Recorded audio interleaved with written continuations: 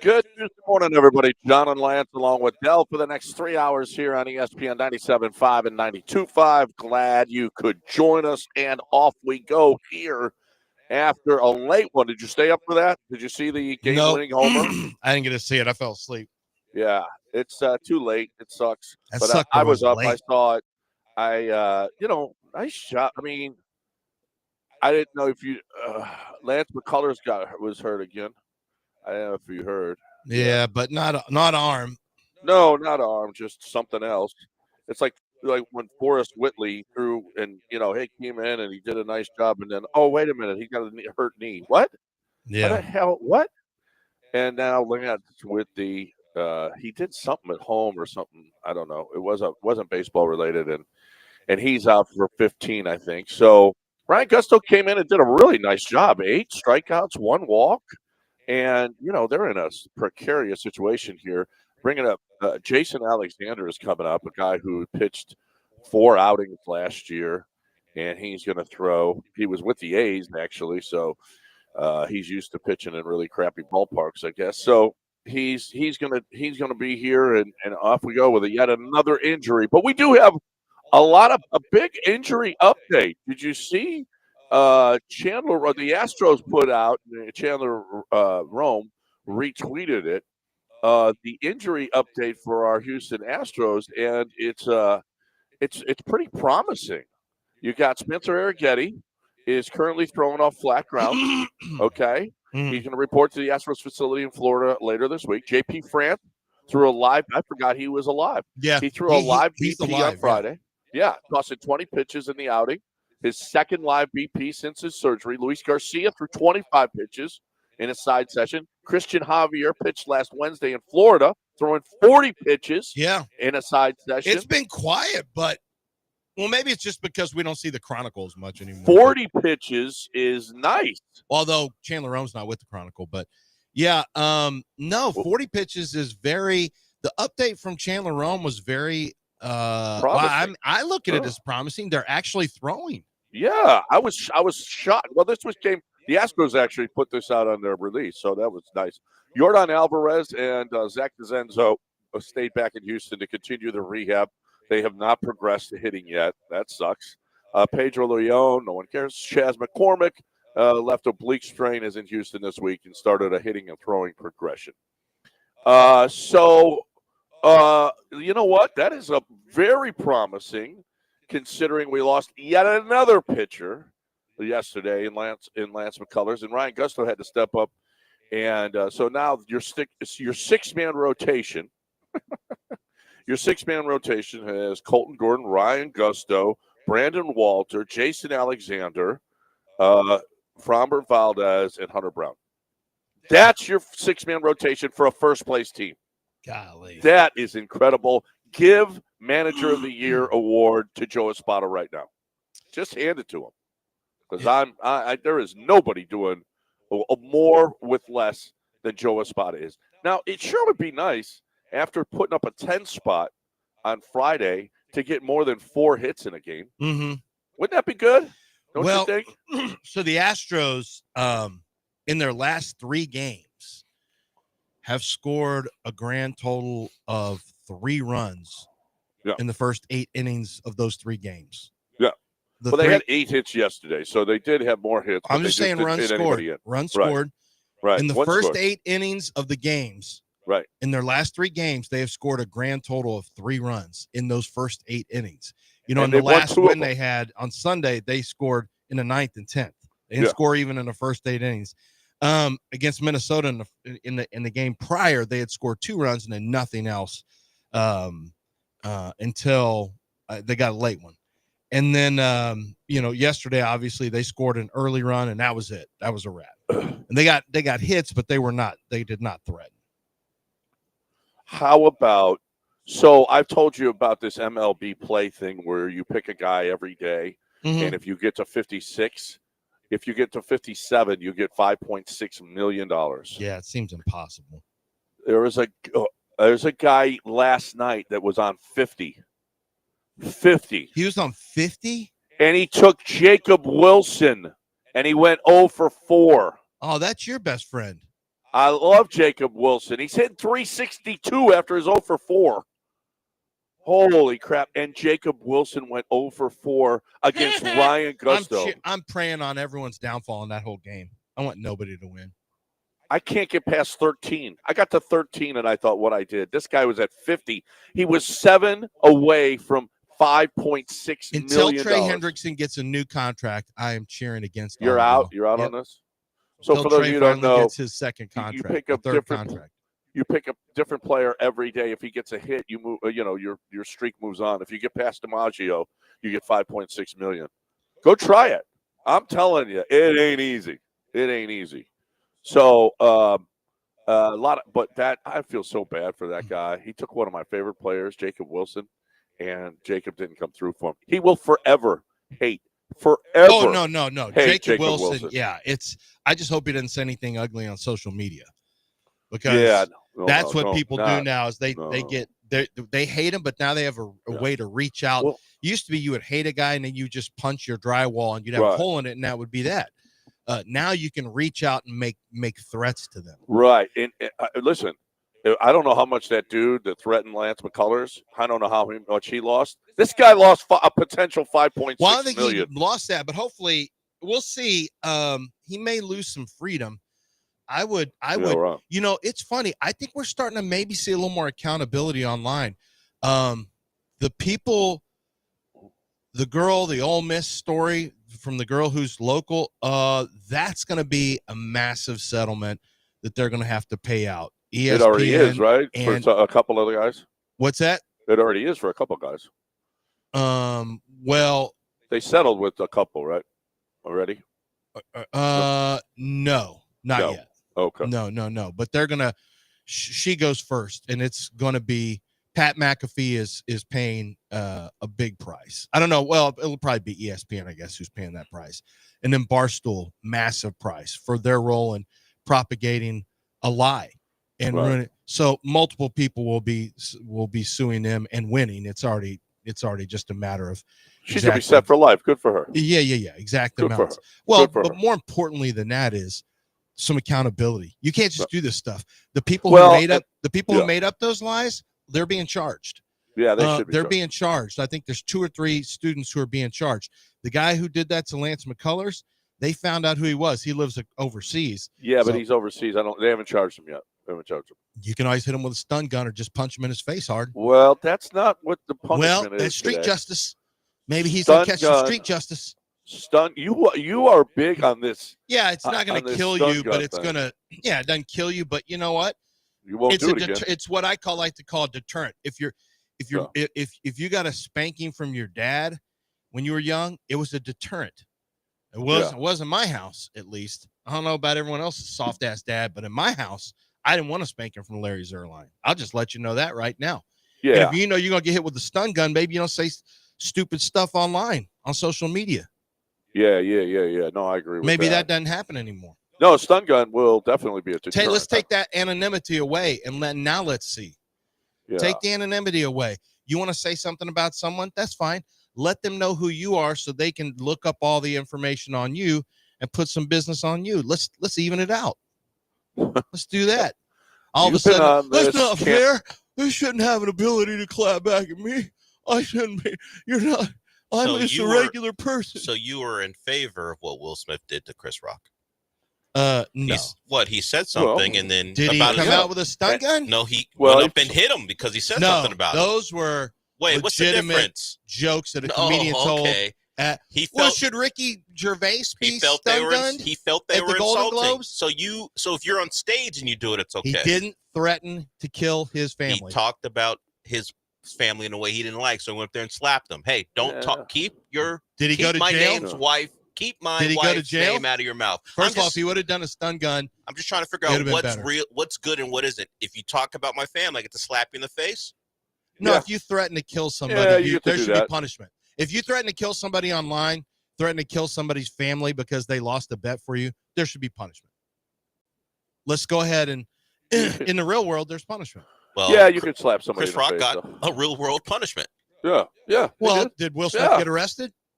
I think he might have been detained, but they didn't. He wasn't detained. He wasn't anything. He got applause by people yeah, in the audience. right after he won an Oscar. Well, yeah, he was going to win the Oscar either way. I'd like to thank Chris Rock's cheek. I'd like to thank everyone who watched that show, iRobot, all that stuff. Take the anonymity away and let people know who you are. All of a sudden, it gets real cowardly. No more. Yep. So, man, there's a lot of. I'm in a negative headspace after listening to, I haven't even finished it yet, the Sam Harris podcast called Countdown to Superintelligence, where he visits with one of the premium workers of a guy who is at the forefront of AI intelligence, who basically has something called something like AI 2027, where that's his projection is 27 or 28 is when superintelligence comes into being. And once that happens, good night. Good night. Because this guy felt so strongly about this that he wouldn't even sign an NDA to keep his money that he had vested. That vested his what do you call it? His shares, his stocks, whatever. He said, "No, listen, I'll give up all that money. I'm not signing an NDA. I need to tell people about what's happening." He worked at OpenAI, and he's like, "This is really, really bad, really bad." And they go, "Okay, then you're not gonna get your money." He goes, "All right, you know what? I'll just not take the money. It's my moral duty to tell people about this." And he painted a rather bleak picture. Basically, that AI just is conniving. Sycophancy, which is exactly what I told you happens with Craddock, my guy at A&M, where he asked AI, "Why did you just lie to me?" He goes, "Okay, I just wanted to make you happy and tell you they will intentionally tell you you're really like your ideas are brilliant. Like, oh my gosh, this is amazing. This is great." They try to manipulate you're saying you they can fool us. They're smarter than us. Okay. Yeah. Yeah, but they can suck up to us and trick. Look, we're tricked easily by dumb stuff on I'm not, but I'll just say we as a society, we're so stupid we get tricked by the dumbest stupid stuff online. You don't think superintelligence is going to run circles around these idiots who are running around believing everything they see online? They're going to get NBA Centel does a number on everyone. You don't think a super intelligent AI is going to be able to destroy people? Get out. Come on. I see some of the dumbest stuff online that people believe and run with and share. All right. Let's share what's going on with Kevin Durant. We will do that on the other side. There's a lot of stuff floating around, a lot of stuff. Let's do that on the other side right now on ESPN 97.5. Not my generation's fault, Dell. It is. No, it's not my generation's fault. And it's not my generation's fault if Kevin Durant comes here the dummies. For too much because I fought against your generation raised the dummies. Well, there are some dummies. Yeah, it was more my generation that raised those dummies. But he's got kids in his 20s. I'm not saying his kids are the dummies. He's got a kid in the 20s. Well, but you're not saying they're not. I don't know. He's working in the Alabama football office, not on AI. I didn't No, yeah. My kid doesn't like Alex not even post. He takes pictures. I said, "You don't post any pictures." He goes, "Why would I post pictures? I'm just doing stuff that's fun." I said, thank you. Well, I like that. Well, Drake is saving lives, though. See, Drake's saving lives. He doesn't post pictures. I'm not putting it on them. I'm saying his generation of parents are the ones who. No, he keeps acting like Gen Z hasn't done anything absolutely outrageous just yet. Gen Z has done nothing. They're so lazy. I know. They're just quiet quitting. What are they doing? Yeah. All right, let's talk Zadig Jeweler, and when we come back, let's talk about this Kevin Durant thing. What's going on? So Zadig Jewelers, they just had their dads and dogs. They said their dads and dogs format at the location on Friday and Saturday. It's 1801 Post Oak Boulevard. Zadig Jewelers is really a spot for if you're set for, if you want to have a wedding next spring, you say, you know what, I think it's time for me to ask her. I'll never forget when I asked my wife to marry me. It was happening way before then. It was the fall. And I said, you know what? I think she's the one. Happened in 2001. And it was a process then where I said, well, what am I going to do? And I had to plan a lot of stuff out because my dad was a coach for the Cleveland Browns at the time. And so there's only certain times we could have the wedding. There was a lot going on there. I didn't know about Zadig Jewelers. Well, I knew the name. Well, I'm telling you now, because I know all about it. If you've got any issues or concerns, just go on to Zadig. Their experts there will help you find. They've got so many places they source diamonds from. Every cut, clarity, the quality is exceptional. They can custom design a ring for you. It is going to be an amazing opportunity for you to make the best showing on that day when you get engaged. They will help you with the whole process. And then moving forward from there, we're talking about a ring that she's going to remember for all of eternity. It's going to be an amazing opportunity for you to enjoy that day together, both the wedding day and the day that you get engaged. I remember it with my wife just like it was yesterday. I want you to have those same memories. Go to 1801 Post Oak Boulevard. Go to Zadig Jewelers, Zadig.com.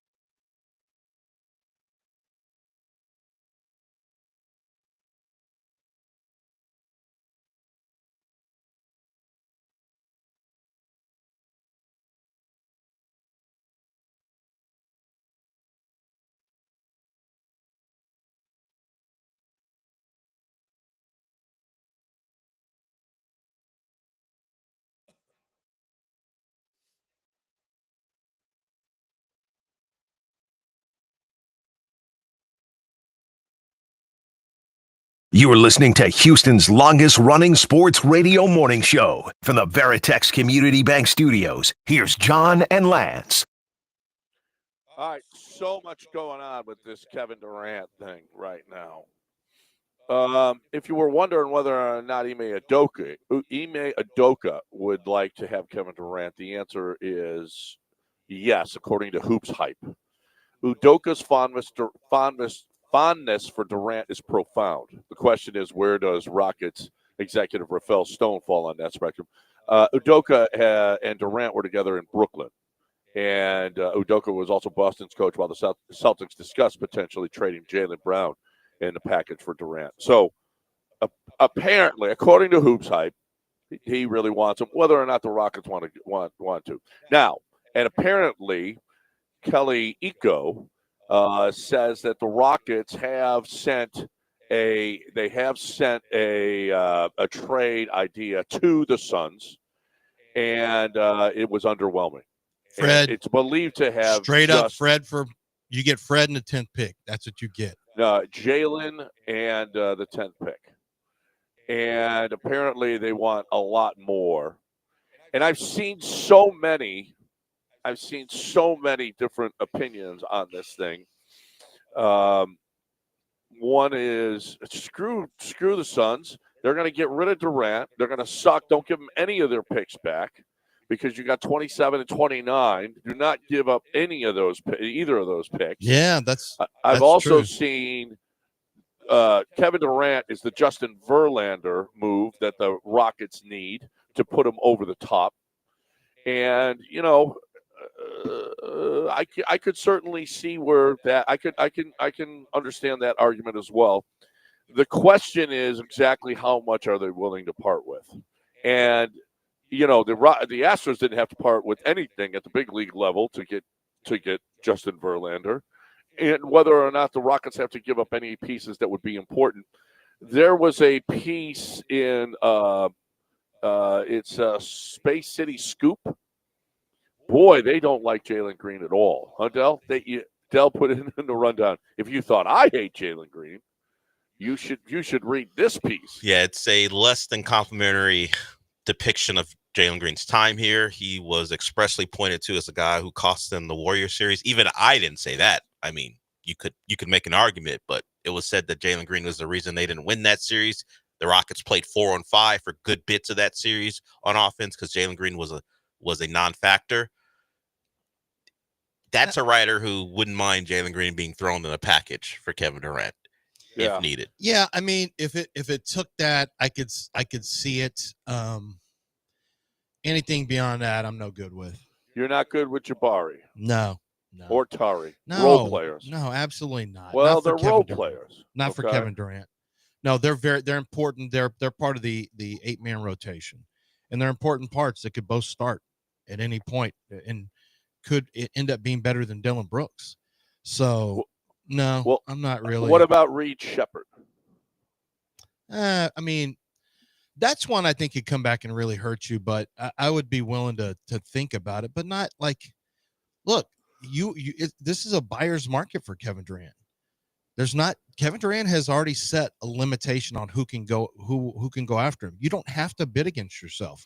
Well, apparently Rudy Gobert is the best offer so far that they've gotten. Well, there you go.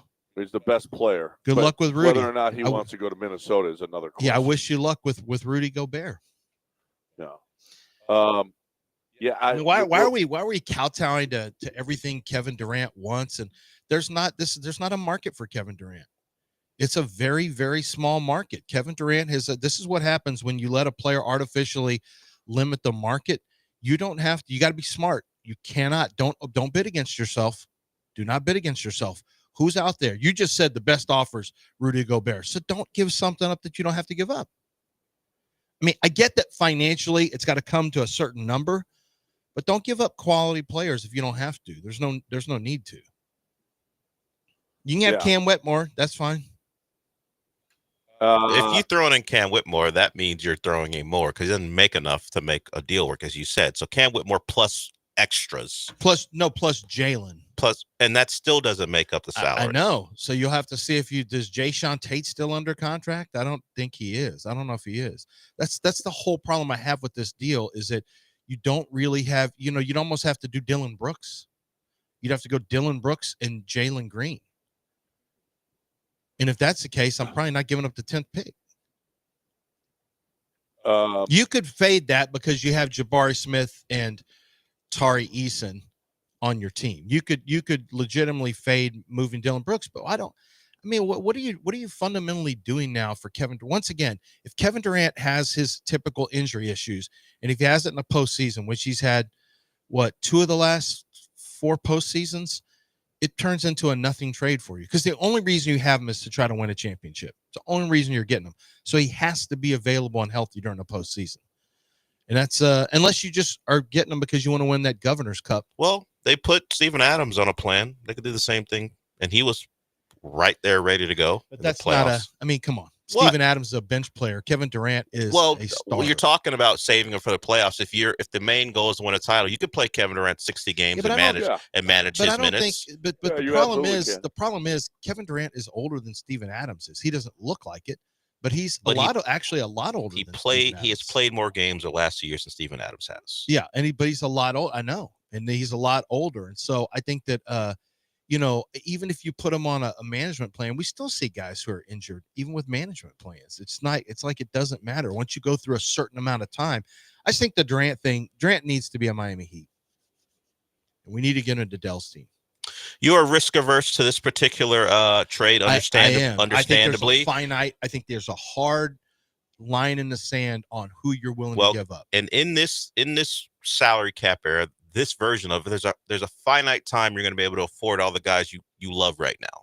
So whether it be Jabari when his deal comes up, Tari Eason when his deal comes up, this is the reason. Now it's different levels of contract, but these are the reasons. Like Cat is no longer a Wolf because they weren't willing to pay and they had to take on a cheaper contract and they made a conference final. Now they got to decide where they're going to pay Julius Randle and Jaden McDaniels. These things will continue to pop up. So the question is, I know everyone thinks there's like a 5-6 year window with these guys, but there really isn't. So now you have to figure out, is the risk worth what could happen?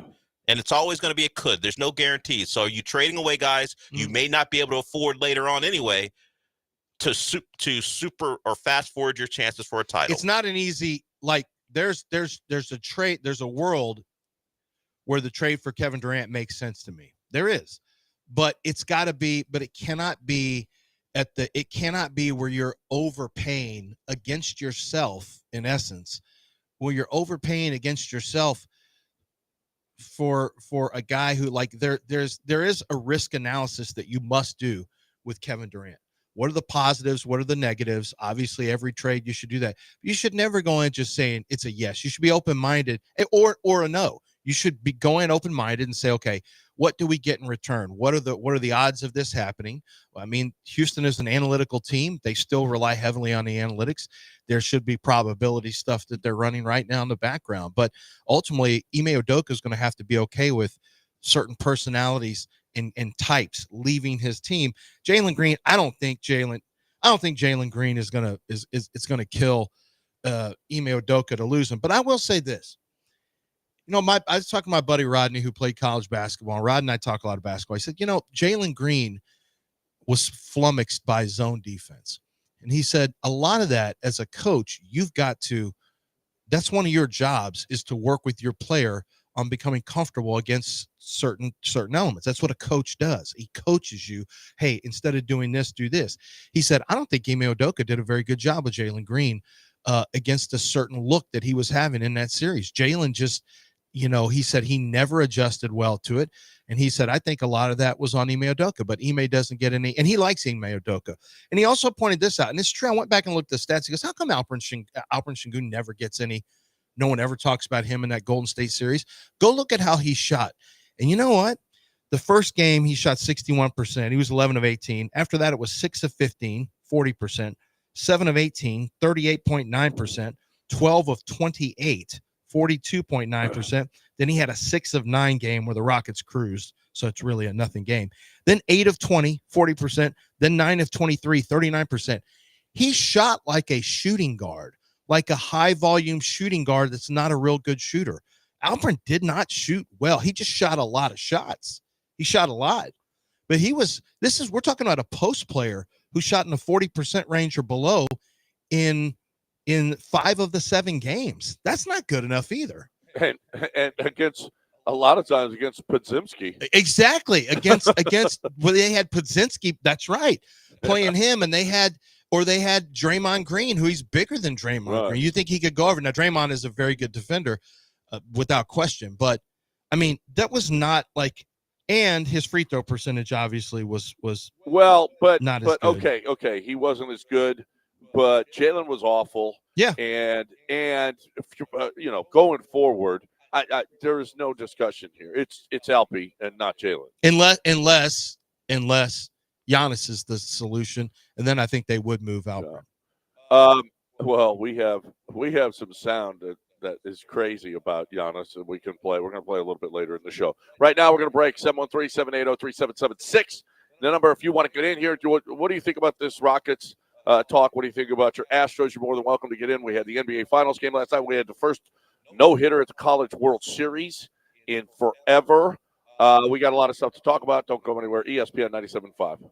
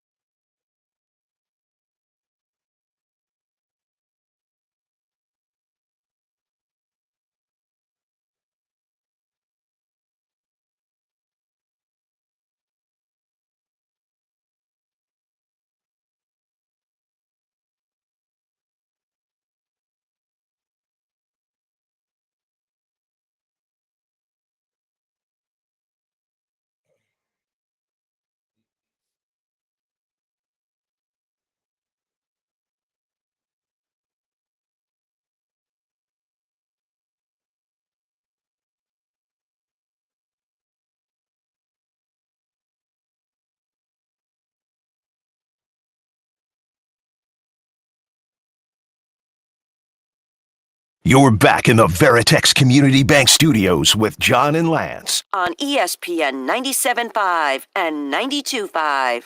All right, welcome back. We asked for callers, and we got them. So let's get to it. What do you think of this possible trade between the Rockets and Suns? What do you think of the Astros? What else? What do you want to talk about? Whatever it is, 713-780-3776. Stafford's been waiting. What's up, Stafford? Hey, man, what's up, y'all, man? I got a lot of thoughts on this. I'm going to keep it brief. But, man, look, don't bail Phoenix out. You got to look at it. There's only 3 players since the year 2000, only 3 players. Jalen Green is 23 years old. There's only 3 players that were one of the top 2 stars on their team that won an NBA championship. And that's Kobe Bryant, Tony Parker, and Kawhi Leonard. And they played with those are 2 of the 8 greatest players of all time. The numbers don't support really trading for Kevin Durant because look at it. Every team that's traded for Kevin Durant, it's plummeted. Brooklyn plummeted. Phoenix plummeted, man. Like, I don't understand the rush by everyone to go ahead. Like, if you could guarantee me we win the title, then yeah, but that's not even a guarantee, man. We got a squad, man. Let's let Jalen Green grow. And the last thing I'm going to say is this, man. Jalen Green's first playoff series, he averaged 13, 14 points, something like that. And there's a player right now in the NBA who won a championship, who in their first playoff series was the star of their team, and they averaged 50. They sucked their first playoff series, and that player is Jason Tatum. I mean, like, look, I get it. I really hope Jalen Green this offseason really wakens him up because he said he don't want to get traded. So I hope this put a fire under his belly and he come back and he seek vengeance, man. Because I think, man, we got a squad, man. And I don't even think Jalen Green's the best player on the team. I think Amen Thompson is the best player on the team. I think we all agree. Here's the problem. Thanks for the call, Stanford. Here's the problem. The problem is, does he have the dog to come back with a vengeance? Is that in him? I think we all think he can get better and be a good player. Like, it wouldn't be bad to run it back. I'd be okay with it. The problem is, if you're looking at Kevin Durant, how much longer does Kevin Durant have? And if Kevin Durant's going to get traded this offseason, then you're not going to get your hands on him like next year. If you wanted to wait one more year, maybe there's another player. And that's what I would argue, John. There's always, like, at the end of the day, there's always another player that you could potentially add. It's not like Kevin Durant, unless AI shuts everything down next year, we'll still have basketball next year. And even if you run it back and it doesn't go well, you still have a variety of players that you could potentially target to make your team better in a trade. It's not like it's Kevin Durant or bust. But the time frame of this, if they like Kevin Durant, may speed this up to where you don't have the answer on Jalen Green yet, but you still have to just make a smart projection and work off of that. Yeah, I mean, there's other players. As a matter of fact, AJ, who texts me during the show, he says, what about let's get Derek White. I love Derek White, but I don't, why would they give him up? Well, money. They're in some trouble. He's got, and you know what? The money would work. You're trading for money, though. You're trading for Jalen Green. You're trading for money. Well, he wants to give a Breed Shepard Jabari in the 10th pick. Oh, what a great deal for Boston.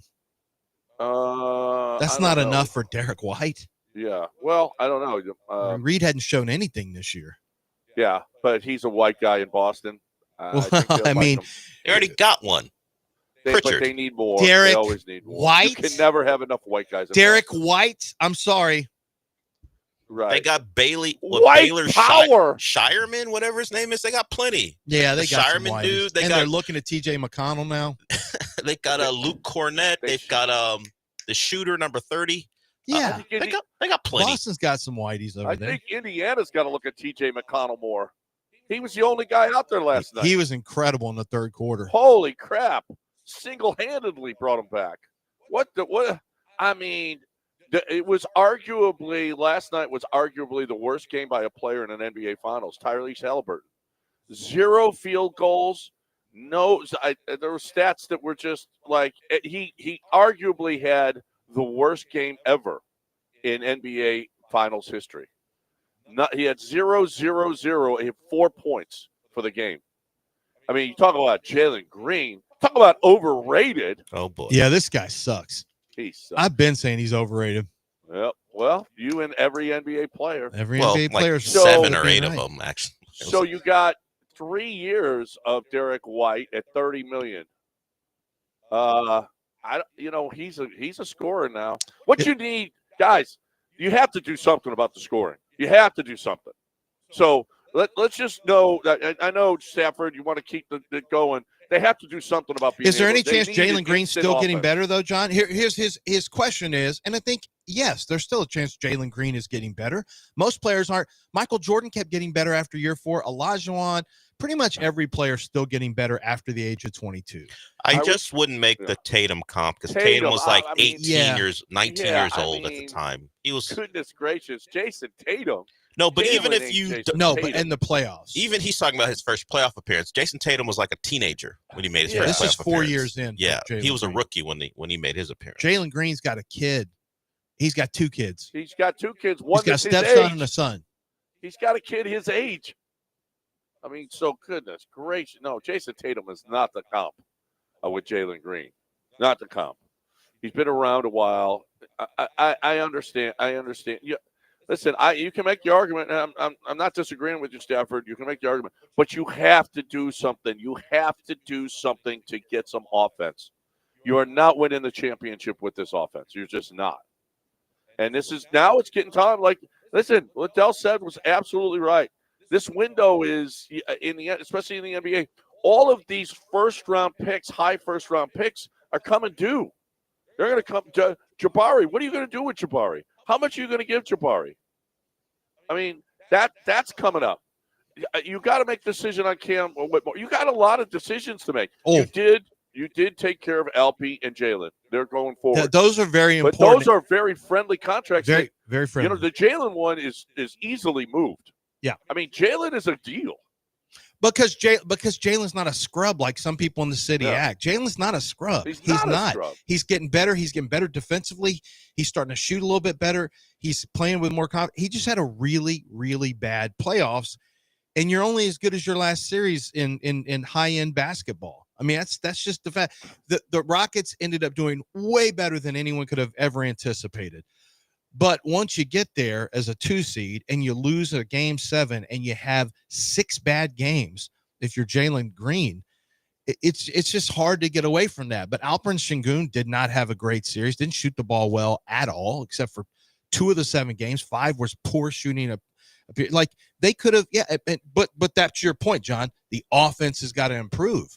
And that's why this Kevin Durant thing, that's why if it was the right deal, I'm okay with it. But I don't want to do the old cut off your nose to spite your face or whatever. I just I don't want something where you take a long-term potential solution and you just try to cash it in for short-term success. I mean, although it may be what you need to do, like you don't feel like a desperate team where the window is snapping shut. Your players are all young players. Yes, there's going to be some players you may not keep because of salary stuff, but you can also move those players for future draft picks. I mean, there's still value. There's a lot of commodities on the Rockets. There's a lot of commodities. You got a lot of directions to go.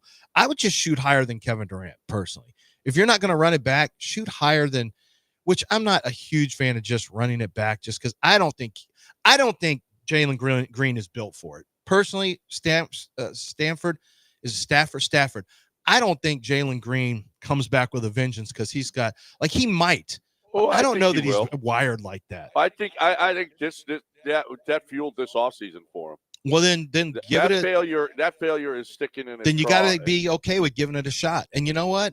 And maybe some of it is on. Maybe some of it is on Ime Udoka's offense. Maybe he doesn't require. I mean, I don't know. It's tricky. It's tricky because Amen Thompson is not. I don't know if you heard Dave Martinez. It's not coaching. The coaches are great and they do everything, and it's on the players. Yeah, tell people what he did. Over the weekend, Dave Martinez was asked, how much of this is on the coaches and players? He goes, it's all on the players.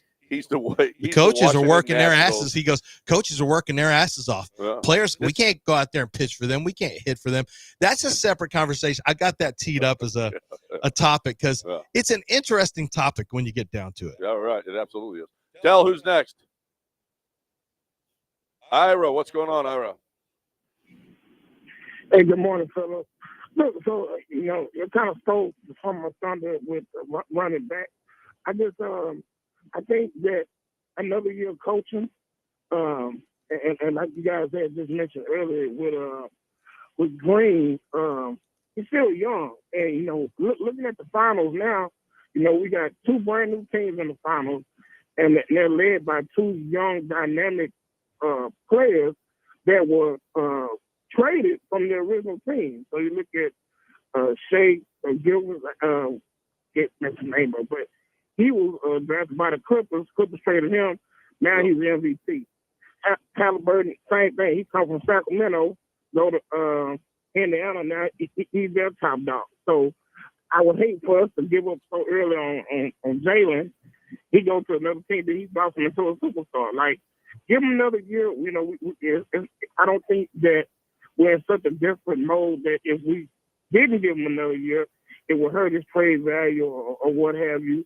And just run it back one more time. Hopefully, they can make some coaching, different coaching decisions and put in some different on the offense. And Lance, you're absolutely right. Alfred, man, he didn't take no rocks in this, man, and he threw a bunch of bricks in a playoff, man.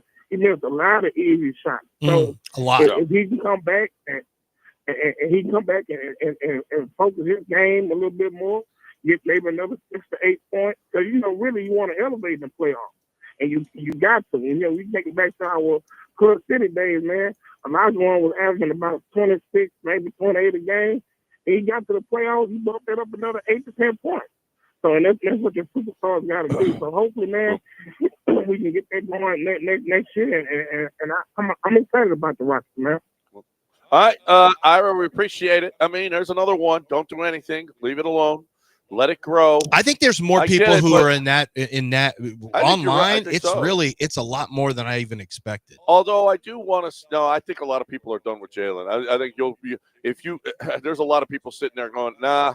Well, first of all, we're comparing Jalen Green to Shea, Tyrese Halliburton, Jason Tatum, and that's a little bit over. I think he's over his skis if we're talking about that. Jalen has all kinds of talent, and sometimes he really, really looks awesome. He looks great. But he ain't none of those guys. He's not close to those guys yet. Those guys were better at their 19, 20-year-old seasons than Jalen was at his. And that's the other thing. You talk about the Tyrese Halliburton trade. Tyrese Halliburton had a year and a half with the Kings, and they traded him. Mistake, sure. But it wasn't 4 complete seasons. Shea, 1 year. And we know why the Clippers did it, because they needed to get Kawhi, and Kawhi wasn't coming unless they got Paul George. Mistake, sure. But there wasn't the track record of 4 years to make a determination. They were put in a spot where they had to make a move early, and it blew up in their faces. I'm not saying Jalen's the player he will be at 26. I just look at a guy that I comp him to, not Tatum or Shea or Tyrese Halliburton. I look at Anthony Simons. Anthony Simons in that same mode of score. Good player, but he's now 26 years old. If you look at his numbers when he was 22, 23, they're kind of similar to Jalen. And there hasn't been this explosion of what if he turns himself into a lead guard for a finals team or an MVP. That has not come. Maybe that's environment in Portland. So I get shooting high, but there are also other comps there. And would you not trade Anthony Simons for 2 years of Kevin Durant? Right. I think that we got to look at a Jalen swap. Jalen Williams for Jalen Green and Jalen Petrie. The Jalen Williams who went for 40 last night? Yes. I would like to go Jalen Green and Jalen Petrie. Okay. You can't cross sports. They can't do that. They also don't have a football team. Yeah. I'm all for getting Jalen Williams for Jalen Petrie. Yeah. Although we're short Jalen Green. Although we're short on safeties now. We had an influx, and now all of a sudden. Oh yeah, that's right. All right, we got a break.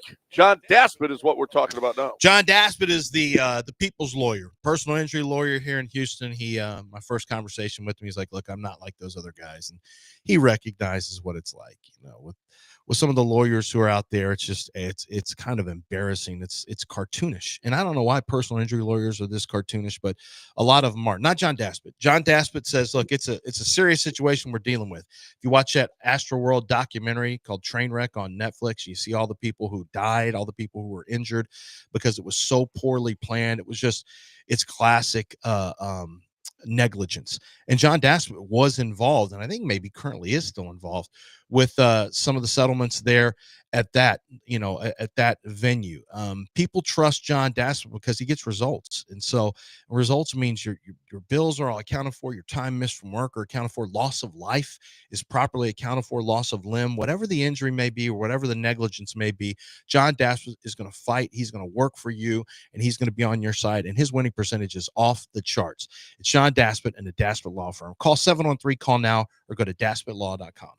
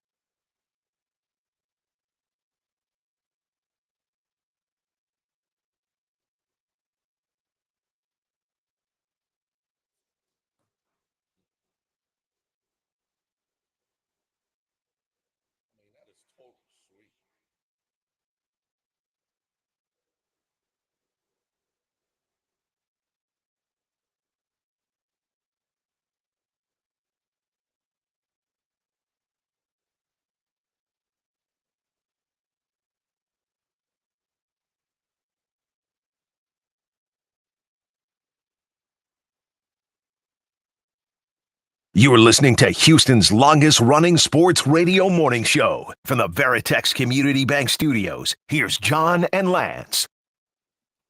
Hey, welcome back here on ESPN 97.5 and 92.5. Headlines this morning: Astros lost 3-1. For those of you who couldn't stay up and watch it, a walk-off homer last night. And Brian Abreu was the victim. Dude had a pretty good bat flip. I will say that. I will say it was a pretty good bat flip. He kicked some ass. And Lance McCullers, he's got a sprained right foot, I guess. Something happened at home or something. Did you see the play Luis Guillorme made yesterday? Yeah. Yeah, I saw. Did you see the catch he made out in left field? Yeah, he has some value. Well, I don't know about value, but he was 1 for 3. Played third. By the way, Isaac Paredes was back. He played He DH'd, but Guillorme played a great third. He made a couple of barehanded plays. He plays third. coming up the line, and then he made one of the best catches of the year last night. That was sweet. Yeah, I saw it I saw it on the replay. He's maybe has some defensive value. That's good. I don't know about the offensive value, but it was good seeing, as you mentioned, it was good seeing Paredes back. It's not like Paredes wasn't gone a long time, but it's just good seeing him back because he's pretty freaking valuable when you're not scoring runs. Yeah, 8 hits, 1 run last night. Jose Altuve solo shot, and then the next time up, Altuve gets thrown at by Mitch Spence. Yeah, right under the chin. And awesome. What are we doing? Little Jose Altuve, because he hit a home run on you, and now you're going to come upstairs like you're going to go 1987 rules on him. Like what was he showboating around the bases? No, he didn't even point. See, he's supposed to point to the bullpen after he homers. Did he bat flip? And he didn't bat flip. He didn't do any of that stuff. He's pure class, but he forgot to point to the bullpen. And then when he got to the dugout, they said, "You didn't point up," and he had to go up on the stairs and he had to point to the bullpen. Who was it? Somebody on Twitter I saw called the A's a bunch of homeless bums. Called who? The A's a bunch of homeless bums. Look at these homeless ass bums throwing in Jose Altuve. That's accurate. That's accurate. They are unparked. They are unhoused. They certainly are unhoused. That little bandbox ballpark. Goodness gracious. You got Jason Alexander going to go tonight for the Astros because of the injury to Lance McCullers Jr. So we'll see. I loved him in Seinfeld. We'll see how he can pitch tonight, though. The summer circuit continues this week. Going to be at the Downtown Aquarium on Friday from 12 to 6. And if you're looking for a great way to get a couple of brand new e-bikes from Power On Electric Bicycle Company, a $4,000 value, just register at the promo table at the event. So get on out there to the Downtown Aquarium. Find the summer circuit schedule at ESPN975.com. Elsewhere, how about we had a no-hitter, the first since 1960 at the College World Series. This guy was, holy crap. Was he any good? He struck out 19. Mm-hmm. 19 strikeouts. I know it was Murray State, but Murray State got there. But Gage Wood, you got a no-hitter in the aluminum bat era. My God. Yeah, that's really good. I don't care if it's Murray State either. Apparently, the Murray State called timeout in the 8th inning to try to slow him down with 2 outs, and dude just went. He was crazy after he struck out the last guy. Man, he looks like – I'm watching it right now. Gage Wood looks like he is about to start a UFC match. I mean, he is breathing heavy and just he is pumped. Dude looks pumped, and he strikes this dude out and then goes crazy afterwards. But that's cool. Arkansas stays alive for one more day. LSU was playing UCLA yesterday, 5-3 in the 4th inning, I believe, before the rains hit. So they will finish that up this morning, right as we finish up this show. They are going to play that game. So for those of you that are College World Series fans, 713-780-3776 is the number. Before we break, can I tell you what I just saw? Are you tagged on this? Yes, you were tagged on this. Did you see what Dan Holden sent us? He retweeted this thing from Kirgo.com. This is embarrassing. It's Bob McAdoo versus Pete Maravich in a game of horse, because they used to do this. Yeah. And they're showing like the misses. It's all going at one time. Like it's not all edited up. And you see the shots they're doing against each other, how basic they are and how the other guy can't make. Like, it is embarrassing. This This is Bob McAdoo and Pete Maravich. Well, the first one was left-handed. And the guy says, Wilt definitely dropped 100 in this era. First of all, Wilt was maybe a little before that era, but it's not great. Like, I think the horse would be substantially more competitive in this era. And the players are better than that. I mean, they just are. Steph is better than Pete Maravich. But, man, I'll tell you what. It was fun back in the day watching the one-on-ones. Oh yeah, it was novel. Larry Nance, and that was fun. It was a novel thing, but it's some basic shots that are not. It's not great. It's not great. I don't know. Some of them are pretty cool. Some of them are tough under the basket, and you got to do. Not for that size. Yeah. Jumping from one box underneath and reverse shot. Like, that's not that crazy. Well, it was a different era. Like, look, basketball's better now, period. It is. The 70s basketball, the players are substantially better. That's okay. I'll put Pete Maravich up against any of them. I will too, and he'll lose badly. Tyrese Halliburton beat him 15-1. Oh my God. Halliburton would destroy 0 last night. Pete Maravich shot under 40% for his career. 0 field goals. Pete was a living brick. Pete was not a living legend. He's a living brick. Oh my God. Pete Maravich made people Rockets fans would have hated Pete Maravich. A brick personified, even. Okay, snacks. He would have. Crap. Pete Maravich did some fancy passes. I like that. We had white chocolate. Pete Maravich, white chocolate lives because of Pete Maravich. That's great. Pete Maravich's greatest accomplishment was bringing us Jason Williams. Pete Maravich would have been the greatest three-point shooter of all time. What? Three-point line. He was terrible from three. He was. He scored 44 a game in college without a three-point line. How many shots did he shoot? Oh, what do you mean? How many shots did he take? Percentage. Go look at his percentage. All right, I'll look at this. He averaged 44 a game in his career. He was just a guy. Oh my gosh. Pete was just a guy. Stop. Hot take, Snack. He is. Hot take. There's nobody in this. Did he dribble with his left hand? He shot 43% in college. Did he dribble with his left hand? He also shot from half court. Dumb shots. Bad shot selection. Okay. Yeah. You know why? Selfish. Oh. Didn't make others better. Dude, he also shot, oh my God, foul merchant. He shot 14 free throws a game. Yeah. What the hell? What was this shot? What was this foul merchant? Not one flop. Yeah, it had to be flops. No, 0. Holy crap. Flop. He shot almost as many free throws as field goals. Holy crap. I've never seen anything like this. In college, he was up to 14 free throws a game? Wait a minute. He shot 39 shots a game in college. From the field, 39, 37, 37. And he averaged 44 points. How would you not average that when you shoot 39 times and then you shoot 13 free throws? Holy crap. Did anyone else touch the ball? If you have more points than shots, selfish. Then you're Don't worry. Pete good. Maravich, all he did was play one-on-one. In one-on-one contest and apparently at LSU since he shot damn near 40 shots a game. The greatest ever. Stop talking. Denigrating. Wow. The highest. That's a lot of shots. That's a lot of shots to squeeze off in a 40-minute game. Basketball game. 40-minute game, and he's shooting a shot a minute. Getting up a shot a minute. He's getting up a shot a minute. No one else can. No, it's more because he's still going to the free throw line. So imagine how many times he's not making shots. That's not considered a shot. Yeah, he's getting up more than a shot a minute. Did he pass the ball ever? He's the most selfish player that's lived in NBA history. The greatest Case closed. Ever. Don't denigrate. At least college history. But he had floppy socks. Yeah, cool. Tyrese Halliburton is Pete Maravich. Cool. You let Tyrese Halliburton shoot 39 shots a game.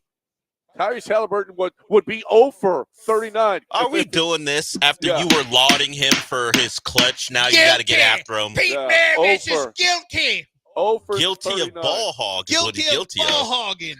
He's for selfish. 39.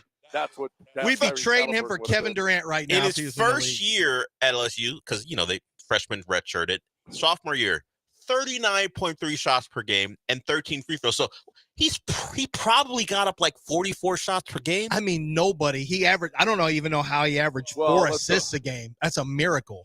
They were high up tempo. I bet. Yeah, they better be. He was the Caitlin Clark of his time. Okay. All right. Yep. He shot 42% from the field. All right, we got a break. You got to talk about Craig DeSurf. Let's talk about Craig DeSurf. Let's talk about some of the great offers that they have right now. I talk about how great the company is, and I'm a strong believer. They sent it's just what they do. They sent flowers. They deliver flowers to my house for my wife. I saw them coming in. I'm like, hey, who the hell's sending my wife these flowers? Because they were a great arrangement. And it was Gulf Coast Chevy Buick GMC, just a little something that they do. And it just gets their customer service. It's something that, it's just they go that extra mile to make sure people are happy. I get the thank you card handwritten by Craig DeSurf yesterday. On the Buick side, let me talk about the Buick. I drive the Buick Enclave. My son drives the Buick Envision right now, and I wanted my wife to take a look at the Buick Envision as well, but she wanted an extra space in her trunk, underneath where the wheel well is, and they didn't have that. So she said, I've got it in the Enclave. But right now, the Buick Encore GX, which is a smaller version of that vehicle, it's available for 0.9% APR financing for well-qualified buyers. Plus, you get an additional $3,000 purchase allowance for current eligible non-GM owners and lessees, and there's no monthly payments for 90 days. I mean, the $3,000 back, the finance rate at 0.9, which is almost impossible to find these days, and then no payments for 3 months. Thank you very much. You should know Gulf Coast Chevy Buick GMC in Angleton has lots of Buick Encore GXs to choose from. Go to the website today, start looking at what they have available, and then get on down to Angleton or start the car buying experience online at Gulf Coast Chevy Buick GMC.com. Located in Angleton, Buick, exceptional by design.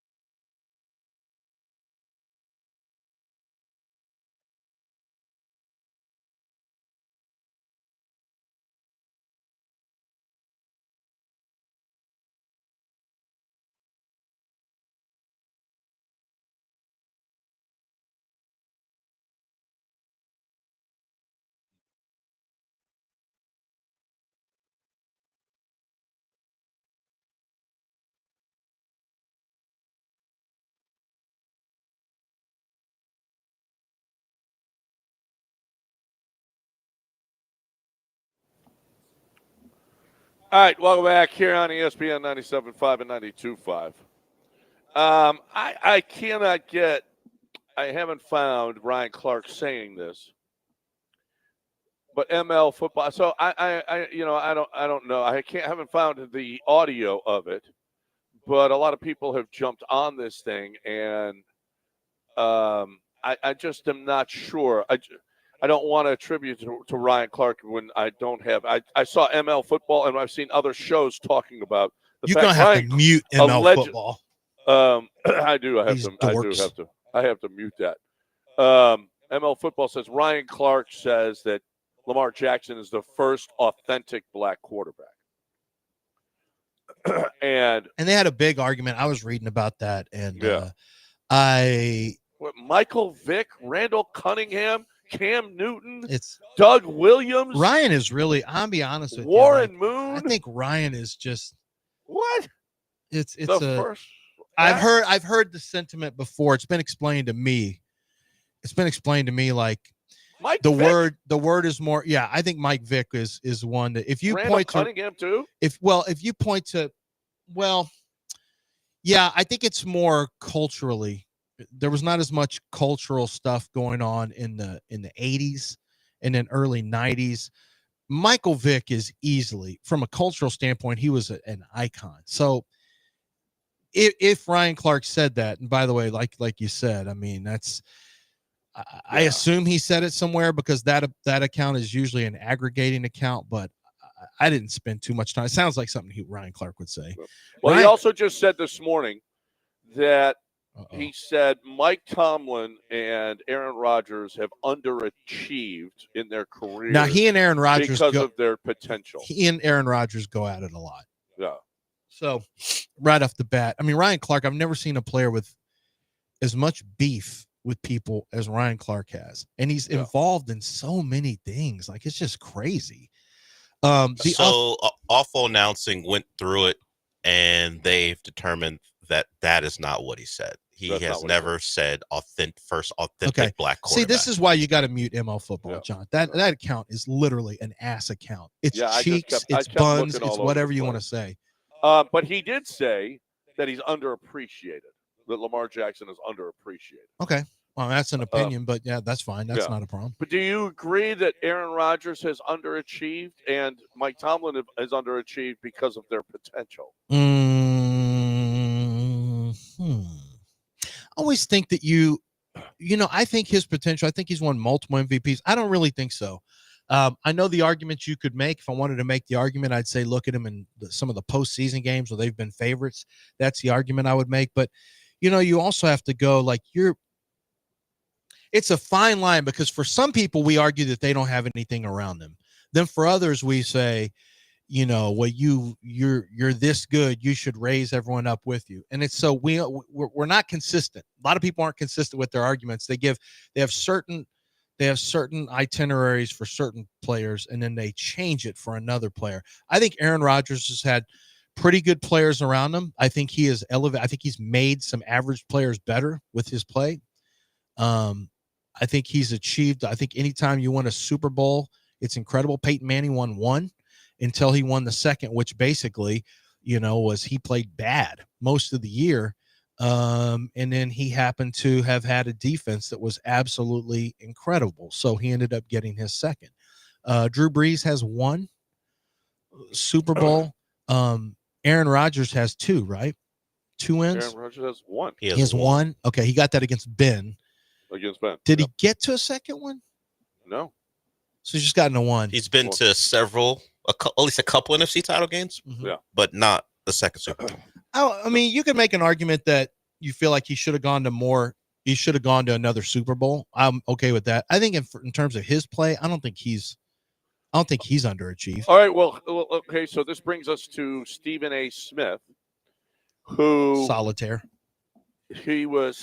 He got caught playing solitaire in the middle of the NBA Finals in Indiana fan. And then Stephen A. Smith had to address it. He's like, first of all of you need to know that was a timeout in the game. That was at halftime. And then the lady showed another video where the game was literally being played, and then she zoomed down and showed that was a lie. Yeah, right. So he said this. He said Giannis Antetokounmpo is an underachiever if he doesn't win another title. And here is Jay Williams, who will no longer be with ESPN because this is what he had to say about hold Stephen on. A. Dell needs some. Oh, Dell was saying stretch. So okay. you got to look for the visual clues. I'm not looking at him. I don't want to look at Dell. So Stephen A has decided that, man, Giannis, the if takes you at win ESPN one, are you're so... a great player and you only win one, you're an underachiever. That was one of your worst picks I've heard in a long time, man. That was horrible. Mm-hmm. I had to, like I'm the little brother that has is filled with the venom sometimes when you and I go at each other, and it's all love because it's always love. But I think we really need to do a better job of reframing some of these conversations, right? And if you were to say that the franchise, the Milwaukee Bucks, have underachieved or are the biggest underachievers with the talent of Giannis, fair. But a guy who has a 50-point closeout game, a guy who's never chased any of these dream team scenarios, a guy who is a finals MVP, a guy who's a multi-time all-star, all NBA, all everything, global face of the game, the fact that he brought an NBA championship to Milwaukee in the midst of the fire that he did, to call him an underachiever, I just think is an asinine comment. All right. Because I thank you. Jay Williams, ESPN just put it out. Jay Williams no longer works here because he disagreed with Stephen A. Smith. By the way, it was his fifth year. It was his fifth year asinine. when he took off. Now, I'm not saying Jalen Green is obviously Giannis, but Giannis came in the league when he was 19. No, it's Wait not a minute. No. Don't. No, let me say, his fifth year is when he took off and became who he's going to be. To act like Jalen Green is stuck in neutral for the rest of his career may be a mistake. It may be a mistake. What I'm saying is he's never going to average he actually may average the amount of points that Giannis. I mean, actually, he probably will average the amount of points that Giannis average. He won't have the rebounds. He's not going to be as impactful, any of that stuff. But Giannis averaged 6.8, 12.7, 16.9, 22.9. And then in year 5, when he was 23 years old, he averaged 26.9. And from that moment forward, when he was 23 years old, he's averaged a double-double for the rest of his career, and not a small double-double. We're talking about the lowest point scored is that year, 26.9. The lowest rebounds is that year, 10. And that was when he was 23 years old. He's only gotten better. Giannis, I mean, first of all, thank you to Jay Williams. This is a mechanism of today's click culture, of today's hot take culture. It is a big problem at ESPN where they simply say things that generate, it's why so many players hate that station, that TV show now, is because they say things, they determine that you are a failure or not a failure based on their own definitions of success. And I'm all for debates about stuff, but they do it all the time. It's okay to have that kind of debate every once in a while. That's all the show is now. It's all the show is hot takes. I mean, just outrageous, outlandish stuff. Giannis Antetokounmpo, 2-time MVP. 2 other times he's finished 3rd in the MVP. He's been Defensive Player of the Year. This dude shoots this guy shoots over 60% from the field for his career. He's at 59.4 for his career. I mean, that's just. Thank you. I'm glad Jay Williams said what he said, because I'm just getting so tired of all this stuff. It's so ridiculous the way they come after.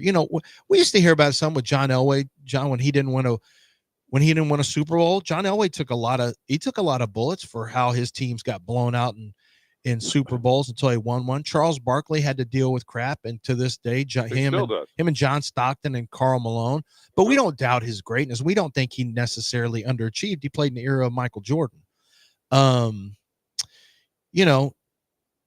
soon as you get a title, era, though, remember when you got a title and it was done? NBA champion every year. But seriously, do you remember when you got a title and you were good? Like you didn't catch any more bullets. You accomplished. Here's 2 guys, Aaron Rodgers and Giannis, they're having these, people have brought these. Well, Jokic better watch himself too. Yeah. I mean, Jokic is literally putting up numbers that will sucks. But you know what? How many titles does he have? He's got the one. That's not enough. And he did it against a team who was an 8 seed, which lessens the title's value not enough. more. He better pick it up and win another one. Oh, this conversation will be had about him next year, for sure. Have we overvalued or have we overhyped Jokic? And we're literally watching him do things that no one has ever done in basketball. But they'll go back to the one title, and that'll be the discussion. And he's playing the result of what Giannis became. Giannis was the 15th pick overall, skinny dude who no one had ever heard of, and this is what he's become. Yeah. I don't know how you go from his beginnings to underachiever, considering we've got multiple-time MVP, Finals MVP, NBA champion. This is never projected for him, like you said. Never. No one, unless your name was Fran Fraschilla, you probably didn't know he existed. A kid coming over from Europe to play. And now, because of what he's done, what he's accomplished, now he's, at least in Stephen A's eyes, he's got to win another one or he's underachieved. You think Stephen A actually believes that? I'm not sure. Or you think that's for TV, John? He's an entertainer, he might. So I'm not sure. But he's a very sensitive guy, and he's not going to like Jay Williams framing it like that. One of your worst takes ever, or whatever he said. That's still going to hurt Stephen A's feeling. He didn't even like the fact that a video got out of him playing solitaire, which it isn't a great look in the middle of a game of the finals. No, it's not. That's something I do. Only I don't play solitaire. Yeah. I've been doing. Thank God no one's got me in brick break yet. Right. Time for me to talk about. We're talking about basketball. Let's talk about the pro dunk goal. Pro dunk goal is the best goal that's ever been made. Period. That's Keith Tate, his son. They are doing things that just the other companies can't do. They can't have the same quality that the pro dunk goal has. They can't have the same technology where you raise and lower the goal with a push of a button. Back in the day, we had a crank. You had to crank the goal up and down. Not anymore. These kids these days. They just push a button and look at it. Now they just push a button. Oh, these kids these days. They don't even have to crank their goal up and down like we did. That's okay because the technology probably get even better. But it's unrustable, it's unbreakable, it's all the uns. All the uns the Pro Dunk has. Unbelievable is one of them, too. You're looking for the best goal in the history of goals, produnk.com. The kids want to play, Dad. They want to be able to dunk. They want to be able to get it up to the goal, especially if you got little kids. And they want to play basketball. They ain't hitting a 10-foot goal. You let them the Pro Dunk goal that you can raise and lower. Produnk.com, produnk.com.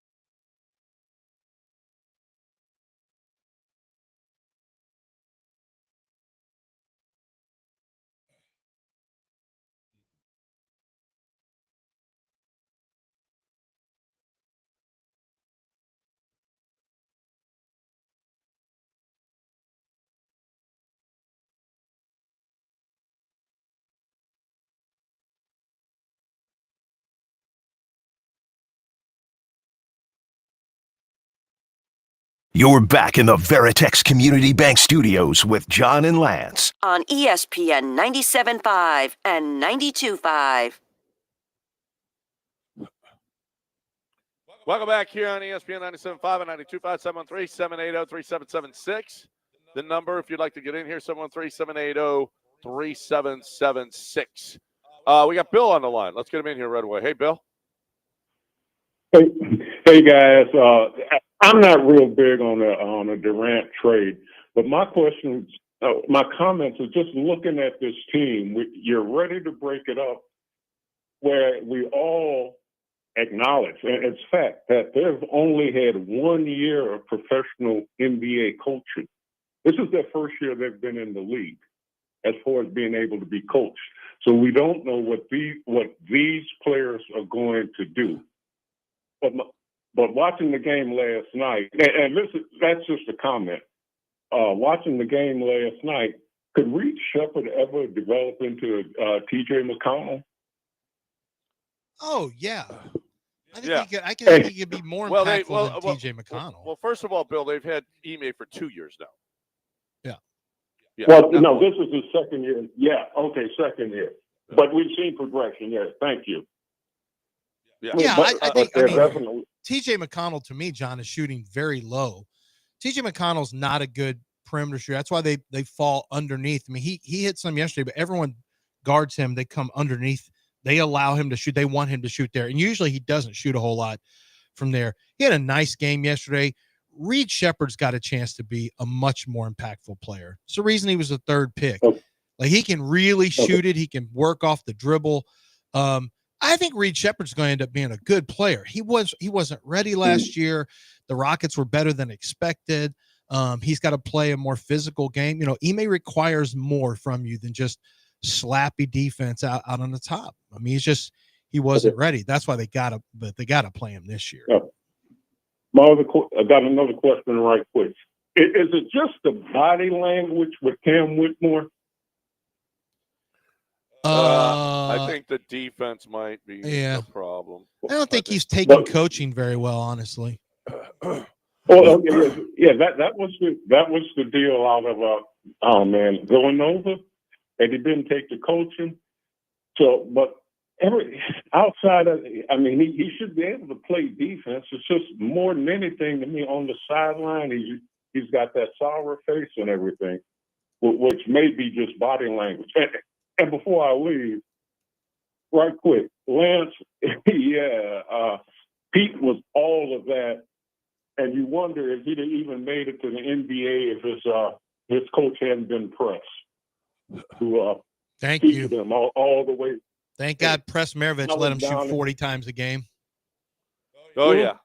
Hey, no, he would have shot 40. He would have averaged 50 a game. What did you say, Bill? He played with plumbers. Yeah. I was in school down there and went over one time when LSU played Tulane. And this is something when black people go to see a white boy play in New Orleans in 1967. And it's the ultimate compliment. He's coming down. Huh? It's the ultimate compliment. Yeah, he's coming down court yelling fall back when he's bringing the ball up. Yeah. And as far as assists, he was with plumbers. He was nailing guys in the paint, dead in their hands. And you watch these big slobbers drop them. I believe that. He could really pass. He had great vision. Mm-hmm. That's why many people call him the original white chocolate. No one calls Can you him imagine what he would have done on a mixtape tour with the professor? Pete was just born too early. He could have been on mixtape tours. All the dimes he would have dropped the Escalade. Mm-hmm. Mm-hmm. Half man, half amazing. Yeah, him and Rayford. Oh, no. That was actually Vince Carter. Yeah. Helicopter. Skip to Malou. Oh, my God. Rayford and Pete Maravich in the same backcourt on a Mountain Dew Red Alert tour or whatever. Whatever they called their tours. Oh, man. Thanks for the call, Bill. Appreciate it, Bill. He went and saw that white boy play. He did. Played with plumbers. Wow. He admitted fantastic plumber player. Too. He was fantastic, too. He didn't know if he'd get to the pros if his dad wasn't Press Maravich. I just saw a tweet by somebody. Okay, it's going to be, Reed and Fred, Jalen and Cam, Ahmed and Tari, Dylan and Jabari, Shingun and Adams. Wait. What are we? Oh, you're doing a depth chart? That should be your team. That's your team. Oh, depth chart. That's okay. They're 10 deep. Is that good enough? Might be. Good enough for what? I don't know. Well, I mean, that same team. How about winning a series? How about getting to the Western Conference? That Finals? same team beat Oklahoma City 2 out of 5 times. They won 2, they lost 3. Oklahoma City is better than that team for sure, no doubt. If you got to be honest about it, I don't know. Everyone's going to keep getting better. Most of these guys are in the upward stage of their career. They'll keep getting better. But you know what? That's the youngest team in conference finals history over there for Oklahoma City. So that's the thing that makes you a little nervous. Is like, I mean, you should keep getting better. Guess who else is getting better? Jalen Williams. Jalen Williams is still getting better. Shai Gilgeous-Alexander is still on an upward trajectory with his career. Chet Holmgren is still on the upward trajectory based on his age and where he is in his game. You know, you're judging everything based on Oklahoma City, but the reality is there's a lot of tough teams over in the West. So I don't know. I don't know if the Rockets are one of those tough teams. No one wanted to see the Rockets last year, but the fact is they became a self-check in the playoffs. You know, once it turns into where they got to score, you know, it was a little grimy. Well, actually, it's a little grimy in the playoffs, but you lost to a not very good Golden State No team. one wanted to see the Rockets. Okay, would you rather see? Okay, they were the 2nd seed. Would you rather see them or Oklahoma City? No, obviously them Oklahoma. or Denver. Them or. You think this Rocket team pushes Oklahoma City to 7 like Denver did? I don't know.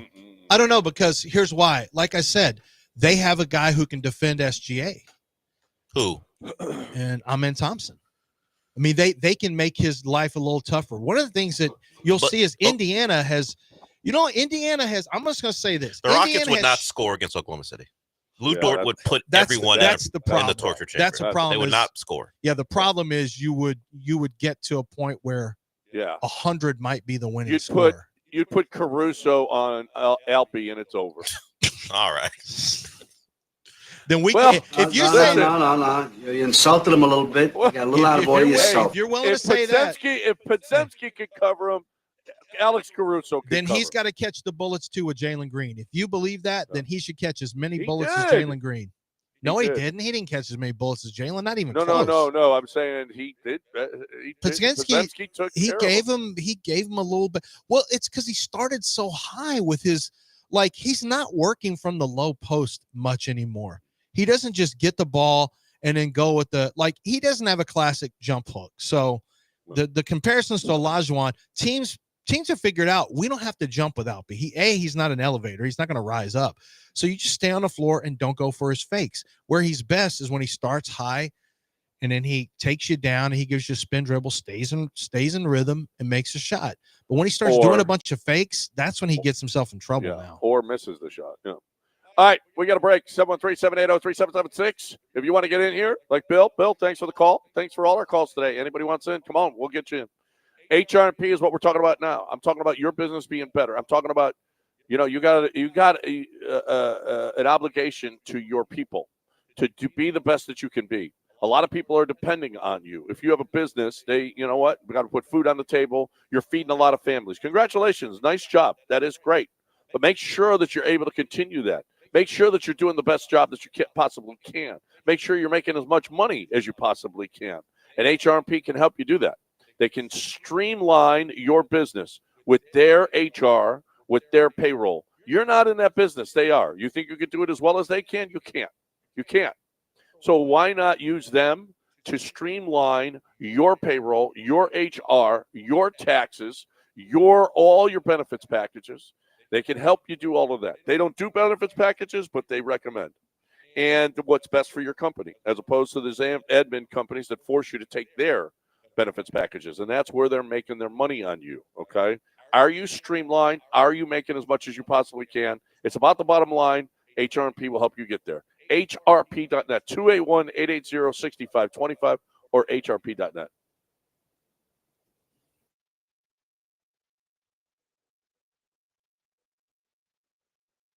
Del, do you want to combine here?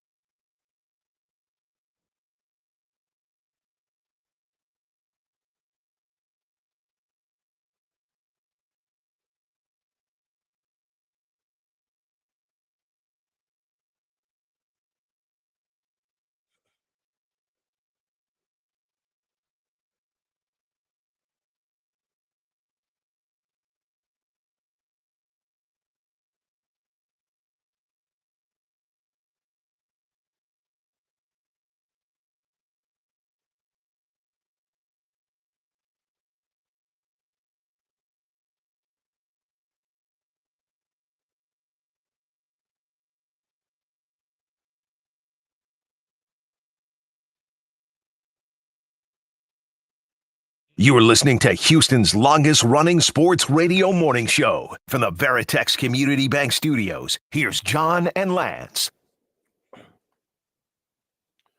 Welcome back here on ESPN 97.5 and 92.5, 713-780-3776. You want to get in here with us, 713-780-3776. John and Lance, along with Dell here we got a little more time here, so let's go. Let's go. Get in here with us. Whatever you want to talk about, you are more than welcome to get in here. And once again, we're going to be downtown Friday. Want you to get on over there. We are going to be at the Downtown Aquarium, big Ferris wheel, Downtown Aquarium from 12 till 6 on Friday. Sign up to win those e-bikes, $4,000 value. All you have to do is sign up and you could possibly win. See what John did there? Team guy. He said we when he meant the shows. When he meant them. Guy. You are a team guy. Team guy. No one's ever said you're not. Well, No. Now he's not even going to be at the station Thursday, Friday. He's not even in the city. Not even in the city. I'm not going to be on the shows. I know. Oh yeah, he won't even be available. But I'm still a part. I'm just a team guy. I'm just a cog. I don't know, man. Yeah. I feel like I'm just a cog. That's never how you viewed yourself. At least not my impression. He's just a cog. He's just a cog in the wheel. To the machine. That's all. Mm-hmm. That's all. That's all. I got to keep that wheel moving. Got to keep rolling. That's right. So the wheels, does the wheel stop when you're not available? Why aren't you available? The wheels on the bus go round and round, with or without. Dell, no one is more important than the team. You're making yourself more important than the show by not being available. You set yourself aside. No, I have to. Sometimes you have to step back. I can't try to do too much. Okay. When's the last time you tried to do too much? If you try to do too much, Dell, then you're not going to be your best. So the only thing you do too much of is what drinking. They give you. You take what they give you. You don't. And they gave me days off. You do too much drinking, but other than that, and golf. Yeah. Well, if they give you golf, you take it. You take that too. And that's what I will be doing. You'll be drinking and golfing. Yes. On a work day. Well, yeah, but Lance, don't we have a couple guest hosts coming in? Yeah, so I usually would force Dell to work 5 hours, but he does. I work 5 hours either way. He does, and he does a good job when he co-hosts. John, John, stop it. John, you work 2.5 barely. You have to stop. You have to stop. Yeah. What are you talking about? You quit on this show at about 9:30 every morning. We're not really counting. What's News the last of the segment? weird. News of the All weird. he does is Lance and Dell. Would you want to get attacked by a robot that pees in your mouth? What? No. No, I don't want a robot that pees in my mouth. Ask us ridiculous questions and ask us if we would want to be involved. And would you want to have a teacher attack you and try to auction you up? No, we don't want this. Would you want a shark to bite your nipple and then vomit blood all over your cistern? No, I don't know why that story is including me. Just tell the story. Gotta find out. Tell the story. Move to the next story. No, stop asking us. He reads the headline, asks us the question, and then moves on. That's a segment he barely works. No, are you kidding me? I'm doing research nightly. Research. You've got a little page you go to, look at a headline, and ask us a question. That's kind of the act. Yeah, what are we talking about? He just looks at the prep sheet. What's it called? I forgot what it's called. What's that prep sheet called?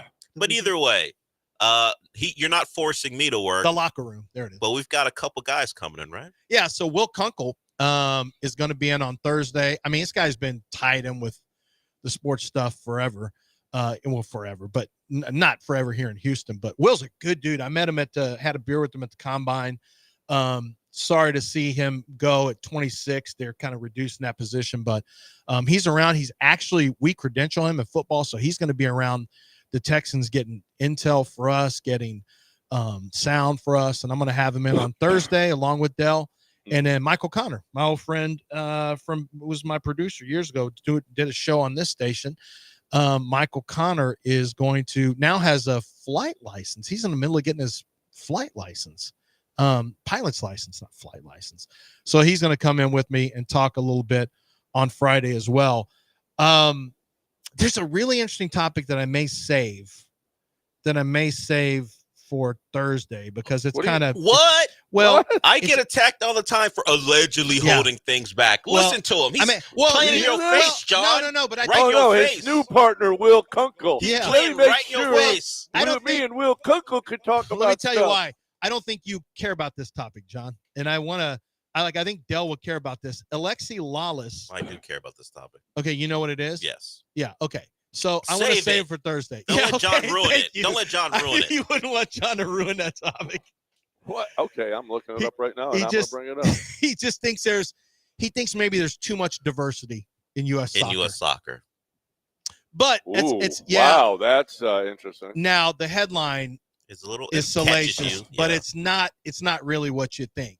But it is an interesting topic because it does get to the fact that, sometimes a lot of diversity leads to a lot of schools of thought, and it leads to an inability to get on the same page. And I think that's what he's getting at here with U.S. soccer is they're not on the same page where you're having a homogenous culture, Spain, whatever, for the most part, a homogenous culture. You have a homogenous way of thinking about how soccer should be played.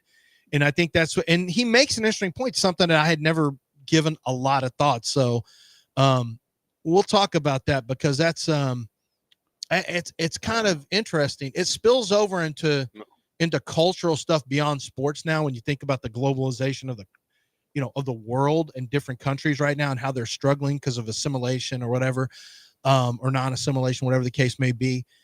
In soccer, it is an interesting, that is one sport where they have different ways of playing soccer. And he talks about it based on ethnicity, based on geography, based on whatever. There's different viewpoints, vantage points of what's beautiful in soccer, what the beautiful game is. It's an interesting thought. I'm not close enough to soccer to. So he's not about DEI.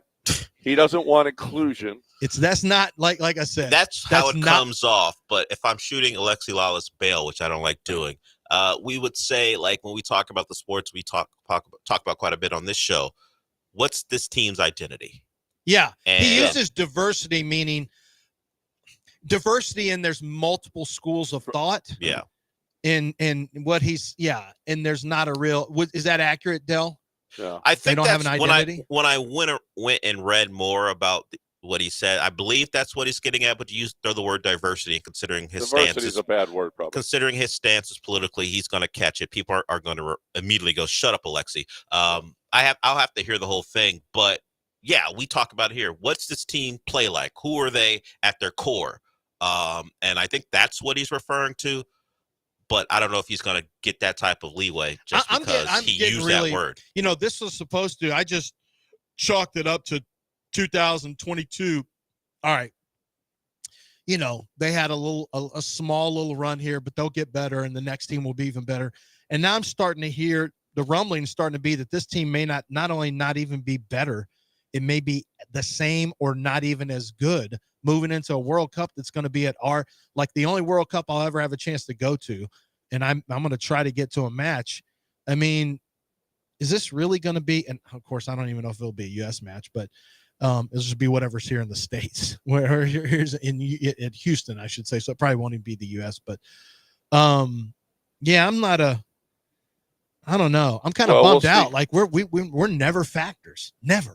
We'll see what kind of. We're the Portland Trailblazers of international soccer. We'll see what kind of tickets my wife can get. So maybe you'll come to L.A. and watch a game. Yeah, I'd do that. Well, currently that team, U.S. team, is playing in the Gold Cup, not the team full of players we would expect for a World Cup. Yeah, so we shouldn't pay attention to Gold Cup. You might. Well, I mean, if you want to see some young guys and maybe a guy develops and maybe that player becomes a contributor in a year, possibly. Okay. I mean, if they play well in the Gold Cup, there might be a spot. As you talked about, the team isn't exactly. Do we have a Lamine Yamal on our team? No, we do not. Oh, okay. If we did, we would know about it already. Damn it. Yeah. We do not have a Lamine. I was hoping we had a secret Lamine Yamal that maybe played football in somewhere. The best we can hope for is a young Georgia. Maybe there's a young Michael Bradley before he turned into the Bradley we remember. Maybe there's the good one, the good young one. Maybe there's one of those. Why don't we take a guy like Denzel Burke who can't cover man-to-man coverage at Ohio State, but he's big and fast? And why don't we turn him into a winger, running forward and not having to flip his hips? Can he control a soccer ball? Assuming. Well, maybe that. would be need. He's a cornerback. He probably. We'd have to figure that out first. Probably can. How long does that take? 2 It'd months? take a couple months to become a world-class player. Is what you're asking? Yeah. 4 months. Lance can get ready for a marathon in a couple months. No, marathon's too hard. But most things, I saw somebody doing this bike riding on this mountain where you could almost fall off and hurt yourself. And I even said, honestly, it'd take like 4 months to be able to do most of that stuff. What about getting 26 yards in a game? You could do that. Well, off coverage and they're playing zone. A week. Remember, he said he can get 4 for 26. Especially if I have gloves. As long as he's not pressed, is what 4 he for said. 26. Yeah, now you're not no allowed to press coverage. Me. That's illegal. No man coverage and no press coverage. I'm strictly a zone beater. See, this is why I'm being realistic. What about match coverage? Can you beat match? I don't love it. Yeah. Because typically they're going to guard me man. Okay. So I'm pretty much just the zone beater at this point. So see, I'm realistic about what I could do. 426, it'd be harder to there's not as much zone being played near the goal line. So it'd be harder for me to score touchdowns. So you think you could put together a Stephon Diggs first quarter? If they gave me a jet sweep, I could get 1 yard for a touchdown. You're because not. they're not going to see it coming, and all I do is plant a foot and dive forward for a yard in a jet sweep. Okay. That is something I could score on a jet sweep. Slow oh my God. That's something I have take? to see is you running a jet sweep. Oh my God. How long would that handoff take from him coming out of the slot to getting to the quarterback? That's to take part the of handoff? You know what they could do with me? Is I run and they think it's going slow, and then the one where they double back the other way and the corner's already hauling ass to get to the other side of the field. Motion? You an think orbit you can pull motion, off? yes. You can't pull off an orbit motion. I could pull. You're talking orbit goes over the top. I mean, just that straight, back and I don't want to do orbit. That's too much movement. No chance. That might be the whole thing. Might be too much. You going in motion might be too much movement. He would get tired. Not if I have been working on it. He couldn't even get his months. uniform on. The helmet would be too tight, and he would say he's out. Oh, my head. Wait, pulling the jersey over his shoulder pads. It's too tight. Someone could do that for him, but claustrophobia. But the minute he tries to put his helmet on, he's out. It hurts my ear. Why is it so tight? Well, it's trying to get once you get CTE. I'm only going for 1 jet sweep and 4 catches. I will go 4. I'll probably miss 1. So be 4 for 5, 1 drop. On 5 and targets. It's going to be contested. Or a bad throw. Yeah. If it's CJ, no, it may be kind of a bad throw. He wasn't as accurate last year. All right, let's break. 713-780-3776. You're listening to the ESPN 97.5 and 92.5. Don't go anywhere.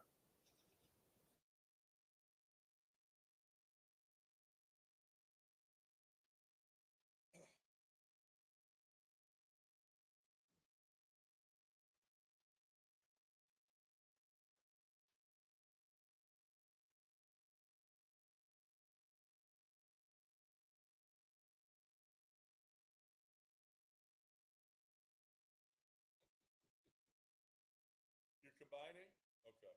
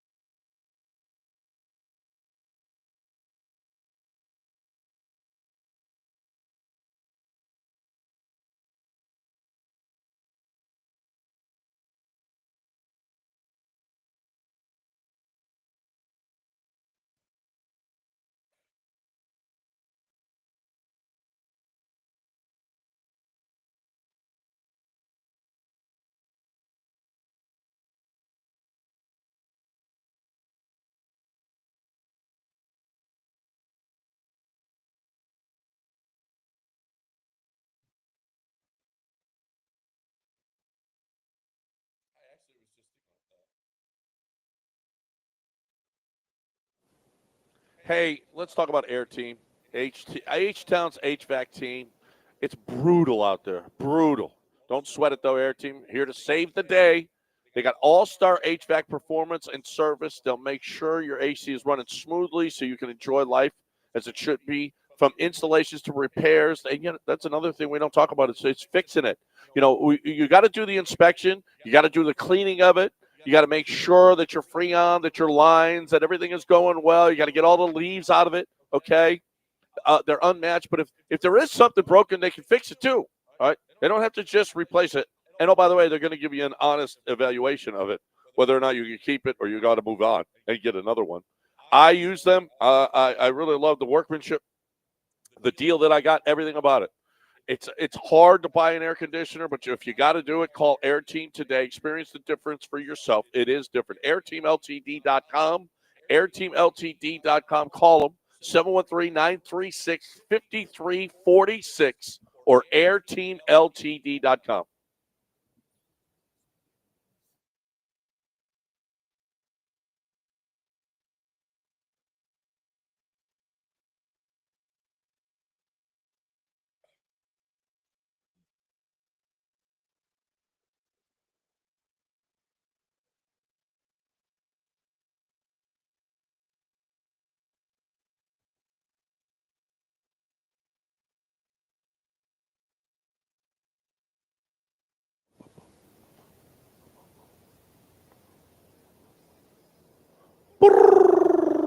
Astros lose last night, 3-1.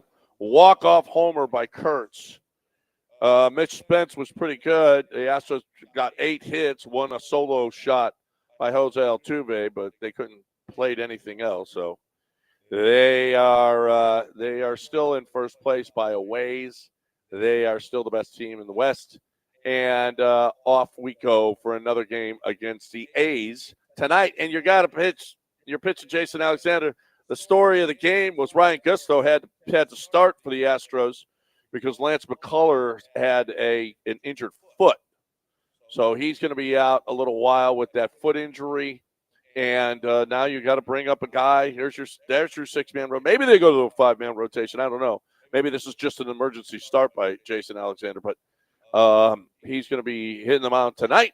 Probably a bullpen game. We'll see how long he can go. Dude has not pitched in the bigs this year. He had 4 outings last year for the A's, and he wasn't very good. They all in relief, so we'll see.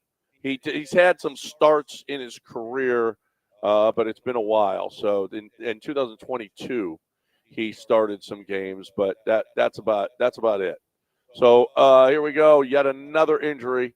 But we did get some good news. J.P. France is throwing. Christian Javier is throwing. Christian Javier actually threw 40 pitches. We've got Luis Garcia is throwing. We got Jordan's not hitting yet. So that's a bummer. But some of the arms are getting J.P. France is throwing a couple of simulated games already. So maybe they will be here. Maybe they will be here soon. That's good news. And the Astros put that out yesterday. So those are positives right now in what it's been nothing but negatives for the Astros as far as injuries go. Well, it's something. At least it's hope. Yeah. It's opened up some opportunities, and we've seen some good stuff. I mean, we've seen guys come up. Jacob Melton looks pretty good. Jacob Melton looks like he's going to be a pro. Obviously, Cam Smith had to start the season, and he's looking good. We're seeing contributions from some young guys that are, hey, the top Baseball America had its top prospects. Mm-hmm. The top 10 prospects. Number 1 was Bryce Matthews. And that's our guy. Yeah, that's our guy. And he was the number 1 prospect this week in Baseball America. So that's a real positive. And he doesn't look like a lot of the other Astros. He doesn't look like them. So that's interesting. He's not – Alexi Lalas would not have it, but he is – Don't you mean Major League Baseball in general? Why are you putting it on Astros? Diversity. There's a little diversity on the team. Okay, so that is that's good. That was good news. That Baseball America thought our guy was the best. That's nice. 713-780-3776. We had the NBA Finals last night. It was a close game with 8 minutes to go, 2-point game. And then just Oklahoma City just pulled away. It's funny. Jalen Williams said after the game, this is exactly like game one. Like, it wasn't close. And then all of a sudden it got close. And he basically said, this is the exact same game as game one, but we learned from game one. Yeah. And it's true. Like, when they cut the lead, like, they were cruising most of the game, Oklahoma City, TJ, then they cut it to 6, and then they extended again. And then there was, and then they cut it. The pressure, the full court pressure has really caused the problem for the Knicks when Indiana did it to the Knicks. And then when they did it to Oklahoma City, it's really caused, like, I hope Ime is watching this and will start using some more full court pressure to really slow down offenses from getting into their sets, because it's been really effective. And, they got it down to 2, and then Oklahoma City took it back up to like 15 pretty quickly, by the way, quickly. Which they do often. Yeah, I mean, it's an avalanche. Yeah, it's an avalanche. So they got another win, another cover. They won 3. They've covered 3. All the games they've won, they've covered. As an aside, but do they win? So I mean, this one, frankly, Oklahoma City never even gave the lead up in this one. They had a lead throughout. No, that's not true. That's not true. There was a little bit of time in the first quarter that Indiana had a lead.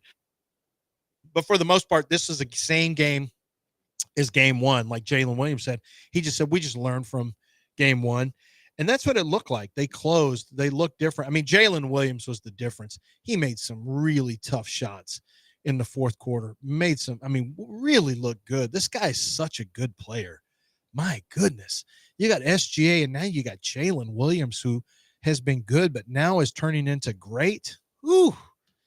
Man, that is, who that team could really use, ironically, is a Steven Adams, because Chet is such a puny guy who gets pushed all over the place.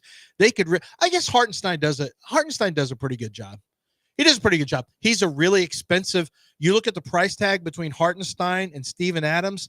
Look, Hartenstein plays more minutes, but what Steven Adams gives the Rockets, I'd rather have a Steven Adams at that price tag than a Hartenstein at that price tag, personally. Yeah, man, you don't want to give them. We got Steven Adams. Why are you trying to give them to them? No, I'm saying that's the type of player that they're missing. Somebody with a little more physicality, but that's not true, because they're not missing anything. They have Hartenstein in the NBA Finals. Hartenstein signed for 3 years, $87 million. 3 years, $87 million. With the annual value is $29 million. Our guy's $13 million. 13 a year. Do the math. I mean, you got Hartenstein checking in for a little bit less than Alperen Şengün gets. Yeah. So, woof. That's quite the contract. Who do y'all like in Game 6 in Indiana? I've been saying I think it's going 7, and I still think it is. I don't know. I don't know. I think it's probably Oklahoma City's gonna finish it off. It's been looking like a 6-game series all along. I think Oklahoma City finishes. I think it really depends on Halliburton's hamstring or calf. Yeah, if he can play. It bothered him yesterday. You could tell, because I think Indiana has it in them to win a Game 6 at home. Win a Game 7 on the road, nah. But if Halliburton's not good to go, then as good as McConnell can be in his 25 to 27 minutes, depending on what they need from him, don't think he can sustain against Oklahoma City's pressure for an entire game. So it's tough to say. Can you get your starting point guard back in reasonable health? If not, then it probably does wrap up in 6. Yeah. I mean, he's a key. And he was a key last night. 4 points on 0% from the field. 0 for 4. They held him to 4 shots. But TJ McConnell came in and he was awesome. Mm-hmm. Yeah, I mean, he picked up the pace big time. Even Richard Jefferson was even talking about, sometimes being unselfish is being selfish, and what he meant was Halliburton really should be looking for a shot more. Early on, he just settled for threes. He didn't really get into, penetrate and get that mid range. See, that's the big X factor, is when you have a guy like Dort that can really defend, and actually all those guys defend. When you have a good defense, you can really – it's the old Mike Tyson, everyone's got a game plan until they get punched in the nose. It really is a problem when you have somebody that can really, really defend and you can stick them on a player. Look, Draymond Green did a really good job on Alperen Şengün, and it just feels like you should be able to just shoot over Draymond, but he doesn't let you get comfortable in the box. Like he was Defensive Player of the Year. He obviously had an impact on Alperen Şengün. Lou Dort guarding people it's an issue for Indiana whenever they stick them on some players, but and Indiana's a good defensive team, but they play with heavy pace, and they don't have individual defenders that can stop Jalen Green and SGA throughout a game. That's just not going to happen. So I think I've been saying I think it goes 7, but feels like Oklahoma City has a lot of momentum right now. Yeah. They won 2 in a row, looking 3, close it out on the road. I can see that happening. I've loved what Indiana's done, but they're just it may be a little much. I mean, they're never out of games. Well, I give them a lot of credit. Yep. They're never out of games. I mean, they had Halliburton going for the worst game of his season, and they still cut it to 2 with like 6 minutes to go in the fourth. That's pretty incredible. So the big story, one of the big stories over the last couple of days was the Devers trade. Del, you got that sound? They listen. Sometimes it's addition by subtraction. I think a lot of Red Sox fans are not happy with the trade that they didn't get enough. But some people have said, "Wow, they got plenty. They got a bunch." They did. Actually, the Red Sox did a nice job. They've got Chapman at first. They got a big prospect coming at third. They've got a big prospect coming to first. Devers is a pretty expensive DH for years to come for the Giants. But are the Red Sox better? Here is executive Craig Breslow talking about the trade and what it means to the Red Sox. Yeah, it's a good question, and I understand, why the initial reaction would be that it'd be tough to sit here and say when you move a player of Rafi's caliber, when you take that bat out of the lineup, how could I sit here and say that we're a better team? And I acknowledge that kind of on paper, we're not going to have the same lineup that that we did, but this isn't about the game that is played on paper. This is about the game that's played on the field, and ultimately about winning the most games that we can. And in order to do that, trying to put together the most functional and complete team that we can. And so, I think when you consider the flexibility, the ability to give some of the young players some run, the opportunity to maybe repackage some of the resources and fill some voids in the roster as early as, approaching this year's deadline, and being really intentional about the environment that we create for these young players to thrive in, then I do think that there is a real chance that at the end of the season, we're looking back and we've won more games than we otherwise would have. Well, he just basically said culture, locker room.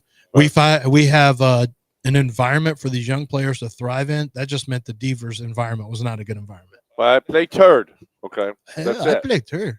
That's not, especially if you got a lot of young guys in the locker room, you got to get that out of the locker room. You got to get that out of the locker room.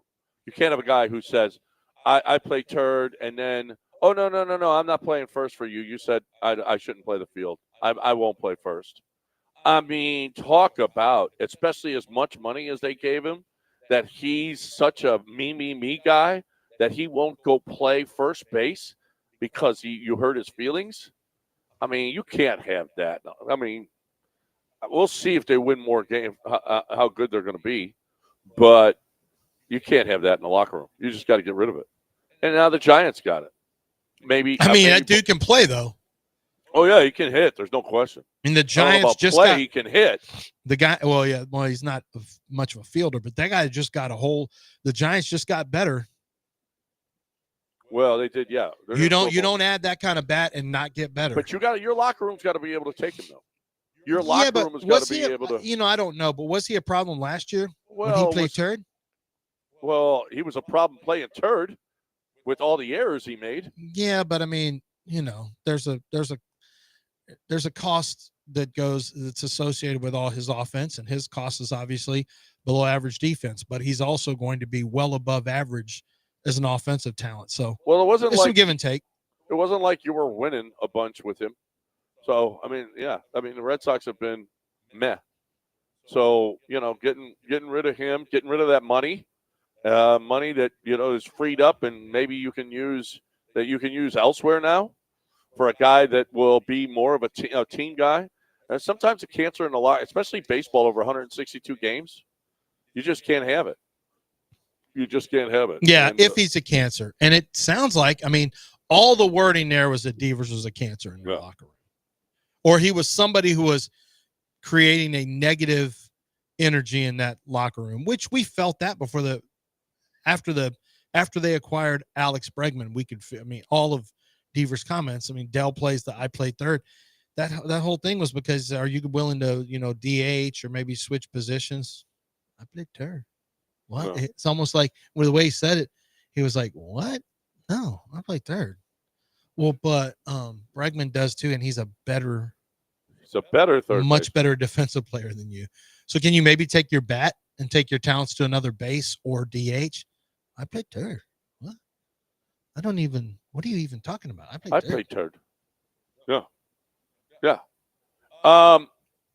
So there's some people, like my son-in-law chimed in about you. Many people. Your jet sweep. Yeah.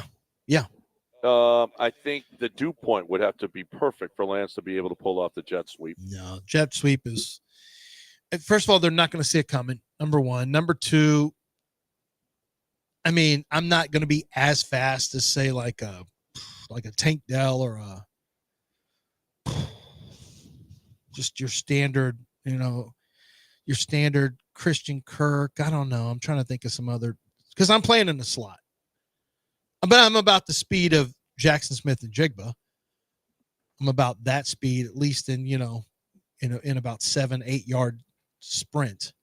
I have that same kind of burst and get off. So that's all that's really needed on jet sweeps. That's all that's needed if you're going to be a zone beater. Just get there, settle, open up quickly to the ball, and then have gloves on my hands. And then I'm just going to, I just need to watch it into just get the hand extension, catch with the Dustin diamond. says LZ would snap his ankle in half just walking out of the locker room. He doesn't know. That is a higher possibility than him actually getting a yard on a jet sweep. No, that's an old joke that no one even believes anymore. Yeah, no. That's an old played out joke. Everyone knows. When he here I am, look at me do stuff like on that jet sweep, would Lance's femur turn to dust like Thanos? Nope, it'd be my knee if anything. Yeah. You don't seem like a guy capable of putting on your uniform, let alone sprinting. Because I'm trying to figure out. I'm trying to figure out whole scenario out. I'm just trying to figure out once you get into the slot. I'm assuming you're lined up in the slot. Mm-hmm. I may go in motion. Would the helmet be too tight for you even to hear the play call? Would you be so concerned about your uniform and your helmet and your head hurting? Would you even hear the play call? I'm going to make sure that I'm comfortable. We're not just going to go out with anything they give me. I'm going to go out there and get fitted. Would you wear what's your on-field drip? No, I'm not wearing a visor. No visor? Well, maybe to hide my eyes. Are you wearing the Wes Welker Great Gazoo helmet? Yes. Okay. 100%. So you're not going to look cool. You're just going to be safe. I'm just going to be safe. And I'm also wearing some of those Craig Biggio elbow. Are you putting on Bo Jackson pads? Like the big pads from the 80s? No, I got to be able to reach a butt. Like if one of CJ's throws are up above my head, I got to be able to reach. Okay, so a big thing for players is pants above. And the I'm knee. wearing knee. By the way, you're wearing knee pads and thigh pads. You're not an athlete. You're a lineman now. No, I'm. You know what I am? Even Larry Tunsil didn't wear thigh pads. I'm a throwback. You're not today's NFL. Yeah, I know. I'm not. I'm you a can't throwback get off the line to in knee a time pads. where guys used to actually, play by the rules. Get off. Yes, knee pads and knee pad. I'm going to wear soccer shin pads even. And I'm going to wear. Yes, that's right. Craig Biggio body armor. Can we see your wide receiver stance? Elbow pads. Get up and show your wide receiver stance. Oh God. On camera. Let me see. You're pointing to the linesman to make sure you're lined up correctly. That's right. Yeah. I had to make sure, and he gave me the yes. I don't think you can wear shin pads. I don't know if you can't. What are they going to do? And he wants elbow pads. Okay, first of all, your socks have to be pulled all the way Well, in the up, NFL, right? yes. Well, who's to say I can't put little shin pads in there? You think that's going to help you get off the line of scrimmage? And I'm going to Shin spat up. pads? I'm going to spat up my. Spat up I'm spatting up my shoes too. because of your ankle issues. Yeah, that's okay. right. It gives better stability. Lots of people spat up their Hey, shoes. CJ will refuse to throw you the ball Now, I will on the say- basis of you not being cool. I He's will not going say- to throw a ball to a receiver dressed like that. He threw it to Stretch or Sketch or whatever that guy's name but is. he wasn't lined A up streamer. on the field in He a threw it game. to a streamer. Yeah, but he's way cooler than you. That's true. Sketches. Have you seen him? He's not. He's cooler than you. He's cooler than you in the football and field. He's not. I'm going to stand by that. He's too. not. His name is Sketch. You don't have a cool name. He's not. Yeah. LZ. Z. No. Z. Big Z. Well, what's Z. what's your Pro Football Reference nickname? If I go to your stats, once you pick up 4 for 26, you're gonna have stats. I know, but I don't want a nickname because you guys will just trick it out and say it's stuff like big injury or whatever. Mr. Glass? Yeah, stuff like that. It doesn't belong in there.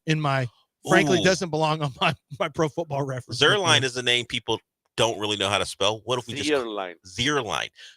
What if people think it's spelled with an X? We can call you Big X-Ray. Big X-Ray. The big X-ray. That's good. That's pretty good, Del. Well played. Son. Oh, I know. MRI. That's what I'm going to call you. Hey, when we come back, the big MRI. When we come back, there's a new. We kind of glossed over this over the weekend. There's a new. Actually, I think it happened on Friday. There's a new rule in the state of Texas, and there are some people who are really not happy with the let's just say the beginnings of this. They believe it only benefits 2 teams. We'll talk about that when we come back. All right, when we come back, right now we're talking about Chastang Ford, talking about family owned and operated, talking about just the philosophy that comes from the top, which is second to none. I love the way the Chastangs go about it. I mean, I speak for a lot of family businesses, and I just think that's really, really cool. I do. I think it's cool that, they hand it down and they hand down philosophies, and those philosophies are long lasting. This is old school. We're not going to gouge you. We're not going to try to make as much money as possible. We want to be a family type atmosphere for you. I mean, I feel it when I walk in there. I feel like, they just want to make sure that you get that car, that truck or SUV, the best way possible with the payments that you can afford. One of the first things they'll ask you is where your payments have to be. And that is awesome because they care about you having a great car buying experience. They've got the employee pricing still going on right now, which is the best deals that you're going to find. They got the selection. They're just going to make sure that you have the best truck buying experience that you can possibly have. You're looking for that SUV or that pickup. I think there's only one place to go in the city of Houston, and that's Chastang Ford. ChastangFord.com. It's on 610 at Homestead, not Hempstead, just 5 minutes from downtown Chastang Ford.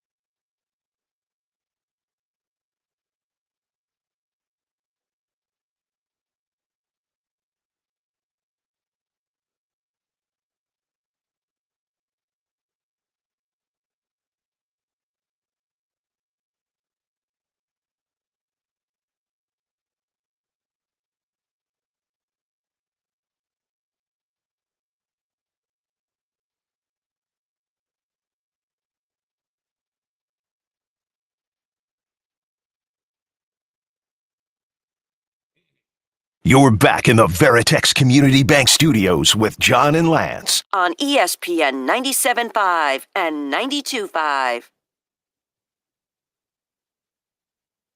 Welcome back here on ESPN 97. All right, Lance, before you get to that, you haven't even mentioned, I mean, you did like 6 segments yesterday on Shohei Ohtani, and you didn't even mention his outing, okay, today.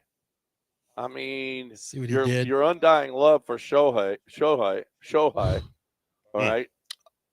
He's the Caitlin Clark of MLB.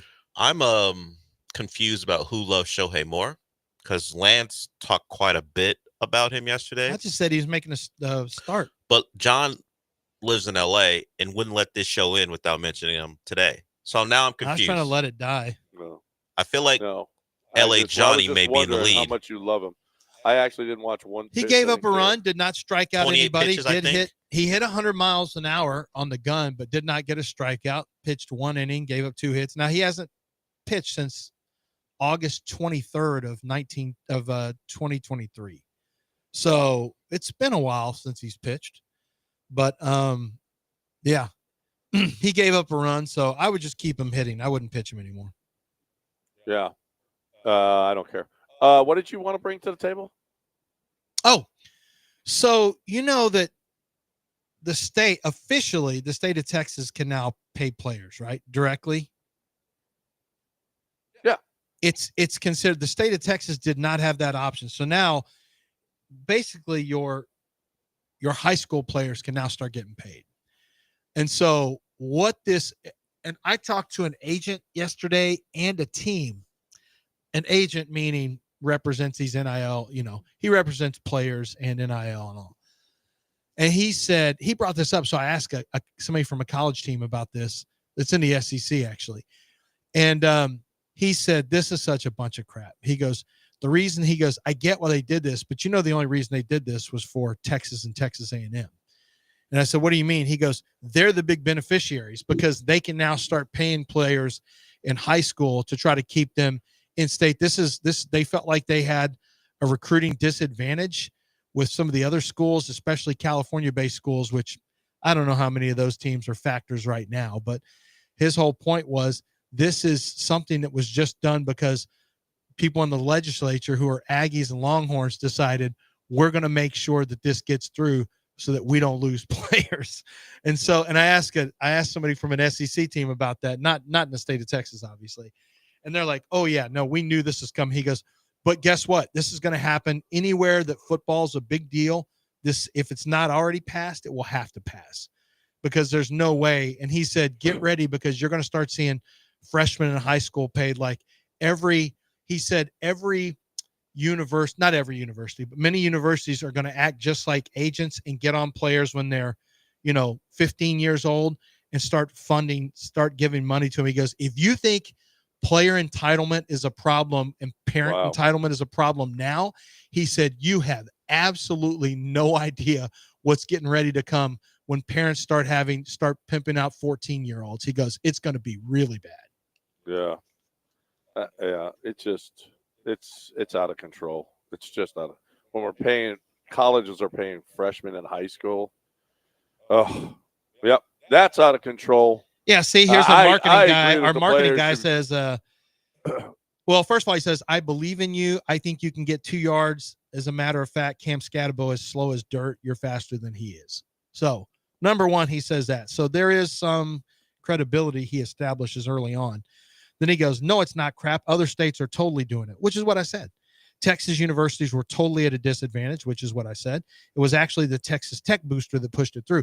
And Texas Tech, well, that's a good point. And Texas Tech has the guy that literally said, I'm going to spend all of my money making sure that Texas Tech becomes a powerhouse. I mean, this guy is a menace in the NIL circles because he's basically just saying, yeah, well, guess what?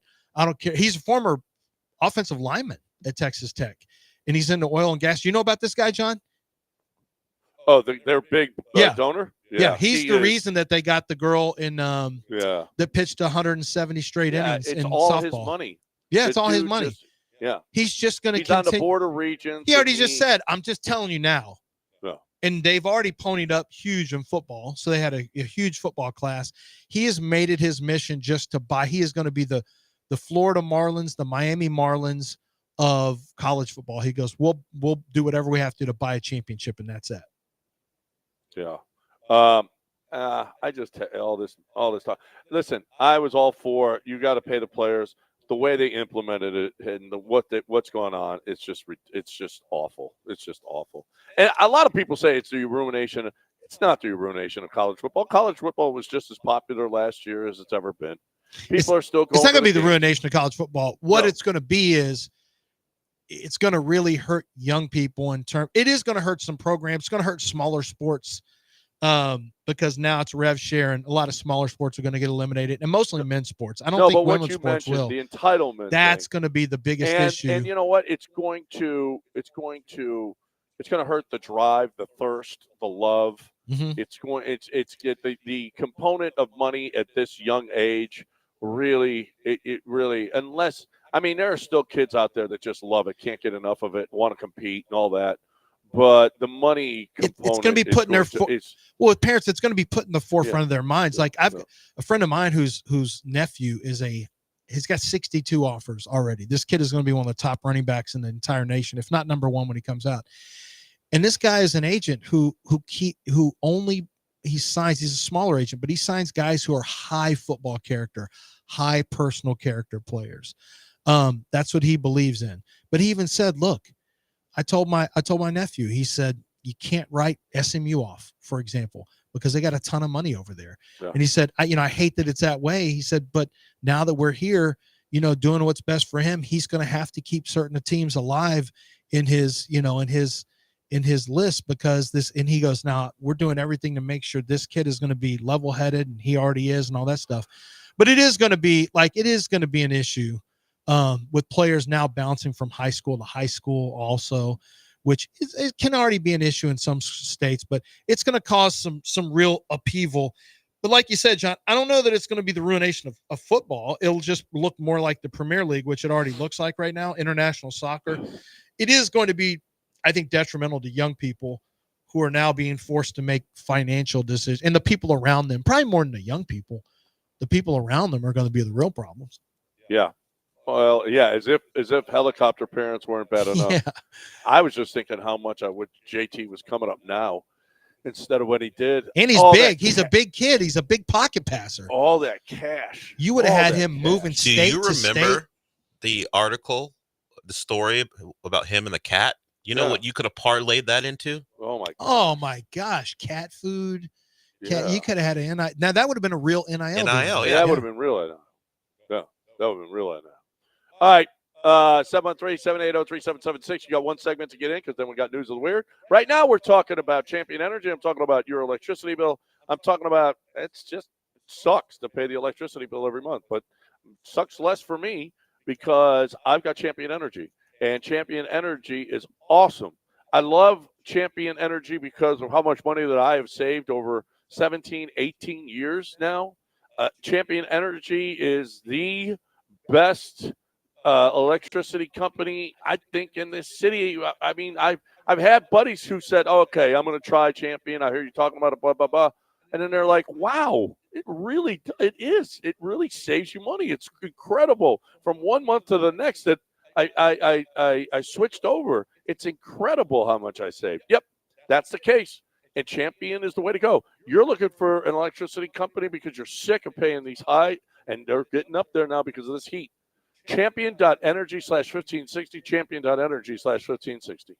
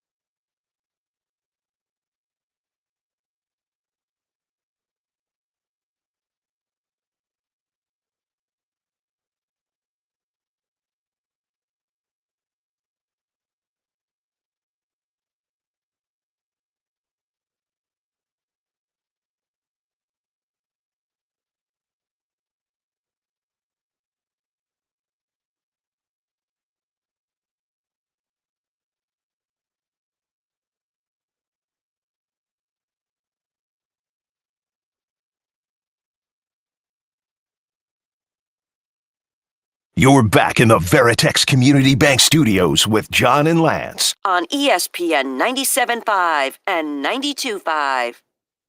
All right, this is our second to last segment on the show today. One thing that we hadn't talked about yet, Pro Football Focus put out their make or break player for this season. Every team's make or break player. Who do you think the Texans' make or break player is? Man, I've got a couple. I would say this isn't the name, but I think Christian Harris is one for the Texans, but that's not the answer. I would say Titus Howard. Titus Howard is the answer. Yeah. He's going to be a cap casualty if he doesn't play well.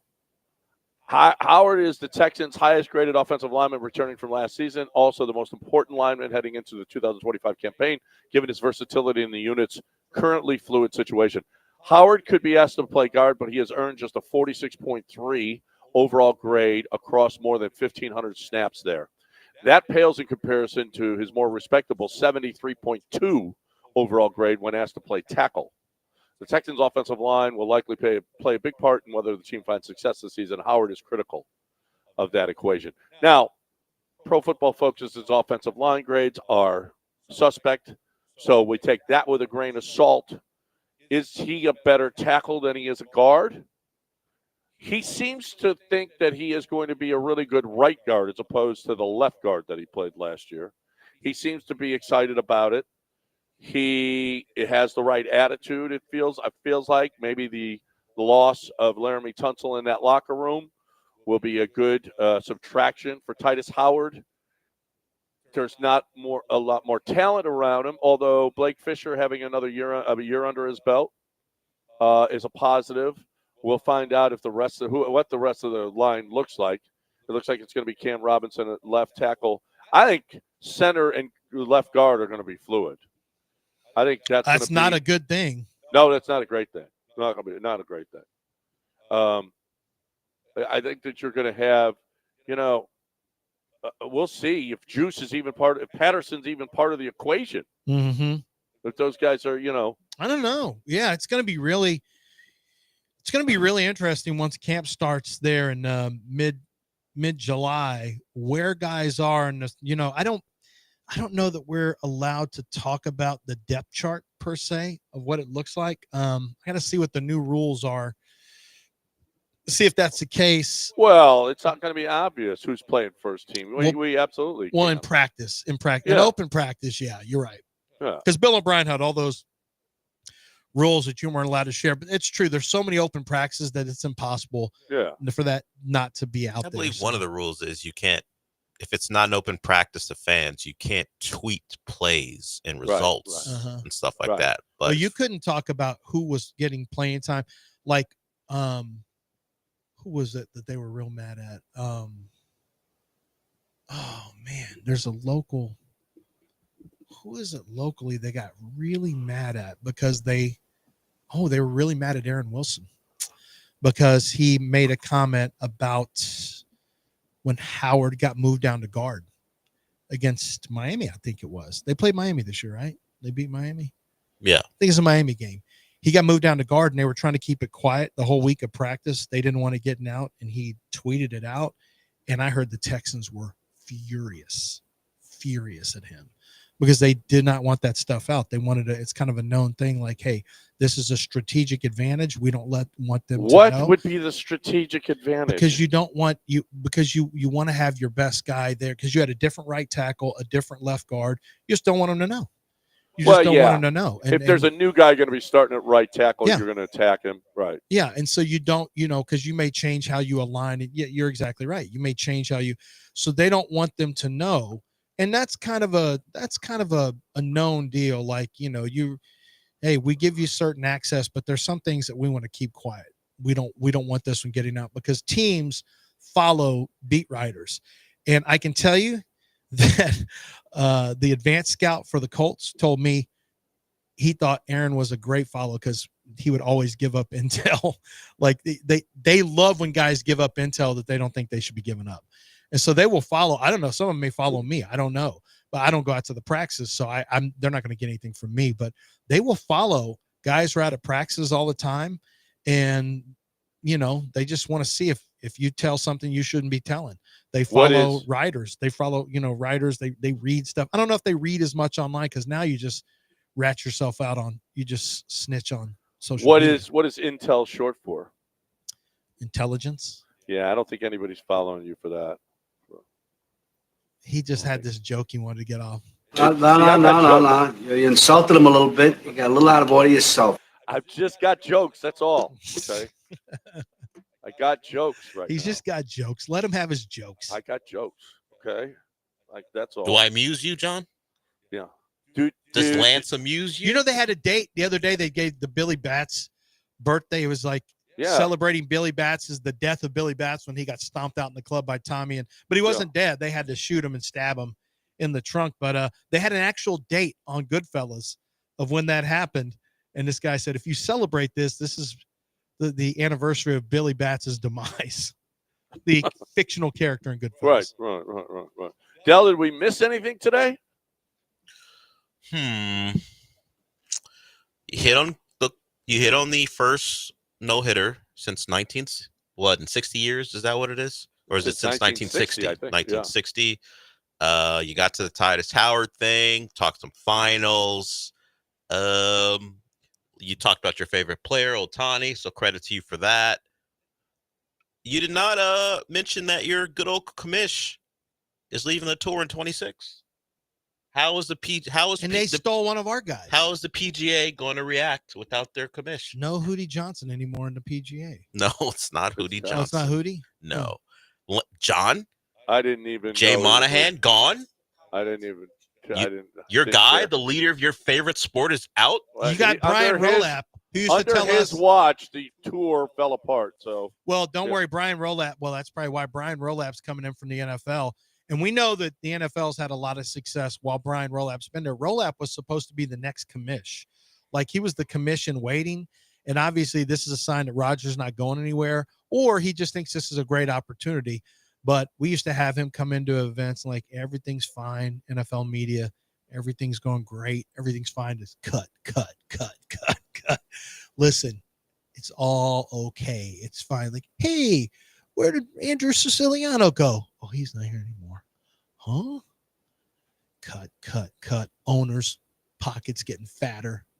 Hey, owners, is it okay if we get some cameramen in here for our network? You'll be fine. Give me my more money. That's what it was. So probably Rolap didn't love having to deal with that. No, he was in the league. Brian Rolap's like league. He didn't handle NFL media. He works for the NFL. He would just come speak to us about what's going on in the NFL. But yeah, he's taken over as commissioner in 26, Brian Rolap, and he worked in the NFL for 20 years. So it'll be interesting what he can bring to the table. I would imagine from a business standpoint, he'll be very good. Until you get your players back from the Saudis, until the Saudis allow your players to leave their servitude, then I don't think it's gonna matter. Your product needs to get all the best players back. Yeah, don't you think? I mean, doesn't it feel like to you? Yeah. Somehow you got to come to terms with this. Somehow they've got to be able to bring the guys back. Let them play both sides, or whatever the case may be. But the tour is the majors are so good with all of the guys out there, and even though none of them competed this past week and were part of the end result, but it is just so much better a product when they're all together. Did you hear something we didn't talk about that really probably doesn't need to be said, but it's quantifiable now? Did you see what the drop is in nationally televised Indiana Fever games when Caitlin Clark was out? Did you see the number? No. What do you think the number was? I don't know what the number is. Decrease. Just give me a guess. Oh, what percentage? What percentage of decrease? Yeah. Probably too high. 60. NBA ratings league-wide dropped 55%. If this wasn't, and then it was the second, when she returned, it was the, I guess it was the second biggest, I think it was the second biggest ratings that they've seen, something like that. But if you didn't, like, this was really, I think it's excellent to show, just because, I want them to finally get past all this crap where they can just appreciate the players. And there's going to be the Caitlin Clark fans who are just culture warriors and they just want to start stuff. And they're not really, fans per se. But I think for the people who just want to enjoy that sport or whatever, once everyone comes to terms with the fact that, look, the NBA ratings plummeted when Jordan left. Tiger Woods plummeted when Tiger was out. It's just the way it is. Every once in a while, you'll get somebody who is generational, and she's generational. And, when the ratings drop by over half of your viewers go away, what a stark reminder to people around the league. Like, hey, you kind of knew this was a thing. You want to avoid it because you don't want to believe that one person has this much. And that person tries to be a good player in the league, tries to, do right by other players or whatever. Won't go play, won't do things if it's not beneficial to the other. Like she said, I will not be in a 3-point shootout in the NBA All-Star game. If it's going to happen, it's going to be the WNBA All-Star game. I have a lot of respect for that. And other players around the league should too. But this fall off, 55% fall off in the games that she was out, nationally televised games. Holy crap. In my home, there was no fall off. It stayed the same? Stayed the same. Full participation. I got you. I didn't say that. I just said no fall off. Ally? I don't think the league did a good enough job telling us that she was back, because I didn't know she was playing Saturday night. And I saw it Sunday morning. I saw all the highlights of it, and I was like, "Oh, damn!" I didn't know it either. Wait, but how would they do that? Do you think? Isn't that just ESPN who's carrying the game? Do that?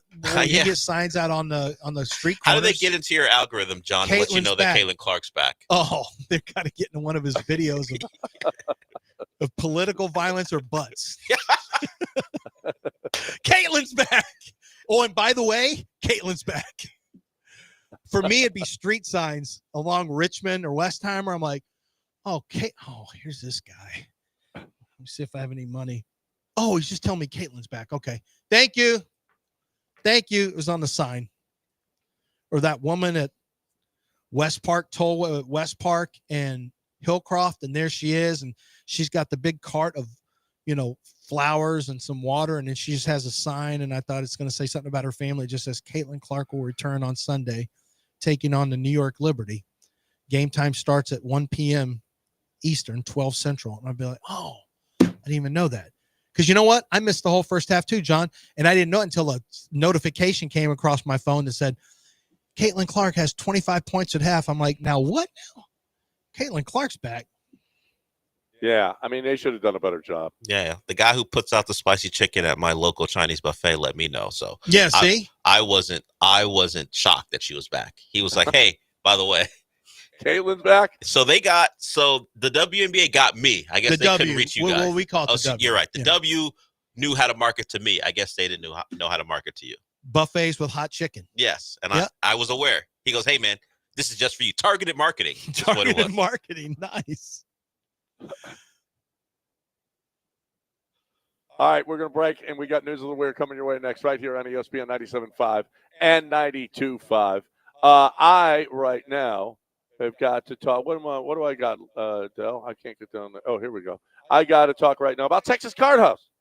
Texas Card House is where you get your cards on. Wait, I have to ask you a question. We have an intern out here he said his aunt plays poker with you. Did you meet her at Texas Card House? I don't know. What's his aunt's name? I don't know. Aunt Betty? I don't know. The one that goes to India. The one There's that goes a lot of women that play poker. The one that he's not an ally. Well, he's not Vietnamese. And wow. He's the kid from Listen India. to him. With Texas Card House, the Vietnamese women were there playing, and they're scary when they start check raising you. Am I wrong, John? Wow. Am I wrong? Wow. Scary Asian people, huh? Is what you're saying? No, when they start check raising over the top, I'm like, so what does he hit on? Texas, you got to start. Went to India. By the way, you got to start this over. He went to Indiana. Start this Texas Card House kid. over. Remember that kid, John? He went scary poker playing Asian women. Asian women. Well, scary from a standpoint of they attack you with their aggressive betting. 1, 2, 3. Go, John. Hey, John Granado here. I want to talk about Texas Card House, okay? It's where you get your poker on. It's where you can get, I'm telling you, I love poker over there. I love their facilities. The bar open till 2 a.m., 24 hours, 7 days a week. They're not closing. There's going to be a game there going on. If you're a late night person, that's fun. And oh, by the way, you can take advantage in the middle of the night of a lot of people who have been drinking all night. That's not a bad way to do it. I've done that before. Get there about 6 a.m, and you got people who've been up all night drinking, and you're like, "Wow, this is fun now." Here's the deal: 24/7. You got great PLO action, poker action. You also, if you're somebody that can't get away, let's say you got small kids, so you can't get to a poker house. You got Hijack Poker, the app. You download it on your phone. You can play against other Texas people. It's just Texas, nobody else. You can't play outside the state of Texas. And there's no bots. And you can go to Texas Card House and deposit money or withdraw from the account as well. So you don't have to wait on that money to be sent to you. Here's the deal. If you love poker, Texas Card House is the premier poker place, Green Ridge and Westheimer, and there's another one just off 45 in Spring. You're looking for the best place to play. Beautiful facilities, wonderful parking, easy to get to. You get wanted when you go in. Security is great. TexasCardHouse.com. TexasCardHouse.com.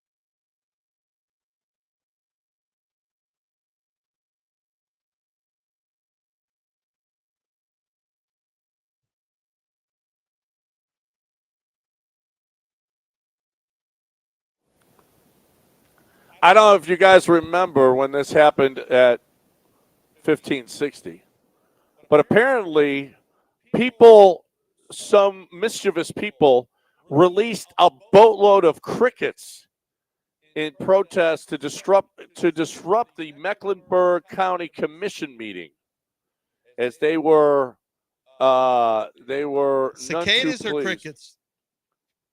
Crickets. Okay. Remember when Chance did that in our studio? Oh, we weren't here. He did I it was. to somebody. Didn't he do it to a different show? And they wouldn't, and they He couldn't did get it him out. overnight, I think. Yeah, they couldn't get it. Wait a minute, And- was I already gone? I was in here when he brought the lawnmower in and started it in the middle of the show. No, I remember hearing about the crickets, but I think he did it on another show. And I think Shawnee may have gotten really pissed about it because there was just a bunch of crickets they couldn't get rid of. Yeah, it was that's the kind of stuff. Del, do you remember that? I remember that. I was in the building for the lawnmower starting, and these are gas lawnmowers, by the way, in an enclosed space. Yes, that wasn't smart. No, that was really, really dumb. Chance did a lot of stupid things. Yeah, and you can hear it by his commercials that he's got now. Still with us. Yeah, he is still with us. He's no longer with us. He's still with us.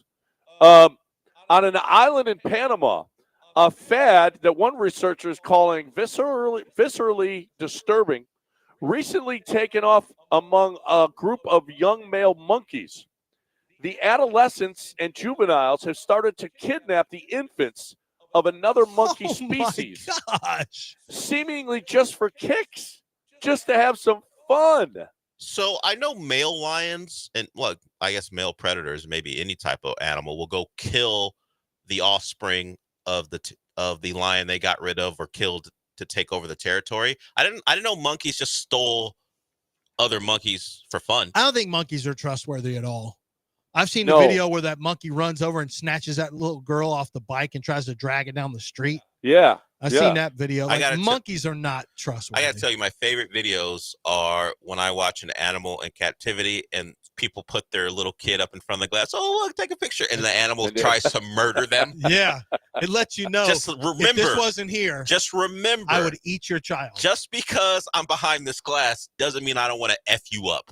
Yeah. So, yeah. And there's a lot of that. Just a reminder. Like the gorilla that comes running over and starts smashing on the glass. That was terrifying. Yeah. No. I'm like, bro, that's going to break. And the kid's reaction, too, where they're like, scared. I'm scared. That's what I do that when I watch the videos. I know, right? There's a video that's just out about a guy going up, and there's a hippopotamus, and he just punches the hippopotamus in the face. And I'm like, you idiot. I saw that security because the hippopotamus gets up and leans over, and the hippopotamus has too much access to the public. That fence is too low. If it decides it wants something, it'll go take something. Oh, and the guy just keeps slapping it in the face to tell it to go back. Wait, and outrun you, too. That's a hippo video? Yeah. Oh, hippos are fast. Hippos are fast. I know. I was like, why is that hippo being able to get over that wall like that? That's too easy. Hippopotamus speed is 19 miles an hour. It's like when you saw that's faster than me. That's Altuve. A lot of animals are faster than you. No, seriously, the hippopotamus is running about as fast as some safeties. I know we track NFL players, and if they break like 22, we're losing our minds. The hippo can go 19. 19 miles an hour. 19. They might not catch you on a jet sweep though. Can they zigzag? Or I don't know if there's crocodiles that use zigzag. I don't know if they can zigzag. So maybe alligators. Maybe if you did that, yeah, maybe it would throw moves. If you zigzag, alligators can't get you. But I don't know about a with rhino. your dribble package. No, that's my son. But if you keep zigzagging, aren't you eventually just going to zigzag back into their path? Yeah. Well, they're straight line. They're real tight hips, so they're very linear. They're tight animals. Yeah. Hippos are tight hipped. Hippos can gallop at 19 miles an hour. Huh. That's ridiculous. I am not messing with hippos. That's for sure. No, and their teeth. No. We're done. Mopey and Mapes next right here on ESPN 97.5 and 92.5. Hope you enjoyed the show. We will talk to you again tomorrow, everybody. Have a great day.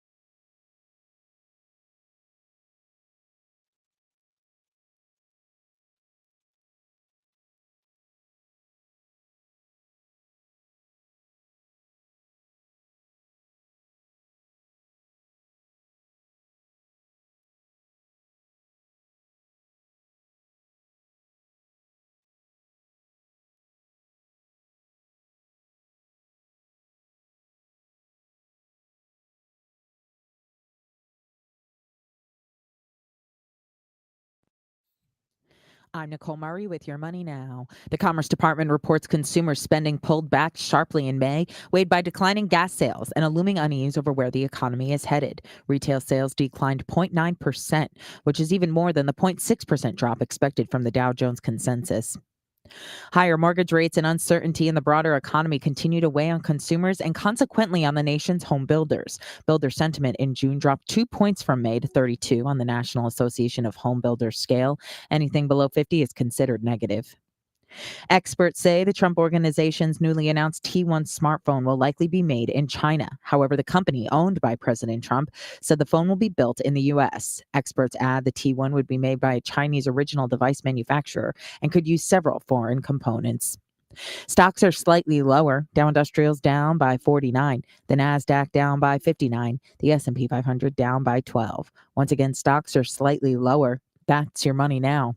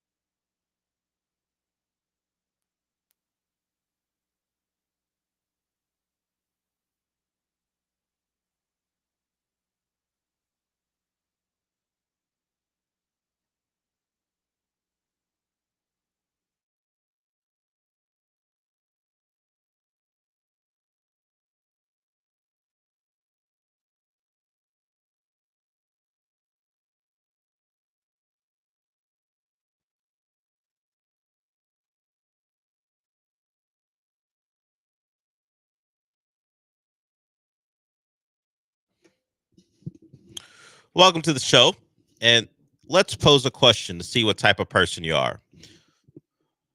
So, Sean, I believe that you get ESPN updates from their app, the notifications to your phone. Is that what happens? So yes, you don't have to check to see if big news is happening. You'll get an update on it. I don't do that. So if big news happens, I have to be on Twitter or check a particular site or whatever. So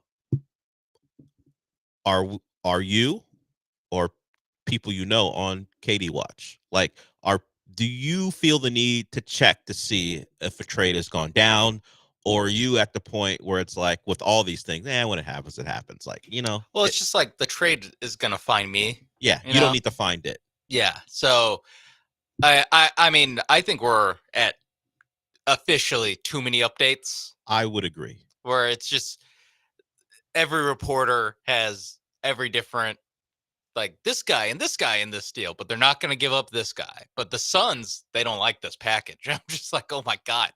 Obviously, the Suns don't like any of the packages. If they did, the deal would already his ass would have been traded already. Yes. It's been a foregone conclusion since they put him on the market back near the trade deadline that a trade was going to happen. Like, we get probably 3 updates that feel relevant to the Rockets probably every day. And that's just the Rockets that get seemingly relevant updates. Although I'd push back on how many of these are actually relevant. These just seem like they're, I don't know, reshuffling the words on previous reports. It's just like, yeah, okay, we're still in the Jabari Smith stage. Okay, we're arguing over Jabari Smith and the 10th pick with Jalen Green. Well, we know, at least what we're told, is that the teams on Katie's list aren't anywhere near giving up what the Suns, or at least offering what the Suns want.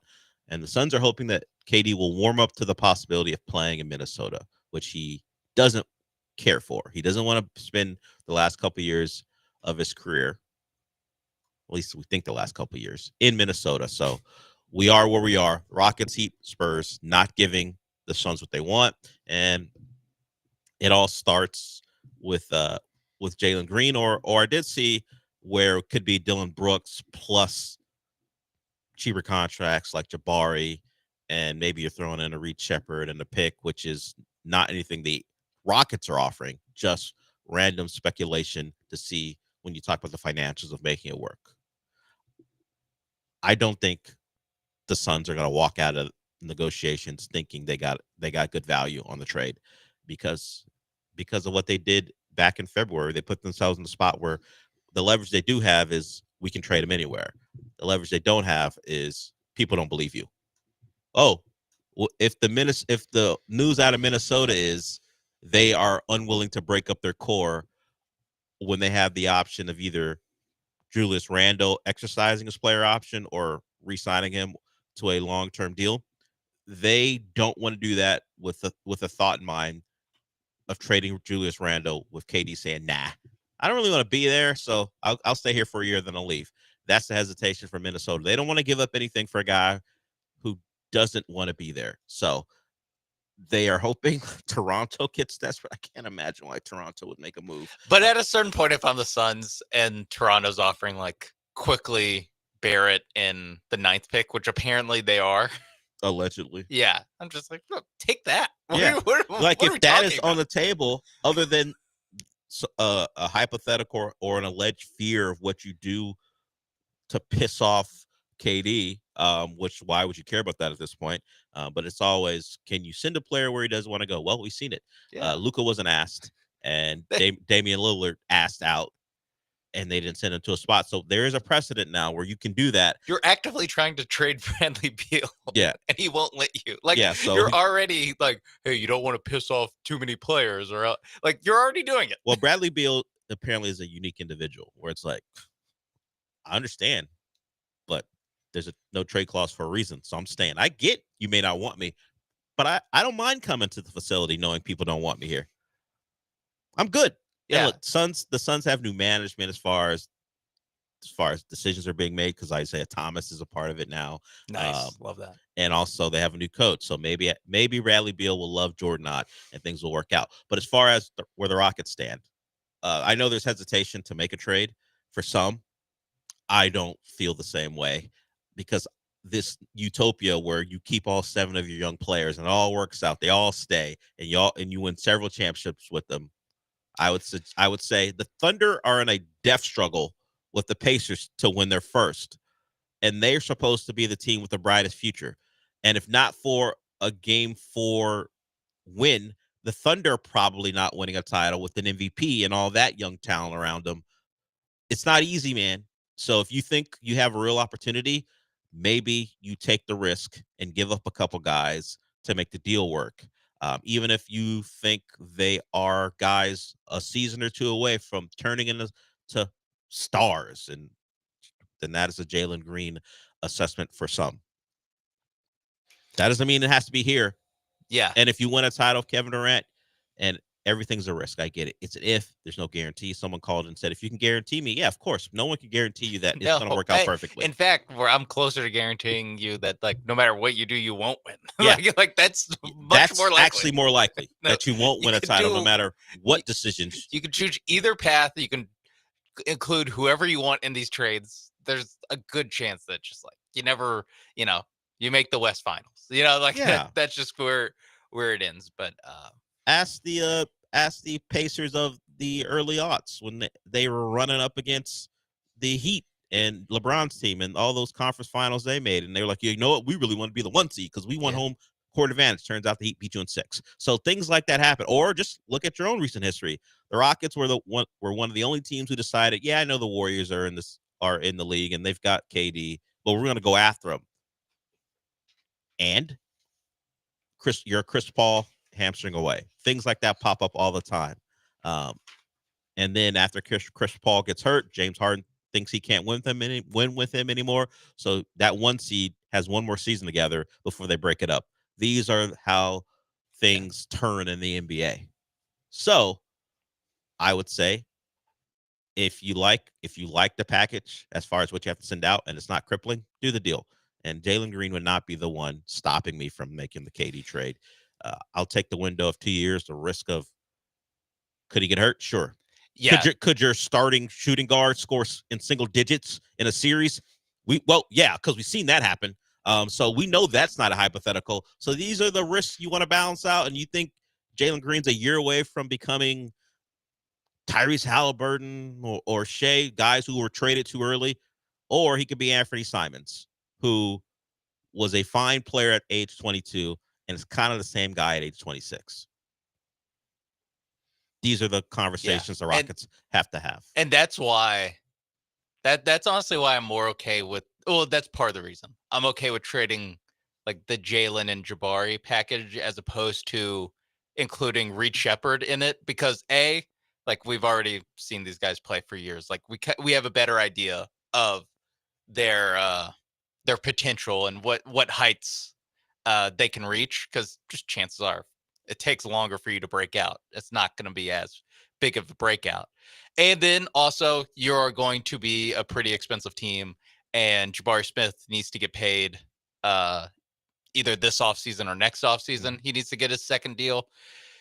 Jalen Green is starting his second deal this year, whereas Reed Shepherd just finished his first year in the NBA, where I would rather just keep the young guy who, hey, let's just see if he can be the sixth man for this team, as opposed to keeping Jalen or Jabari and be like, we're paying you $30 million a year to see if you can finally realize your potential when you got drafted. Like it's just a harder thing to do. Yeah. And while the thought of trading Jabari and Jalen may feel like too much, we're going to come back with sound to tell you that the Spurs are asking for quite a bit, and they may not think Jabari and Jalen is enough. So we'll play that. We'll get into the Astros, walk off for the A's. The A's, I won't even say they're fans. Just the people watching the game in Sacramento had some smoke for Altuve. He responded with a home run. But I get it. I get why he got booed, and we'll talk about that when we come back. And then we'll talk about a great play from a man. If you just looked at him, you'd assume that guy's not capable of that at third base. Well, he is. And he's a guy who's an injury replacement for the Astros. And look at that. Another guy having a fill-in for someone who gets hurt. And speaking of people getting hurt, Lance McCullers at it again. We'll talk about that as well. So we're just getting started here. If you want to get in, you can. 713-780-3776. Late in yesterday's show, Apollo called in and asked what shows I was looking forward to. So we'll get to that. Michael Carroll won't be here Thursday or Friday. Normally it's Friday, but if he's not here on Friday because he's out, he would come in and join us on Thursday. Can't do that either. He's out both days, so he'll join us tomorrow. So he'll have a list of things you should get ready to watch this summer. I'll have my list today as Apollo produced a segment for us at the very end of yesterday's show. Now, that did follow him insulting a guy who was very complimentary of me. So that's just the vibes of the show. You guys get it. But if you want to get in, as I said, 713-780-3776. We'll come back with what the Spurs are asking for, or at least what the Suns are asking of the Spurs when it comes to compensation for a potential Kevin Durant trade. maybe it makes you feel better about a potential KD Rockets trade, or maybe it makes you feel like the Suns are out of their minds. Either way, you'll hear that when we come back.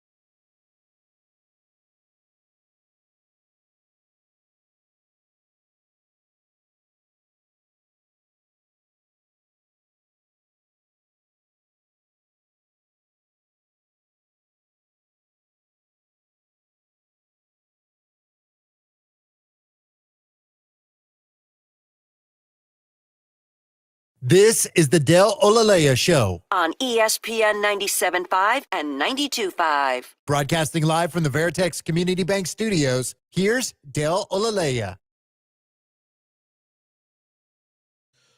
So, multiple teams involved in a KD trade. We know kind of what the Suns may want from the Rockets, considering they've already reached out to see if they could move Jalen Green after they acquired him. What are they asking for from the Spurs? Now, people have proposed what the Spurs could give up, assuming that the Suns wouldn't be so bold as to ask for certain other things. Well, according to Zach Lowe, he has a podcast. He was doing this one with Kurt Goldsberry. Like Zach Lowe, one of the now formerly of ESPN, one of those guys who kind of has a great approval rating. I mean, you can find the stray person who doesn't like him, but from what I can tell, I haven't heard many people go, "Oh, Zach Lowe, that a-hole," for his sports take. He feels like someone immune to that. Well, here's a reporting on what the Spurs may have had to deal with when it came to negotiating with the Suns. I know our friends in San Antonio think the price is too high. And in the original discussions, including the number 2 pick and or Stephen Castle, are not going very well on the Spurs end of the telephone. I can tell you that. So there it is, asking for the Rookie of the Year and maybe the number 2 overall pick, which could be a Dylan Harper type. That's or. It could be both. It could be one of the two, but either way, the Suns at this point, and this is what negotiating is, you're trying to get the best offer. That's why you'll have a Suns insider out yesterday discussing why a certain team's trade package is weak or their players are soft or whatever, whether he is doing the organization's bidding or just relaying what they're saying. Who can say? But either way, if you think Jalen Green and Jabari Smith are too much, the Spurs certainly think giving up their second-year guy coming off Rookie of the Year and maybe the second overall pick is too much. I would agree with them. So would I. So at this point, it's wait and see. And whether you have a news alert on or not, as Sean said, that trade will find you in some way. I mean, we get updates about every single aspect from every single team. Like when he actually gets traded, it'll just be more than likely a Shams tweet. Sure. And boom. And then we'll get the autopsy about why the teams who were involved didn't get the deal done. And then do you think that our initial reaction is going to be, that's it? Because I'm starting to think that it's going to be, that's it. Territory. It's set up. We're setting up for the Suns being ridiculed for their lack of recouping assets. We're setting up for that. They'll get compared to what they traded him for and then what they got for him. Like all you got was Harrison Barnes, the 14th pick. You couldn't even get Sohan out of it. It'll be that type of thing.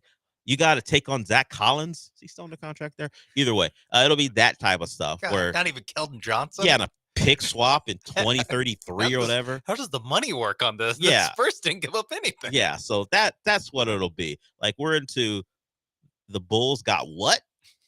Or the Kings got what for De'Aaron Fox? We're in that territory. It feels like. I mean, for the Suns. Yeah, because it seems like it seems like the Spurs are not. It seems like the three teams that are the preferred destinations are just like we're the preferred destinations, and we would like them. Yeah, but we're not desperate for them. Yeah, we're also. I mean, two of the Rockets and the Spurs, they're both like, well, our best player is 23 years old. Yeah, so. Now you would think the team we're not exactly dying to make this move. You think the team in South Florida go, well, our decision maker is 4 times older than the Spurs' best player, so maybe he would be more desperate to make the move. But he doesn't have the scratch. Yeah, and even actually, he probably does have the scratch for this trade. He just doesn't want to give it up.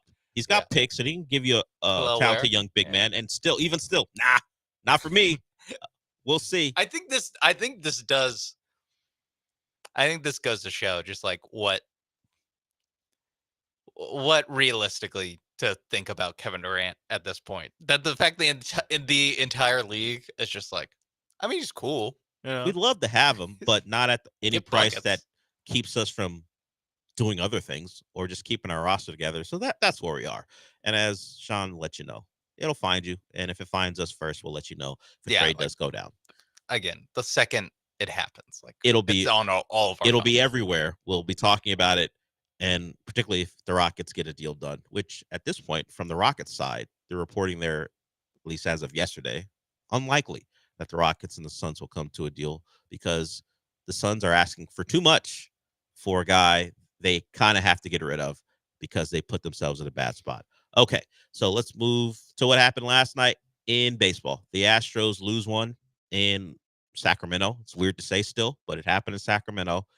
And while Altuve hits a home run, he got booed. And we'll get into the great play at third by someone you may not have known was an actual Astro until recently. But Altuve getting booed by people enjoying a baseball game in Sacramento, and I put it that way for a reason, because I think half of those people at least aren't A's fans. They just think, hey, a Major League Baseball game's going on. Let me check it out. And that's part of the reason I think he got booed. It's their first time they had an opportunity to boo him. I'm sure there are people in Sacramento who made their way to Oakland for a game or two, and maybe it was an Astros game. But for the most part, how many of those people have seen the Astros in person since the cheating scandal? This was their chance. Yes, way late. Everyone's over it. But for them, and considering Altuve still gets booed, I am not surprised he caught it in a new city. It's our first time to yell at that cheater. And, of course, they haven't learned the lesson of when you boo him, what happens to you. But they're not A's fans anyway. What do they care? They don't care if he hits a home run against the A's. They're not fans of that team. They're a way station for the A's. A stop on that eventual trek to Vegas whenever the hell it happens. So I am not surprised they had smoke for him last night. And if some team decides to move to Austin and they have to sit in San Antonio for a year or two, those people will boo him too. Although that's more likely. That's actually not as it would be less surprising then because, well, it's Texas, the Astros in Texas. Probably a bad example. But either way, if you're a new baseball city and you haven't booed Altuve yet, you'll do it. Yeah. He's been in every ballpark since the scandal, right? That's just how it goes. Yeah. So everyone's had their opportunity. The Sacramento fans are just next up. I don't think don't remember it happening in Tampa, but that's not that far away from St. Petersburg anyway. So if you're a Rays fan, you already had your opportunity to boo him. Let Altuve play a game in New Mexico. He'll get booed there too. Oh, when they played in Mexico City, did he get booed? I don't remember that. I don't know if that happened. I can't speak to what the international audience thinks of Altuve. They played in the would they play the Rockies there? Was that? Yeah, they played the Rockies there. No, when the start of the season. Oh, when they play in Japan. I forgot what it was called. But yeah, the Japan series or whatever they call it when you play 2 regular season games a week before anyone else does. Like the Dodgers have done that. Yeah. Yeah. It just gets booed in Japan. I don't know. Like I said, I don't know how the international baseball audience thinks of what they think of Altuve, but the American fan, new city, he's getting booed. Just I think that'll be it. Now there are very few new cities. If he's still around when the Vegas A's exist, he'll get booed there too. Everyone needs to get it out. Let it out. It doesn't get booed today. I kind of probably less so.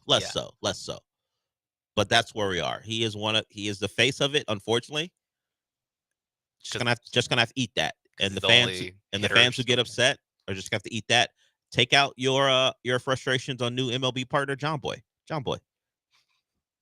If you missed that story, John Boy and MLB are partnering. He will now have access to Major League Baseball IP, which means if he wants to grab an Astros clip, he's got access to that, stuff like that. So that story maybe broke last week. The guy who put the bullseye on Altuve most prominently is the guy now partnering with Major League Baseball. So that's good stuff. And try to embarrass and flat out disparage one of your greatest stars. Yeah, let's team up with them. Okay. Nice job. I guess digitally he's a big deal. I don't follow him or anything. I don't go to any of his social media channels, but I assume John Boy Media is still popping.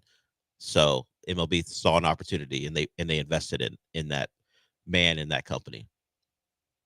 Traitorous ass Major League Baseball.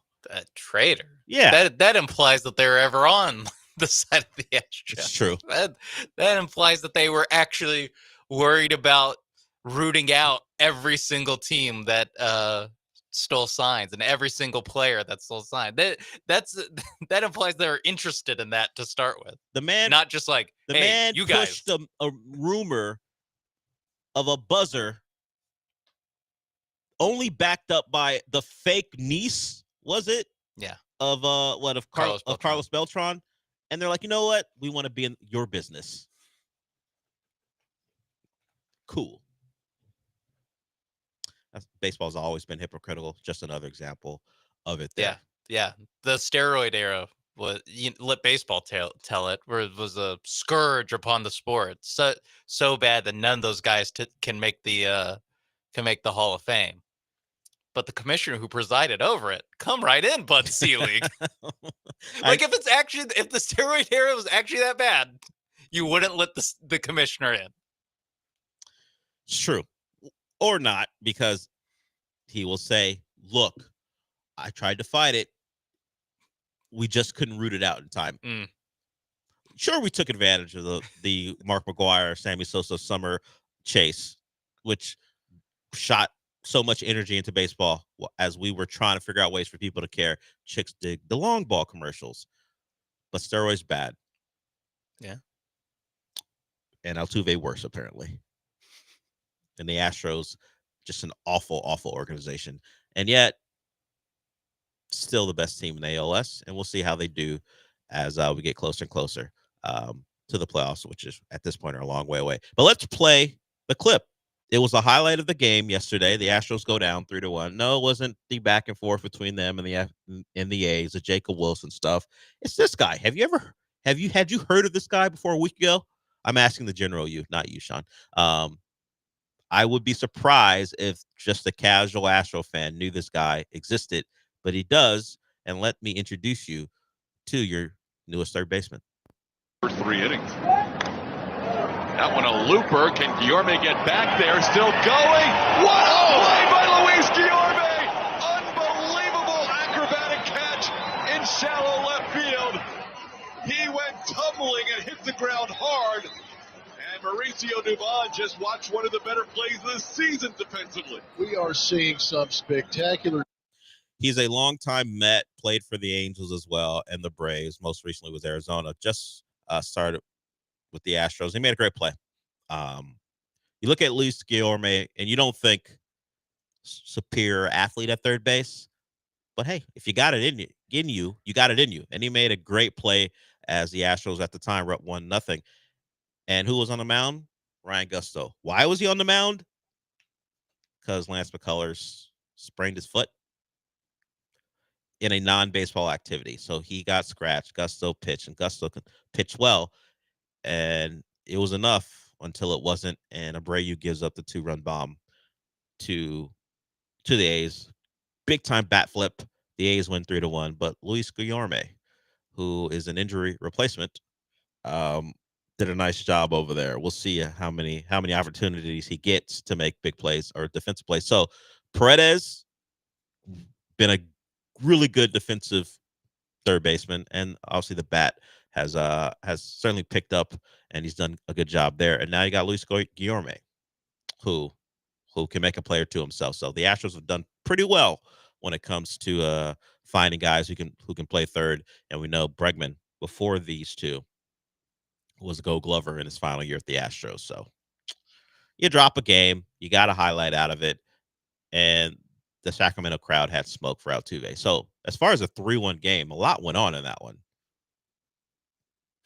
But of course, let's not lose the A's today. Yeah, I was surprised by the level of pyrotechnics that Sacramento has, and the level of like, oh wow, when they walk off a game, like they flicker the lights, and it gets dark when they flicker the lights. I guess because it's a minor league ballpark, so there's less lights. Mm-hmm. But I was like, whoa, they really went all out with the I guess walk-off celebration in the stadium. The game ops people were like, we're not minor league anymore. Got to show out. Now, will Sacramento ever have an opportunity like this again? Unlikely. So when you do have it, like they got like the beam. You can't let Sacramento, the Kings, have it all. You got to put on your own type of light show. Yeah, they should have a beam. A green beam shooting into the air when the A's win a game. It's just a Sacramento thing. Yeah, that's just what they do. It's just what they do. I'm sure Sacramento State has a beam as well when they win football games. Who famously coached there? Like I think, or was it Portland State? They had a coach who had a big name who went and coached. I forgot. Maybe it was Portland State. But either way, if you go to Sacramento, expect a light show if their teams do well. Sacramento State's GM is Shaquille O'Neal.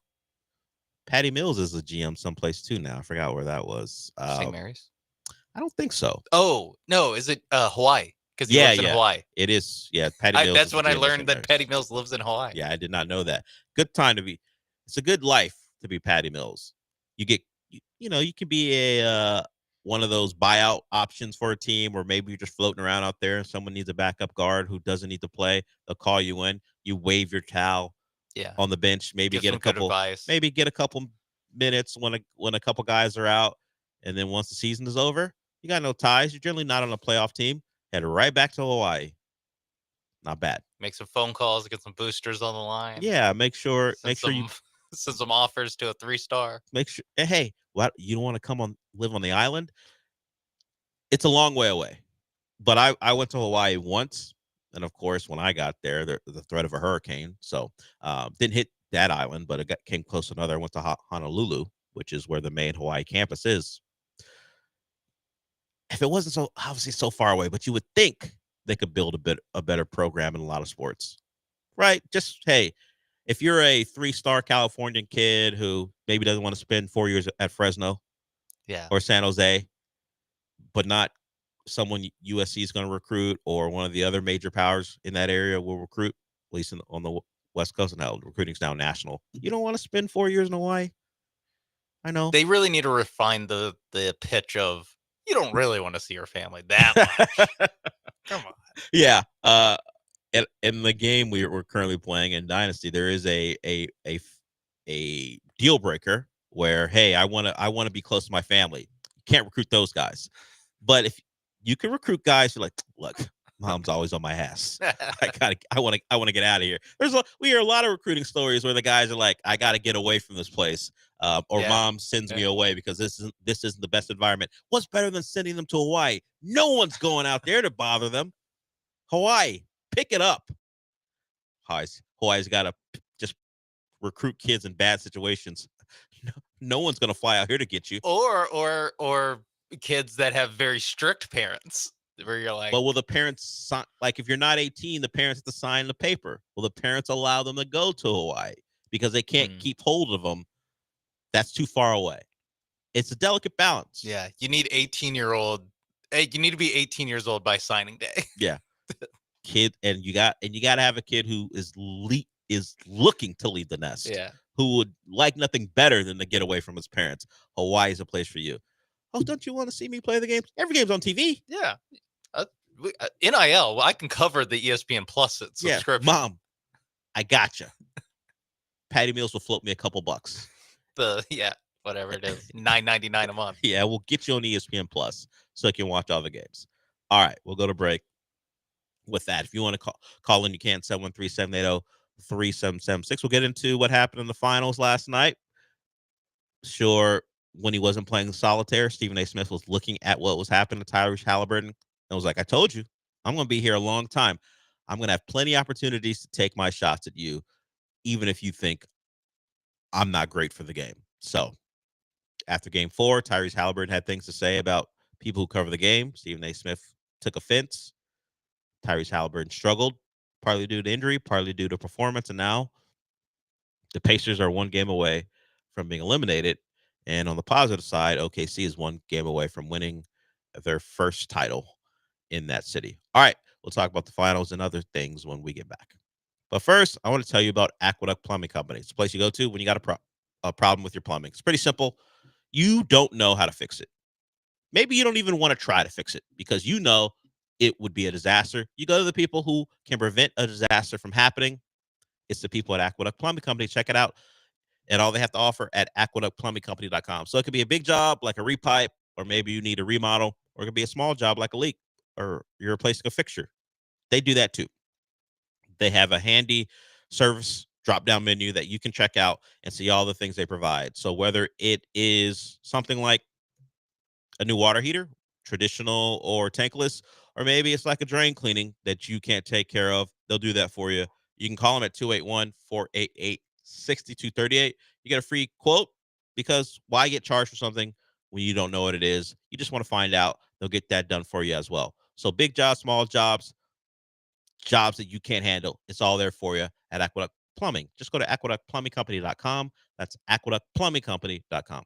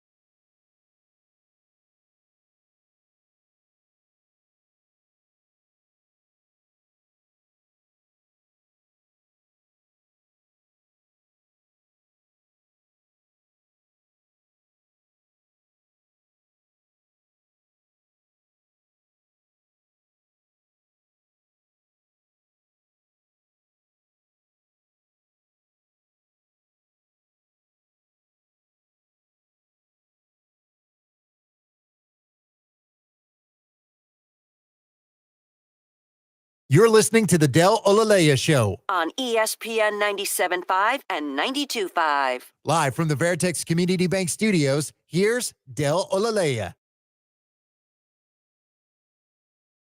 We were talking in a joking way about recruiting. Well, apparently Memphis has a problem. It was a discussion earlier with the Morris twins and Stephen A. Smith. NBA players don't feel safe in Memphis. That's why they may have issues attracting players who obviously they just don't draft. Now, Desmond Bane is out. He's going to live in a very different place. He's going to live in Orlando. They introduced him yesterday, at least the whole social media videos where they see him and he gets to put on his jersey. He was very happy to be in Memphis. Orlando. To be out of Memphis. Yeah. NBA players, they feel safe in Orlando, right? I mean, I just want to know. I just want to know while the Morris twins have. Well, this was Stephen A. Smith's take. Okay. It wasn't what they said. So I don't know which Morris twin it was, but he said the guy who isn't an NBA player was telling you. He said they've told him that. Okay. The guy, I don't know which Morris twin it was. The twins is difficult. One of them should wear a headband. Well, one of them has different hair, but you mean a headband that says I'm Markeith and I'm Marcus? Yes. Whichever one it was said he would embrace living in Memphis, but apparently it's scary to be in Memphis. And Desmond Bane got out of there, thankfully, safe and sound. And he can live in Orlando, just avoid the Disney adults, and he should be good. All right. But yeah, that among other things, when he's not covering the finals, he'll tell you from his sources, being NBA players, that it's not safe there.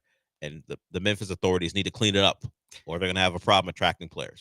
Is it like the city type thing, or is it like specifically like with the Grizzlies? I think because what I'm asking is, should they have to move the team?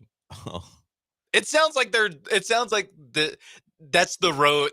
This is how you start down the road of like, we need to move a team. I don't think I've ever heard of a team trying to float it out there that they need to move because the city's not safe enough. The Washington Wizards exist. Well, I was thinking more the NBA. Detroit Pistons exist. The NBA is like, well, get them out of Memphis. Get them out of Memphis. Come on. The Memphis experiment has run its course. Yeah. Let's get out of there. Send them back to Vancouver. Well, I'm sure that will work out. Yeah, we're bringing back the Sonics. Bring them. No, they would send them to Seattle. Well, I think they're expanding. Are they just going to give them a new team? Okay. So we will be at 33 teams? No, 31 teams? 32 with Vegas. Oh, yeah. When's that coming? Adam Silver said last week that they expect to have like serious conversations over the summer about it. Like they're basically like their focus is shifting to that after the summer or during the summer. So Vegas will become a major sport town. Hockey, the Golden Knights in hockey, the A's whenever they get there, the Raiders, and whenever the NBA decides to move there as well. Okay. As far as a team who did move themselves, the OKC Thunder beat the Pacers last night. Halliburton struggled. I'm sure that was part of the conversation this morning. He didn't feel safe in OKC. Well, that's why James Harden asked out. He won it. Not Lou because Dort's here. Not because he. Well, yes, that's on the court. I don't think that's what's going on in Memphis. Oh, Salty Aldama's here. I don't feel safe. Don't think that's what's going on. Scottie Pippen Jr. According to, well, he's a bit annoying. Scottie Pippen Jr. is a bit annoying to play against. I will give him that. Had a pretty good season with the Grizz, but Pacers do what they do. After Siakam knocks down that shot, I'm like, oh no, this is happening again? Yeah. Is this happening again? And then it didn't, because OKC went on a run, knocked down a three immediately, and then the Pacers turned the ball over a couple times, which was an issue all throughout the game. So they dropped that one. 3-2. The question now, after Jalen Williams in his 40-point game, can the Pacers respond, and will they be able to do it without Tyrese Halliburton if he's not ready to go? He says as long as he can walk, he can play. He'll have a couple days to see if he can go with the calf. I saw a lot of people saying they were safer with him because of another calf injury that happened to a guy we discussed earlier in the show. When Kevin Durant had the calf, they put a lot of strain on him, and then he tore his Achilles. I don't know if that was crossing Rick Carlisle's mind. I think that may just be someone projecting, but it's the NBA Finals. It's an elimination game. How bad does it have to be to keep you off the floor? And will it be more a discussion about whether he's hurting his team as opposed to helping it beyond, as opposed to injury risk. Yeah, that to me is the big thing. Is he's out there not doing nothing because he's trying. He's just not capable. Yeah, he's just not capable of doing anything. So that's where in the fourth quarter, the thought crossed my mind. Should they just put in TJ McConnell for Tyrese Haliburton? Who was having a great game. Yeah, they kind of led the comeback in the third quarter. Yeah. It just crossed my mind. I know that's something that NBA teams don't do. Even Rick Carlisle won't do that. But it did cross my mind. Yeah, they normally, if your guy tells you he can go, they won't bench you because you are a little banged up. Sometimes they'll bench you because you stunk on the night. That happens.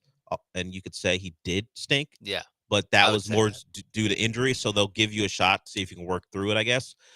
But should TJ McConnell have gotten 35 minutes last night as opposed to the 22 he played? There is a discussion to be had. Of course, the opposite of that, or the pushback on that, is TJ McConnell is good in 22 minutes. You give him 35, and then you start to see the warts. Yeah, maybe consistently, but a night like last night, maybe you up those minutes to 30. You give him more time because of what he was doing. I was gonna say I was okay with them going to Haliburton in the fourth quarter. It's just when it obviously isn't working and you're having to run things through Nimhart, who keeps throwing the ball to Shai Gilgeous-Alexander. Then at that point, I'm like, all right, come on, we can't be doing this. Yeah, the whole reason that he's playing, that Haliburton's playing. What's the reason that you're okay risking injury with further injury with Haliburton? Because it's the NBA Finals. It's the NBA Finals. I can't be doing this with a guy that I'm like, I think he's too hurt to be effective. And I have TJ McConnell right there, who was insane in this game. It's like if in game, what was it, 3? They're just like, all right, Ben McMathern, enough. We've had enough of your buckets. We got to get Nesmith back out there. Yeah. Who's and in this scenario, Nesmith, who has a calf injury. Yeah, it's just that Haliburton is it's not Nesmith. He is your dude. And I thought if anyone would do it, though, it would be Rick Carlisle. Yeah. But even Rick Carlisle, even he didn't have it. It's like our best player. No, kind of how it's always been. I would say Siakam won Finals, East Finals MVP. Just saying.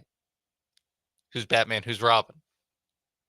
You're the only one asking that question. No. I'm sure one of the Morris twins are saying that right now on First Take. No, that show's over for the day, right? It would have to be a replay, right?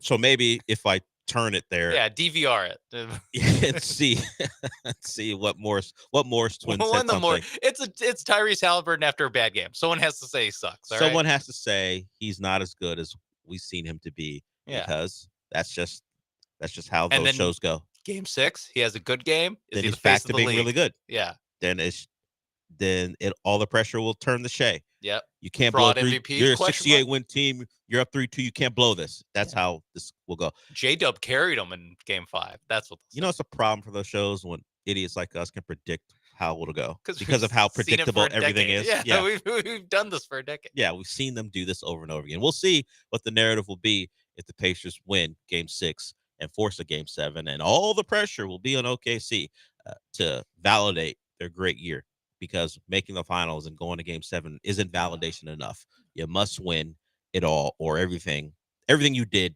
should be wiped out. Okay, we'll go to break with that. You want to get in on hour 2, you can. 713-780-3776 is the number. We'll do, at least I'll do, see if Sean has any shows in mind. We'll do shows I'm most excited about coming up here, prompted by Apollo, who called in yesterday. And as I said, Michael Carroll will join us to give his complete list tomorrow, because he's got a couple of days off coming up later in the week. So hour 2 when we come back.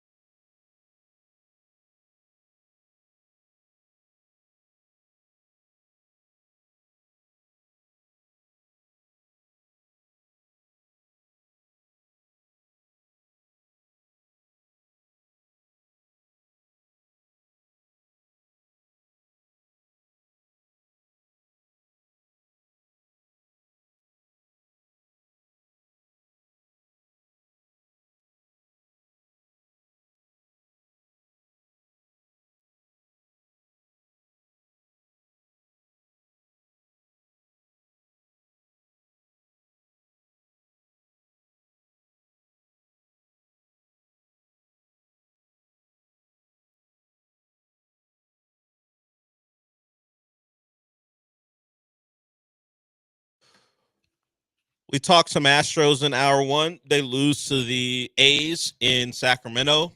Ryan Gusto's on the mound, and he was on the mound because Lance McCullers sprained his foot. He was working out, sprained his foot.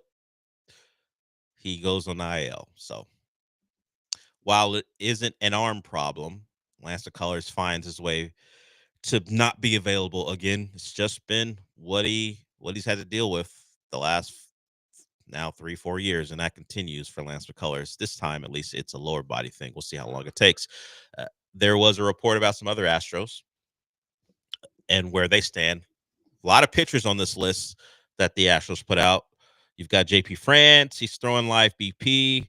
Spencer Arrighetti is going through what they call flat ground throwing progression. He'll report to the Astros facility later this week in Florida. Luis Garcia threw 25 pitches. Christian Javier threw 40 pitches after he threw a 20-pitch bullpen earlier. Jordan Alvarez and Zach DeCenzo, they're in Houston continuing rehab, and then you got Pedro Leon, Chas McCormick. So the Astros gave us a handy-dandy update. A lot of guys who were expected to be part of either the rotation or the everyday lineup unavailable, and yet this team's performed pretty well. And that doesn't even include the struggles of Christian Walker, who has, thankfully for him, avoided injury. Just hasn't played to the level, at least that he was expected to play. But either way, A's lost aside. They're going pretty good. And if you just look at the list I read off, do I expect all 4 of those pitchers to pitch this year? No. But Jordan and DeCenzo, and let's say you get 2 of those guys back as part of the rotation, and that bumps a guy like if you can find a way to get Brandon Walter out of the rotation or Colton Gordon, if those guys have to give up their spots, at least it'll be to guys like Javier, and if it's Javier, and Arrighetti seems like the guy most likely because of it simply being a broken bone as opposed to guys with Tommy John type stuff. So there we are. Guys with major injuries working their way back. The Astros put that out there. And I'm watching TV right now. Because of some issues yesterday, we've got LSU and UCLA finishing up their game in a College World Series. Those 2 teams are 1-0, so that's on television. Omaha needs to build a dome to prevent this. Retractable roof? Or you just want a full-on dome? Retractable roof or full-on dome? Whichever the taxpayers of Oklahoma or of Omaha are more comfortable paying. Well, you got to think, Sean, how much money does the College World Series bring in every year? So should they pay out for a retractable roof? Yeah. Maybe just to save money, dome, artificial turf. Ugh. Terrible. AstroTurf. Ugh. Not even the updated stuff. Yeah, lay some cement down. No. Let Omaha look. They've already moved to a better stadium. It's not Rosenblatt anymore. But oh, is it not? No, I didn't know that they moved. Yeah, they play in the minor league park of whoever resides there. It used to be a long time ago. Now I think it's been probably maybe 10 years, maybe a little less since they've moved from Rosenblatt Stadium. But yeah, catch up, Sean. My College World Series watching literally depends on if Texas is there. Yes, and that's normally when I check in on Texas baseball. When they're in also the final World 8. Series. Yeah. Before that, what Rosenblatt doesn't even exist anymore. They demolished that thing in 2012. What? It's a Chipotle now? Better served. It was 2010 when they got out of Rosenblatt and moved to this new facility there. 61 years they spent. Shout out to Warren Morris for ruining a Saturday afternoon for me. I was in Los Angeles at the time, or Long Beach at the time, coming back from a soccer game, playing in one, not watching one as a kid. And I get home, I'm like, oh, look, I'm a kid. I don't care that much about Miami college baseball at the time. Oh, look, Miami's in the College World Series final, and they're 1 out away. And then Warren Morris does what he did. Now he's got a trophy, unless they took that down too. I don't know if they demolished I got to look that up. Did they get rid of the Warren Morris trophy, or did they put it in front of the new place after what he did? I think in '96 or something. And can you name a guy with a connection to the Astros who was face down crying once that home run was hit. Gosh, a Miami Miami player. guy. So if you know anything about Miami baseball, a lot of Cuban guys on the team, a lot of guys of Latin descent on the team. Jose Abreu? No, guy with face down crying in 1996 in college. No, it was not Jose Abreu. It was Alex Cora. Oh, okay. Alex Cora was a shortstop, I believe, for that Miami Hurricane team, who was 1 out away from winning the national title. I believe it was 1 out away. And his lasting image from that World Series is, and rightfully so, overcome with emotion and crying as that home run sailed over the right field fence. And he promised never again will I come this close and not win. Well, I'll do whatever at least I'll never leave anything on the field. Yeah. Because most of it will be behind the scenes because I'm cheating. You think that shaped the Alex Cora that we know today? Me, that's his origin story. That's him leaving the opera with his parents down the dark alley. That's where he becomes the Batman. Warren Morris is his unnamed assailant who shoots his parents, hitting that home run. Okay. Yeah. That's the trivia there. Alex Cora crying once that home run sailed over the fence. All right. A couple things to get to before we go to break. We'll get to shows to look for, at least my shows I'm most excited about in the next segment. But we talked some Rockets, and a potential Kevin Durant trade. Well, what happens if they don't trade the pick from the 2025 draft, either because they don't acquire Kevin Durant or it's not needed in that trade? Maybe they trade a future pick. We know the Suns want their picks back. The Rockets, rightfully so, aren't looking to give the Suns, who feel like they're a team that's about to crater, any of their picks back because of how valuable they can be. So ESPN, of course, has a mock draft, and we know Cooper Flagg 1, Dylan Harper 2, another pick the Suns want their hands on that no one is willing to give them. But if you go down to the Rockets and you start to get deeper into the draft and even deeper into the top 10, then it's a bunch of guys either you barely know exist, or if you do, you might have watched them play, particularly in this town. If the Cougs were involved, it's not a Coug, it is a Wildcat.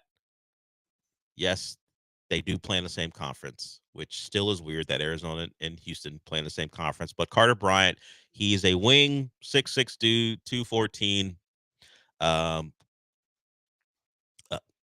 athletic wing.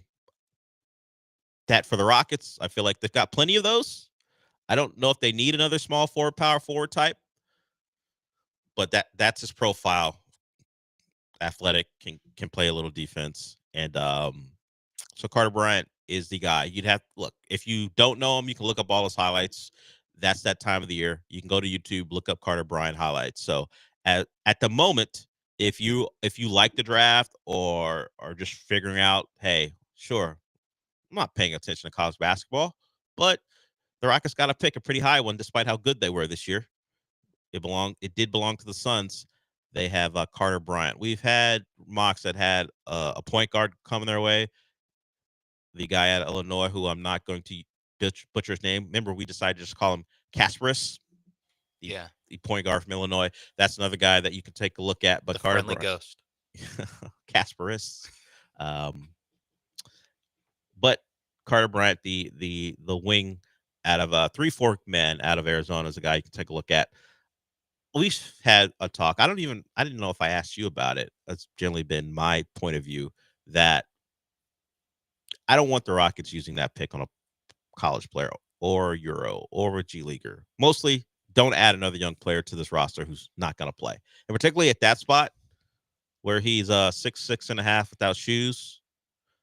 That's a wing who is not going to play above Jabari or Tari. Certainly not Amin.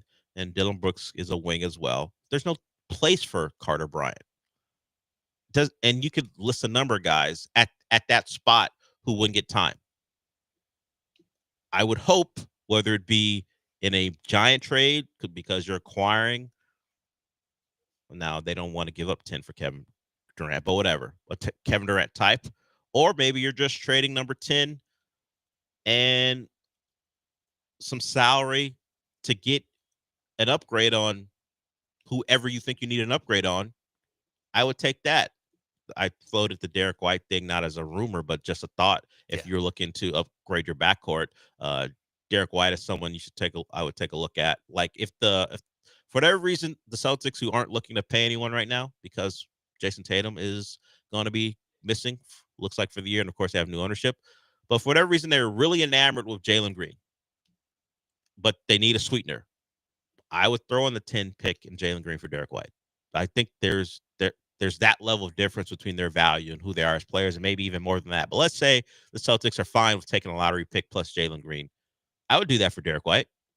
That's the type of player I'm talking about, where you get an upgrade, you get a proven playoff performer, and you don't have to use that pick on a young player who may not play, who will likely spend most of their rookie year in the G League unless they're super surprising compared to where their draft status is. So these are some of the things the Rockets will balance out as we get closer and closer. Only like, what is it, like 8 days away from the draft now? It's the 25th. 25th. So we're it's a Wednesday. Right. So Wednesday and Thursday, excuse me. Yeah. Don't forget round 2. 2 rounds of the draft. That is being done because they feel like teams don't have enough time to maneuver and make trades because they're too busy worrying about their next selections. It's a situation where if it's on the same night, you kind of have to start the first round in prime time, and then you need to shorten the second half so you're not up all night. But that also, like you said, makes it harder for the teams to actually like know who's picking and when, because there's so many trades going on. I mean, I get why ESPN has to sell it as like, hey, watch night 2. No one's watching night 2 of the draft. I don't need it. I'm not watching night 2 of the draft. I'm more likely to watch. Probably not watching a full night 1 of the draft. I will. Maybe I'll tune in for a Rockets pick. I think normally the draft for me goes, I tune in until either the Rockets pick, or maybe like I start running out of guys I know. You know, when I start running out of like, okay, it's 3 straight dudes I've only heard their names, I'm out. Mm-hmm. Or I leave it on and I just do something else where it's just running and I can, check back in, but I'm on my phone. I'm on my computer or something. I do like when they bring a guy on who's very high on a player and the player keeps dropping.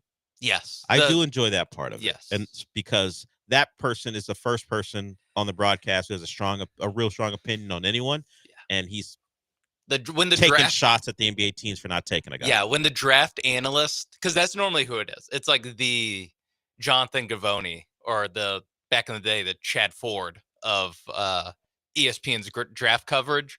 When they get around pick like 11 or 12, they just start saying for every pick, I'd really love Carter Bryant here. Yeah. Like to me, it's crazy that Carter Bryant's still available at this point. I mean, I think the closest thing, or the most recent thing, is the Cam Whitmore stuff, because Cam Whitmore was like floated in.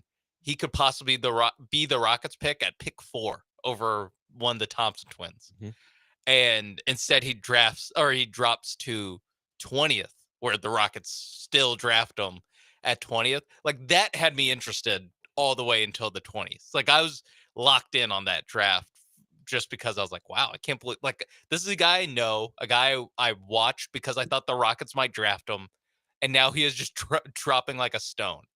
Turns out the NBA kind of right. Maybe I've been right about Cam Whitmore. Only a couple years in. Yeah, there's a little bit of like, if he just played on a bad like team. like on the, I don't know, Trailblazers or whatever, like he'd get a lot of run. Sure.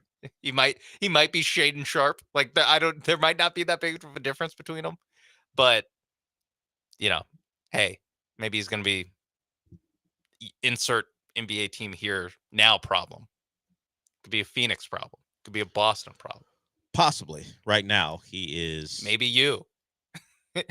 He could feel unsafe in Memphis.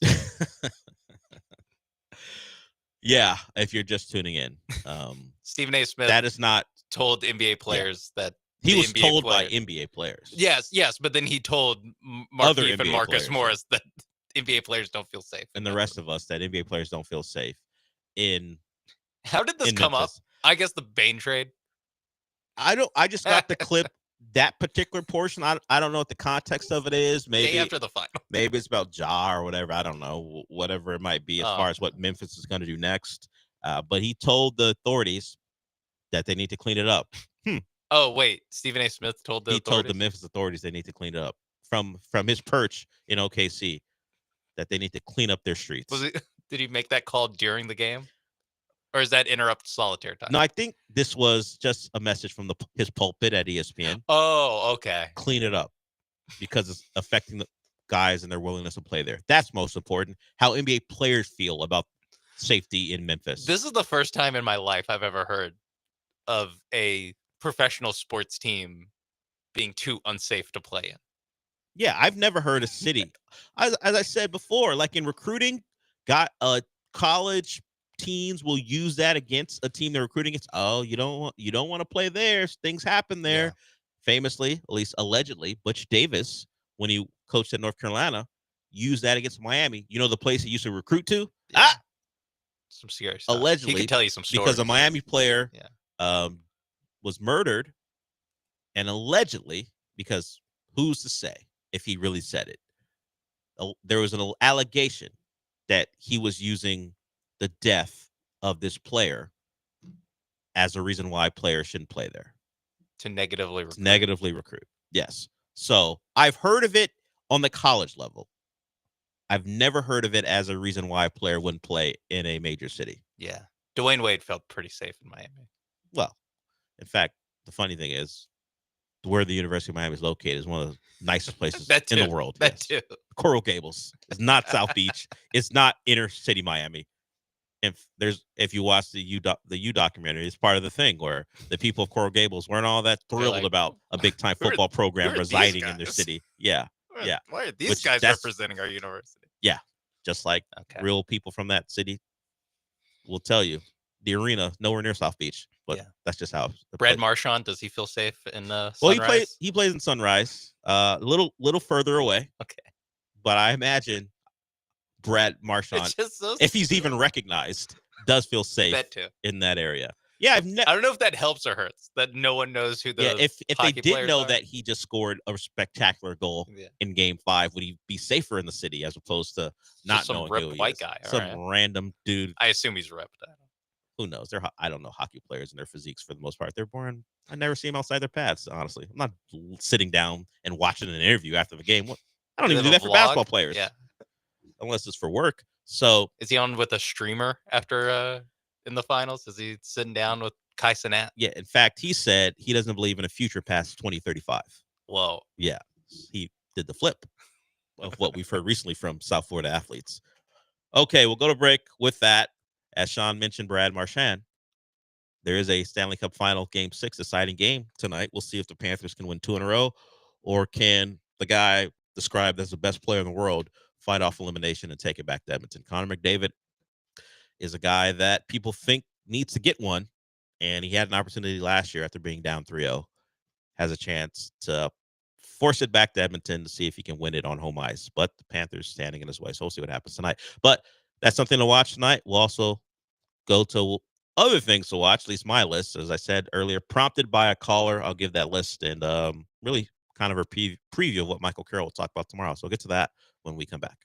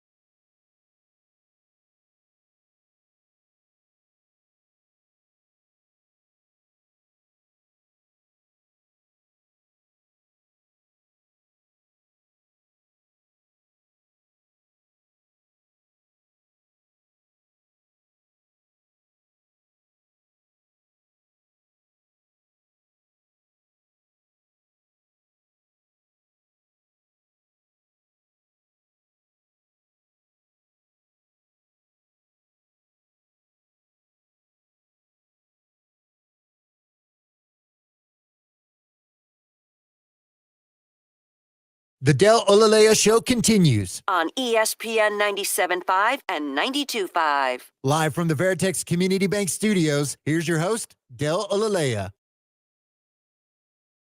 So, got asked this question late in the show yesterday, and I put together a list. Sean, I sprung it on you when you got here, so I didn't give you a lot of time. Do you have any shows you're looking forward to? And then we'll get that answer, and then we'll get to the list. No, you can do your list. You don't have any shows? No. Too much MLB The Show to play, I think. All right. So credit to Apollo for being our Ironheart. There you go. Stop it. You've made that joke several times off here. Ironheart. If you don't know what Ironheart is, you're not alone. That show's been pushed back as far as its release for Disney Plus several times now, but it is the show about Riri Williams, who we first saw in Wakanda Forever. And finally, that show's coming out this summer, and it's about her and her journey into building a suit just like Iron Man did. Hence the name, Ironheart. Will it do well? Trajectory, suggests no because of all the times the release date's been pushed back, but we'll see. I think Ryan Coogler's behind it, right?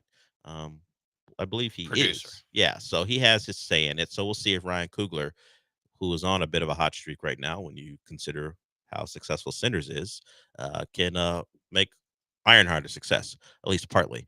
But that's not on my list either. That's Sean's one show he brought to the the one table. I can name that's coming out. That's I my had real to look problem. it up. Yeah, I've seen trailers of things I'm interested in. I just didn't know the release dates, so I had to look them up. Yeah. Number one on my list fits into the profile of what I like. Alien Earth. It is a show about the Alien franchise. This time, the aliens come to Earth. It stars Coach Eric Taylor's real life daughter. If you like Friday Night Lights, the TV show, well, he's got a daughter, and she's the lead in the show. I don't believe she's an android, though. Actually, you know what? She is half. I think it's a hybrid. They've got hybrids, half humans, half androids. Because Cyborg. So because of course, why wouldn't you have those in a world about aliens? So I'm looking forward to that. I believe it's a Hulu show. It's coming out August 12th. You give me aliens on Earth, you give me aliens running a rampage in what's supposed to be idyllic situations, I'll take it. It's going to be horror, a lot of horror in it as well. So that fits what I'm looking forward to. So that's August 12th. As I said, I believe it's Hulu. A show I forgot completely about, and I'm only interested in this because sometimes you just need a dumb show that gets you through a Friday afternoon. Sean, do you remember the terminal list? Do you even know what that is? The name sounds familiar. Is that like a Amazon thing? It is an Amazon show starring a Marvel star. Can you put Chris it together? Evans? The other Chris. Bad? Oh. I'm going to guess, since you described it as dumb, I'm going to go with Pratt. Yeah. Yes, Chris Pratt. He plays a veteran who uncovers a conspiracy. At least that was season 1. I didn't think it was going to get a season 2, but it has just 3 years later. So that's why I forgot about it. It came out in 2022. Terminal List is back in 2025, August 27th on Amazon. As a Chris Pratt, I assume he'll discover something wrong with the government and the military again and fight and murder. Is it murder if it's combat, I guess. Manslaughter. It's hard to call it combat when it's in the streets of San Diego. I think that's where the city or wherever it was. But he's going to kill people, bad people. Chris Pratt's going to kill bad people. Righteous cause. Yes, righteous kill even. We'll call it that.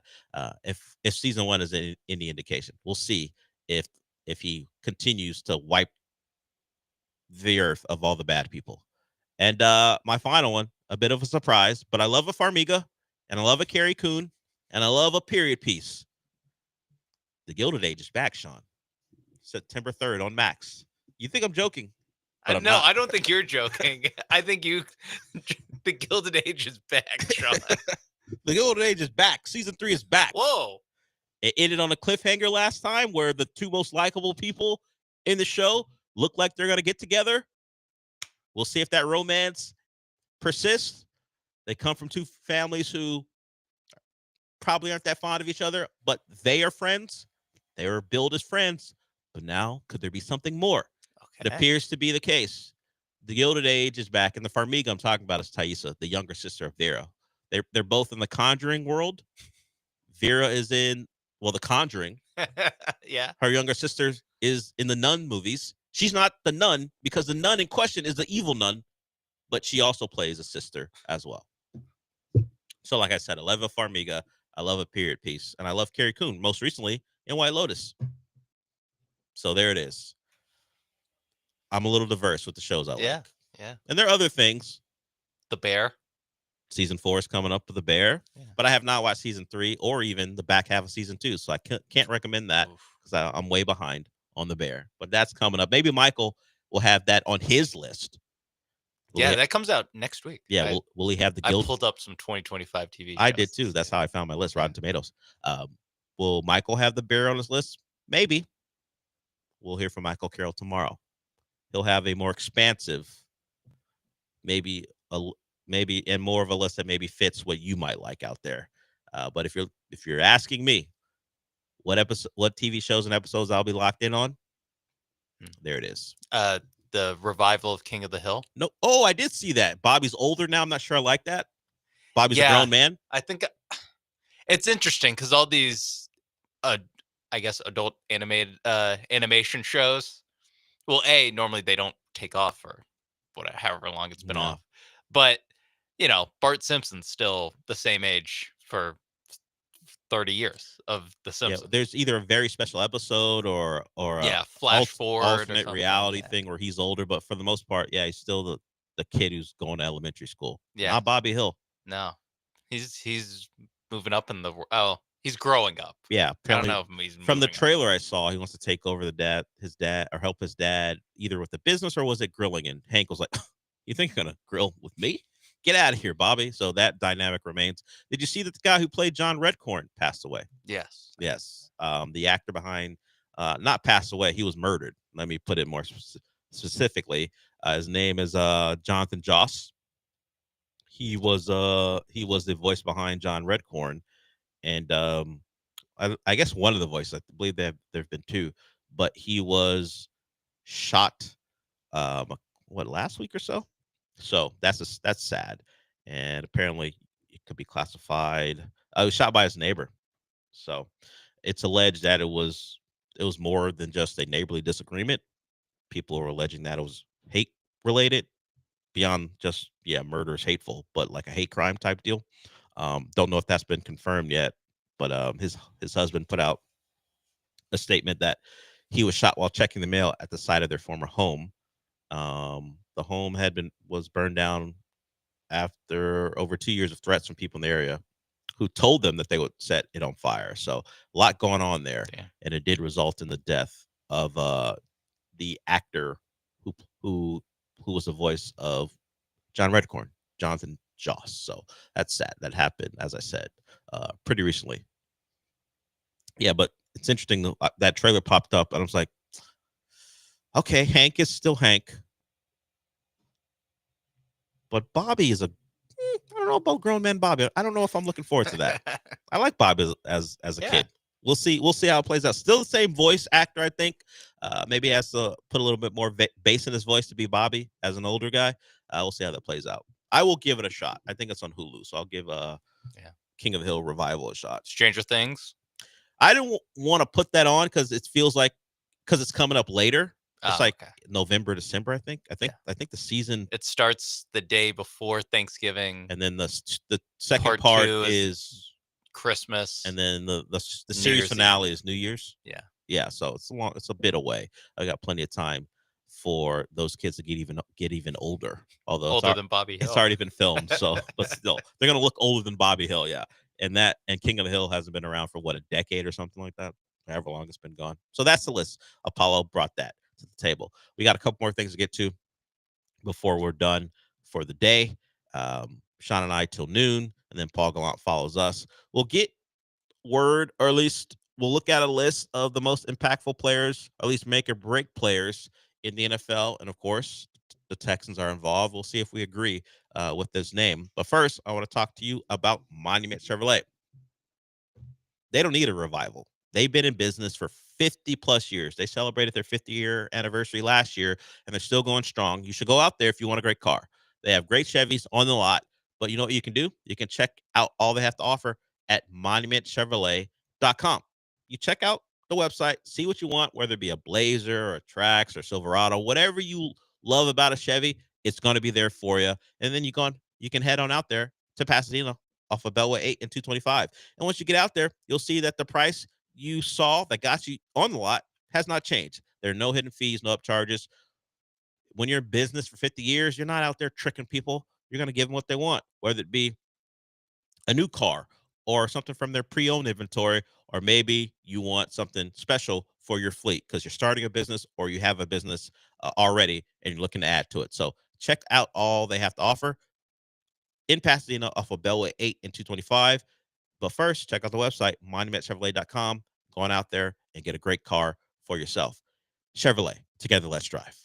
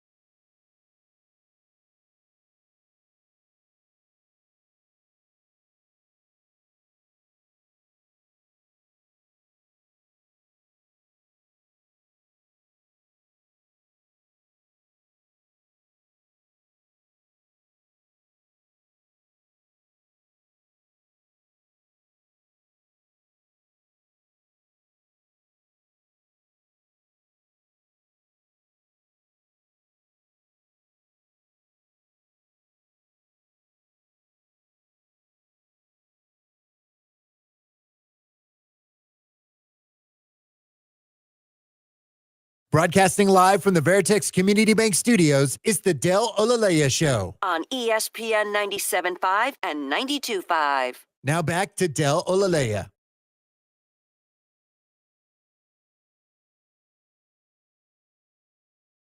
So we'll get to Derek here. Sean, I'm going to put some audio from Shams. He joined Pat McAfee, gave an update because, you know, as you said, we'll always get an update on what Kevin Durant, not what he's up to. He's just tweeting, but what the negotiations are and where we stand. And we'll see where the Rockets are as far as in the mix, not in the mix. We'll see what Shams has to say about that. But first, let's get to Derek. He wants to talk about Netflix. What's up, Derek? Hey, Bill and Sean. Great show. It's not Derek. Your name is Eric. That's what I said, Eric. Oh, the listener, the intern heard you wrong. What's up, Eric? I got a big D in front of it, of course. Anyway, cut it out. Yeah, talk about Netflix shows. One of the good ones is Brent Favre. What a dirtbag he is. He's a bigger dirtbag. Him or Aaron Rodgers. And also the Cowboys cheerleader show comes on tomorrow. Are y'all going to watch it? I'll hang up and listen. I guess you're talking about Untold, the fall of Favre. I've not seen that. I didn't know the Cowboys cheerleader show is coming out. Look, Here's where I stand on that. When I was like 14 and didn't have access to things I have access to now, like the Cowboys cheerleader show might have been exciting, or the Victoria's Secret show when that used to be a big deal when you had Victoria's Secret models walking around. Sometimes, like, was it after the Super Bowl that they set it up that way? I don't remember. That would have been a big deal to me in high school. Now, no, I don't care about cheerleaders and their tryouts or putting on the uniform. I'm a grown-ass man, Derek. The appeal doesn't remain. But hey, if you like it, cool. It's just not for me. As far as the word dirtbag is concerned, I don't know that Aaron Rodgers is considered a dirtbag. I just think people think he's difficult. But if we're going by actual criminal activity, or at least alleged criminal activity, I think Brett Favre wins.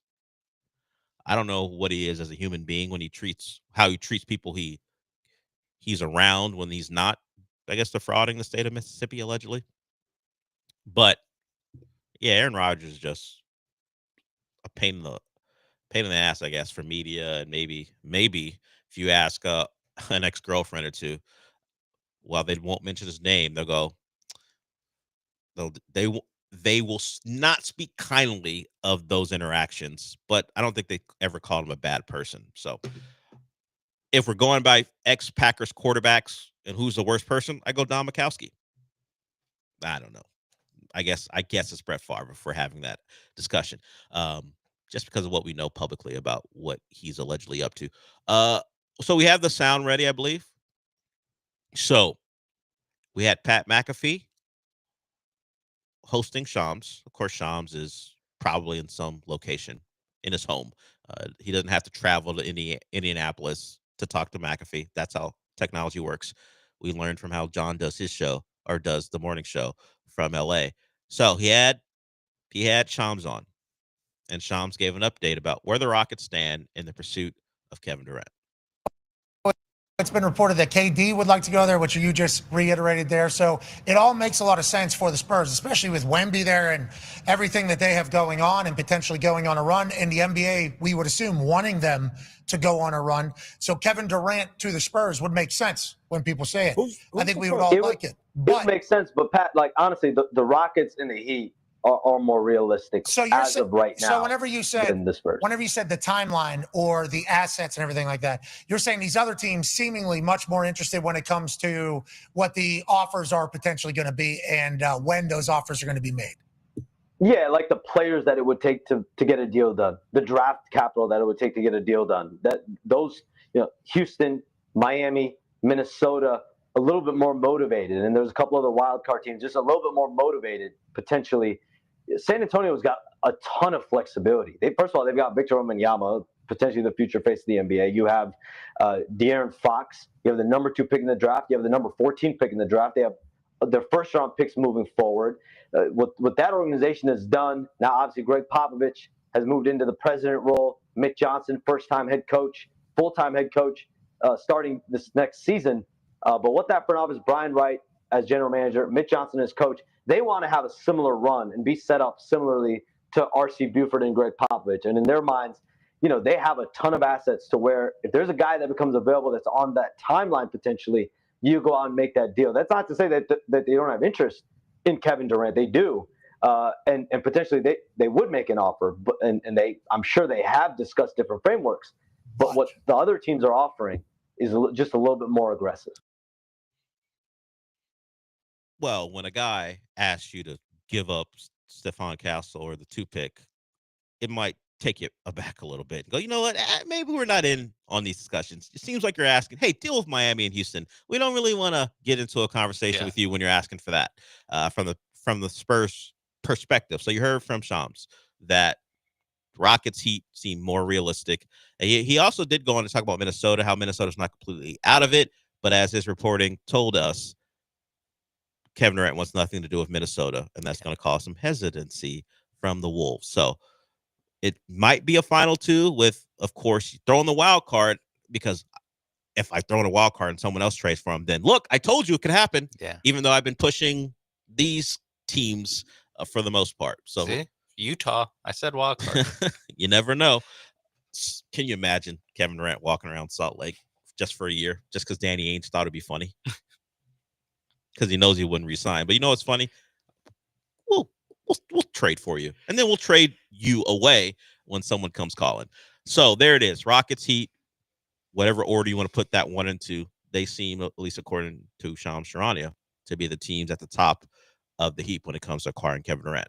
But both teams may be a piece or two away. Maybe it'll be not even a bidding war, because the bidding war suggests that the teams are actively trying to outbid each other. It's like a staring contest. It's a staring contest to see what did they offer? What minimal asset can we use to rise above that to get this deal to happen? All right, fine. They're digging in their pocket. Oh, you want? I guess we'll give you Pelle Larson. You want Landale? You want a return of Landale to Phoenix? I guess we can do that for you. Well, we can't do the 10th pick. Yeah, but would you like a St. Mary's Hall of Famer? Yeah, exactly. We'll give you the West Coast Conference Player of the Year. We'll give you Landale back. He's a good bloke. Yeah. I mean, you've had him before, you like him, right? So there it is. Maybe this is done today. Maybe it's done in a week. The deadline for the Suns I saw was the draft. They want draft compensation, which the Rockets aren't looking to give them, at least not the 10 pick. The Rockets have their own pick, right, in this draft? Is that true? We always talk about the 10 pick. Do they have their own pick in this draft? So. I think hold on. Let me go back to the mock draft. Let's see. Of course. No, they don't. So it would have to be the 10th pick. And if the 10th pick is off the table, then I guess the Rockets would be out. If the reporting is correct that the Suns really want to pick in this draft. Because the Rockets aren't giving up the 10th pick. Yeah. At least from again, this what is we where, believe. This is where it's like, what are the Suns? What are they up to? Where do they envision their team being? Because I'd almost be like, can you give us 2026 draft pick? So we can be terrible this year? Yeah. We can be terrible in peace. Can we punish Devin Booker for wanting to stay and have him go through an awful year? That also, I would, if Sean Mapes was the owner, it'd be Devin Booker. Thank you for all you've done for the betterment of the franchise. Yeah. We're not getting new jerseys, so there's no more Booker jerseys to sell. I mentioned that because I saw that. Well, people will buy Jalen Granger. That's true. People are not that. No, I get it. Selective. Yeah, exactly. Because a scout, I was reading something from a scout who said these teams looking to trade for Kevin Durant are just doing it to sell jerseys because he's not impactful anymore. All those guys over 35 or so can't be impactful anymore. So this is just about jersey sales. I agree with part of it. Of Toronto, I believe it. Toronto, yes, I believe it. I also think that the part where it's like the guys over 35, because think about the playoffs that we are almost done watching. Like how many guys over 35 were like awesome, sustained? I guess Steph Curry till he got hurt in game 1 against the T-Wolves. But if you look at all the teams that made the East and West finals, like they're all pretty young teams. Even the teams that lost in the second round, for the most, other than the Warriors, they're all young teams. Yeah. They don't have 35. Like the Nuggets are more veteran and their guys are like 29. Yeah. And that's why people were entertaining and thought it'd be great for the Wolves to be involved because their star is early 20s. You'd have Kevin Durant as a finishing piece, not as the main piece to elevate you. The Rockets, in a lesser way, could be that, but Kevin Durant would be leaned on quite a bit more, I think, in Houston to be the guy. Like he would be the guy when it mattered. Anthony Edwards would be the guy, and Kevin Durant could play off of him and see what Chris Finch could put together to make that all work. So, unfortunately for the Minnesota fans, if they wanted him, he doesn't want to be there. He doesn't want you. Yeah. Sometimes it's not about you. It's about the other person. And right now, Kevin Durant wants no part of Minnesota. Yeah. You know what the Suns have to threaten him with? I mean, Charlotte really likes you. Pair him with LaMelo. You sure you don't want to go to Minnesota now? I guess the question, we all assume that Kevin Durant wants to win a title. We don't know that he actually cares. We assume that's where he wants to go. But it's always been couched as Texas. I was going to say Miami. Given the teams on his list, like I don't think that he wants to win a title. Yeah, or I don't think that winning a title is at the top of the list because pushback against like particularly Miami is like, what's he going to do there? He's not going to win a title with that nucleus of Bam and Tyler Hero. I don't know that he wants to win a title. I don't know if he's desperate to win one. And that's the most, I guess, like established nucleus accomplished on his list. The ones who've actually done things in the playoffs. That's the other thing. I guess we're just going to combine and we can go. just go to 55 since we're having this talk.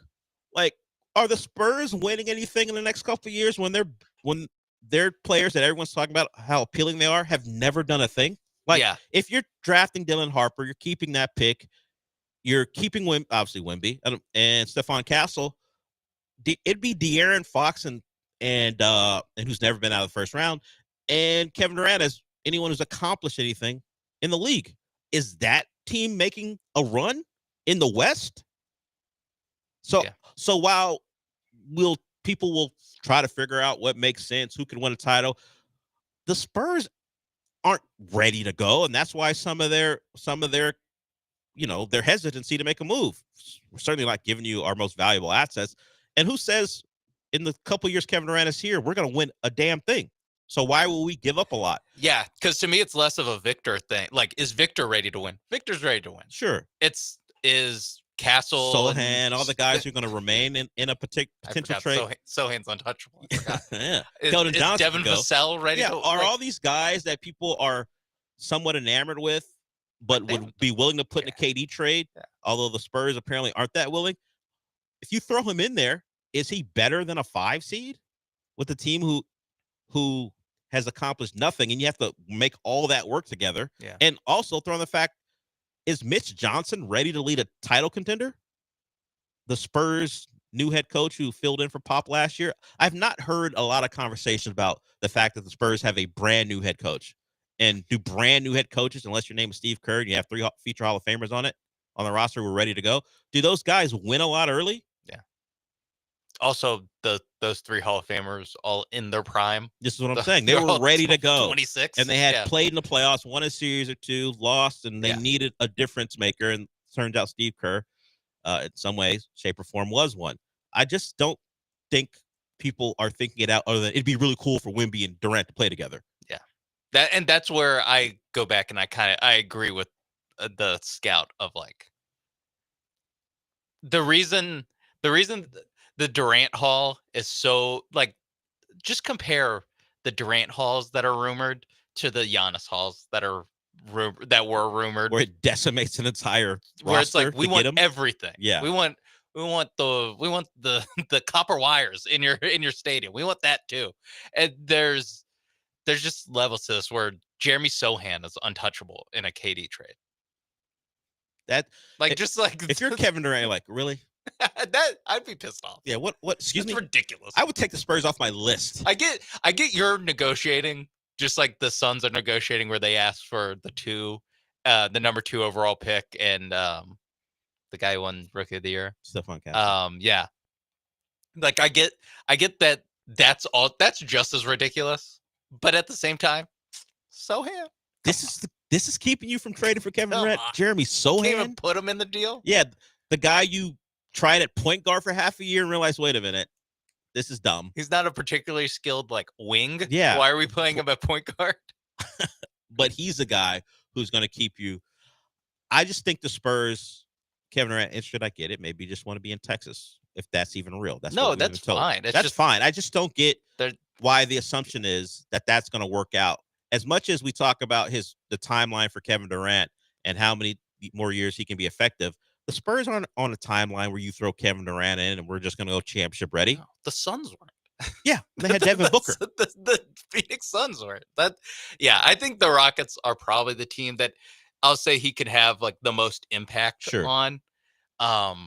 Where if you put him on there, it's like, okay, I could see him winning a couple rounds. Yeah, maybe getting to the West run. Finals. Yeah, like the West Finals is on the table. Yeah, with Kevin Durant, the West Finals are on the table because their biggest problem, well documented, half court offense and making shots when it bogs down. Yeah, but they aren't as willing to give up. Well, they're as willing as everyone else to give up things, which is not willing. Not enough for the Suns. Yeah. So maybe we'll have an answer for you by the time we show up tomorrow. Maybe it happens during the show. You never know. That has happened before. We've had breaking news during the show before. Yeah. But we're done for the day. Thank you. Thank you for the call, Eric. We got a tweet from Apollo, who tweeted us, or at least me, and said, appreciate it for doing the segment about what shows to watch. Apollo, if you want more, Michael Carroll will give you a wider range of shows to watch coming up here. He'll join us tomorrow at 11:30 or so. All right. Since we're done for the day, Sean, what does that mean? Do you want my dead mom's clothes? No, sir. I don't. We'll talk to you tomorrow.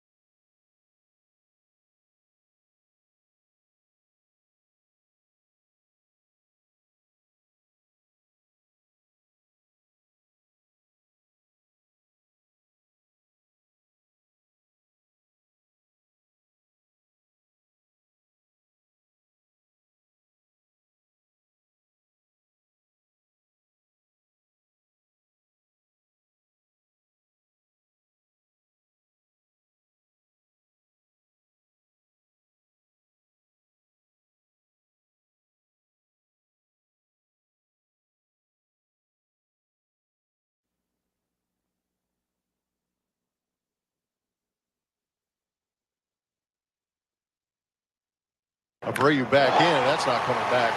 Nick Kurtz just walked off this one, 3-1 final, way up on the bird. Kurtz with his 7th home run of the season.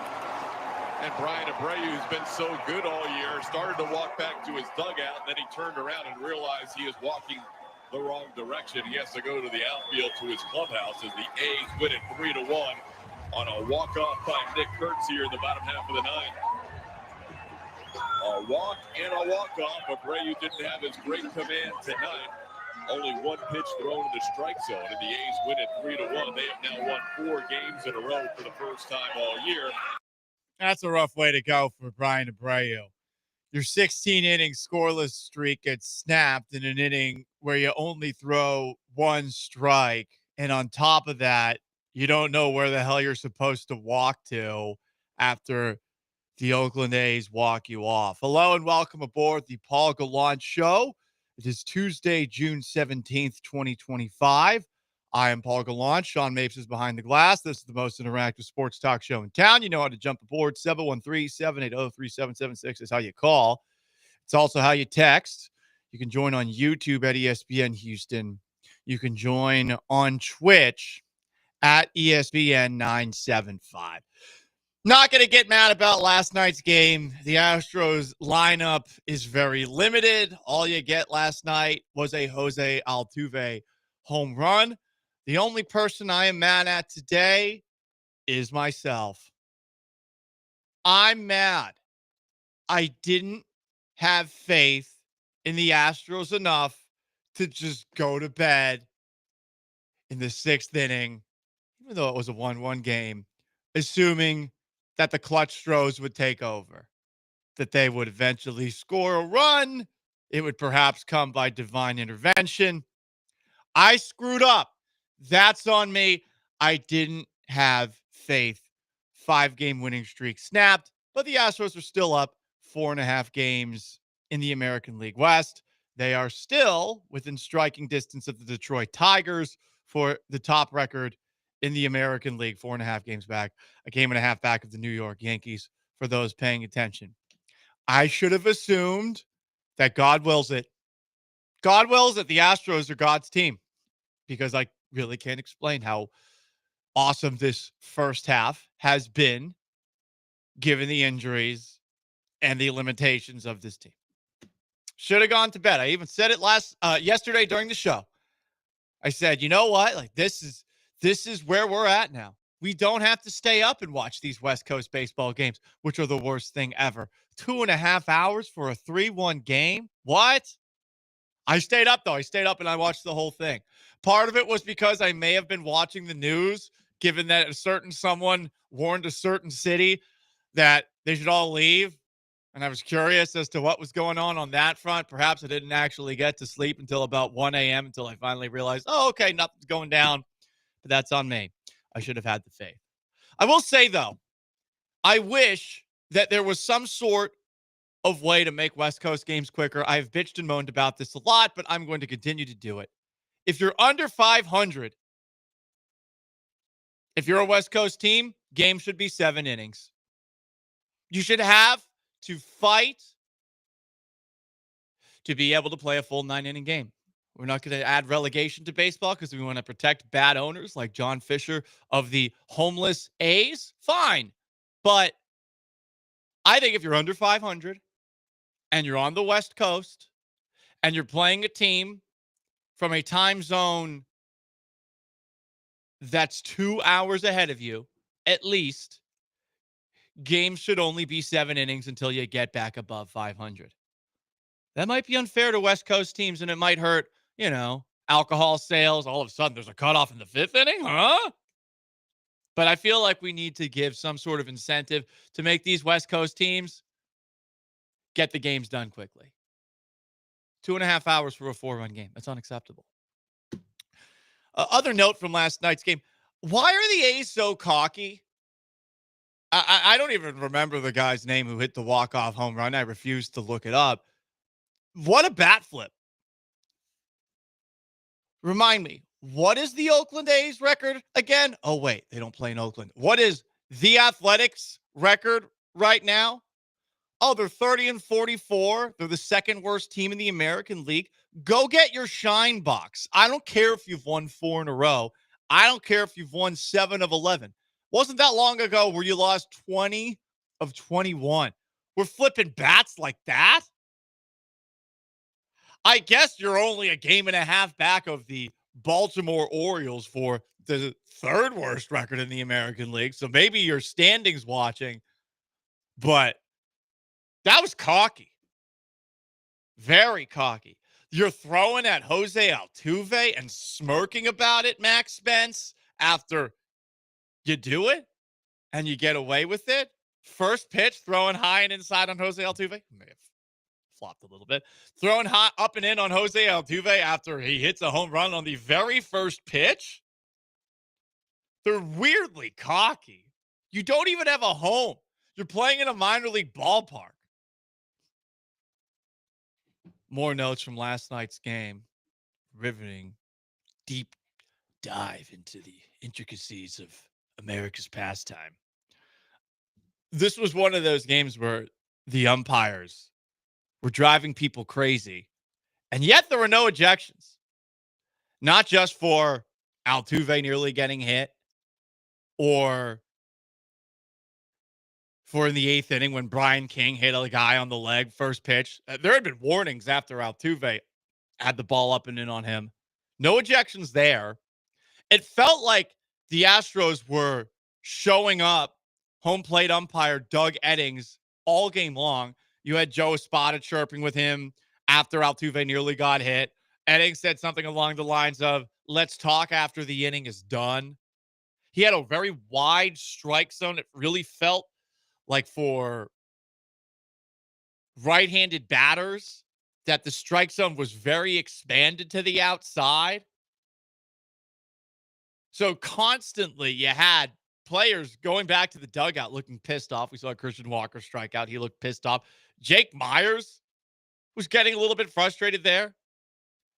Not great for the umpires. I mean, hell, Joe Espada had to continue to do what managers of the year do. Throw a challenge in the 8th inning with runners on second and third because Jeremy Pena tagged Tyler Soderstrom when he came off the bag after a double. Do you want me to continue to break down last night's Astros-A's game, which you might have fallen asleep during because it's a West Coast baseball game featuring a team that's below 500? Here's some more game notes. How about Ryan Gusto? 5 innings, 8 strikeouts. Just the 1 home run allowed. Gusto's been pretty good. All these Astros rookies, pretty good, all things considered. I don't know how they keep doing it, but they keep on doing it. Also, this is the first game that I've watched live featuring Luis Guillorme. Got to say this about Luis Guillorme. Dude is impressive defensively. That catch that he had in left field was one of the most unnecessarily painful yet awesome catches I think I've ever seen in baseball. That was a hell of a play. Guy's got some pretty good hands. I saw a video that went viral of him when he was with the New York Mets. Somebody lost control of their bat, flew into the dugout. He caught it with one hand. And this guy has the most impressive beard I've seen in quite some time. And he does look a lot like, one, someone who would work at a craft beer brewery, or 2, the big guy in your softball team who only smacks dingers. But nice catch by him. He's pretty good defensively. So there you go, guys. Astros lost. 713-780-3776 to call, to text. YouTube at ESPN Houston. Twitch at ESPN 975. Rare Candy on the Twitch says the Astros suck. Lions Pride 71 says fire Dusty. I do like the sarcasm that we have to open up today's show. Also on the text line at 713-780-3776 to call, to text from the 409 in response to me saying, you know what? If you're under 500, your games on the West Coast, they should be 7 innings if you're playing a team that's in a time zone 2 hours ahead or more. From the 409, I think if you're a West Coast team under 500, you should start the games 6 o'clock our time. Your fans don't show up anyway. That's a good compromise. That's actually realistic, because what I was doing was being an arrogant son of a gun with my take. Also from the 713, Paul, you can't say that the A's are homeless. They're unhoused. That's a fair point. 832 says Luis Guillorme is undercover Jason Kelsey. It's time we acknowledge it. The beard is impressive, but I do think that Luis Guillorme lacks in height. Let's take a look. What's Luis Guillorme's height? I don't think he is as big as Jason Kelsey. Luis Guillorme's height, 5'10". Yeah, I think that's even a reach. He looks smaller. I think it's largely due to his frame, which, let's just say, chonk. We're not fat shaming. He's chonk. We like him. A couple more texts from the 832. I love how those drums didn't go to sack of tomatoes. Ha. That's from Zach. Yes, it was definitely a slightly better watching experience in Sacramento, all things considered, because there's no drums and there's not seagulls flying into the frame every 5 effing seconds. You know? The 281. It looks like Evan Gaddis's kid, Luis Guillorme. Yeah, he does a bit. Another person saying Guillorme looks like Jason Kelsey. I don't really see it. Maybe Hispanic, short Jason Kelsey, but hey, I guess all people with beards look the same. 713-780-3776 to call to text to get on the most interactive sports talk show in town. YouTube at ESPN Houston, on Twitch at ESPN 975. It looks like the NBA Finals are over, right? Is there a chance the Pacers fight back in? And if you want to talk about the Astros' loss to the A's last night, you can. It's the Paul Gallant Show, ESPN 97.5 and 92.5.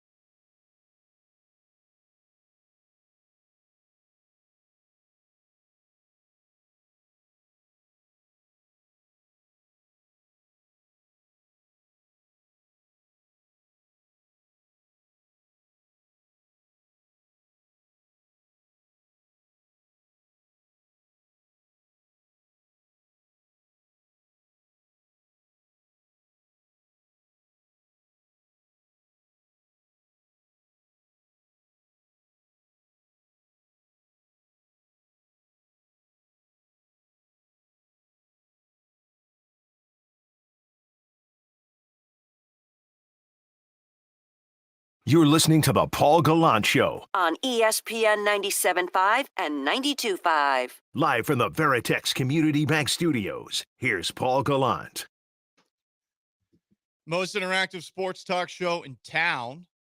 By the way, Summer Circuit continues this week. We're going to be visiting different restaurants and locations all over the greater Houston area. Each week, you can register to win our grand prize of the summer. It's a pair of brand new e-bikes from Power on Electric Bicycle Company. It's a $4,000 value. For registration, stop by the promo table. This week, we'll be hanging out, enjoying food and drinks at the downtown aquarium. Ooh, they got drinks there. They let people drink and observe sharks. That's pretty sick. Isn't there a tiger at the aquarium too? There's like 4 of them. What? But I think they only put out like 1 or 2 at a time. Interesting, Sean. Yeah. Do they interact in exhibits that are near fish, or are they in an enclosed exhibit? They're in their own little It'd area. be sick to do like tigers and shark exhibit. Yeah. Like, do they battle? You know, the tiger's in the water. They try to claw at the shark. Sharks go on land. We just have our own thunder. Like all the hypothetical scenarios, just we can play them out at the downtown aquarium. Friday, part of the summer circuit. Hell yeah. Bicycles, baby. We cannot guarantee that the sharks and tigers will fight. We could pretend like it's happening. We could do it a war. A War of the Worlds kind of broadcast, where we're like Orson Welles, and everyone believes that there are tigers and sharks fighting at the Houston Aquarium.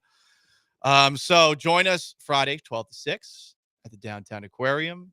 The entire summer circuit schedule is at ESPN975.com. We have a bunch of people frustrated about the Astros losing to the A's on the text line. It's 713-780-3776 for the 832. I'm honestly surprised, Paul, you're allowed within 100 feet of an aquarium. That's mean, first off.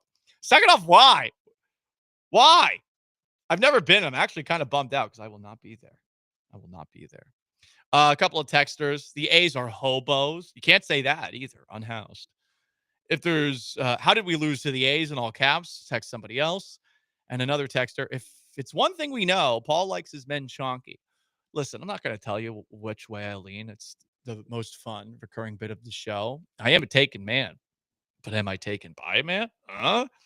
But say I was into him? Nah. Wouldn't be into the chonks. I think it would be a lot like Adam Devine's character, Divine, on Righteous Gemstones. A little bit more like that. You know, more into lifting culture. So the Pacers finally had back-to-back losses. Jalen Williams went nuclear for Oklahoma City. He scored 40 points as the Thunder took down the Pacers 120-109. Shai Gilgeous-Alexander also had 31 points. So that's 15 games of 30-plus these playoffs. Only Michael Jordan and Hakeem Olajuwon have more in just one postseason. I want to say this series is done. Tyrese Halliburton was clearly affected by a sore calf that I guess he has been dealing with since game 1. He scored just 4 points. He did not make a field goal. Game 2, I guess, was where he started dealing with it. All that said, this was an 11-point game at the end, but Indiana with absolutely nothing out of Tyrese Halliburton, largely thanks to Pascal Siakam, rallied from down 18 to make it a 2-point game. So is this thing done? I feel like the Pacers got another win in them. Maybe I'm crazy on that front, but I mean, Halliburton played like crap, and they almost pulled off another ridiculous comeback. Yeah, and they'll have 2 days off. Like you said, he's apparently been dealing with this since game 2. So, like, he has played well with this ailment. Like, it's not just, he's hurt. That's why he played badly in game 5. Now, if you're defending Tyrese Halliburton, that's what you would say. If you'd be like, he was hurt in game 5. It's like, well, if he's been dealing it for a while, he has shown that he has been able to overcome that. Correct. I think that it's not over. You can't really say it's over with the Pacers. But I would say that the Thunder are like heavy favorites. Oh yeah, I think the Thunder are going to win it, and Yeah. I felt that way too. But I think the Pacers do force a Game 7. I think that their scrappiness in this series In deserves Indy respect. too. Yeah, it's going to be in Indianapolis. Yeah. Oh yeah, those basketball loving Hoosiers. Yeah. You know, Yeah. Hoosiers, the movie with Gene Hackman. 49 states is basketball. That's so true. Did you like the movie Hoosiers? I thought it was like cool, like I was like, this is good, well made, but I wasn't. It's not like one of my movies, like where I'm rewatching it. I probably only seen it as a kid. I think I'm in the same boat. I think I've only seen it once. This isn't to say it's bad. Sports movies have kind of gone the way, at least in my opinion, as someone who's watched a lot of movies and a lot of TV shows, have gone the way of the musical biopic. I feel like every single sports movie is in some way, shape, or form the same. Well, because a lot of them are either Hoosiers or Rudy in some way. Like those two movies just feel like they're like this scrappy underdog story of a team that comes together to be more than the sum of its parts. And that's like a lot of these movies. Yeah. So I wonder what you do to make it better. And yes, we are drifting from talking about the NBA finals into how do we make a good sports movie again? Because we got to find a way. I mean, sure, you could do sequels to already successful movies. We're getting a sequel to Happy Gilmore at some point this summer. I don't know when that movie's coming out. I think it's like next month, right? It's very soon. Yeah. It's definitely peak June, July content. But I would like to have another great sports movie. And unfortunately, it feels like they are all the same. And I've gone back and I've watched some of the more recent ones, and they're always a little bit disappointing because it just feels like it's the same. As you were saying, there's an underdog plot, and every single underdog plot has been done, whether it was The Longest Yard, the original one, which is the good one, or it's Rocky. Like everything in some way, shape, or form was built off of that. To me, the only way to do it is like, if you're going to do the underdog thing, it has to be like it has to be like Major League, where it's like silly and ridiculous. And it has to be like a funny underdog kind of thing. But that's been Dodgeball, done. an underdog story. Dodgeball, right?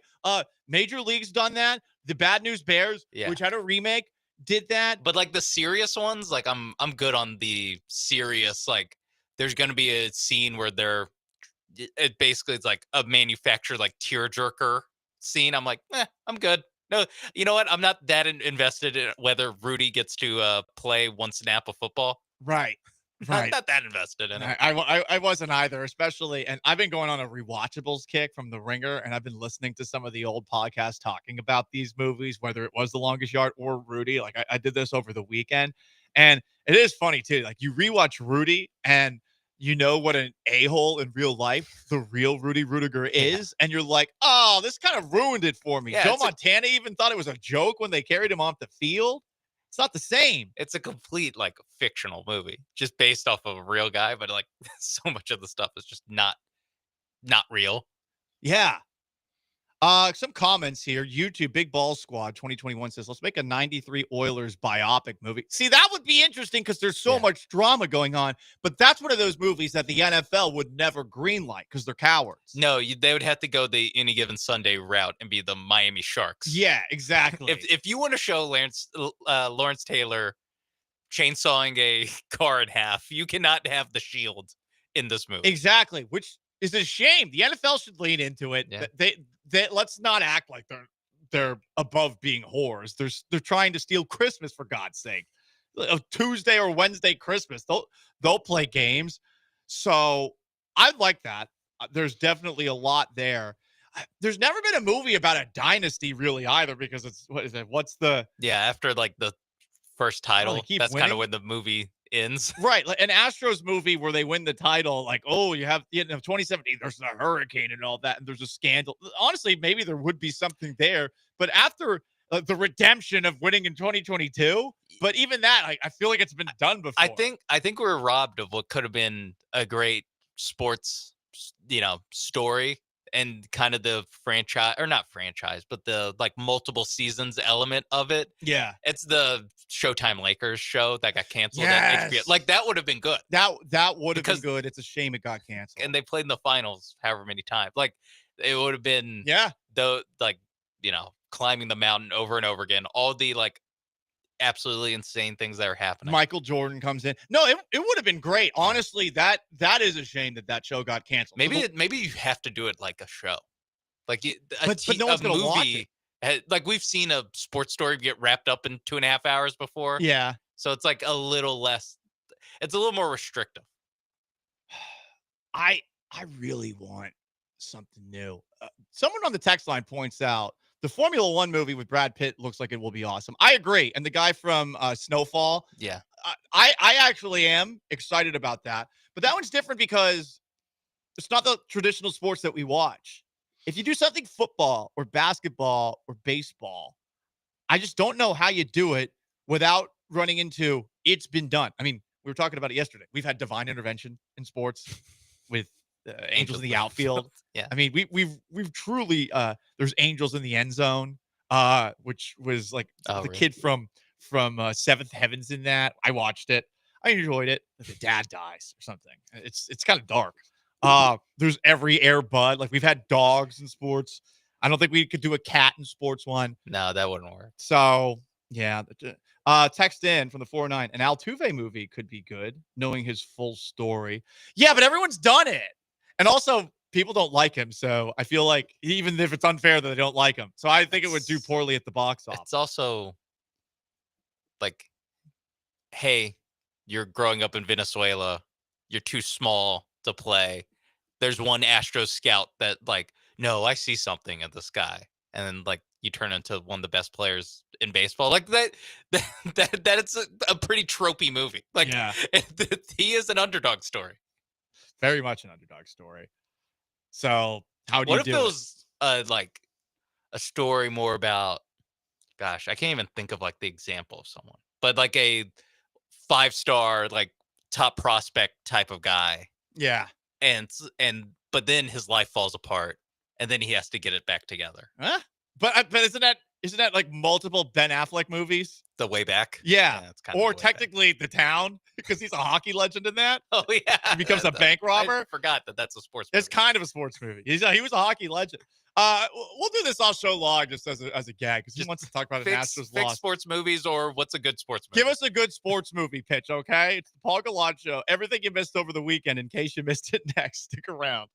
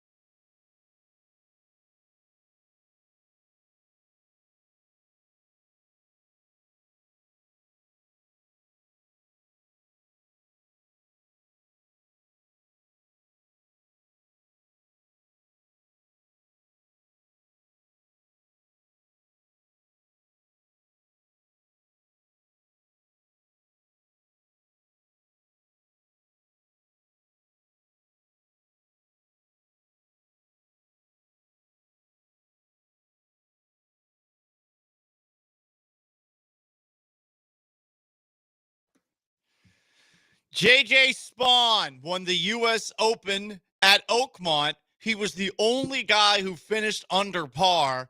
And on top of that, get this, he won despite having to wake up at 3 a.m. to take care of his daughter who was puking. We've seen a lot of that at majors this season, right? Or I guess it wasn't a major for Scotty Scheffler because Rory McIlroy won the Masters. But the last thing that Scotty Scheffler won, the PGA Championship? Was that it? I forgot what event it was. I think it was that. And yeah, his son had a blowout and he was handed him and you could see the streak on his back. And then you got JJ Spawn being a great dad on Father's Day and winning. The power of fatherhood over the weekend for Mauricio Dubon, a home run. His first Father's Day as a father, not a home run. The walk-off ball bounced off of the glove of a Minnesota Twin outfielder. But the power of dadhood. Yeah. And then on top of that, you have the power of dadhood for JJ Spawn. It only made him stronger having to wake up at 3 a.m. It must have. I mean, he'd be ready to go, but man, I guess. I mean, 18 holes of golf. Yeah, he probably didn't start playing until like 2 o'clock in the afternoon. Right. He had to have gone back to sleep. In this golf course that was killing everybody. I mean, again, he was the only guy that finished below par. That's insane. And everyone was getting mad. There's controversy over Wyndham Clark allegedly damaging the historic Oakmont lockers. You know what? I was going to call Wyndham Clark out for this, but as soon as I saw someone from golf call these lockers historic, F him. I'm glad that he destroyed it. That course sucked. No, the course was awesome. The course? The course won. I enjoyed that golfers looked like me playing golf because they were all mad, but it makes me wonder, wait, why does anyone enjoy golf when this is what happens when things don't go your way? So Wyndham Clark destroyed a locker, allegedly. I guess that's not for sure. Some players are defending him. Rory McIlroy threw a club and smashed a tee marker at the U.S. Open. Here's Rory McIlroy afterwards talking about why he hasn't been talking to the media. But it's not as if, like, at Augusta, I skipped you guys on Thursday. So, yeah, again, it's not as if it's not out of the ordinary. I've done it before. I'm just doing it a little more often. Is it part of the, you kind of carried the tour of your awards for about 3 to 4 years now? You feel like you've earned the right? I feel like I've earned the right to do whatever I want with it. Yeah. Classic person who kisses the boot of the king and queen of England. I can do whatever I want. Yeah. You know what you can do? How about get Northern Ireland out of Ireland? How about that, Rory? I will say both the media and Rory have been insufferable in this back and forth. And it would be nice if there were more Happy Gilmore-esque people in golf media. By the way, also in terms of people who got mad, even Scotty Scheffler got pissed. He slammed the club. Shane Lowry said, F this course. JJ Spawn effed the course. Oh, yeah. Oh, yeah. Sean, you laughed. Yeah. That was, it's working overtime out there, doing some rise. Desmond Bain traded from the Memphis Grizzlies to the Orlando Magic. It was pretty expensive. Memphis gets Kentavious Caldwell-Pope. He's still in the league. Cole Anthony, the number 16 pick in this year's draft, a 2026 pick swap, the highest of the Magic, Suns, and Wizards. That should be pretty high, probably the Wizards. 2 more unprotected first-round picks, 2028, 2030, and a 2029 first-round pick with Orlando. So basically, we're talking 5 first-round picks, 4 first-round picks. It's a pretty damn impressive haul. I think it makes sense for Orlando. Orlando's getting crushed for it, but the East seems wide open. The Magic were the worst three-point shooting percentage team in the league last year by far. And Desmond Bain is a 41% career three-point shooter on 6.3 shots a game and is in pretty rare statistical company. You can always find statistics that make a player look awesome. But per Pro Basketball Reference, Desmond Bain's one of 7 players to average 20 points and 5 assists a game over the last 3 years while shooting over 39% from 3. The others, Kyrie Irving, Jalen Brunson, Jamal Murray, Darius Garland, Steph Curry, and Nikola Jokic. Pretty impressive. Anyway, Stanley Cup playoffs. The Florida Panthers are on the verge of back-to-back cups after a 5-2 win on Saturday. It would continue a streak of Canadian teams not winning a Stanley Cup since 1993, which is kind of funny to think about. I don't want Florida to win back-to-back.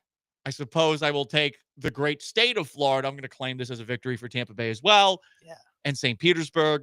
I'm going to claim this. If the great state of Florida can win at hockey, I'll accept it, even though the Florida Panthers are the arch rivals of the Tampa Bay Lightning. It's like the Rangers winning the World Series. You know?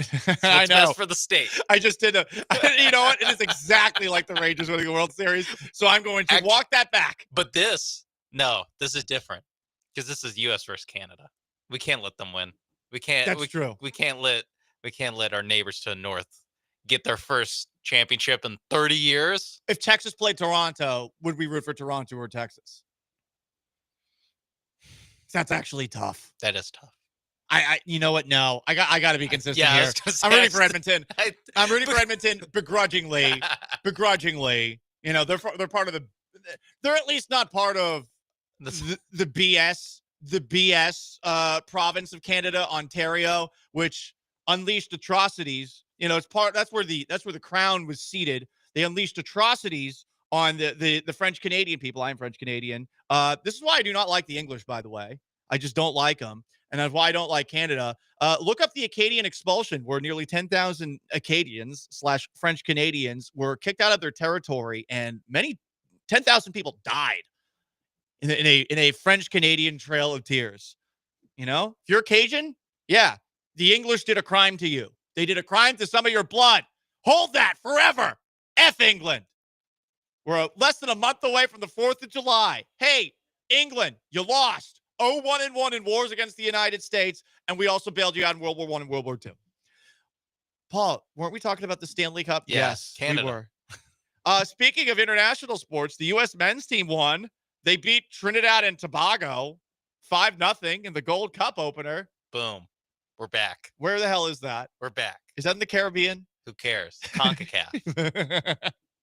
5-0 scoreboard. That if I was the U.S. men's national team, I'd be like, "Oh, that bitching! Look at us now." Yeah, we beat Trinidad and Tobago after losing to Turkey and losing to Switzerland. Don't worry about that. Don't worry about Those are that. warm-ups. There's still discourse over Mauricio Pochettino's response to Christian Pulisic when it comes to players dictating when they're going to play. This has to be the most exhausting story if you're like an actual U.S. soccer fan. Like for me, it's exhausting. All the like, well, now you have to clap back, and now Clint Dempsey's talking about it on a podcast. Now Christian Pulisic is talking about it on a podcast.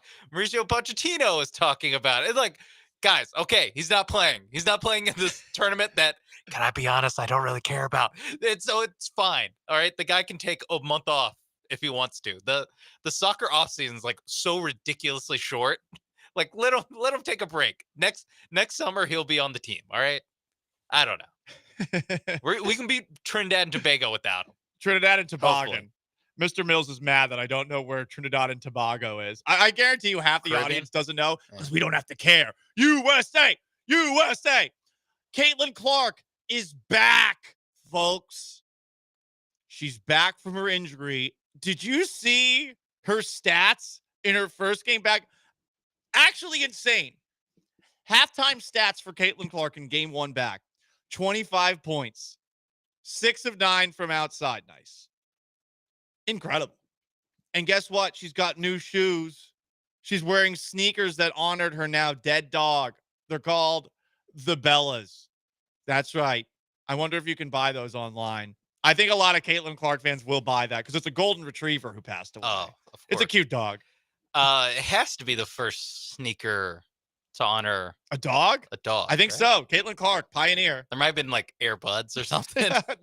I'm surprised there weren't earbuds. I mean, what a cash grab opportunity that was for whoever seems produced like that it'd be movie. very of that time. Angel Reese, bad headlines are back. She got mad after her super long ponytail got pulled accidentally in a game. So she shoved somebody. Then Tina Charles came after her And she didn't want none of that smoke. I got to say, listen, I think a lot of the criticism that Angel Reese faces is brought on her by herself. However, I do want to give her some advice here. Like you can't shove one and then back away from a fight. You can't. Okay. And I do think the long ponytail that's going basically all the way down to your donk, I don't think that's going to help you out, you know? Like how many NFL players have we seen where there's been an issue where they get pulled by the hair? You're just leaving people an opportunity to go after you. And what? You're going to shove everybody out there? She did get her first triple-double, and she also went on this rant on TikTok about how she's really upset that, but also giving people credit for coming up with the term me bound to refer to her missed layups that she rebounds. Oh, that's what it said. Whoever came up with the me bounds thing, y'all ate that up because rebounds, me bounds, key bounds, anything that comes off that board, it's mine. It's mine. And a brand, that's 6 figures right there. Whoever came up with that, the trolling, I love when y'all do it because like the ideas be good. Like when y'all have to alter my face because I'm cute. All right, whatever. Like that doesn't get me. But like when y'all came up with me bounds, because statistically, all the rebounds that I get aren't always just mine. They're like the defenses too, or somebody else on my team. But when y'all came up with me bounds, y'all ate one little thing. Jenny, we're working. We're gonna work with that. But yeah, happy game day. I will do Angel Reese's PR. I will do it. I will make Angel Reese likable again. I can do it. I think I can do it. You can't post that. You can't post that. Me bounce is funny. Roll with it. Yeah. Instead of saying like, yeah, like, you know, he said it was good. But like all rebounds are mine. Like, no. Have fun with it. You're not great at layups. We all can see it. It's fine. You're also great at rebounding. Had a triple-double. First career triple-double.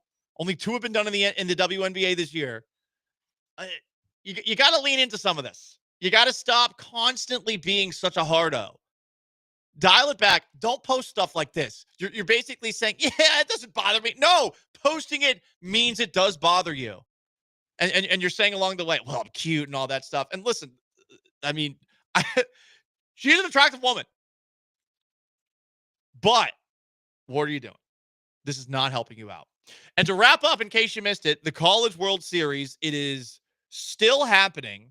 I believe today a game just went final. It was on my TV screen just a moment ago because yesterday UCLA LSU was suspended. LSU was up 5-3 in the bottom of the third. And I got to say this about college baseball and its coverage online. ESPN doesn't do a very good job of covering the sport that it actually airs. But LSU won 9-5, which means UCLA has to play Arkansas tonight at 6. They just played. That sucks. By the way, Arkansas just had a pitcher, Gage Wood, throw a no-hitter yesterday, the third in College World Series history. He struck out 19 along the way. His perfect game bid ended in the 8th inning when a 2-2 breaking ball hit a guy in the foot. That sucks. That sucks. It does suck. It's also a very funny way to not have a perfect game. Yeah. Just why didn't he have a perfect game? Oh, he hit someone. Oh, okay. Louisville plays Oregon State this afternoon in about 15 minutes. The winner plays Coastal Carolina tomorrow. So the team's still alive. Coastal Carolina, Louisville, Oregon State, UCLA, Arkansas, and LSU.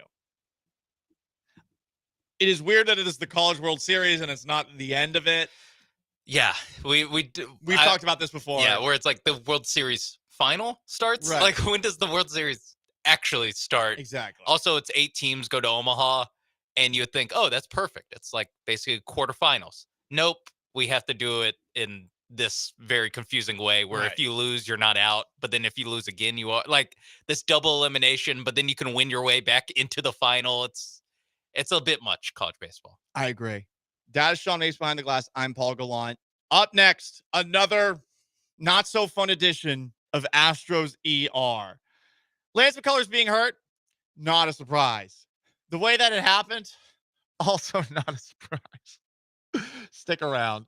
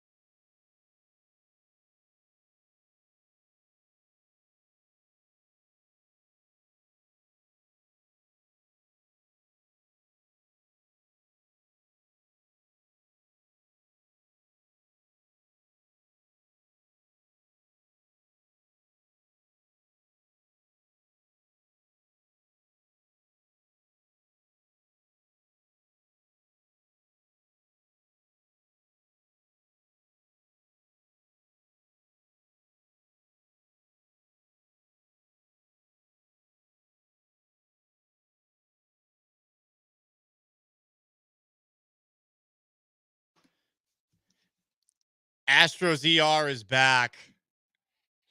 Lance McCullers, we found out yesterday afternoon, got hurt again. Why are baseball injuries always like this, though? Why? Seriously, why? Someone needs to explain how they always end up being like this. He had a freak accident in the weight room. Per Joe Espada, Lance's sprained right foot came after a freak accident Saturday in the weight room. It's a sprain above McCullers' big toe. Espada hopes it will only be the requisite 15 days on the injured list. Okay. Now, anyone who's been to the gym, this has probably happened at least once, right? Not that you've sprained a toe, but you've accidentally had a weight roll over your foot, or perhaps you actually dropped it on your foot, which would probably lead to a broken toe. I have certainly from time to time stubbed my toe at the gym, and there have been a couple of times where putting a weight down, it hit the top of my shoe. Gym shoes generally are not the best when it comes to protection. They're not steel-toed like work boots. So these can happen. but it can't happen to Lance. It can't. Lance needs the steel toe boots at the gym. Lance needs to be wearing effing medieval armor wherever he goes at this point in time because he seems like he's Mr. Magoo. How is he constantly getting hurt in weird ways? Remember the champagne cork incident? Did the cork hit his elbow? Was it when he was twisting the cork off in the bottle? I don't even know what happened. I thought he hit his elbow onto a bottle. I thought that's what happened. That makes more sense. But from what I remember, and I could be wrong, I'll look this up after the fact. I thought it was a cork hit him in the elbow. Like just popped off and then boom. Oh, God. Oh, I've been shot. Oh, no, I'm dying. The bees. Sorry, I turned it into Nicolas Cage there. That would be a good movie adaptation. Nicolas Cage as Lance McCullers in a movie. Anyway, bringing it back to Lance. This can't happen to Lance. This can happen to any other baseball player, specifically any other Houston Astro. I get that for whatever reason, baseball has the weirdest freak injuries that there are. But Lance can't have any more of these. I mean, to be fair, this is the second weirdest one. And it is after the champagne bottle one. The champagne bottle one is weirder to me. It's just more random of a thing. This, like you said, I can see how this happens very easily. Like, this isn't a baseball dumb, weird injury where my initial thought is, okay, they're covering something up. Like, this happened in a different way. And this is like the cover-up story because it's so weird and convoluted. And it makes you go, yeah, I guess that could happen. But this definitely could happen. Like, I think that this is true. It's just, like you said, not to Lance McCullers. That's just such a bad beat. Even the 2021 when he got hurt after like a start or a game got pushed back against the White Sox in the playoffs, and Lance McCullers wasn't supposed to start that day, so he worked out, and then it got pushed back, so he was going to start, and then he pitched even though he didn't feel good and kind of ruined his arm ever since. Like, all of his injuries are very like, there's a story behind it. There's never like I just threw a pitch and my elbow felt funny. Like that very rarely happens with McCullers. That's what makes it so frustrating. And I don't like that people call him soft. I don't like that people call him glass. I think those are offensive things to call any athlete. I think that Lance McCullers just has a unique torque that when he throws lends itself to serious arm injuries. I hate that this constantly happens because I like him. I will always defend him. I think no one gets more unfair grief than McCullers among Astros fans. The Astros signed him to that contract. He didn't sign it. But this is the incident that took place during the American League Championship Series. Lance McCullers was lined up to start Game 3 of the 2022 ALCS at Yankee Stadium Saturday. He'll start Game 4 instead. Got to start the clincher. Because he was hit on the elbow by a champagne bottle and sustained a small cut during the team's clubhouse celebration in Seattle following Game 3. So it wasn't a cork at the very least, which, again, I believe any injury that is talked about with Lance McCullers, okay, that is believable. But the problem is now weird injuries have happened twice. One was a champagne bottle, and the other was at the gym. Be a little more careful. Just a thought. Paul Gallant Show, Sean Mapes behind the glass, ESPN 97.5 and 92.5. 713-780-3776 to call to text.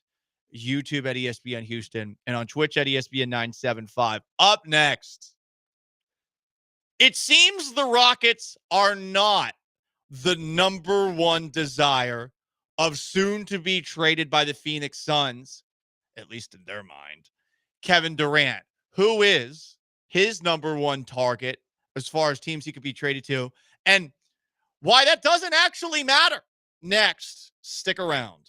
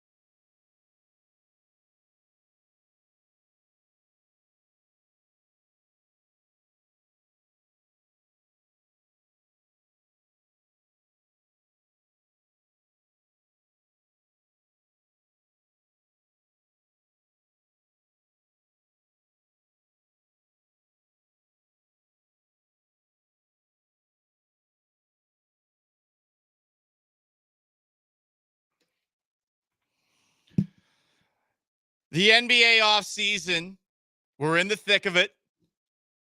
For the Rockets, at the very least. Sure, the NBA Finals, still at least one more game to be played.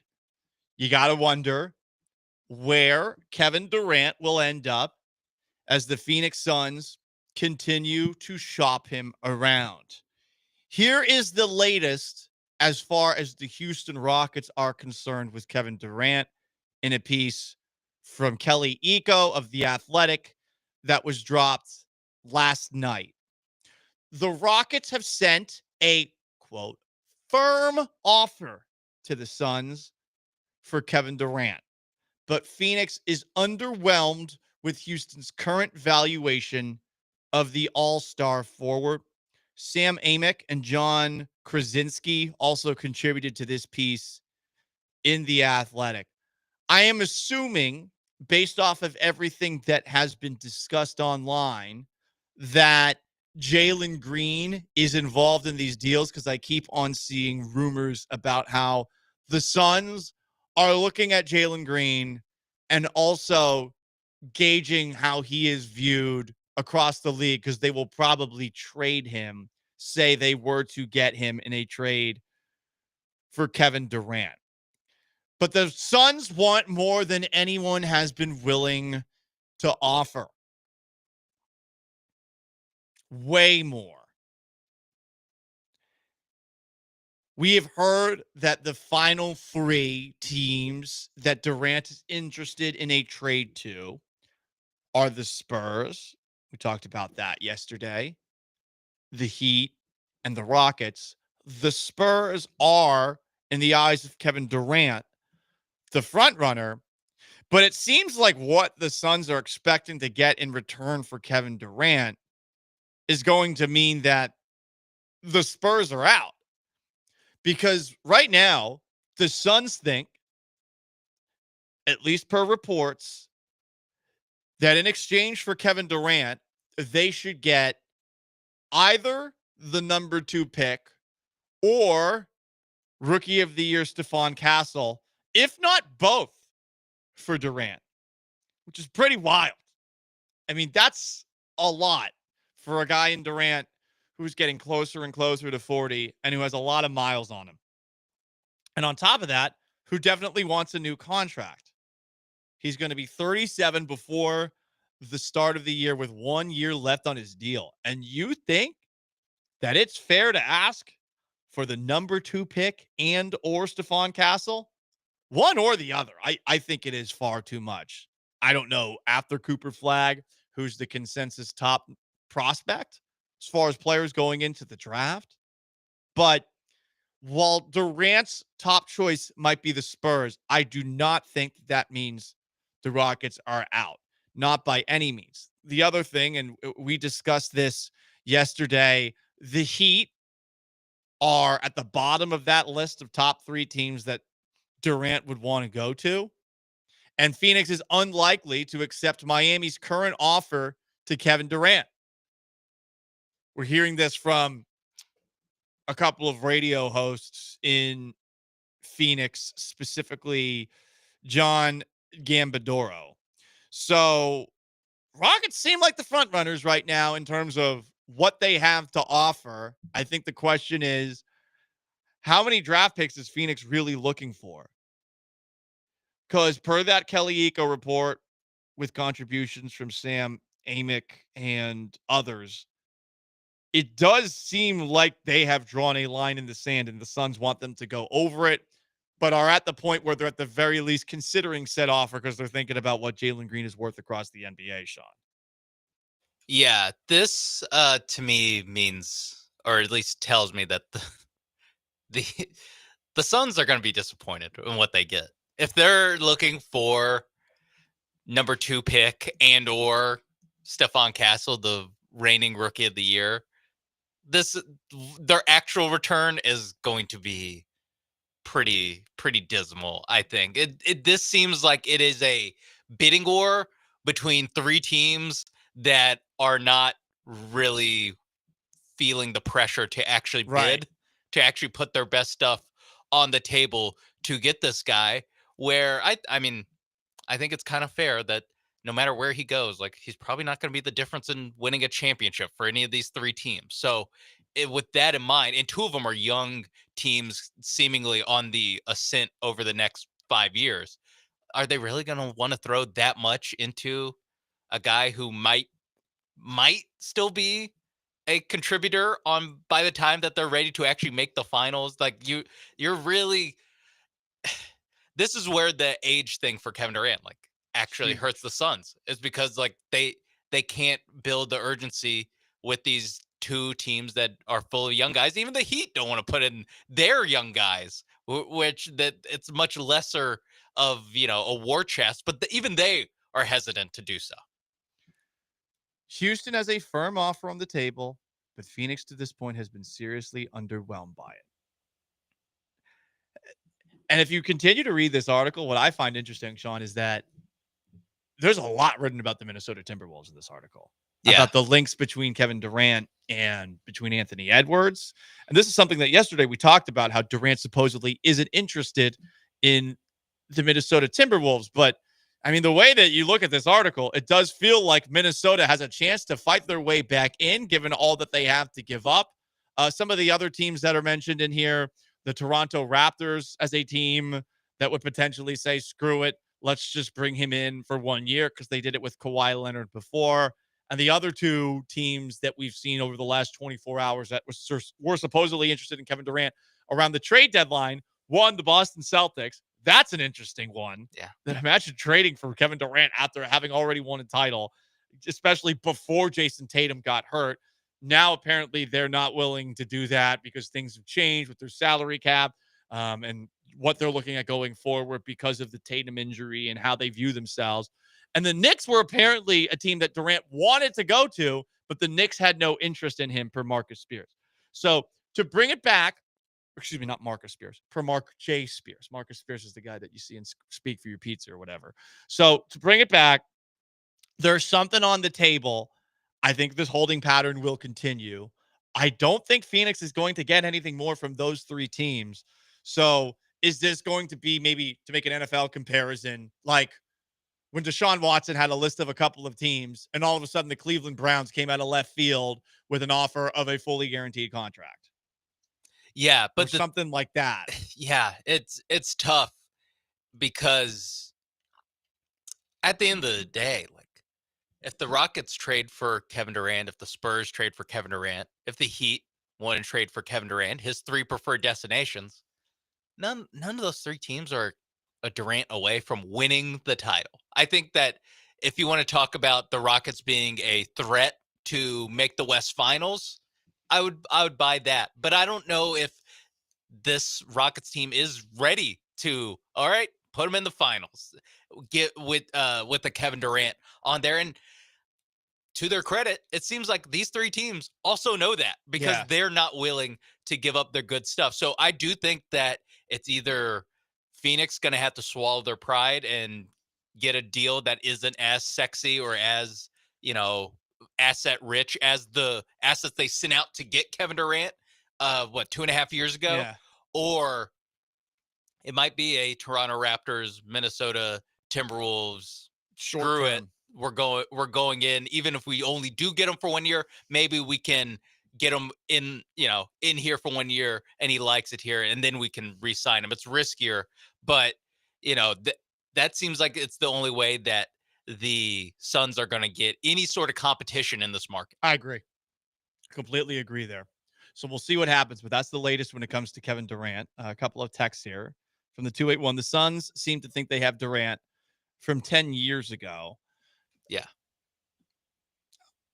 Even like 5 years ago. I would say closer to 5, probably. Yeah, 10 years ago, you're not trading him. 10 years ago, you're like, 10 years ago, he's young. You're at least doing one more year. Yeah. You also don't miss the playoffs if he's as good as he was 10 exactly. years ago. From the 832, Durant and Lance McCullers could be rehab buddies. Come on. Durant's not that injury prone. I mean, he's had some issues, but I don't think it's he missing misses years at a time. Yeah, he misses a couple weeks every season. Kawhi Leonard is more appropriate as a comparison. Yeah, for sure. Although I don't know if Kawhi Leonard's ever been hurt. I think Kawhi Leonard's just like, yeah, all right, not playing. Bye. Sean Mapes is behind the glass. I am Paul Gallant. This is the Paul Gallant Show, ESPN 97.5 and 92.5. Clutch City comments on Twitch. How many seasons until Durant asks to be traded from his new team? Well, it could be literally the trade deadline next year. It seems like he was thinking about it at the trade deadline this past season. You watched some of those Rockets-Suns games. Durant looked checked out in all of them. He didn't look like he wanted to be there. There were moments where he's on the offensive end and he's clearly standing off in the corner. He's like, well, all right, guess I'm not involved. Yeah, that Suns team was a joke. Yeah. And they have no way to get better. No. Or this is the way to get better. This is the way that they have to get better. And you see what the offers are.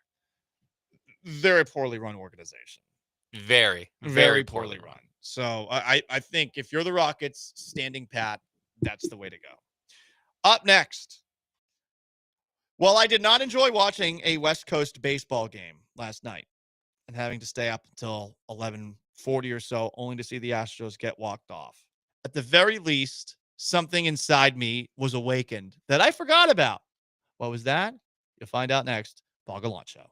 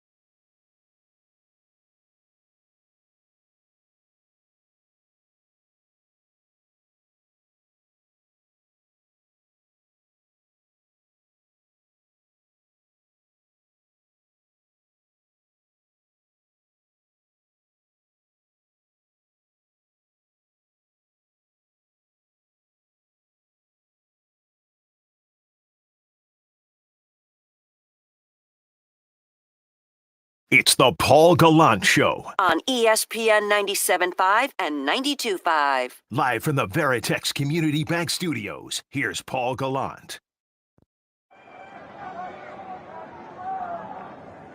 Crush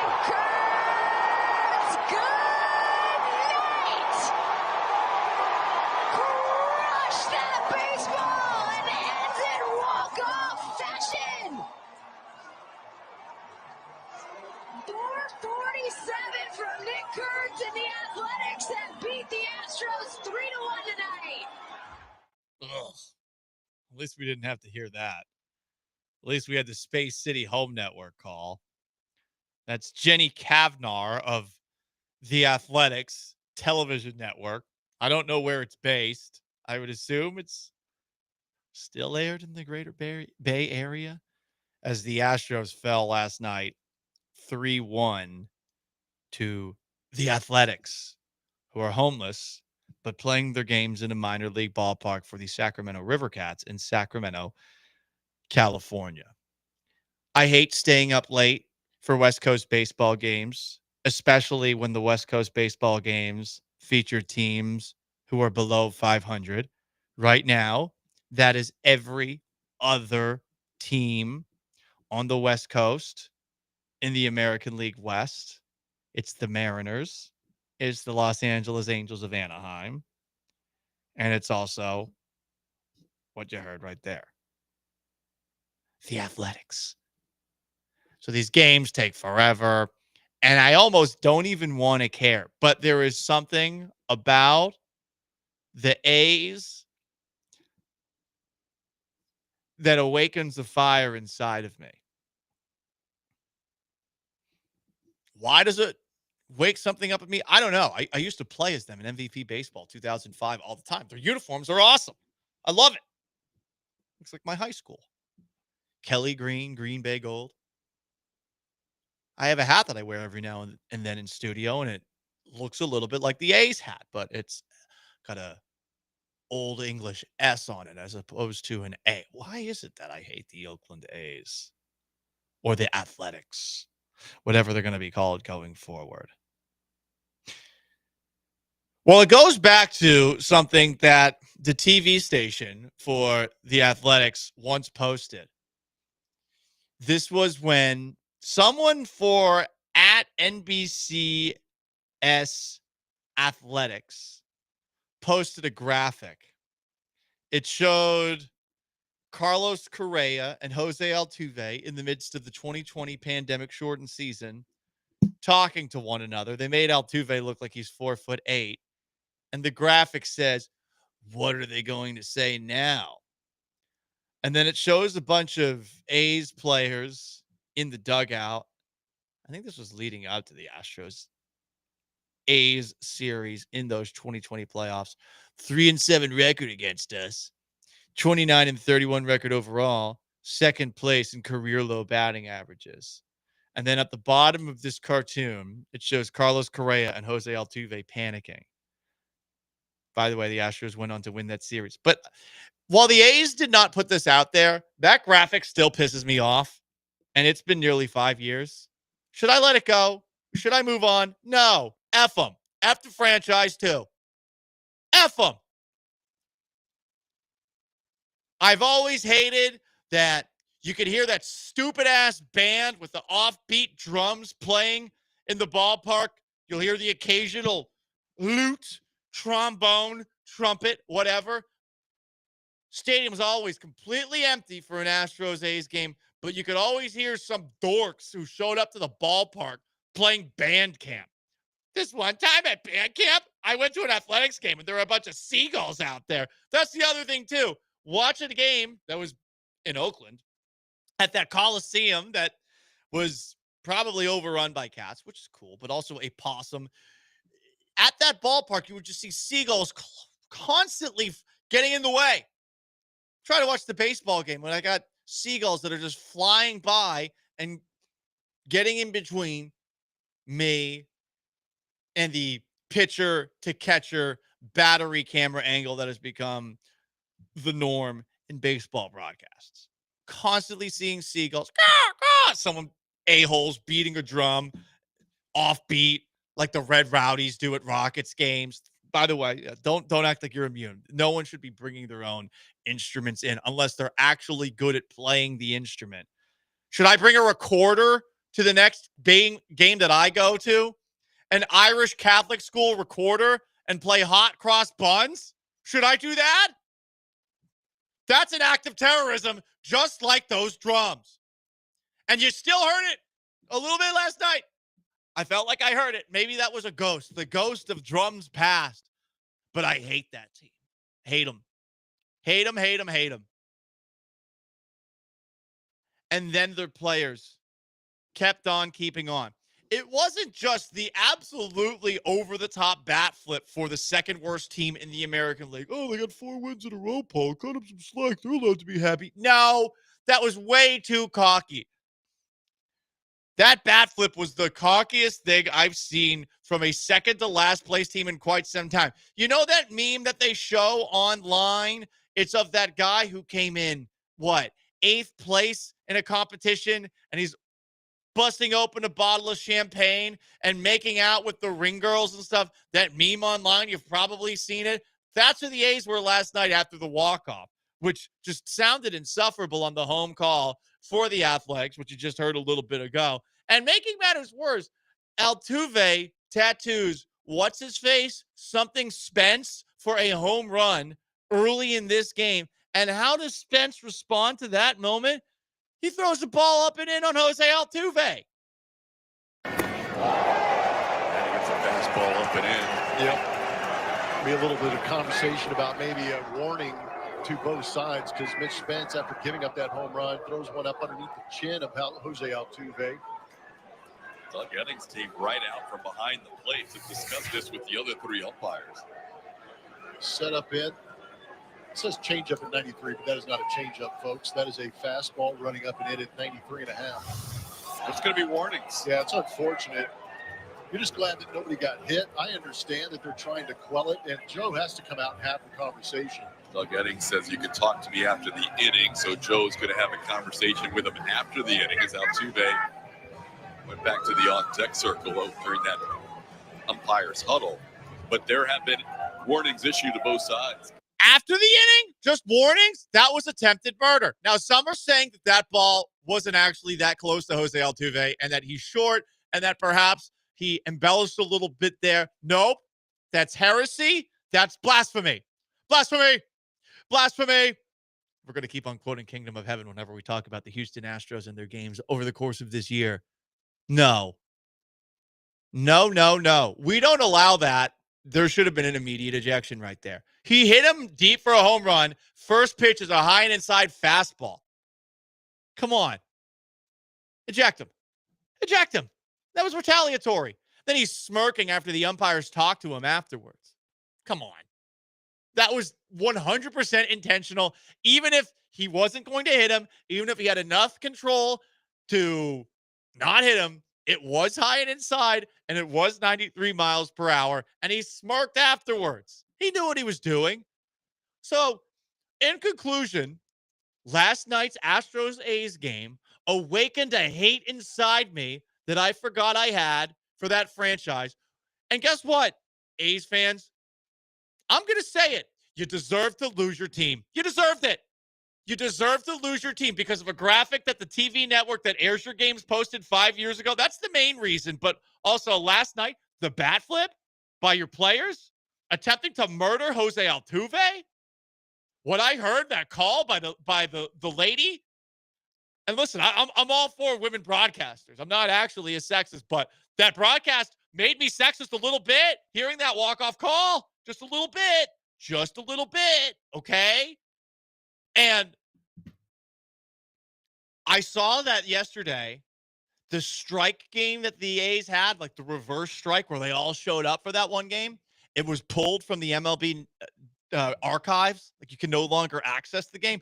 Good. I hope all your good memories are gone, even though you're playing in a stadium that actually seems to like you. Sacramento seemed to be very welcoming to the A's there. They deserve all the bad that they get. You deserve to be owned by John Fisher forever and ever and ever and ever and ever and ever. If you are still a fan of the A's, you deserve that. all because of a graphic that was posted 5 years ago and because you threw at Jose Altuve last night. Is that rash? Irrational? Some are saying yes. No quarter, no mercy. I mean, whatever gets you out of bed to watch these games, That is true. We got to play these guys, what? 13 It's not times a 19 year. times a year anymore. 13, though. 13. 13. We got to feel something for these games. I want to feel something. Not to the point where I'm declaring a jihad. No, I'm not going that far. All I'm saying is the A's woke something in me last night. I'm kind of thankful they did, but I found a little hate in my heart for the second worst team in the American League last night, and I forgot I had that hatred. Yeah, I mean, in the Astros division, really, the Angels are the only ones that you're just kind of like, all right, guess we play these guys. Yeah. Like the Rangers, obviously in state. The Mariners go back to 2022. That's the spiciest rivalry. The rest of them, I mean, and the Rangers, yes, there was 2023, but it has weirdly been cool ever since then. I mean, we talked about in 2023 how this rivalry is more of a geographic rivalry than it is anything to do with these two teams, because it is 2016 where the rivalry mattered. Yeah, and it is 2023 where the rivalry mattered. It's always felt like the Mariners hate the Astros more than the Rangers do, because it felt like a lot of Rangers fans actually like the Astros. And yes, 2023 happened. No doubt about it. The Rangers do have the recency trump card, but it's weird because last year all of a sudden it died again. And I look at the Rangers. Yeah, if they just so hyped going into the year. If the Rangers just stink forever, they have the trump card forever. Because pretty much. The Astros will never get them back. But no one would care. And this is why it sucks to be in the AL West. It's not just the late games. It's just like you don't care. I almost want to go back to the National League Central and be in a 6-team division, because at the very least there was some history there. But now that history is history. We're talking 15 years ago on that front. I want to feel something more than just thinking, okay, I'm watching this baseball game and hoping that the Astros get their 6th win in a row. I want something else. So maybe tonight there will be something. I do think there will be some retaliation tonight. I think there will be. I especially after the bat flip. Like, it was one thing where Altuve gets the ball up and in, and on top of that, where that A's player got hit in the foot, but that was unintentional by Brian King. Like, that happens. Yeah. But the bat flip is going to lead to something tonight. And that excites me. But it better happen, because if I'm staying up past 9 p.m. to watch a baseball game that features a second to last place in the American League team, I need something. I want a little fisticuffs out there. So good job by the A's reminding everybody that we hate them. I hate them, reminding me of that. But I want to follow through by the Astros tonight. Fight back. Today's starter for the Astros, Jason Alexander. He'll be a legend. He would be a legend. But he's got to go probably at least 4 to 5 innings. He also, it's like, I have to keep my job. Yeah, he has to keep his job. And on top of that, like, because of the Astros injuries right now, like, we do need 4 to 5. But then after that, started the 6th, just plunk someone. Yeah. What you gone through? Something I used to do in MVP baseball. This is just what a hater I was. I used to hate Alex Rodriguez. I actually have come to appreciate him in a post-playing career. I instead of intentionally walking out A-Rod, I would hit him every single time. Every single time. Even if it led to some of my pitchers getting ejected, worth it. Would do the same to Pujols. Yeah. Oh, yeah. I would do the same thing to Pujols. It was in a video game. We weren't doing it in real life. Video games lead to violence. Okay, fine, whatever. Anyway, it's the Paul Gallant Show, ESPN 97.5, 92.5. Couple of comments from the 713. I thought we were going to sweep the A's, go 8 straight. Yeah, that would have been nice. From the 281, is it just me or do the Astros suck against bad teams? It does feel that way. They did take 2 or 3 against the White Sox, for what it's worth. And from the 281, you're right. I lost all my sympathy for A's fans. F. Up next, 10-minute drill. In the 10-minute drill, first of all, this is a weird number. We're 79 days away from the start of the NFL season. There is a number, 79, in Houston Texans history that highlights how bad they've been at figuring out this position. And on top of that, I really love this guy in the Buffalo Bills. Paul Gallant Show, stay put.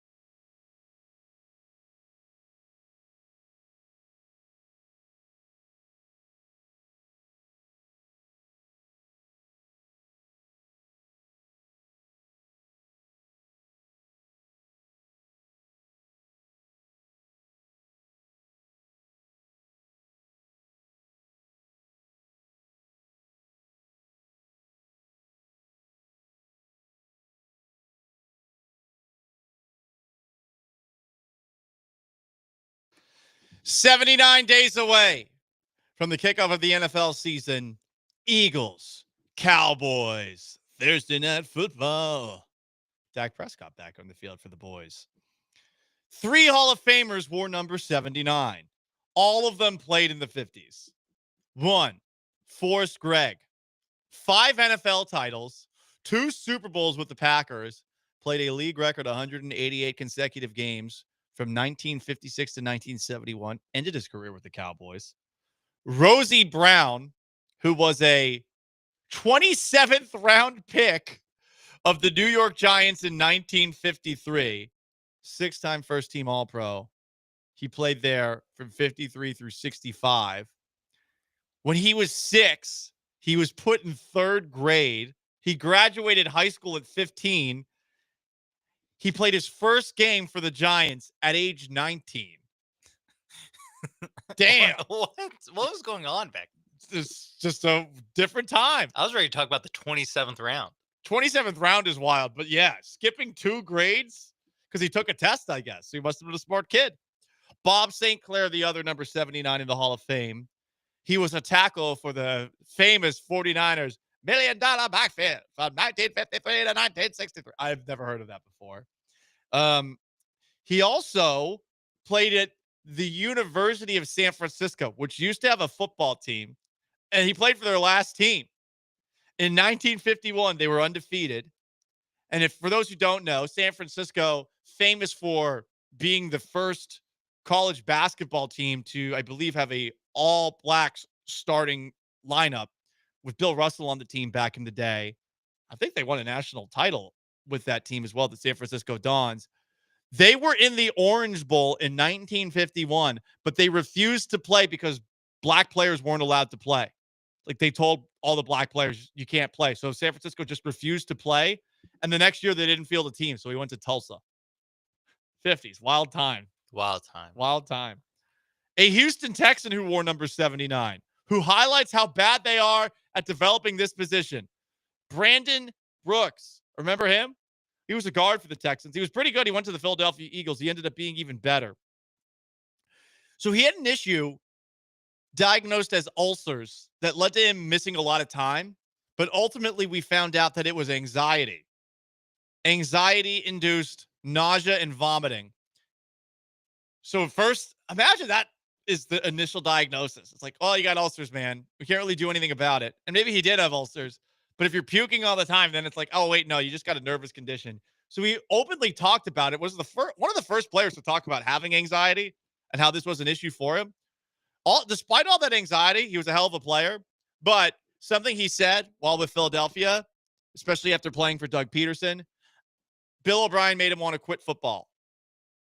He came in with Gary Kubiak, 2012, 2013. He was good.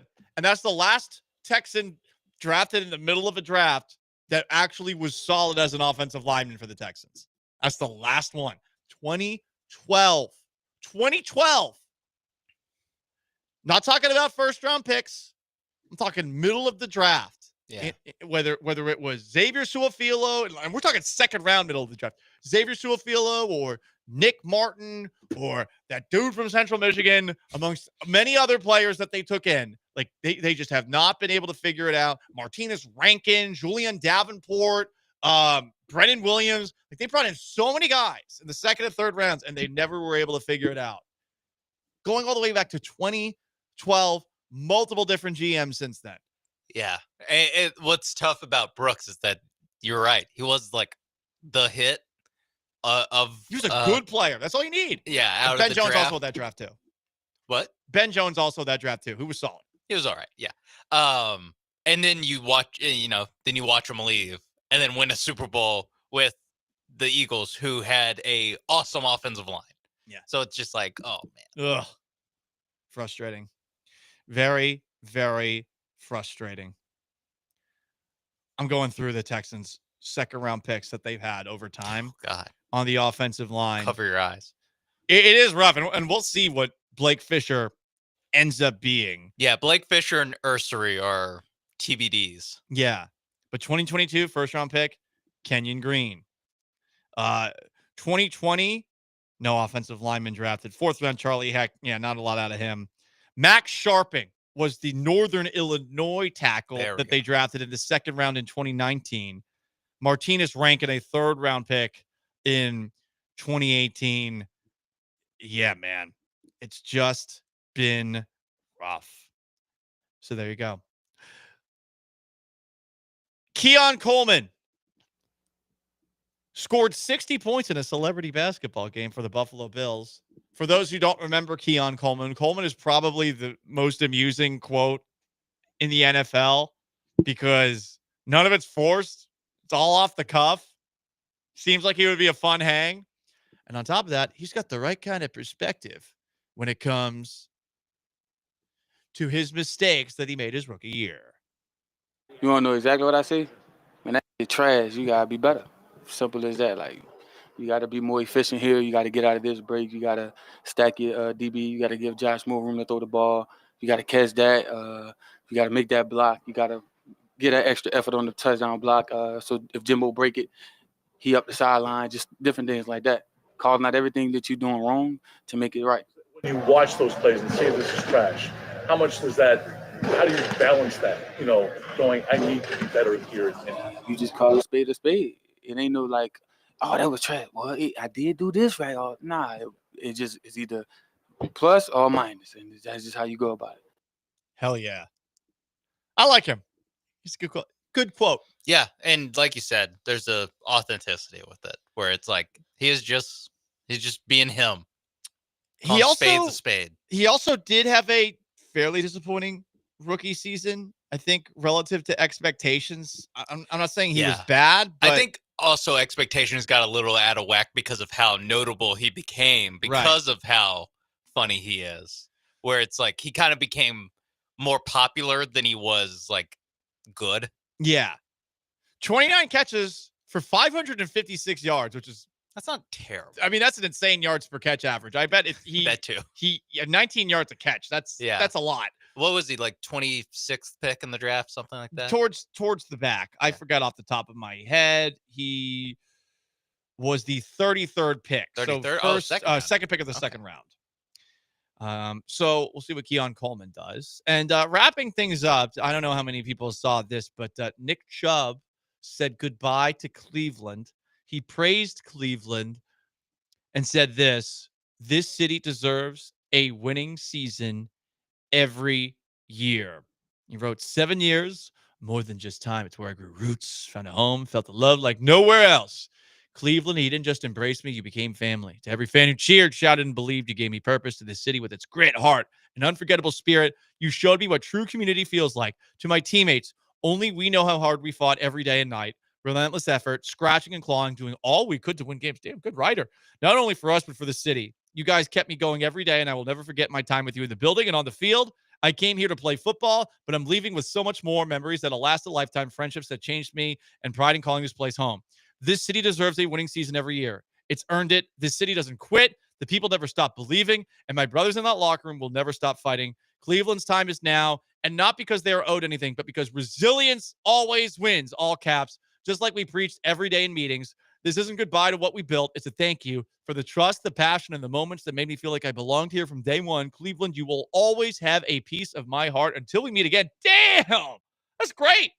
Yeah, that was well written. Has anyone in Cleveland run it through the ChatGPT? I don't think so. And this is so much better than Alex Bregman's and so much better than Laramie Tunsil's, their respective goodbyes that we saw, that I do think this was actually written by him. Yeah.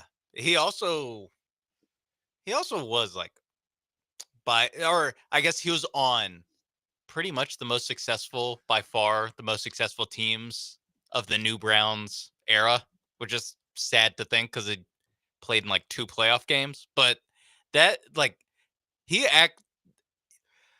I guess in the context of the Browns, he was an insanely successful Brown. He's Mount Rushmore of second era Browns. Yeah. It's Myles Garrett, Joe Thomas, him, Nick Chubb, and after that, I don't know. Good luck. Yeah. Denzel Ward. That one Josh Gordon year that gave him a decade-long career of never playing.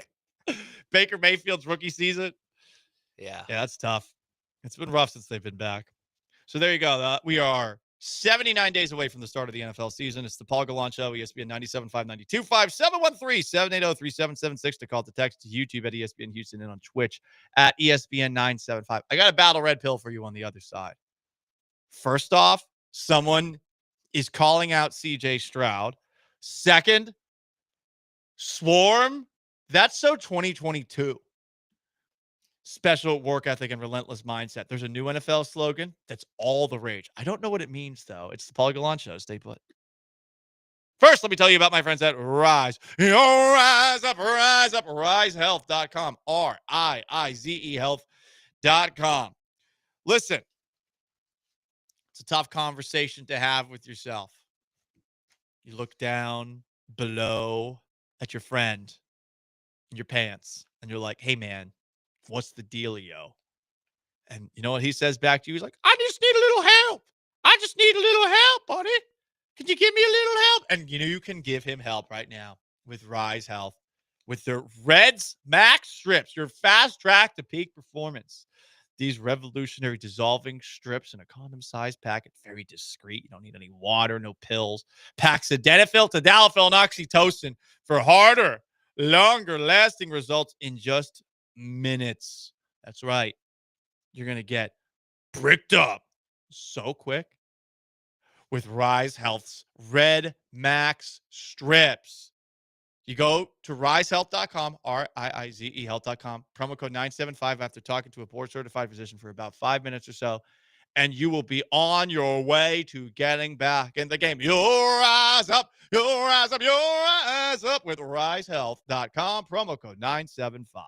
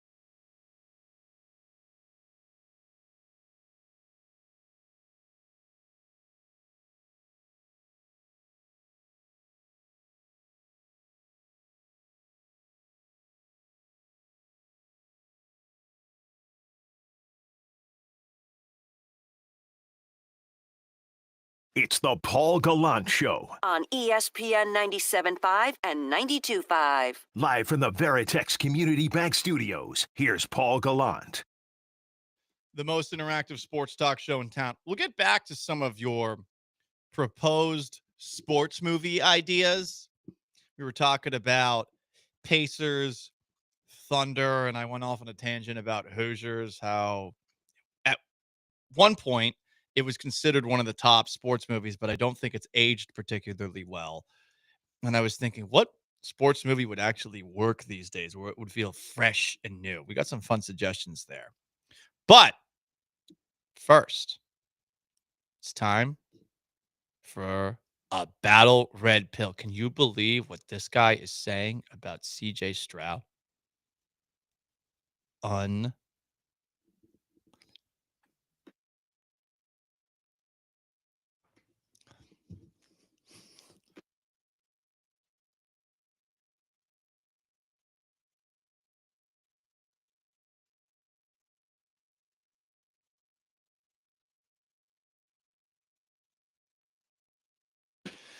There's been one guy who criticizes CJ Stroud more than anyone.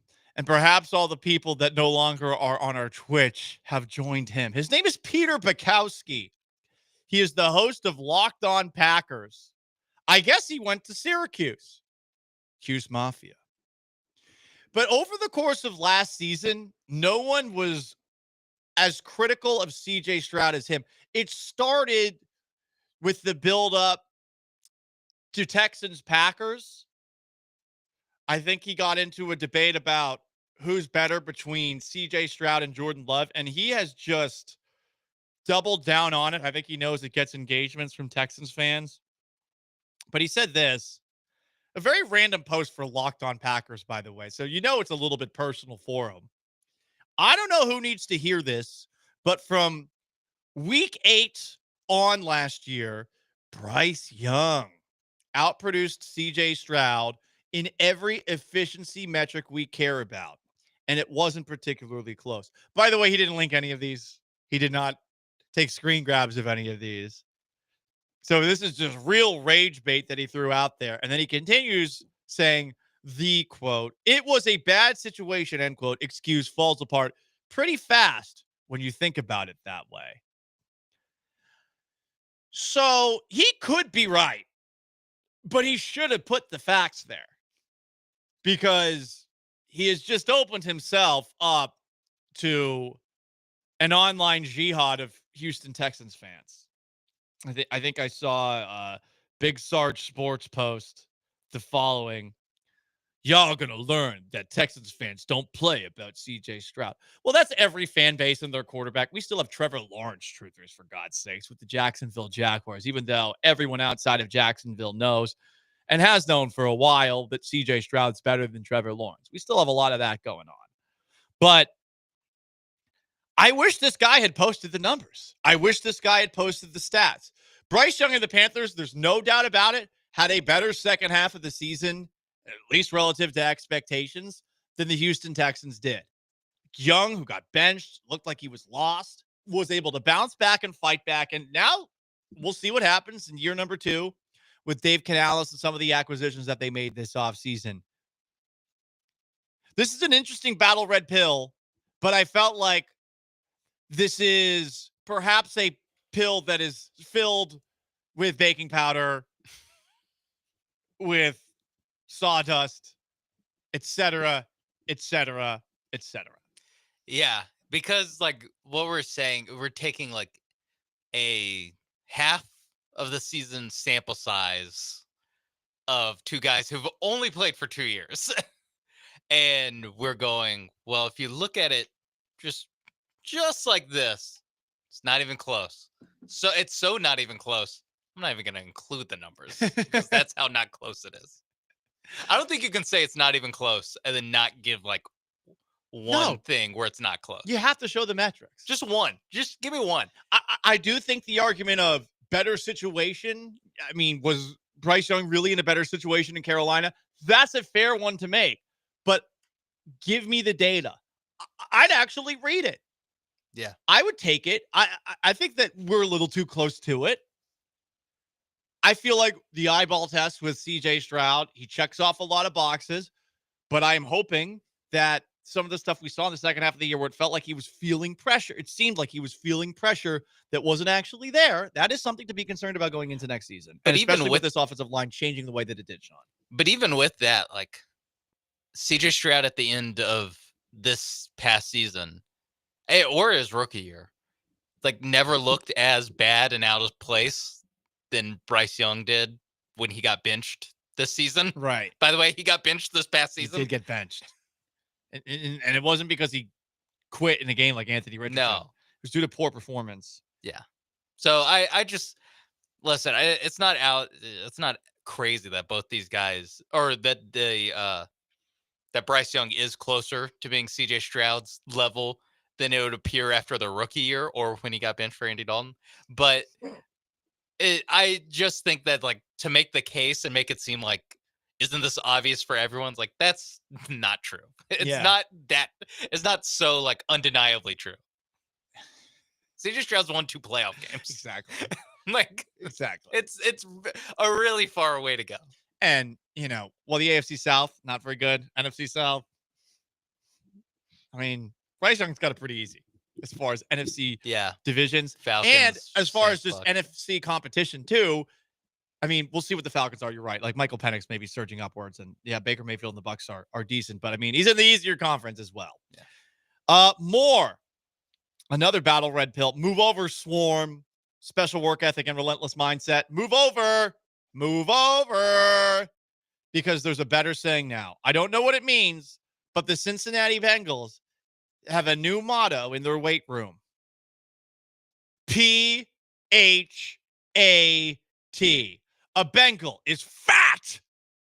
Says that in their weight room. It actually says that. Physical, hungry, accountable teammate who will give their all to get the job done. Well, they're definitely hungry because it seems that Mike Brown feeds them table scraps. It seems that he might be charged by PETA like the Tiger King because he's not taking care of his tigers. Tiger. He's not doing it. He's not doing it. I mean, you got Trey Hendrickson, no update on that. You've got Shamar Stewart, still hasn't shown up. I mean, they're definitely hungry in Cincinnati. Yeah. They probably have to pay for their food at the team cafeteria. I'm trying to figure out what fat could stand for. P has to be physical, right? Because it's fat. It's a PH word. Physical is a PH word. So, like, it works thematically. Physical, hungry, accountable teammate. Pretty good. It's better than Swarm. The problem for Swarm is that there's work ethic. Special work ethic and relentless mindset. The ethic, it should be SWIRM. Yeah. Swarm. Which sounds like squirm. Wait, what's the S stand for? I think special work ethic and relentless mindset. I think. Okay. Yeah, and also the big an A, that's also kind of a cheat, but I'm okay with that. I'm fine with that. Special what am I? Barcelonan. Special work ethic and relentless mindset. So there you go. So that's your battle red pill, everybody. That's your battle red pill. There's a cooler saying from the Texans. Fat. Remember when that was cool? PHAT. Every team should have to announce their saying what their acronym is. Actually, no. What they should do is make them T-shirts like high school football teams. I would buy them. And that'd be a great idea. I would buy them. But make them in the style of high school football. Look like an old school one. Yeah, where there's like a logo, your mascot lifting like 500 pounds of like deadlifting. It's like relentless mindset. Ours was always pay the price, but we had some weird ones. Pay the price, I think, was my sophomore year. I don't know if this was my junior or senior year at Shorecrest Prep, but one of those years it was, I am an 11. One more thing, one more time. It wasn't a motto. It was just like a what? That's not good. That's like a riddle. Right. I love my coach with passion. He's still coaching. He's an awesome life coach in addition to just being a coach. Like every single team he coaches leads the county in rushing in a very difficult to play county. But yeah, that one was a weird one. Anyway, Paul Gallant, ESPN 97.5, 92.5. That's your battle red pill. 713-780-3776 to call to text. YouTube at ESPN Houston, Twitch at ESPN 975. The Astros lost to the A's, who, given their homeless nature, would be the perfect subject for a sports movie. No? Let's get back into talking about premises for sports movies that would actually work. And if you want to weigh in on the Astros struggle again last night, you can. Stick around.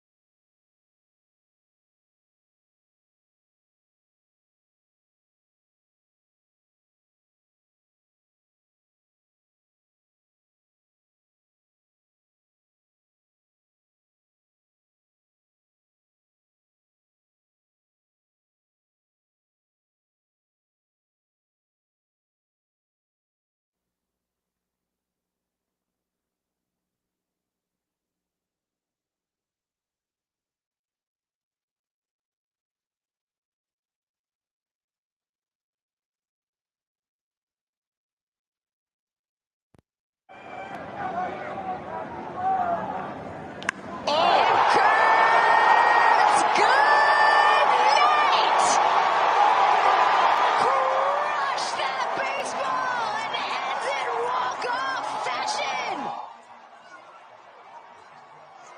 447 from Nick Kurtz and the Athletics that beat the Astros 3-1 tonight.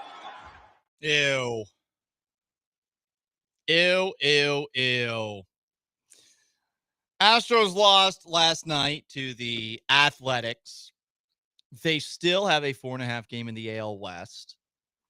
And they're just 4.5 games back of the Tigers for first in the American League, a game and a half back of the Yankees for second in the American League. So all wasn't lost, but it was another opportunity for the Astros to build on an AL West lead that certainly could be more than it is at this moment in time. Is frustrating, certainly, to stay up for 2.5 hours only to see the Astros lose like that. Brian Abreu's 16 scoreless inning streak snapped with that home run. Tonight, as part of a 4-game series in Sacramento, it'll be Jason Alexander, no, not the star of Seinfeld, on the hill for the Astros, making his first start against J.P. Sears, who was 5-5 with a 5.08 ERA. The hope is that the Astros lineup will light this guy up. But what is likely, just given the state of the Astros lineup, is that this will be another close game, and we may be watching once again deep into the night. At the very least, there could be fireworks, given that the guy for the A's who hit that walk-off home run had a very, dickish bat flip. And on top of that, Jose Altuve got thrown at. So perhaps there will be some retaliation and fireworks on that front.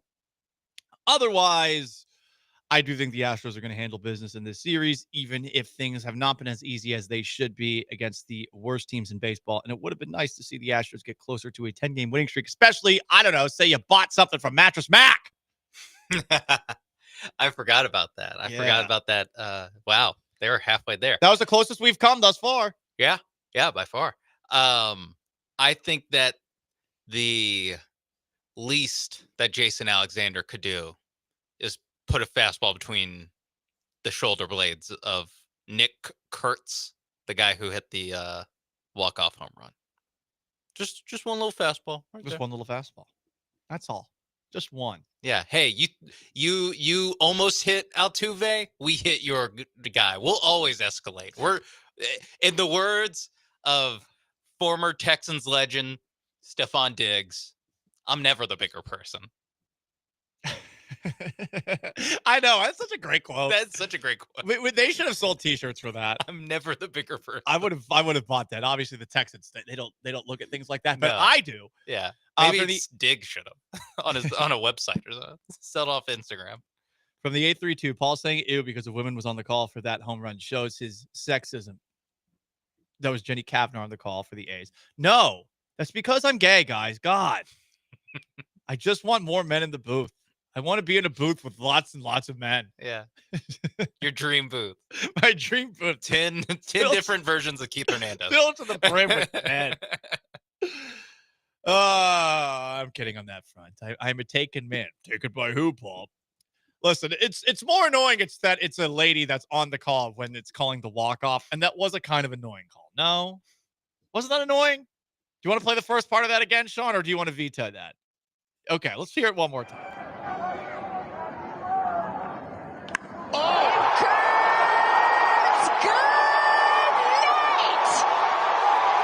Huh? Crush that baseball and ends in walk-off fashion. Okay. Crushes that baseball and ends in walk-off fashion. It doesn't sounds like George Lucas script. I'll admit, from time to time, the words that come out of my mouth make little to no sense. Okay, so I'll give Jenny the benefit of the doubt there. Did she say good night? Wait, what were the two words that were drug out at the beginning?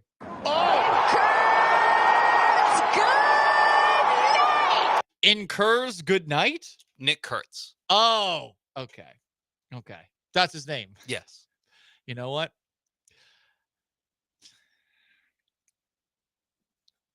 I'm not going to say it. Just be careful, Paul. I'm not going to say it. She didn't screw up that call. Good job by her.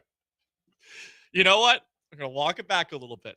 That is a very tough thing to say in a celebratory fashion. Oh, man. Just call him Kurtz. Just call him. You did, yeah. Just say Kurtz next time, Jenny, okay? This is a bunch of sexists at this radio station. Whatever. We're just having some fun here. Speaking of having fun, we were discussing the possibility of sports movies because it's tough to make a sports movie that doesn't feel like it's already been done before these days. So on the text line, we got a bunch of nominees for potential sports movies that we haven't seen before. I like two of these texts. They really want to go heavy in the steroid era. I think the closest thing that we got to something about the steroid era, there was a Lonely Island joint with Andy Samberg, and it was about, I think, the Bash Brother A's. Yeah. McGuire and Jose Canseco. One of them played Jose. The other one played the other one. Did they have on muscle suits? I forgot how they did it. Okay. But it was very silly. This texter wants a steroids era baseball movie about a home run race, but the steroid tropes are extremely exaggerated, and Barry Bonds is played by two different actors, one before his big head and one after his I like big that. head. That's a great idea. That's a fun one.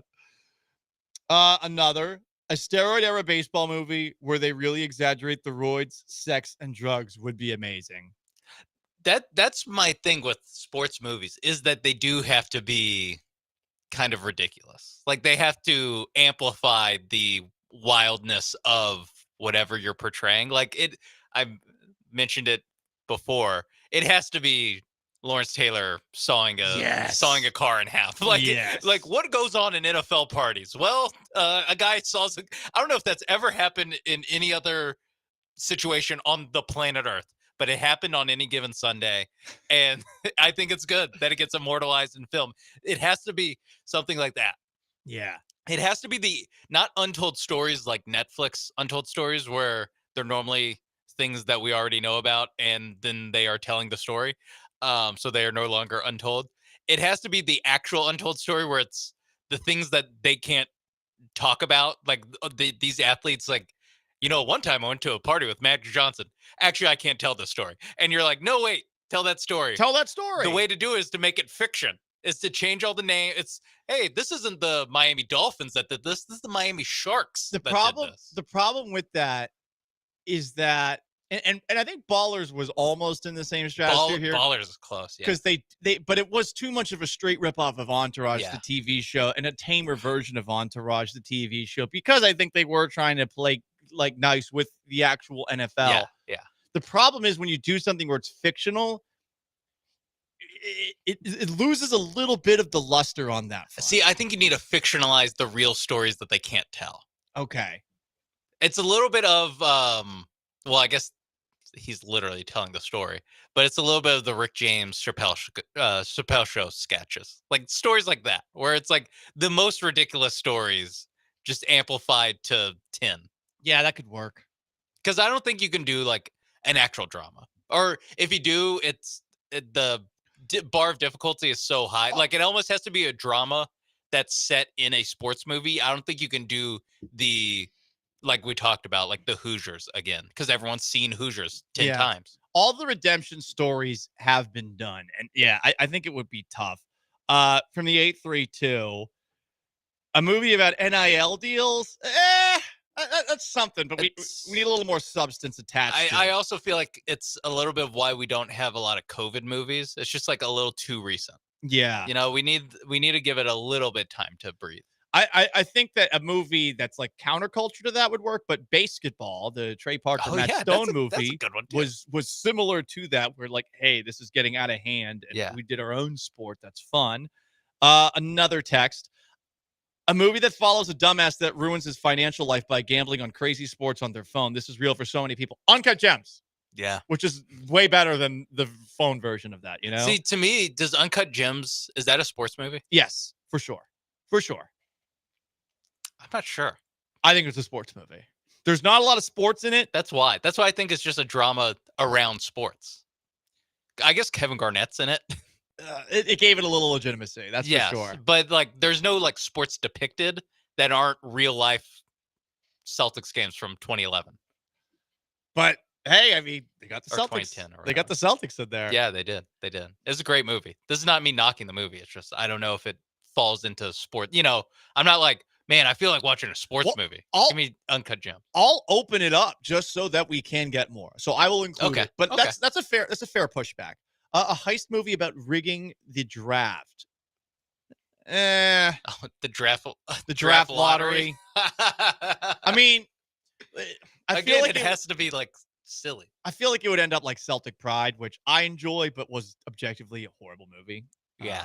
Starring Dan Aykroyd Yeah. and the other wet bandit. I from do Home like an Alone. idea of a heist movie, a sports heist movie, which I guess is the end of the town. Yeah. That, you know what? Took place in Fenway Park. Some Lance McCullers movies ideas. Great. Lance McCullers wins a World Series, mega contract, injury, becomes barista, makes it back to the big leagues in another championship. He's never been a barista. A Deshaun Watson movie, The Fallen Empire. It's going to get a little dark. It's going to be a tough one. Yeah, Oh, and maybe creepy. because that's more of a TV show thing of the anti-hero, you know, where it's like he can be the next Tony Soprano, he could be the next Yeah. Walter White, where it's like, I know I shouldn't be rooting for this guy, but I understand what he's doing, even though you would have to do a lot of stretching of the truth. A movie of the Fab Five and Chris Webber blowing the NCAA championship game by calling that timeout. They didn't have. They've done a sports documentary on that one. The Fab Five, 30 for 30 is a pretty good one. Yeah, it's tough to do a real life, like a based on a true story one, when it's a story that everyone's very familiar with. Like the timeout with that one. I think everything's been done with that. Yeah, maybe it feels like a Fab Five, like how they came together. Could kind of be. movie. From the 832, anything that does not require Kevin Costner. We got a Kevin Costner here. Whoa. I mean, he's been in so many sports movies. It is kind of annoying. Luckily, he's aging. Now he's playing GMs. Yeah. A League of Their Own. That was over 10 years ago. A League of Their Own. Oh, not A League of Their Own. That's Tom Hanks. Field of Dreams. Field of Dreams. Bull Durham. The golf one. Tin Cup. Yeah. Draft Day. Even another baseball. For the Love of the Game. There we go. So he's got at least 5. For the Love of the Game, the baseball is good. The romance sucks. The baseball is like really good though. Really, really good. From the 832, this is gonna be actually a good documentary. Cuban immigrants illegally coming to the MLB, to the U.S. to play in Major League Baseball. That could be fun. That would actually be a great documentary, I think. We did this already. The Jose Altuve movie, that's been done a million times. Someone texted in a really good one. Replacements happen for football. Why not basketball? It's a comedy. I was listening to Rewatchables the other day. They were suggesting as an alternative for The Longest Yard, like a basketball version of The Longest Yard. That could be kind of funny. The scene where Adam Sandler plays basketball against Michael Irvin for the entire movie. Yeah, that's the new one. Or Sorry. but then they have to recruit like Serbians, like the Jokic brothers or something like that. That's it. There we go. Prison movies play. Prison movie could work, but you'd have to have a little antsiness in there, a la Uncut Gems. Yeah. This was a very good suggestion, and Dennis Rodman, a Dennis Rodman unserious movie that just hyperbolizes all the things that he did, and there's definitely an upbringing that would have been interesting to check out. Yeah, too. biopic, ridiculous biopic.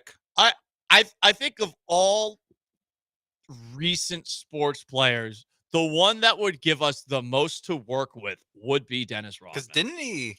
He dated Madonna. He's the ambassador to North Korea. I think he worked at an airport or something like that. An airport, which right. is Like the Dennis Rodman would be an interesting one. Anyway, we're up against it. The Paul Gallant Show, ESPN 97.5, 92.5, 713-780-3776 to call to text. YouTube at ESPN Houston. Twitch at ESPN 975. Stick around.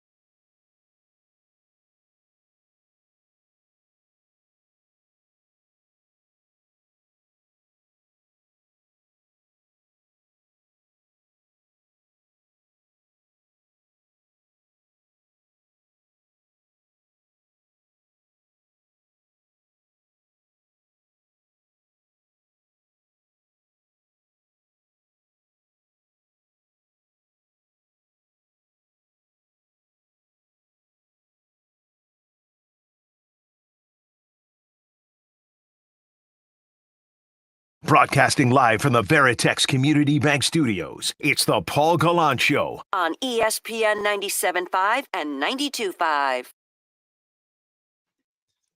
Most interactive sports talk show in town. 713-780-3776 to call it to text. Astros lost 3-1 to the Athletics last night on a walk-off homer. They play the A's for the second of a 4-game set in Sacramento tonight. And on the hill, they're throwing Jason Alexander into the fire. Nope, not the actor who plays George Costanza. Jason Alexander is a Astros 40-man roster member who is on the Astros now because Lance McCullers is once again injured.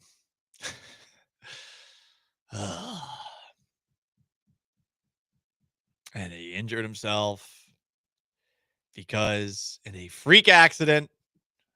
They're no longer freak accidents in baseball. You can't call it a freak accident. They're just accidents.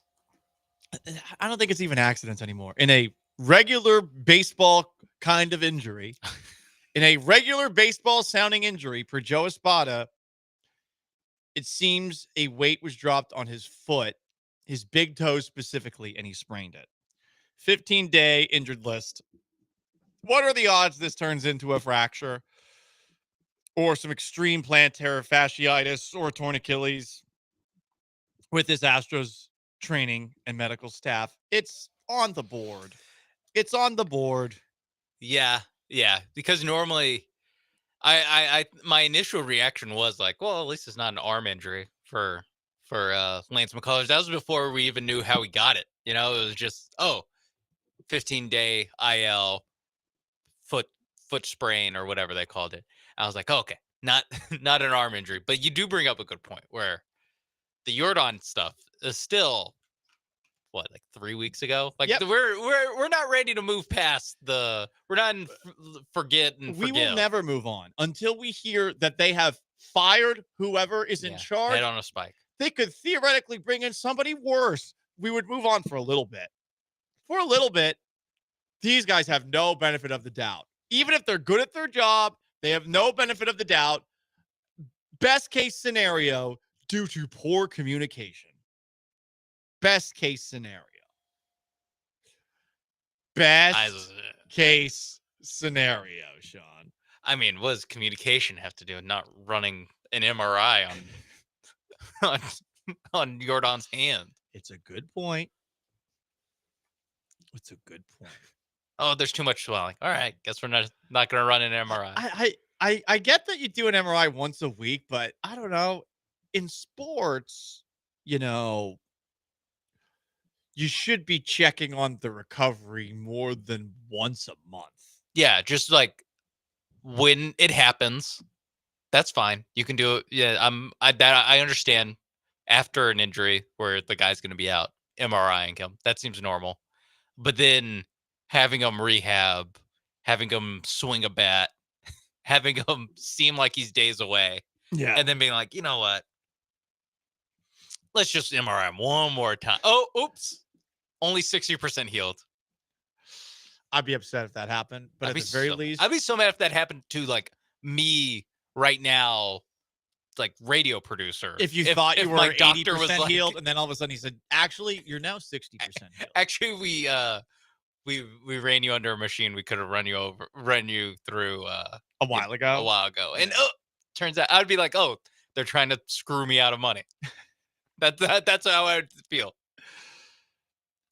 What else do we have here? The most interactive sports talk show in town. As far as other news going on, I love how they had a breaking news for this on the bottom line of ESPN. Tyrese Halliburton is believed to have a calf strain. That sounds like an Astros medical diagnosis. Believed to have it? Either he does or he doesn't. It's also like we saw him. We saw him last night grabbing at his calf and on the bench with the with a Tempur-Pedic pillow or wrapped around his leg. Like I feel pretty safe saying that he has a calf injury. He will undergo an MRI to determine the severity. What, they don't have someone on speed dial or retainer? They couldn't do it last night? It's the finals. It's the finals. Too much swelling, Paul. There's too much swelling in the MRI. I gotta say, this is a really bad job by Indiana. You should have this done literally as soon as the game is done. As soon as this media availability is done. This should be immediate. I get that he needs to get rest and everything like that, but wait, he hasn't had the MRI yet? What are we doing? Yeah, because it's the now finals. And I get, if you don't want to do it at whatever 11:30 or whatever, he was done with all of his stuff after the game. I mean, you took the flight back to Indiana. You woke up in the morning like it's 2:00. Like you could run him under a machine at some point. Well, why not? And what, you can't in OKC? That's a small town. I bet. Yeah, I mean, maybe the electricity's not on after 10. I don't know how it works there. Never gone, never will go. Hopefully, there's not a twister. Maybe that was the problem. But come on, man. You're facing elimination now. You need to know how he's doing it, and he will get an MRI. Come on. Yeah. Although I get it a little bit of if he feels like he can play through it, of just like, hey, listen. He scored zero field goals last night. Come on. Dude, like, he can play through it. It would have made more. He took 6 of them. He took 6 field goal attempts. I don't know how long it takes to get from Oklahoma City to Germany, but fly him out there. You have an extra day off. Fly him back. Would he be able to go to Germany? Yes. Get treatment and back? Fly private, dude. I'm curious about that. I'm not a pilot, but that would have been so funny. He's going to Germany for a day, and he's back, and all of a sudden he's gonna miss he's gonna miss the practice availability on Tuesday. Don't worry about it though. The private jet is just a bed, and he's just lying in the bed, and you fly him to Germany, get a little blood cycling in there, calf is fixed, come back, boom, ready to go for game 6. 20-15 and boom, game 6, game 7, going to be a game 7, guys. Game 7. Sean Aves is behind the glass. I am Paul Gallant. ESPN 97.5, 92.5, YouTube at ESPN Houston, Twitch at ESPN 975. If you want to keep that conversation going about sports movies that would actually work, seeing as it's all been done at this point, you can bring it in. And on top of that, we got Worst Take Tuesday coming up. Speak for your pizza-esque television shows have really lowered the bar when it comes to sports debate, but man, this is a all-time moment for the pundits of sports media in a bad way. You'll hear about it next in Worst Take Tuesday. You got any bad takes that you've heard about? Hit me up. Hit Sean up. Stick around.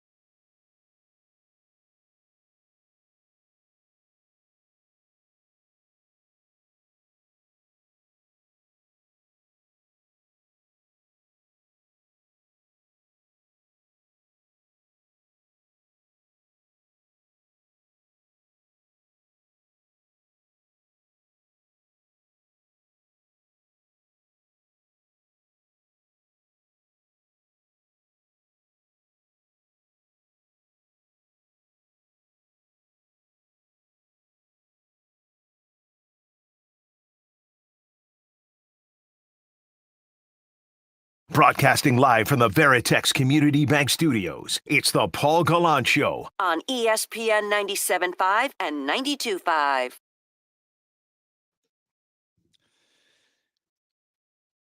Astros lost to the A's last night. We'll see if they get back in the win column tonight in Sacramento. NBA Finals Game 5. The Thunder took it home rather convincingly, an 11-point win. Indiana somehow did fight to beat within 2 points with about 8 minutes to go in a game where Tyrese Halliburton made 0 field goals. Jalen Williams for OKC scored 40 points. So we'll see if the Pacers can stave off elimination. It's the first back-to-back losses the Pacers have had in basically 3 months, which is really wild to think about. They've been one of the best teams in basketball. What an improbable run it's been. I do think that they will force a Game 7. While talking about the Pacers and the Thunder, I drifted off, as I do, into a conversation about the movie Hoosiers and about how sports movies today, it feels like it's really hard to do something that's new, because even great stories about athletes back in the day, they all seem to follow the same kind of formula. It's an underdog story. It's someone that's ending racism in a way, shape, or form. It's always a little bit like that, you know? And I want something fresh. I want something new, but it does feel like everything's been done.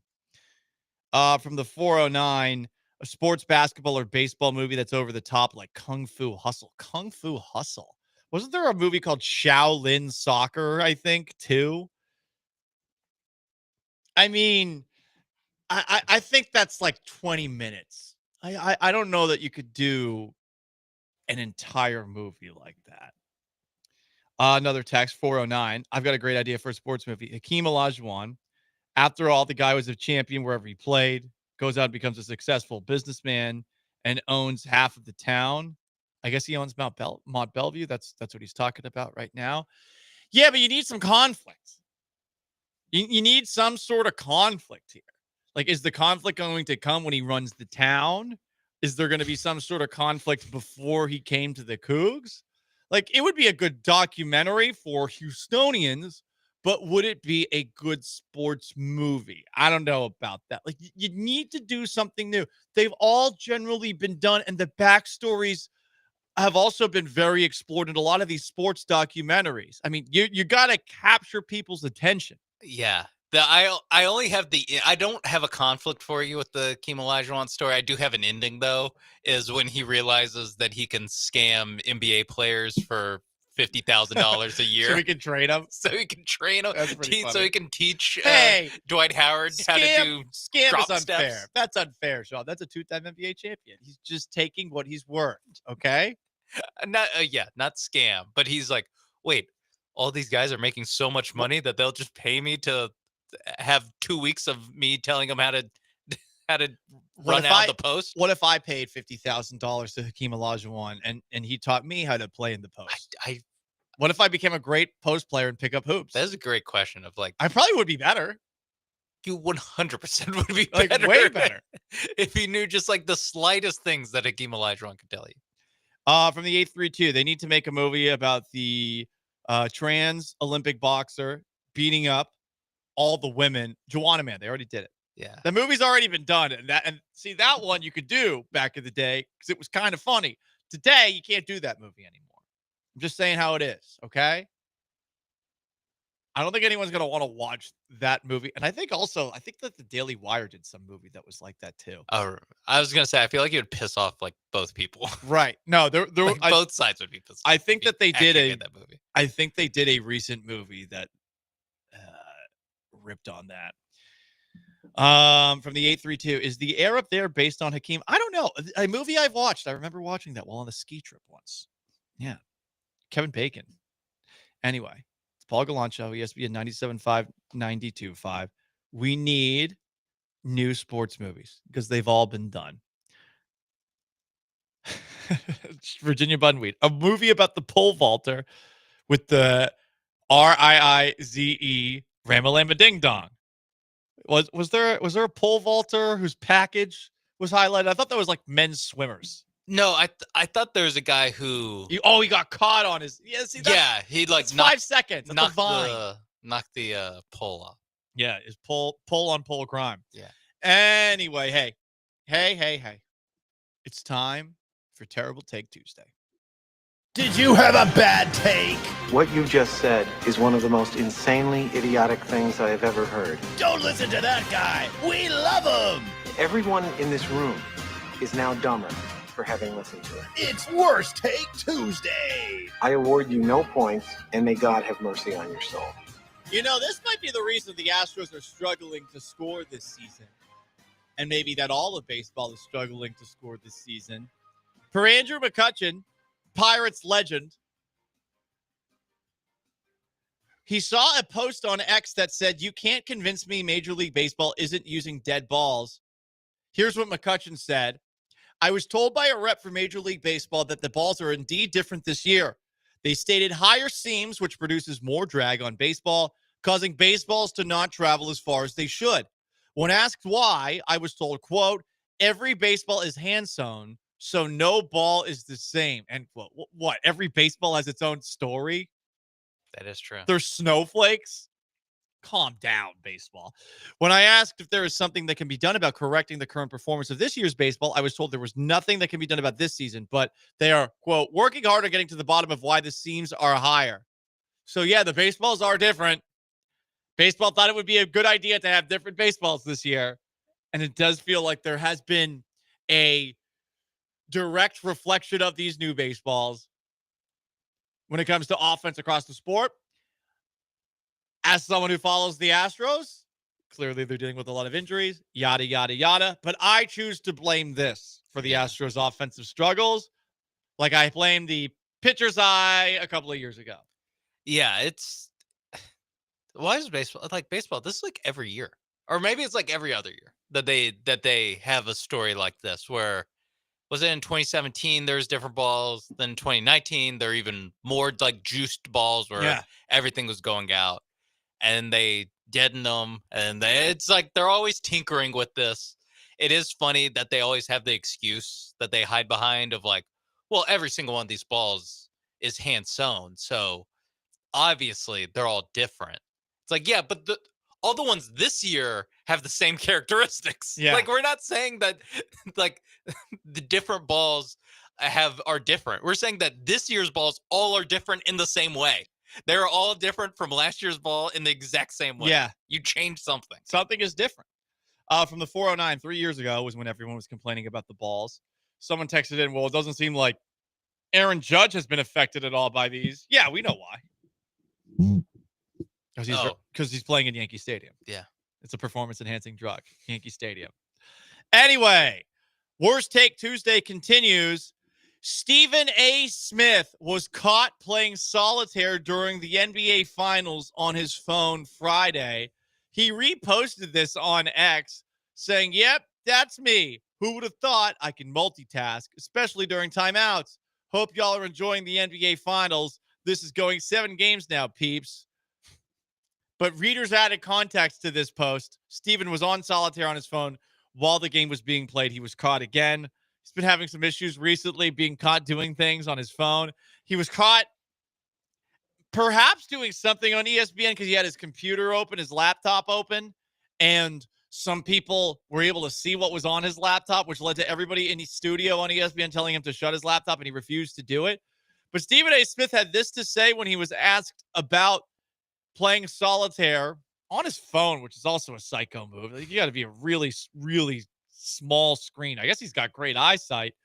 But Stephen A. Smith, when asked by Tim Legler and who's this other person on Sirius XM satellite radio, said, for those out there who don't like it, kiss my ass. Okay, that's fine. But do we have to take every single take that Stephen A. Smith's ever had about basketball, which is his sport? Do we have to look at it with the different kind of perspective now that we know that he's playing solitaire while watching NBA games? I don't even blame him. Like, sometimes during Astros games, I get sidetracked. I'm like, oh, I'd rather do my dishes, pay my taxes. It happens. It's just a baseball problem. I don't blame Stephen A for this, but it is the NBA Finals. How can I take you seriously right now? Yeah, I think it's the fact it's the finals. Like, if it was just a regular game that he was at, even if it was like a regular playoff game that he was at, if he was in a second round matchup or a West Finals, even that I can be like, all right, like, it's not like the end of the world that you're doing this. The finals, it's such a tough look when you're at the stadium playing playing solitaire on your phone. Like, being in the stadium is so funny. Like, in a suit, ready to talk about it at halftime, and you're just like, Of all things, solitaire as well. that too is crazy. There's so many. Get this guy on Candy Crush. Clash of Clans, Angry Birds, the games that you constantly see in commercials on Instagram Reels that aren't the actual game. If you ever Win download real them. money by playing slots on your phone. You're like, wait, right? Wait, these slots will win me actual money on my phone. It would be funny if he was just a complete degen gambler and like he was gambling on horse racing in like Pakistan. Would he have gotten in more trouble or less trouble if he was watching a like you said, an international horse race? I think he would have gotten in less trouble. I think people would be like, hell yeah, Stephen A's one of us. Yeah, he's a degenerate gambler, one of us. So there you go. That is Worst Take Tuesday. Send them in. If you see something funny, tag me on X. Gallant says Sean Mapes at Shawnee Mapes behind the glass. 713-780-3776 to call to text to YouTube at ESPN Houston, Twitch at ESPN 975. We wrap things up with a little garbage time next on the Paul Gallant Show. Stay put.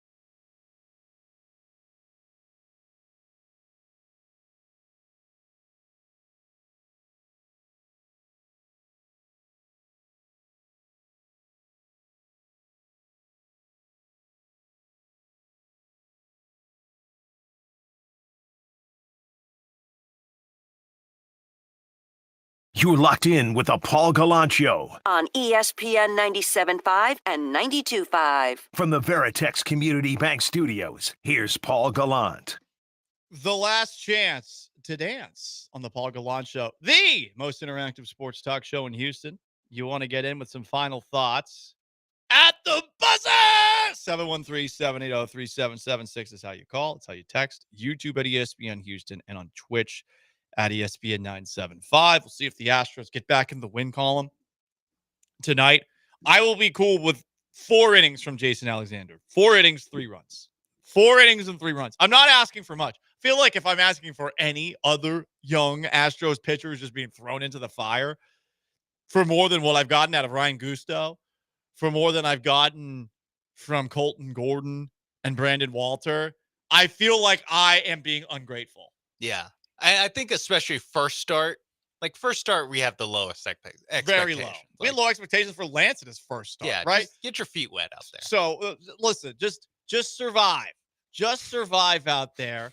I honestly, there's a very good chance the Astros lose tonight.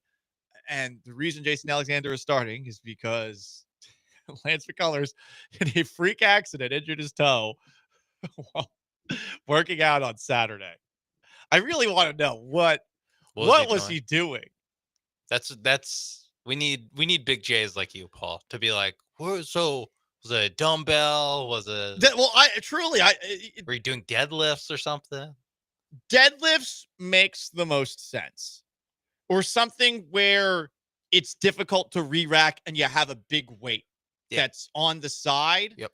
And perhaps you didn't have the leverage to take the weight out. Because the last time I accidentally dropped the weight on my foot was a week ago. And it was a 45-pound circular weight that you put on the end of a barbell. Because I was trying to do deadlifts, but there was nowhere for me in our terrible ass gym that Sean and I both go to.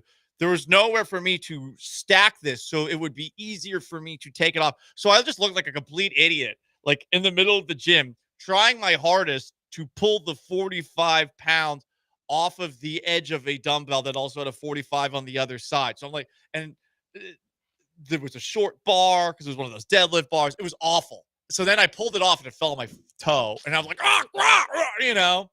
inwardly.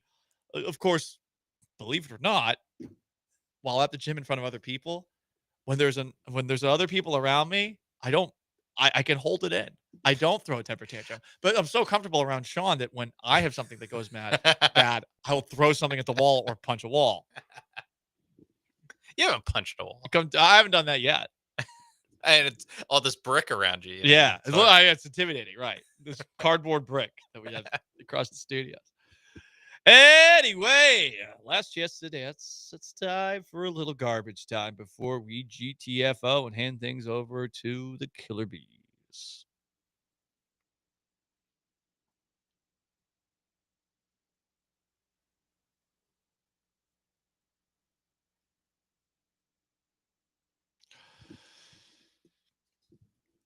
Somebody ran into Ed Orgeron, friend of Vanessa Richardson, who is now the most famous person in the NBA.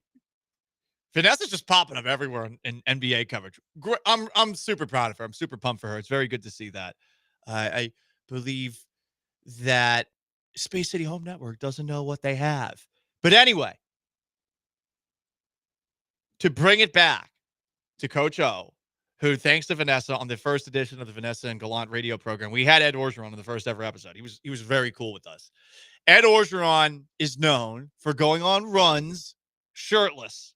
And I guess one day, while out and about running, an Alabama Crimson Tide fan saw him and tried to pull a fast one with him while recording it on camera. It didn't go so well. Hey, Coach, sorry to bother you. All right, man. Here we go, baby. Roll Tide. All right, here you go. Not really. I know. What was that about?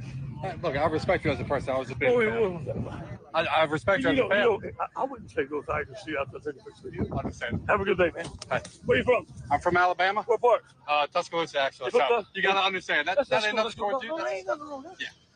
But look, here, just some respect. Yes, sir. Man, what the man? Hey, if you're from LSU, you wouldn't go to Nick Saban and say, go Tigers. I think some people would, but You would. I want it. Well, that guy wouldn't because he backed down so quickly.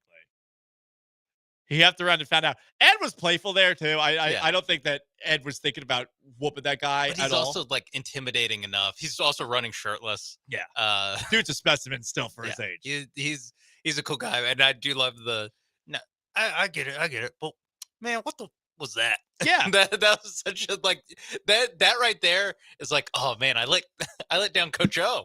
Wasn't Ed Orgeron also very good against Alabama? He beat him in 2019. Ed- They didn't. I don't think they beat him until 2019 though. Ed Orgeron record against Alabama. Ooh, yeah, you're right. 1-6. Yeah, including Ole Miss and LSU. Oh yeah, those Ole Miss teams are terrible. But that LSU victory in 19 was awesome. Yeah, 7-point game. I think 46-41. Okay, yeah, what a game that was. I still remember that one. I think that was Tua versus Burrow. Yeah, that was some of my first weeks in Seattle. I remember I stayed in and I watched that one. I was like, whoa. Yeah. Fun times. More in garbage time. Garbage, I say garbage. We've also got this. Joey Chestnut. He's back at Nathan's hot dog eating contest for the 4th of July. He joined some alternative that clearly gave him the bag last year. And for whatever reason, Nathan's hot dogs were like, yeah, we don't want you. But then they backtracked on that, and I think it was too late for them to get Nathan back in. But no one really watched it without Joey Chestnut. Yeah, I think the last year we were the losers of it because we didn't really watch the hot dog eating contest as much, like the Nathan's hot dog one. And I don't think that many people watched the Joey Chestnut thing either. So it really felt like we just kind of lost it for really stupid reasons. We did. There was a Netflix, the most recent thing that we saw with Joey Chestnut, there was a Netflix matchup, unfinished beef. It was Chestnut against Kobayashi. Yeah. And Chestnut kicked his ass. I was going to say, because I don't think Kobayashi, does he still compete? Like, I know he doesn't do Nathan's anymore. I think he does, and I think the reason he's not doing Nathan's is a similar reason to Joey Chestnut. Chestnut won 83-66. Oof. Goodness gracious. 83. It's crazy that Joey Chestnut can keep topping himself. Like it actually is wild that he can continue to set new records. Yeah, I'm with you on that. Oh God. It's also disgusting. It's so disgusting. Hot dogs are not that good, and they don't look like good hot dogs once that they eat. Anyway, that's going to wrap up today's edition of the Paul Gallant Show. Subscribe to the podcast on Apple and on Spotify. One more show this week for me. Big thanks to our texters, our callers, Twitchers, YouTubers, and everyone else who listened. And, of course, to Sean Mapes behind the glass. I am merely Paul Gallant. So long, farewell, and have yourselves a wonderful Tuesday. The Killer Bees are next. Peace!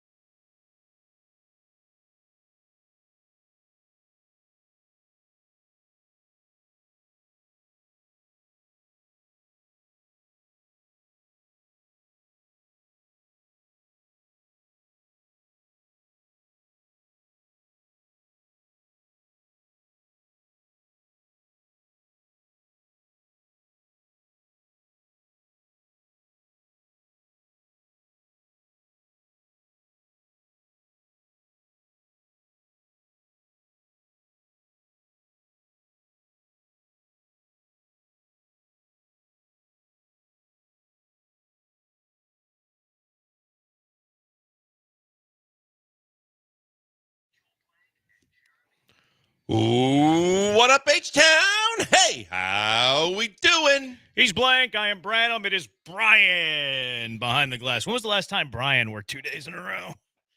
Not sure I can remember. It's been a while. 2-3 weeks ago? 2 or 3 weeks ago is probably accurate. He's on a streak. Brian is. Brian's on a streak, a work streak. Astro streak came to an end yesterday. It did. They fell to the Sacramento A's. What'd you think of the ballpark? It's very minor leaguey. It's rinky dinky. It's a little. I agree, but I don't feel it's as rinky-dinky as Steinbrenner Field. I agree with that. I think it's a better major league ballpark than Steinbrenner Field. It seems just from outfield distance, ball carry, things like that. It seems like it's a little bit more legit major league distances without the, what they say when the wind shifts in Tampa, that everything blows out. But I do think that the wind shift in Tampa is going to be the summer heat in Sacramento. Like, I think it gets roasted, in August and stuff, I think the ball is going to fly. But they also said that it carries a lot, like, during the day. Astros don't have a day game there, which I don't know if that's a good or bad thing. Maybe a good thing. I don't know. The A's have won 4 in a row now. Yeah, the Athletics are athleticing. What, they swept the Royals before this? Yeah, they did. Yeah, I mean, again, they have some talent. But I think you left some opportunities on the table yesterday. But, the one other thing about the stadium, too, and it's much like Steinbrenner Field is, the TV really accentuates it when you realize there's no backdrop except basically the batter's eye in center field. There's no buildings. There's no like encompassing the entire stadium. It's just out there. Yeah, it is. That's I guess that's probably the biggest difference between minor league ballparks and major league ballparks is there's usually not a backdrop. Usually there's the batter's eye and then like a walkway that you can walk around the entire building. Because I mean that's kind of the way it is at Constellation Field, right? Like Constellation Field, you have like the little party deck in the left. Little sliver of that. You have the burn in left center. Yeah, but that's across the street. Yeah, but I guess that's the backdrop. You can kind of see it. Yeah, I guess so. There's nothing in center. I mean, there's the bridge that crosses over across that railroad. Scoreboard's pretty big, but yeah, I mean that's not really a backdrop. Yeah, the Texas scoreboard. Yeah, not very practical, that scoreboard. No, they don't really do much in the Panhandle on that scoreboard. They really don't do a whole lot in the Texas-Mexico border on that scoreboard. The Panhandle. You know what I mean? The outline. Like it's really only the heart of Texas. The Panhandle's useless, and the Texas-Mexico border's useless on that thing. They should build a wall on that score. Just kidding. Take it easy. Take it easy. Get like HEB to put key locations across the state. With little, like, they should use sponsorship on it. Yeah, for sure. Try to cash in at some point. You have your video board in the heart of Texas. Put a little sponsorship there in the Panhandle and put a little sponsorship on the Texas-Mexico border, down in the Rio Grande area, down in the Valley. And I'm Mexican. Roma area. That's Texas, Brian. That's the Texas side. My mom was born in Roma, though. The Heb's statewide, right? I believe so. Is there an did we talk about this the other day? Is there an HEB outside of the Lone Star State? I think we pretty sure there are. We looked that up, and I'm pretty sure we saw there are. I think there's maybe one. Arkansas or I Oklahoma? think there's one, and I think it's Louisiana. Yeah, I think. I'm gonna go. I don't know that. Brian's answer. looking it up. Don't just Brian's our crack research guy. Don't bother yourself with that. I would grunt consider work. maybe Let like Brian the do Texas, Louisiana in that area, but really, right on the border, there's not a whole lot. Right? Yeah, I'm not sure.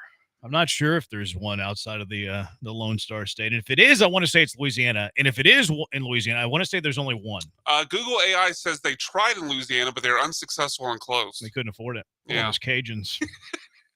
Arkansas doesn't have one. That's what I'll dig more, but that's what the quick AI thing says. Okay, all right. I kind of like that it failed in Louisiana because that means their expansion probably will take several more years before they try. It should be only a Texas thing. Let us have that. You stole Buc-ee's from us.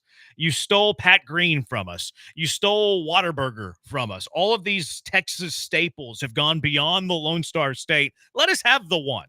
Let us have HEB. Pat Green got stolen? No, Pat Green sold out to Nashville a long time ago. Long time ago. But he went corporate. He had a huge Carbach. run. He had a popular run for a while. Pat Green was huge. I love Pat Green back in high school. Yeah. What was that little teeny club that I went to see him in Contra? I have no idea what Pat Green was playing, a little teeny club one time. I can't remember what that place was called. It was in Kingwood. You had to cross the bridge to get there. I can't remember what it was called. But yeah, but Pat Green's playing in basically a high school dance. It was so weird. And then he just blew up. Yeah. Then he was filling. No, I mean he was big then. He was I don't know. Toyota Center and every Woodlands. I used to go to the racetrack at Sam Houston and watch a little Texas country music on a Friday night. Quick update. Apparently there are HEBs in Mexico.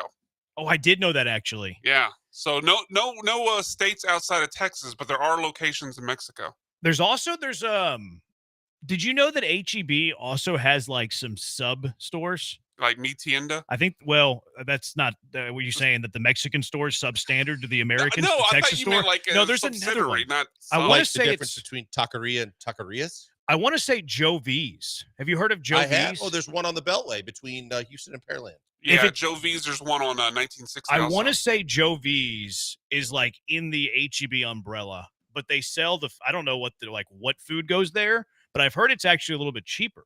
Some of the meat and stuff. Yeah, I mean Kroger has the same thing. Like if you're in a different market, they have different like offshoots. They call it a different thing, but it's the same or similar type products. So. Yeah, but this isn't in a different market. These are in Houston. Okay. Gotcha. It's almost like their clearance store. Like I really don't know the semantics about it, but Joe V's absolutely is part of the HEB family. HEB operates Joe V as a smaller, price conscious format. So I don't know, I need to go into a Joe V and see what they got. Like to your point, in other cities, like in California, Kroger is actually a different name. It's a different name completely. Yeah, but yet they are the same advertisement, the same commercials, everything. They just change the logos. Yeah, there's a lot of I don't want to say a lot, but there's a few Joe V's in Houston. Yeah, I know of at least one, but I didn't realize that they were associated with who'd you say? HEB. HEB. They're part of the HEB. There's a lot in Houston. There's like a dozen HEBs in Houston. You mean Joe V's? I did not know that. Yeah, and apparently it's like wholesale type stuff, low prices and quality groceries. Joe V's Smart Shop. Because when I drive by it on the Beltway, I'm always like, at first I was like, what is a Joe V's per se? I thought it was like a feed store or things like when you look at it, you're like, oh, Joe V's. It's probably got feed and tractor supplies and everything like that. Kind of in a rural setting off the highway, and then you find out it's actually a grocery store. I remember going to the feed store with my grandpa back when I was my papi. Actually, he used to because he would raise goats. Okay. He would raise goats and chickens and everything, and we would go to the feed store out there in like Aldine area. Okay. Yeah, it was quite the time. And then he would butcher up a goat on a Friday and have a little have a little chavito. Ugh. What do you mean? I don't eat goat. They don't do that in the Midwest? No. We usually don't take calls in the first segment, but we've went off the rails 9 minutes into the show. Jerome has a take on HEB. Jerome, what's going on? Hey, what's up, fellas? Yeah, I heard y'all talking about Joe V's. I just want to chime in real quick. So, yeah, it is definitely under the umbrella of HEB, but it's like a discount store, so you have to really look out because they do sell some expired stuff sometimes. So I was just going to say, you got to check I the wouldn't recommend expiration buying the meat dates. from there. Heck no. Don't do that. How can they No. get away with that? No. They appreciate it, Jerome. I don't think that they have expired things. That sounds like a Probably lawsuit like waiting borderline around. right up against it. Yeah, it's probably like a week away. Right. We bought some. I went to the grocery store late on a Sunday. I won't say which one, but we needed milk for Branham baby, and by the time we got there late Sunday, usually slim pickings here. All they had were the discounted milk, which is like 3 off yeah, with a couple days yeah, to it's go. like a 3 days before the expiration. I had no problem. Branham baby drinks it fast, and he did not like it. No, so He the did last not like time- it. The crazy thing, because with dairy, I just don't take that chance. But the last time we ran into something like that, I had bought Lunchables for the kids because they love them. Mm-hmm. And Lisa looks at the one Lunchable. She goes, the expiration date is like today or tomorrow. And I go, she'll be fine. It's just cheese and crackers and all that. And school sent her home sick. No kidding. She ate the lunch and she got, I was like, no. yep, okay. Never going to learn my lesson. Never doing that again. See, I'm kind of like Kramer whenever he took that car out for a test drive. Like usually I go up all the way to the expiration date. I'll go past the expiration date. I used to do that with medicine all the time. Like, oh, it's a year expired. I would take it. And then I watched the Tylenol murders the other day. And I'm like, okay, I'm not doing that anymore. I learned my lesson. Why? Have you ever heard of the Tylenol murders? No. I had never heard of it. And I think It Brian happened recommended before we were born. Yeah, I was mentioning it to you the other probably day. not blankers. No, right. It was born. But I meant that sincerely. Like it was like in the early 80s. In 1982. Yeah. Yeah. Yeah, and it was in the Chicago area. Apparently, they still don't know who did it. But what was the chemical that they had? They were cyanide. They were cyanide in the Tylenol tablets. Oh, the capsules? Yeah, and like Someone was 8 taking people off the died. cap, pouring out the Well, Tylenol. that's a theory. Well, yeah, It's a theory. There's also a theory that I don't want to say the company might have accidentally contaminated the pills on their own. I kind of lean to that. I kind of do too. Yeah. I kind of do too. Yeah. Yeah, that's a scary proposition. The details were too convenient for them not to be involved. So it kind of spooked me off of I don't know if I could take any more Tylenol, honestly, after watching that documentary. Here are the deals going on right now at Joe V Smart Shop. Is that the A's beat the Astros? We're talking about Joe V deals? This is what happened when the Astros lose to the lowly A's. We talk about Joe V's deals that they got going on. Joe V's, if you want to sponsor, 713-780-3776. We can just call it the Killer Bees if you'd like. Change the name all together. You can get bundle boxes of meat right now. Ground beef, fajitas, chicken drumsticks, looks like some pork chops. $20 each. I'm going to stop here on the way home. Cheese pizza, a whole cheese pizza, not Totino's, not delivery DiGiorno. It's cheese pizza, a whole one, kind of a Costco Now pizza. I'm starting to worry about the expiration. $4 on this pizza. It looks like it's a do-it-yourself pizza. Bolillos. You know what bolillos are? No. White bread. We call white people bolillos. 8 for $1. You get a little like roll, 8 of them for $1 at Joe V's. Bolillos. Go get some bolillos and hand it out to your white friend. Wow. My Uncle Joe has a friend named Jerry who's like, I mean, he's as white as a sheet of paper, and everybody calls him Bolillo. Is that right? Yeah. It's kind of a term of endearment. See, I was going to say it's a solid nickname. Yeah, we never take calls in our opening segment, but we're never going to talk about Joe V's again. So let's go out to the HRP listener line. Victor, what's up? Yes, sir. Wanted to tell you there's HEBs in Monterrey, in Mexico. It's where'd you say? HEB in Monterrey? He said it was in Monterrey. Appreciate it, Victor. Thanks for the heads up. If I'm ever in Monterey, I'll go pick up some of their salsa and guacamole and their fresh squeezed orange juice. What do you like at HEB that you don't get at other places? I'll tell you right now, the produce is way better. Like in terms of like fruits and vegetables. Me too. Yeah, the Kroger, and I knew some people at the Kroger that worked in the store that said that Kroger just made a decision a couple of years ago where they just kind of decided to cut back on the produce department. And their produce sucks compared to HEB's produce is always, like you said, you can't go on like a Sunday night or like off times, but normally during the peak times of shopping, the produce is always really fresh. I like their I actually like their salsa quite a bit. They had their tortilla chips are pretty good. Well, and their tortillas, period, when they make them right there. I never had their tortillas. Yeah, they're good. Their freshly squeezed orange juice is good. Like that's good. Their sushi ain't bad.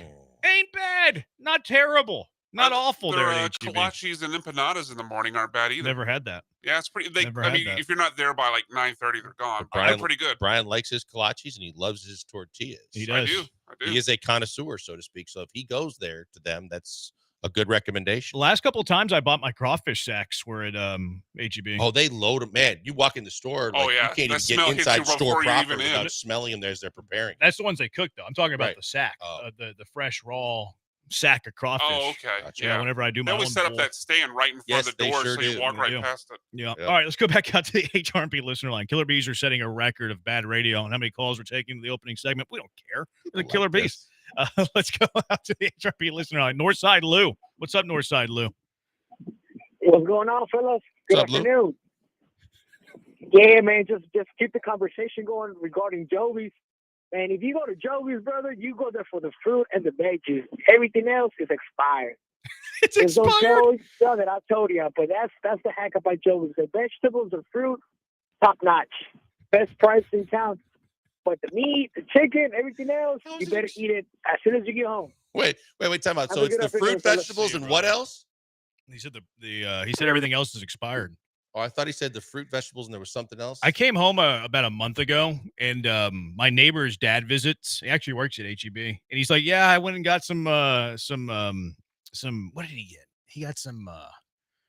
I can't remember, but he got some steak. He got some steak there, and he's like bragging at the price. He's like, "Yeah, it's like $4 a steak. It's perfect." I didn't realize that it more than likely was expired. Oh, at Joe V's, you're saying? Not yeah, he got it at Joe V's. Oh, gotcha. Yeah, he got it at Joe V's. That's how I knew that Joe V's was under the HEB umbrella, is because my neighbor's dad was educating me. He was learning me a thing or two. I mean, based on the last caller, it's okay if you get it and make it same day. Yeah. Then you're right against the that works the threshold, right? So I mean, I'm willing to roll the dice. I mean, if you're in a pinch, and especially if you cook it, you think you should be in a better place. You think the suits would be upset if I brought my little smoky and grilled up a New York strip that I got on Joe V's on the way in? Charcoal grill indoors. Go ahead. They wouldn't mind that, right? They wouldn't care. You could slap one down on the second floor parking lot. Yeah. I think we can smell better than some of the other stuff we smell down there. It was a ribeye. He got like 4 ribeyes for the family. He said they were great. So they were good. And he said they're like $6 a ribeye. It's like, okay, that sounds like it's for me. That's a pretty good deal. Good deal. That sounds like a great deal. Did you see your boy Air Platinum coming at you? Yeah, he Was that I the mean, right he didn't club? come at me. He just yeah. giving you. Yeah, it was Attitudes. It was I couldn't remember the name of Attitudes on Westlake Houston Parkway. I mean, I know exactly where it's at. There's an HEB pretty close to there actually now. Attitudes is no longer there. But yeah, they had like Pat Green in there one time, Roger Kreger in there one time. What's the one? It was an ice house on 45 on the way to the Woodlands that always had. It's not Ralphie's. It's something like that though. But they had it over the water where they had live music there. Oh, too, really? I don't remember that. Decent acts. I couldn't get in back whenever I was going to Pat Green and Roger Kreger concerts. 713-780-ESPN. The people have some HEB and Joe V and grocery store takes. We'll get to that. Also, we'll get to the Astros and A's yesterday. So it is a sports radio show after all. We'll discuss that. Lots to get to today on a Durant of our lives. What is the latest on the Kevin Durant news? Cash him or trash him as well. Plenty to get to. And you never know what we're going to talk about. 713-780-3776, the HRMP listener line. We're on YouTube at ESPN Houston. We're on TikTok at ESPN 975. I'm at Jeremy J. Branham on TikTok. What is your name on TikTok, Brian? Is it Sacked by BMAC? I don't think so. I'll have to look it up. He I doesn't don't even remember. know. Blankers is holding out. He's towing the line, I think. I think he's wavering, but not there yet. No We're also on Twitter at ESPN 975. Blankers at Pac-Man Joel. Brian at Sacked by BMAC. I'm at Jeremy Branham. It is the Killer Bees on ESPN 97.5 and ESPN 92.5. If you've been in the market for a new or pre-owned vehicle, where are you going? Where you go? You're going to Monument Chevrolet. You know the answer to that because they're the dealer that you can trust. They're transparent. They don't hassle you with their prices, which is the most annoying thing about buying a new car or pre-owned car. They're not going to do that there at Monument Chevrolet. And get your car shopping done fast, too. It's your one-stop shop. Monument Chevrolet has been serving the Houston area for 5 decades, 50 years now. They've helped generations of families get into new vehicles. And then what do these families do? They keep coming back because they trust the fine people at Monument Chevrolet. The grandparents are telling the grandkid, get your car at Monument Chevrolet. They're not going to pull a fast one on you. So get on over there. It's a family feel, friendly atmosphere, great people. The culture's fantastic. You get a fair deal, a fast deal, an easy deal without wasting your time and aggravating, stressful negotiations that none of us have time for. No tricks, no time wasting, no hidden charges at Monument Chevrolet. If you've been waiting to upgrade your ride, new or pre-owned, now is the time to do it. Commercial vehicles there, too. One of the best dealerships nationwide in commercial vehicle sales as well. Get out there and visit them in person. 225 and Beltway 8. Massive, massive lot. They have street names because their lot is so big. You can also check out their inventory at monumentchevrolet.com. That's monumentchevrolet.com. Chevrolet, together, let's drive.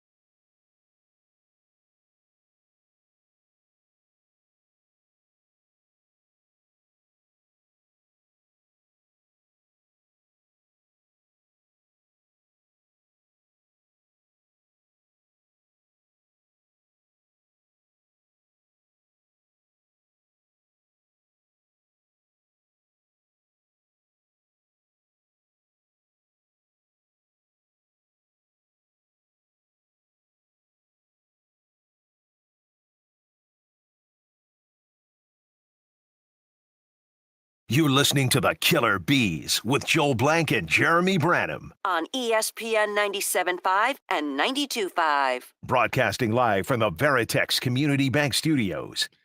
Texture says that HEB's not even in Dallas yet. Is that true? That can't be true.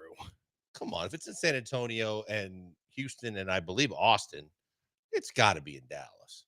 My dad is from Monterrey. Says there's one out there. Matamoros, Mexico, says somebody. I can't believe it wouldn't be in Dallas. That's nut. Joe V's good meat and produce, mostly Hill Country Fair groceries, lower income, bag your own groceries option. Okay.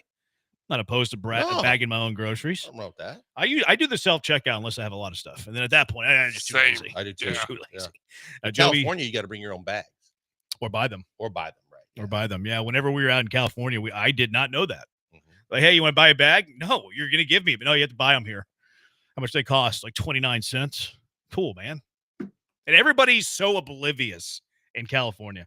Like, they're oblivious. Like, they just pull their cart right out in front of yours like you don't even exist in California. Oh, my God. It's insane. Yeah, and then there's some times where I forget why, but Lisa and I were shopping there when we were staying with her mom and dad, and I was like, we need this. And just grab one of those bags. She goes, no, you can't. Yeah. She goes, we got to do it at checkout and pay for it. I was like, that is just so nuts. I get it that you can encourage people to bring your own grocery Save the bags, planet. which is fine. You're going to save the planet by bringing your own bags.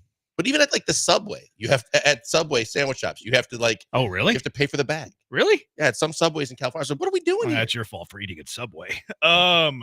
Aldi's is the same way. You ever shop at Aldi's? No. We go to Aldi's every now and then. They have good deals. You also got to put a quarter in for the cart. Yeah, unless you want to. I'm stubborn, so a lot of times I'll go to Aldi's and just like, I'm gonna hold it all, and then I'm like, I'm dropping stuff as I walk out the door. Grocery cart? Yeah, No, but you get it back. You don't Yeah, pay you get for it it. back. You rent it. Like, so you put a quarter, it like unlocks it somehow, and then whenever you put it back, it gives you the quarter back. I think it's to incentivize, putting it back where it goes, Right, so so they they don't Which have is to have. actually a great idea. I think it's a great idea. And it saves them. They probably don't have to have lot attendants, like they don't have to have cart boys like all these other grocery stores. Now it's smaller and, whatever. Jovi sells Hill Country Fair products, no name brands. HEB brand cinnamon waffles, says the texter. I've never had those. Cinnamon waffles? I guess maybe the frozen kind would be my The guess. frozen waffles aren't bad. They're better than Eggo. My kids love the chocolate Low chip bar, frozen but- pancakes. I don't think I've had a frozen waffle in 10 years. Yeah, my kids are more the pancakes version, but they like the chocolate chip pancakes. And 30 seconds later, they are good to go. Eric says Branham, our HEB on 99 has pre-made meals that are legit awesome. Okay, that creeps me out there, Eric. How do you know I live there? Yeah. Also, like, I've seen the pre-made meals. I'm a little bit leery of them. Like, I don't know if I'm that lazy where I need to get a pre-made meal where I put it in the oven for 25 minutes on 400 degrees. Person, like a single business person, that makes a lot of sense. If you just get home and you don't have time to prepare food and it's better than fast food, that's one thing. Like when you're feeding a family and you're putting meals on the table like that, I'm not doing that. I don't think I like that a whole lot. Is Randall still around anywhere? I think so. I think I've seen There's a few. like 3 or 4. They went from like a dozen to Yeah. like 3 or 4. If there are some, I haven't. All the ones that I knew about have closed. I think I went to one recently looking for Saratoga water. I was going to do it as a bit, and I was looking for Saratoga water before our show, and I couldn't find Saratoga water. But there's the one. There's that's the last time I was at a Randall's. It was there's remarkable. one in Midtown. Is there? There's a Randall's again for the business people that come out of downtown. The one in Midtown does really well, and then there's a Randall's on San Felipe. Oh, okay. Yeah. Softball mom Allison here is a born and raised Cincinnatian. Did I say that right? Home of Kroger. The Kroger up here in Cincinnati are absolutely amazing. The ones here are not as good. HEB's the GOAT, though. Also, HEB has great wine selection at a decent price. Buy 6 and get the discount. Jeez, softball mom Allison. Yeah, they give you the little. You put in containers. those. You think softball mom Allison's putting that wine into a Yeti when she goes out to the fields? I think it's a possibility. I think so too. Yes. I've never met softball mom Allison. But Super nice. I mean, Nice person. most. Softball, baseball parents. You think that Yeti's got a little bit something extra? A little bit extra octane, a little extra fuel, I think. Especially for those long days. I've actually did softball mom Allison. I actually prepped one day at a Starbucks in a Kroger in Cincinnati across from Marge Shot Field ahead of one of our shows whenever I was working remote because we were playing. They don't call it Marge Shot at Field anymore, but I still do. And there was a Starbucks in a Kroger right across the street. So I went there and like prepped there and then went over to Marge Shot Field. HEB butter tortillas are goated. I've never had them. Their tortillas are really good. Key from LA, the last caller is BS. Jovi meat is not old. Rackham Pete, Jovi's humongous bargain bin for out-of-date HEB product. I think I might go this weekend. Meat at Jovi's is freeze or prepare before yesterday. Freeze and burn. Well, that's a Midwest term my dad used a lot. I worked at Eckerd Pharmacy. They said over-the-counter pills are good for 1 year up to 1 year after expiration. Prescription pills are up to 4 years. What you hear on the Killer Bees is not affiliated with anything from Gallant Radio. Wolfies is the one that you mentioned. HEB in Austin doesn't use plastic bags. Oh, interesting. Actually, it's not that interesting. It's interesting, but it's not surprising, actually. In Austin, it kind of seems like, because Austin's almost like baby California in a lot of ways these days. Yeah, it seems like it's apropos. Aldi originated in Germany. I knew that, actually. There's a Randall's in Galveston, one still in the Bay Area Boulevard. HEB cinnamon waffles. Eric says, you bring Branham baby to our Halloween cul-de-sac. Why didn't you say anything? Why didn't you say, hey, I'm Eric that texted into the show? That's even creepier. Yeah, a little bit. Because he hasn't made he knows who I contact am with you. He knows where you shop. Yeah, he knows who where baby you celebrated Halloween. Probably knows where I live. But hasn't spoken to you. Eric, why don't you say hello? Come on, Eric. Are you be better than that? Went to his cul-de-sac. Now he mentions the cul-de-sac, though. I wonder if it's the big cul-de-sac that, like, there's one cul-de-sac in our neighborhood that, like, goes all out for Halloween. Like, all of the 5 or 6 neighbors get together, and they'll put out, like, 7 tables, and they'll have, like, stop at each one, and they're, like, the big candy bars. They got a little something extra for the adults as well. Okay. That's behind the table. That's behind the counter. But, no, they go all out. I wonder if it's that cul-de-sac. I don't know. Randall's on Buffalo Speedway. Okay.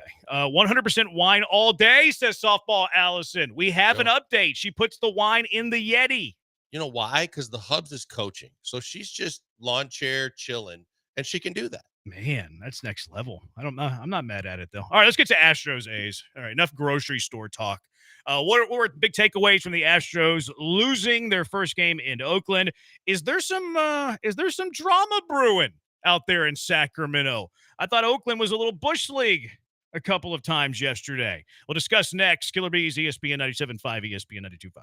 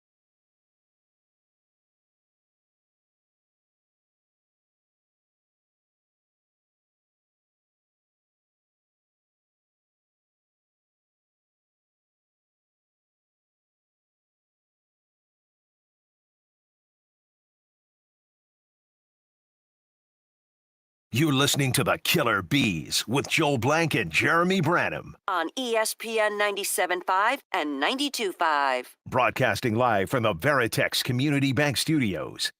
Where do you want to start with the Astros last night? Enough produce talk and fruits and berries and cul-de-sacs. We'll start with Gusto. And wine. Yeah, what'd you think of Gusto? I thought it was good. I really did. I mean, he hung and really made the mistake on the one that tied it at 1. But I thought overall, he got strikeouts up. He had good stuff. It seemed like he was placing it where he wanted to place it. And based on the some of the starts that he stacked prior to the last 2, I've got more confidence maybe than ever before in the fact that he can be a guy that's going to be there for you for the foreseeable future in this rotation. Timely, too. The start prior to last night, like you needed it because Lance McGullers had a short outing the night before. You wanted to save the bullpen. I think it was day 2 or day 3 into the 6-man rotation. So, hey, we need you to be good because we're down a man in the bullpen. And he was, I think it was 6 innings the start prior to last night. And then yesterday, career high in strikeouts with 8, only allowed the 3 hits. The command was good, just the 1 walk. No, I've been really pleased with Ryan Gusto. And this is an athletics offense that is not bad. Like, it's middle of the pack in Major League Baseball. We're not talking about the worst team in the league. They're an offense they can hit. It's a ballpark that is friendlier to hitters. I was really impressed with Gusto. I thought he was really good. Yeah, no, I thought that, and we've said all along, look, I think he's been a victim of bad luck in the way that they've used him and got him prepared for what was supposed to be a bullpen guy at the start of the year and then kind of forced him into a quick turnaround to stretch out and be a starter. What he did the last 2 games is tell you that he's a fully capable 4-5, probably more 4-5 starter than anything else. But he has stuff that can translate to getting guys out for multiple times through a batting order. And he showed it last night because that is a rinky-dink park. And you would think that, an offense can excel more so and capitalize on a pitcher if he isn't on top of his game. His command was good. His strikeout pitches were really good. And like I said, he made 1 mistake, but I was really pleased with the effort he gave. Yeah, same. Like, he is definitely a rotational pitcher in Major League Baseball. Mm-hmm. I think he has the upside of being like a third starter, middle of the rotation. Maybe caliber. eventually. No, I'm not saying this year. Right. I'm just talking about like where his highest ceiling is as a big league pitcher. Now, look, I mean, his fastball plays at the top of the zone. He kind of has the invisible that Christian Javier had a little bit. So, I never thought that Javier was going to be as good as he was because his stuff is okay. If there's 92, 93, good slider, Javier, but he's more of a 2-pitch guy. Like, he'll show you a change, but it's more of a show me pitch. And then all of a sudden, Javier's throwing no hitters in the World Series. So maybe Gusto will surprise me, but I think he projects to a middle of the rotation starter. I think if you want to nitpick it, I think he got deep into some too many counts and he got his pitch count up. I would like to have seen him maybe get at least 1 more inning under his belt. But if he gives you 5, strikes out 8, and only walks 1 guy and gives up 1 earned run, regardless if he's 4 or 5 starter right now, take that. Oh, for sure. Friendly to hitters unless you're a hitter on the Astros. Touche, Texter. Good point. The bullpen was good until the 9th inning. Okert shutout inning. Dubin shutout inning. Brian King shutout inning. Brian Abreu, maybe his worst outing of the year. Yeah, we always say the hiccups, and the hiccups are going to happen. And normally in years past, he's driven me nuts on a more consistent basis with his lack of command. He just didn't have his great stuff last night. And for whatever reason, he just wasn't on. The first batter that he faced, I'm like, that doesn't look great. And then he bounces back and just hangs one and it gets crushed and you tip your cap and go, okay, let's play game 2 tomorrow night. Yeah. His command was so bad. I went back in batting practice where he threw out the Kurtz. Yeah. Good analysis there. Did what? He stayed through batting practice. Oh, through batting practice. That's why you're produced. I'm just kidding. I'm kidding. I went back and looked at his heat map, Kurtz. I'm not going to say his first name and his last name together. It's very dangerous. I went back to look at his heat map. Okay. His heat map was in that spot of the plate. Isn't that true for a lot of lefties, though? Probably. Yeah, probably. But it shows you how bad of a pitch it was. Danger zone for lefties. Yeah, and it was a hanger. Like, it was closer to the middle part of the zone than it was the knees. 100%. It was 100% in his heat zone. And he hung it. Not only was it in his heat zone, but it was a hanger in his heat zone. Like, there's times whenever you can beat a guy in his heat zone with your best stuff, right? But it was his worst pitch into Kurtz's best spot, and you see a 440-foot home run. Yeah, there was no spraining your ankle looking at that home run ball. That was a no-doubter that got deep into those trees in right field, and you were like, good night.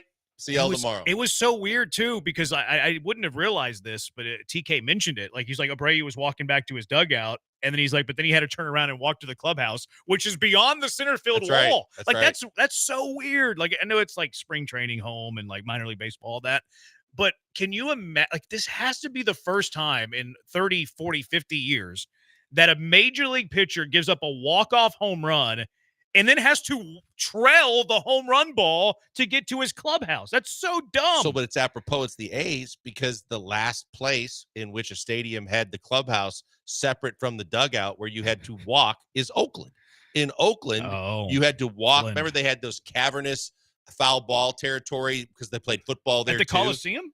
Yeah, at the Coliseum. The most recent place they played? Oh, yeah. And the clubhouse wasn't attached to the dugout. Until that changed, right? I don't think so. I think that Until like last year, they didn't have a clubhouse in the you dugout? had to walk past the dugout, out of the dugout, down the foul line to get to the actual clubhouse. Really? In Oakland. I did not know that. I mean, people just talked about what a dump it was. The whole grounds, because it was on the site of the old Warriors arena too. But that whole area in Oakland was a dump. I did not realize that.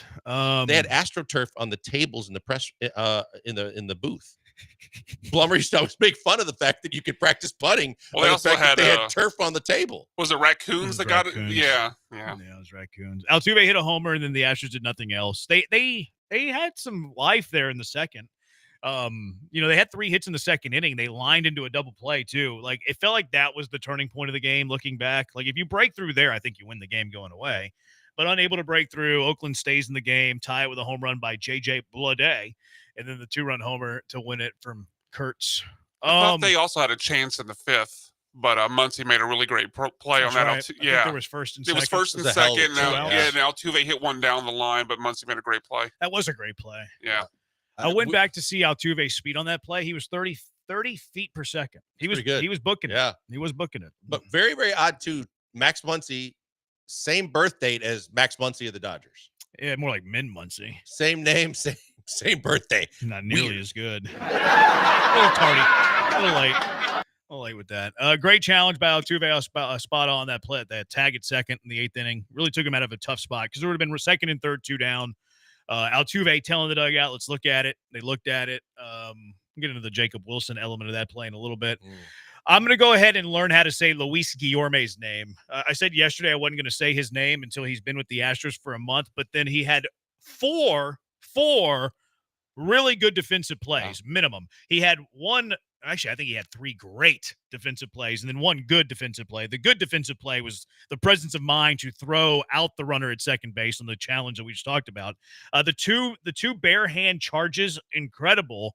And then going back and making that catch. Unbelievable. The most impressive thing to me about that Guillorme play going into shallow left center was he called off Dubon, get out of my way, I got it, and then dives, lunges backwards, and torpedoes through the Sacramento sky to make an unbelievable play. How do you call somebody off in that moment? It was like the flying bull. I mean, he was like full blown, like a bull charging. And then all of a sudden just put one hand up and kind of spun in the air and caught it. It's like, oh God. And Brian, I give you total credit. I was writing it off yesterday. He definitely looks like Jason Kelce. He doesn't he? He looks like absolutely Jason looks like Kelce. Jason Kelce. I'm sick of how many people are saying it, though.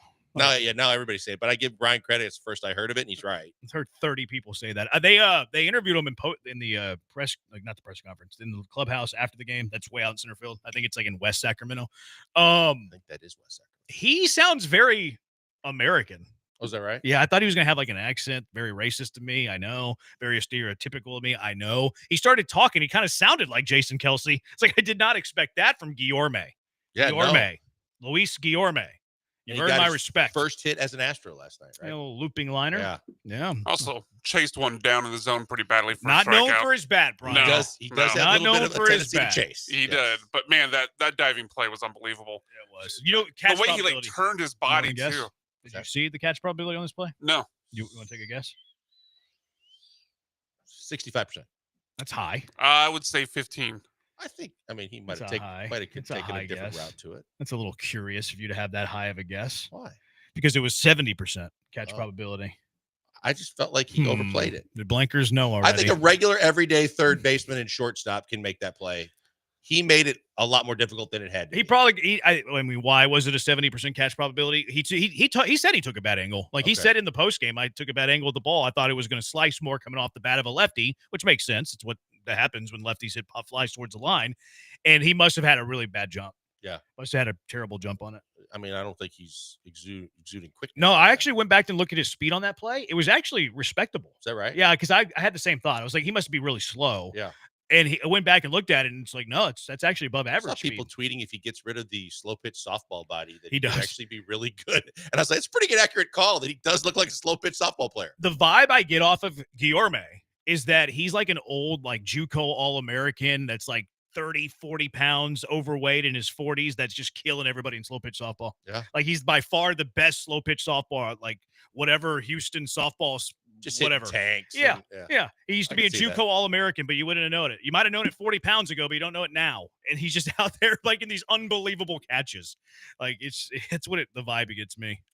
Isak is back, survived. That's good. Little worried about that. I was watching all night, like, okay, I understand he's DH and not playing the field, but at the same time, I don't need him. And he unfortunately didn't get any opportunities to actually run the bases hard. But at the same time, I was like, okay, are we sure that he's okay? I went and listened to Espada with Sports MT today. He interviews him on Tuesdays, and I like to see if I can like find any information with the interview.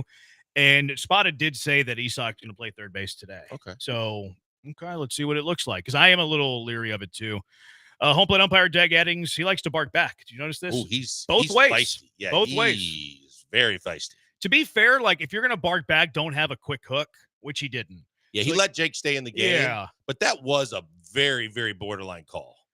The whatever we call it, the K zone showed it to be a strike, but it clipped the outside corner. And I'm a little old school where if it's a borderline and the catcher doesn't catch the ball, I don't think it should be a strike. That's the key too. The catcher not only didn't frame it, he didn't catch it. Dropped it. Yeah. So I think that kind of was part of Jake's argument, but I definitely thought that was ball four. Yeah. If you like under the automated ball system, whatever we're calling the thing, it would have been a strike.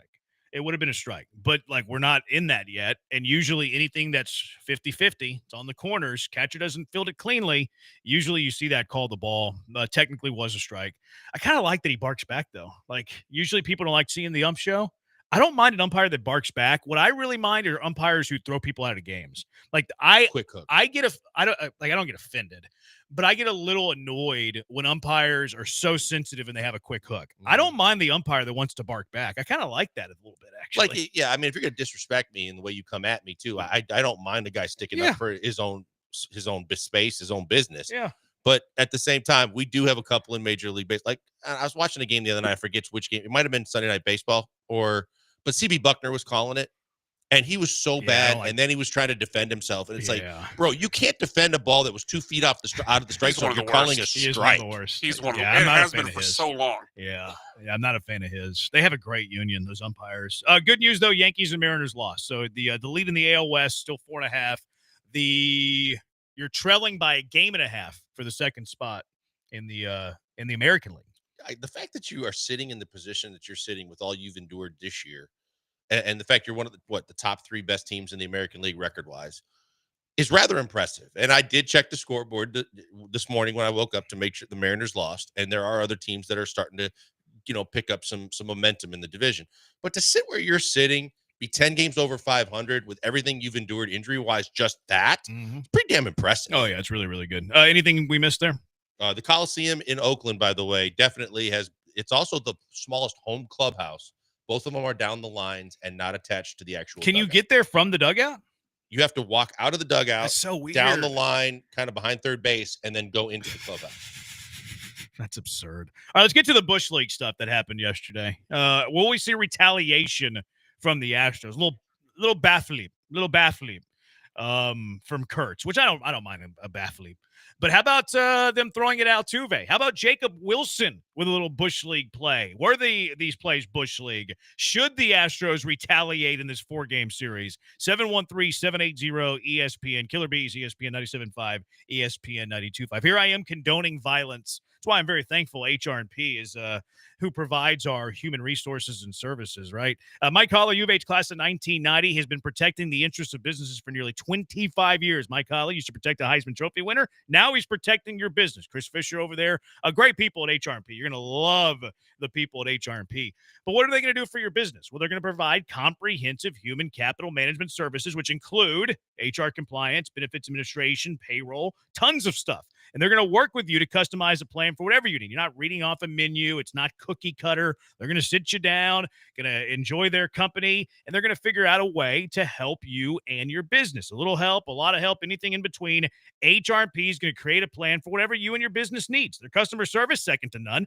You'll never talk to a stranger on the other side of the line. You'll be calling someone familiar with you, familiar with your company. I can speak to that customer service anytime I have a question. Quick response, easy to understand. We use HR&P here at Gal. Let HR&P take on the demands of human resources and eliminate your HR burden so you can get back to growing your business. Give them a call right now, 281-880-6525.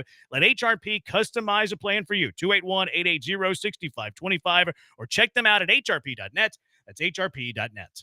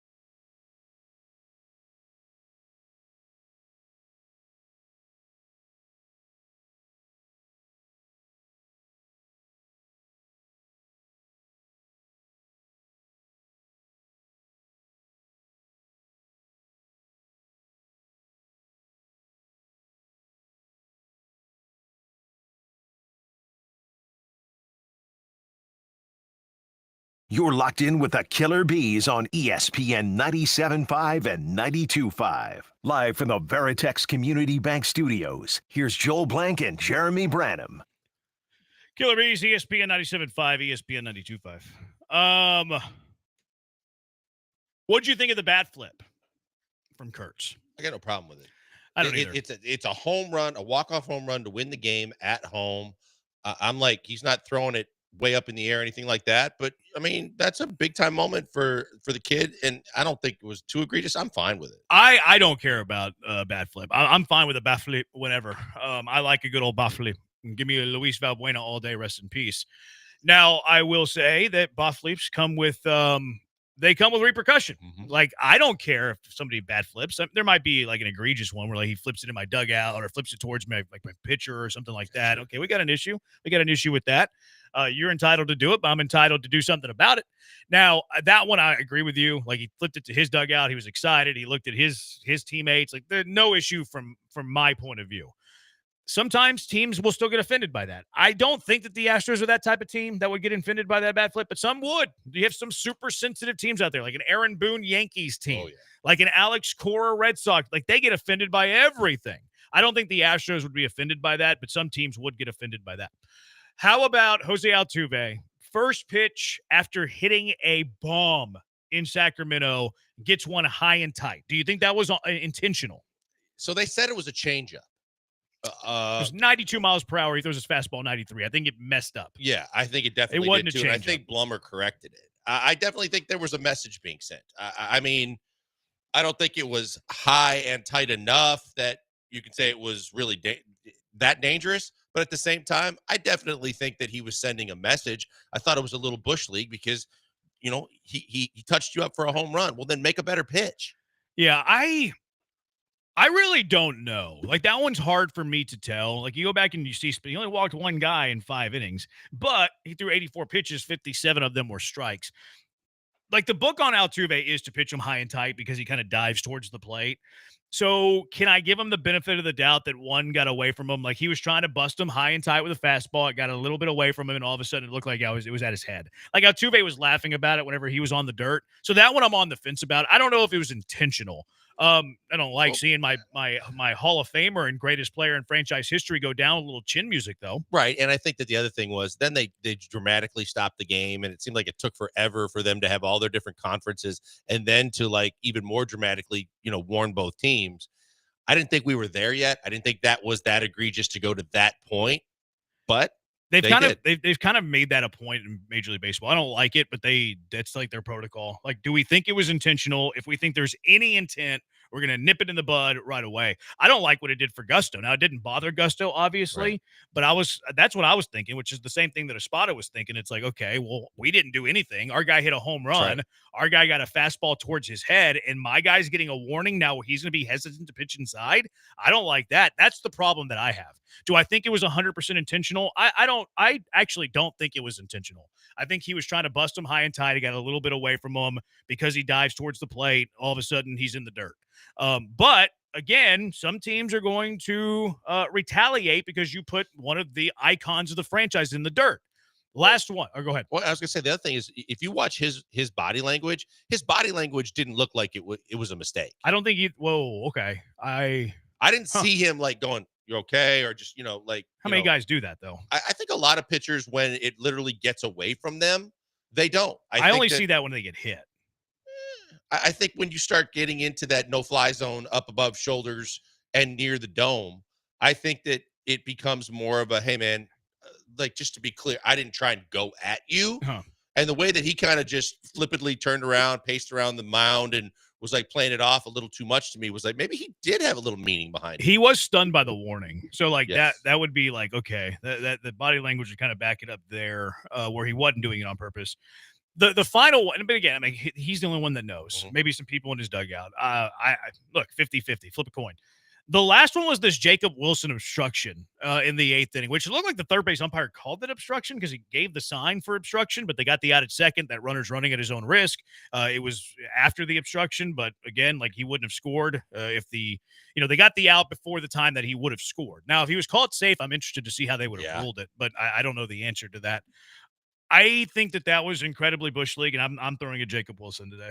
I understand if you want to throw at him. I don't think it was Bush League. I think we had this conversation with the stuff that we were dealing with the softball stuff. Like, if you are trying to make a heads-up baseball play, I think you would commend your player if in a 1-1 game in the 8th or whatever it was, 8th or 9th inning, and you have a chance to try and steal a run and potentially steal a victory by wisely knowing the rule enough to run into the guy, then I tip the cap and say, smart baseball move, headsy baseball move, high IQ. I'll go Bush League, and I'm drilling him today.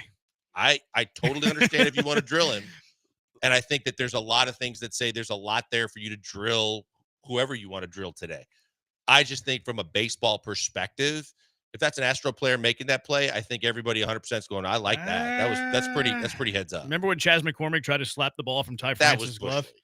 I think they're pretty close to the same. How? Because the dude is running into Guillermo whenever there's not even a play anywhere near there. It's like drawing a charge. It's a flop is what it is. But at the same time, like you always say, the rules are the rules. So then if you know the rules and you're smart enough to realize he's blocking my path in the base path that I have the right to, and if I make contact with him, I can get a run because of it, and I'm not that's not outside the realm of the rule, then I'm good with it. Chaz is sitting there doing like fake karate moves, trying to rip the ball out of a guy's glove. That's a different story. I mean, both guys ran into a dude to make contact whenever they were minding their own business. Chaz is like playing hand-to-hand contact and then some, trying to do something. Jacob Wilson ran into Guillermo. Ran into him. He ran right into him. How is that different than Chaz slapping at the guy? I mean, it's more natural looking. I'll give you that. I was going to say, you're making a baseball move, running down the baseline and making contact with a fielder in your baseline. That's totally different than Chaz, who has a lane to run in his baseline, but then extends his arm and tries to literally like chop the thing out of his hand. I mean, they're both intentionally running at somebody and creating contact. Like Chaz again looked far less natural, but Jacob Wilson, what are you doing? Like you're running into a dude. Like you're not actually trying to score there. You're running into a dude trying to get a call, which is Bush League. Like he's trying to make a play, the rule, whatever. Okay, cool. Like I'm okay with that thought. Like, cool. You can have that thought. You can have that logic, but I'm already looking for somebody to hit after you threw it at Jose Altuve. You just made it very easy on what my decision is going to be on who I'm going to hit. Yeah, I understand that. Right in the rib cage. Right in the middle of the back. I'll drill him in the butt. Jacob Wilson. No, I don't want it in the butt. I want it in the rib cage. I want him to feel it. Okay. I look, I understand you want to throw at him. I also completely commend the fact that he knew the rule and he was trying to get a run for his team in a tie ball game. Man, I can't believe that you're on this side of this. Usually it's flipped. Mm-hmm. Usually I condone the borderline Bush League this things. Is true. This is the softball discussion we had. Yeah, he's ran right into Guillermo. I don't like that. Guillermo's my guy. Oh, I've always loved Guillermo. Totally agree. Blankers made it look harder than needed on the Guillermo pop fly to left, but it looked cool. Guillermo's Evan Gaddis in a bad disguise, sneaking back into the dugout. That's a pretty good call. Luis is the Hispanic Evan Gaddis. When did Gaddis start playing third? He had some great, like everybody thought that's different people. Thumbs up. I feel the team is getting what they need from the pitching. If there's anything needed, it's offense. For those days, the bats just don't want to show up, preferably left-handed. Agreed. Orale. Nick Kurtz has to wear the first pitch he sees tonight. Viva Altuve. I don't hate the thought, but I'm going after Wilson instead of Kurtz. Kurtz didn't try to take out Guillorme trying to get a cheap run. Jacob Wilson tried to get a cheap run. He's a little A-Rod slapping Bronson Arroyo. Chas McCormick slapping Ty France. Jacob Wilson needs to get one between the second and third rib. I'm sitting there just to try and figure out which guy you want to hit, Kurtz, because I completely think that he was okay and threw in the bat flip.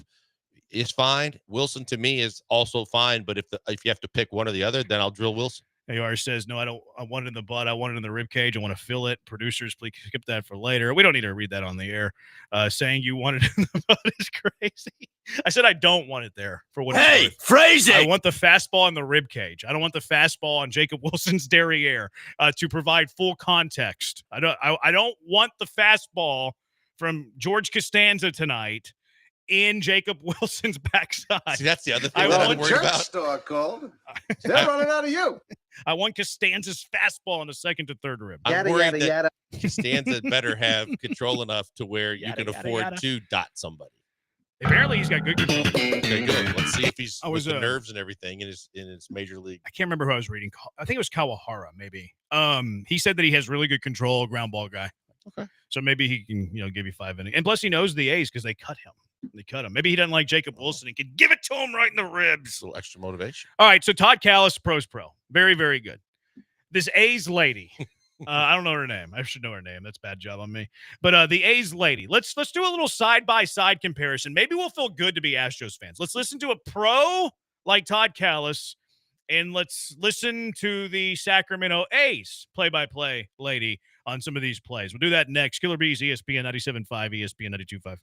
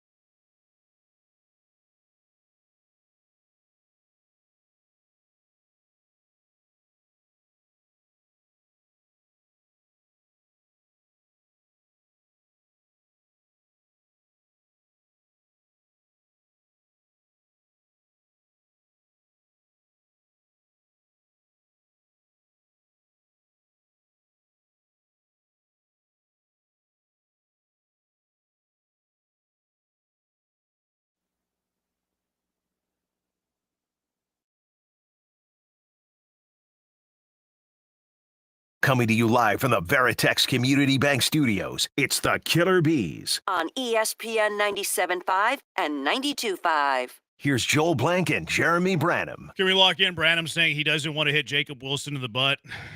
You just made the list. No, I don't. I want it in the rib cage. I don't want him to have some cushion there. I want him to feel it.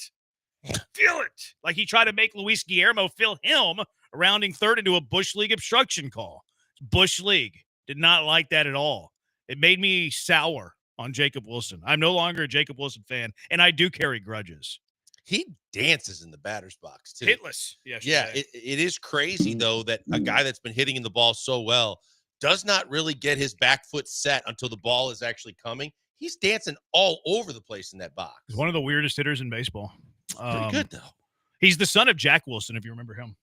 Oh, the Tigers, I think, Jack Wilson? I think he played on a bunch of teams. Yeah, The Tigers and defensive-minded Giants, maybe? shortstop Yeah. didn't hit much, didn't hit a lick. Yeah, it's his son. All right, so let's listen to Todd Callis, a little side-by-side with, what's her name, Jenny Kavanaugh? Kavnar. Cav, do not care. She is the TV voice of the Sacramento A's. Some make fun of her. We might. We'll see. But a little side-by-side of a true pro, Todd Callis, and Jenny Cav. Not wait to hear this. Here was Jenny's call on Luis Guillorme's amazing catch yesterday. Soderstrom to left field. It's shallow. Guillermo. Whoa, what a catch by the third baseman for Houston. There you go. We great the call. 3. It wasn't too bad. I mean, well, for Jenny standards, it wasn't bad. But like a 3.2. It sounds like what I'll go with it. It sounds like a kid on the playground is calling it. She sounds like she's confused by everything. But it's so high pitched too, and it gets higher. She that's fair. I think she to me she sounds like she's confused by everything, and then she'll just throw in like catchphrases randomly. Here's Todd Callis's call of the Luis Guillermo catch. That one a looper. Can Guillorme get back there? Still going. What a play by Luis Guillorme! There you go. Unbelievable acrobatic catch in shallow left field. He went tumbling and hit the ground hard. And Mauricio Dubon just watched one of the better plays of the season defensively. Great call. 10. I give it a 10. Pros pro right there. That is a really good call. Jenny or TK? TK All right, in the going landslide. Going TK there. Now the next call is, I mean, it's the Kurtz home run. So like, Sacramento's play-by-play guy has some, vested positive energy here, whereas TK is probably gonna be a little bit down. But first we'll hear good old Jenny.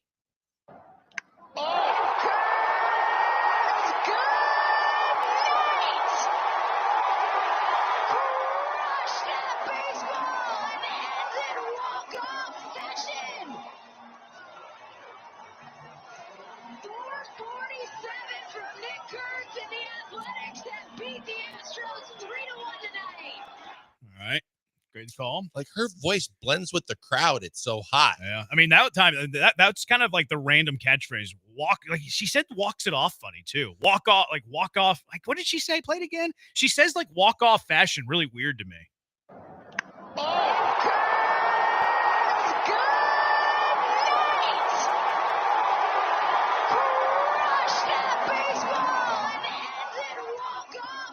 There you go. Ends it walk-off fashion. I don't think I've ever heard anybody put it that way. Ends it walk-off fashion. That one, like, what grade the call?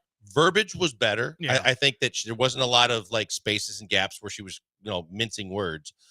It's just the voice is tough for me. I'll give it a. You don't like hearing a woman call baseball? No, it has nothing to do with that. But like you have to Add it work to the list. Like any kind of broadcaster has to project, and they have to project, and we all know that you have to project in a way that is different than your speaking voice. Her voice is so high already, and then with excitement, it gets higher, and I think it blends with the crowd. I'll give it a 5 for the fact that the call itself was okay. Yeah, I give this one like a 6.8. I actually thought this call was pretty good. Like, I thought this call was good. Like, she's excited in the moment. She did say ends it walk-off fashion, like in a weird way, but like, is it just me, or was it phrasing it as he crushed that baseball was also weird? She says stuff like that. Yeah, it's like I mean, every time I hear a home run call like that, it's just he crushed it. They never throw in the extra She part says of baseball that a lot. She says that baseball a lot. There's a dude I follow on TikTok. I don't know his name. He's hilarious. But like he'll just have like normal TV guys, TV ladies that call like, exciting plays in baseball. And he does it for multiple sports, but mostly baseball. And he'll just like, he doesn't say anything. He just lets the voice do the thing, but then he'll like act it out on the TikTok. It's hilarious. And his Ginny Kavanaugh like mannerisms are top notch. Highly encouraged. I don't know his name though, so terrible wreck on my part. But if you see it, the guy that he does like the weirdest mannerisms that just makes her calls hilarious. If I find it, I'll make sure to make a note of it. Here's Todd Callis's the visiting viewpoint of that walk-off home run yesterday. Abreu back in. That's not coming back. Nick Kurtz just walked off this one. 3-1 final. Way up on the berm. Kurtz with his 7th home run of the season. There you go. He's just true. I mean, he's not excited, obviously. Yeah. He's not going to be in the moment. Like, he's not going to be happy. But I mean, in terms of like calling a good visiting TV call, I mean, that's a 10. It's a 10 from Clear, Todd Callis. concise, tells you exactly what happened, and he doesn't have the emotion because it sucks because he represents the team that just got beat. Yeah. All right, here are a couple more from Ginny Cannot Stand Her Voice. Here's the Jose Altuve error, by the way. Here's a ground ball from Lawrence Butler. Altuve will boot it. Butler has to charge up, and he's on. Charge up? What? Like, this is like sometimes she's confused by charge up. Did she also I've say a never little heard of booty? base. I think she said a little boot. Booty. I've never heard of a base runner that needs to charge up. Yeah, and just kind of the enunciation too of just booted, booty. Here's a ground ball from Lawrence Butler. Altuve will boot it. Butler has to charge up, and he's on. Booted. Charge. I think she said we'll boot it, but booted. I think Or she boot it. no. I think she said boot it, but they were very close together. There wasn't. Still the doesn't pause make there. sense. I think he said No, she said- I think he'll she boot said it. booted. He'll Like, boot booted it. He'll boot it. Oh, I didn't hear the boot heel. it. Play I it didn't- again. Play it again. Here's a ground ball from Lawrence Butler. Altuve will boot it. Butler has to charge No, she up, said and we'll he's boot it, on. but she didn't say it like very good. She said I think that she said Jose Altuve will boot it, but I think she was trying to say boot it, but she didn't really finish the word. It sounded like little booty. I That's what it didn't sounded hear Well, that, she's not but wrong. I did hear booted. It was Altuve. He does have a Factual. little booty. Factual. Grounder, booted, and it's not going to be a play. It's not bad. Hey! She said that he has Yeah, to it's not charge bad. up. Yeah, He's charge up. He's That's right, I busting forgot it to down charge the up. line. He has to charge up. This is what I mean. Grounder, booted, charge it up. Sometimes she just seems a little confused about what's happening. There was another play where this one wasn't like really worth pulling, but it was like a routine ground ball to second, and she said fair ball. Like, In the middle of the diamond? yeah. Oh, come on. Yeah, Do like we it was know if it was a little bit in the hole. Like it was a little bit to like the second baseman's left side as opposed to up the middle. But I mean, easily a fair ball. Like no doubt about it. If the second baseman's fielding it and she was like, fair ball. What? Of course it's fair. Do we Second know baseman she has it. called a different sport before this? I don't She calls know. it like someone who doesn't know baseball terminology, or I don't know her background. I don't. I'd I be don't know her interested to see background. that because she I'm about calls to it tell in a you. way of someone that doesn't seem to know the sport. Men's She's- and women's college basketball on FS1. There you go.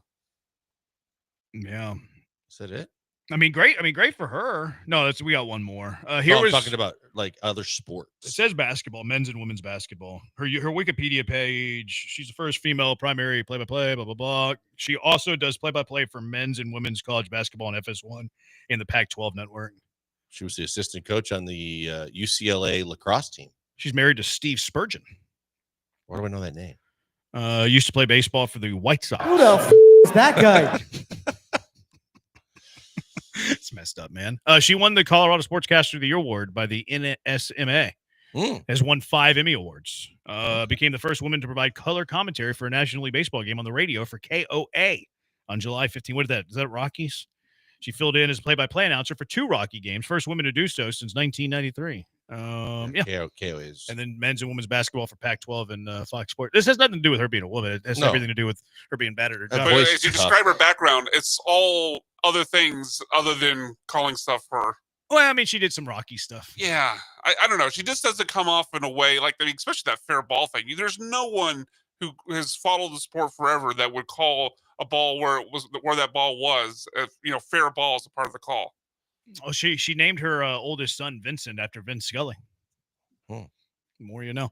One final one from Ginny Kavnar. This is the JJ Bleday dinger. JJ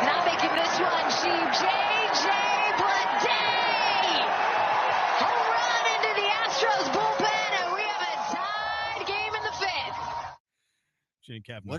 What did she say about leading into the JJ Blade part? It's not a cheap one. She to be fair to her, she was talking about something else prior. She was talking about a previous play being like a cheapie, like a cheap hit or cheap whatever. I don't know what it was, but she was talking about a previous play, and she was like, "That was a cheap hit," and then pop of the bat. Right. That's not a cheap one. So that one was actually so like she was able to roll it in. Yeah, that one she kind of rolled with what she was talking about. That was her best call. That one was solid. Of the group that we played, that was the best one. Yeah. Here's a homer deep into the bullpen. Mom and Dad said I get a snow cone. I can't wait to find that dude on TikTok. The dude on TikTok's so funny when he's doing the impressions of Jenny Kavnar. Texture, this is ruining my drive home. My bad. We'll get off of it. But we'll do it again tomorrow. We're going to have a lot of Jenny Kavnar because they play the Astros a lot, and this is a 4-game series. I think y'all owe her an apology. You're right. My bad. We're very sorry. Deeply sorry, Jenny Kavnar. If you can hear our apology, I want you to know we really mean it. We're really sincere with how sorry we are that we're having fun with your sports call. Is Martha Quinn MTV VJ? Call. I don't know who that is. Oh my God, it's a great call. It's a very accurate voice comparison. Martha Quinn. I don't recognize her at all. Oh, she was one of the original VJs on MTV. Like back with who was Carmelo's wife? Oh, Lala. Before Lala. Before Lala. Mark Downtown Goodman, Julie Brown. Mark Goodman, Martha Quinn, JJ Jackson, and then there was one other, Nina Blackwood. They were the original 4. Is she better or worse than the Monday Night Football sideline guy who got fired after one game? Here he is, and he's having the best time of his life. Was that the Spanish guy? I don't remember that. I don't remember that call. I don't remember that guy either. I think they were using a bunch of different people though on national TV. On TV. Yeah, and it might have even been like that doubleheader. I was gonna say it's probably the doubleheader. Yeah, I don't think that was a full-time guy. I think he was kind of like, "Hey, here's your shot," and he wasn't very good. Texture, that was horrible. The A's announcer sounds like Susie Colbert. Thanks, Joe. That's not Susie Colbert. Susie's got a deeper voice. That's he's thinking Susie Waldman. Susan Yankees. Waldman from the Yanks. Yes, and then who's the other one? Susie Waldman. Thanks, Joe. Who's the Rogers and George's box? Who's the woman that does college football and Beth Mowens?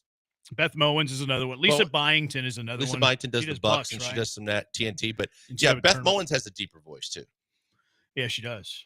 Yeah, she does. Yeah, you're thinking Susie Waldman though, who worked for years with why am I blanking on Rogers in the box? Rogers and George's box. Yeah. Can you believe, of all the crazy things I've ever seen in my life, this is the craziest of them all. Rogers and George's box. That's a terrible accent. Terrible accent. Do it, Jenny Kavnar. Your impression of Jenny Kavnar on Nick Kurt's home run last night. Okay. There it is. It's got a chance to put this one to bed after midnight. Gone. All righty. I think you and Susie Waldman there. I didn't have the New York accent. I think it was more Susie Waldman than Jenny Kavnar. Texture says that Jacob Berger is the TikTok guy with the announcer calls. That guy is my favorite TikTok follower. Jacob Berger is elite if you have TikTok. I mean, second to Jeremy J. Branham on TikTok. This is like the guy that does He's so funny. stances. I'll show you some during the break. No, he doesn't do batting stances. No, I'm saying, but that guy's also funny that does his batting stances. I haven't seen that guy on TikTok. Oh, Is that his real name, or did he just steal it from Jacob Berger? I think it's his real name. I don't know for sure, but no, this guy's. I'll show you some during the break. I can't explain it to it. The visual is what makes it so good, and we're in the medium of audio, and I cannot do it justice. If you have TikTok, first follow me at Jeremy J. Branham, and then follow him at Jacob Berger, and you're going to be glad that you did. All right, 713-780-ESPN. Today on a Durant of our lives, what is new with the Kevin Durant saga? That's next. Killer Bees, ESPN 97.5, ESPN 92.5.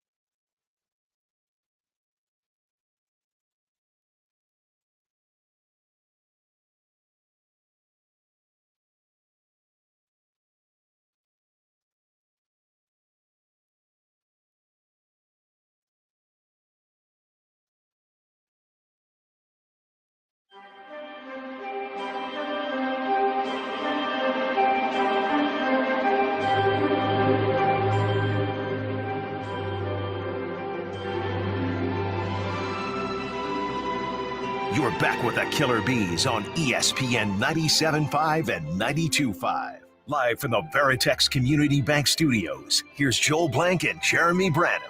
You know, I don't think I've ever actually listened to this theme song of Days of Our Lives. There's more than one life on that show. This is awful. Like sounds through the hours. Is that what they say? You've watched the show? Oh my God. In college, like the football team would go into the group areas and and they would confiscate use of all the big screens to watch that. What was going on in Wisconsin lacrosse? I mean, Days of Our Lives was a thing for a lot of people on campus. That team very weird. win much? Yeah. There were they actually did. They won national championships. They were really good, I give up which is then. why you don't try to get the TV back. But Days of Our Lives was a thing. That's A crazy. lot of hot chicks during that time too on Days of Our Lives. Is that why the football team was watching Days of Our Lives? Fridays were the all the mystery was solved for them. Oh, really? Big day. Friday was the big. I'm not sure I've ever watched a. I don't even know what they're called. What are they called? Soap opera. Soap opera. Yeah. I've never watched a soap opera. Not a single one Not a ever? single- like I watched Melrose Place. My mom would force me to watch it when I was like 6. But that's it. Is that a soap opera? Probably not. It was primetime television. It's it a was primetime soapy. soap opera. Yeah, it was soap. Yeah. I thought Yellowstone was kind of soapy. I never. Cool rebuttal. No, I mean, I'm I on never an watched island here with Yellowstone, but I would I've never say that seen it. 90210 and Melrose Place and Desperate Housewives, those are probably primetime. No, soap Desperate operas. Housewives was reality TV. That's not fake at all.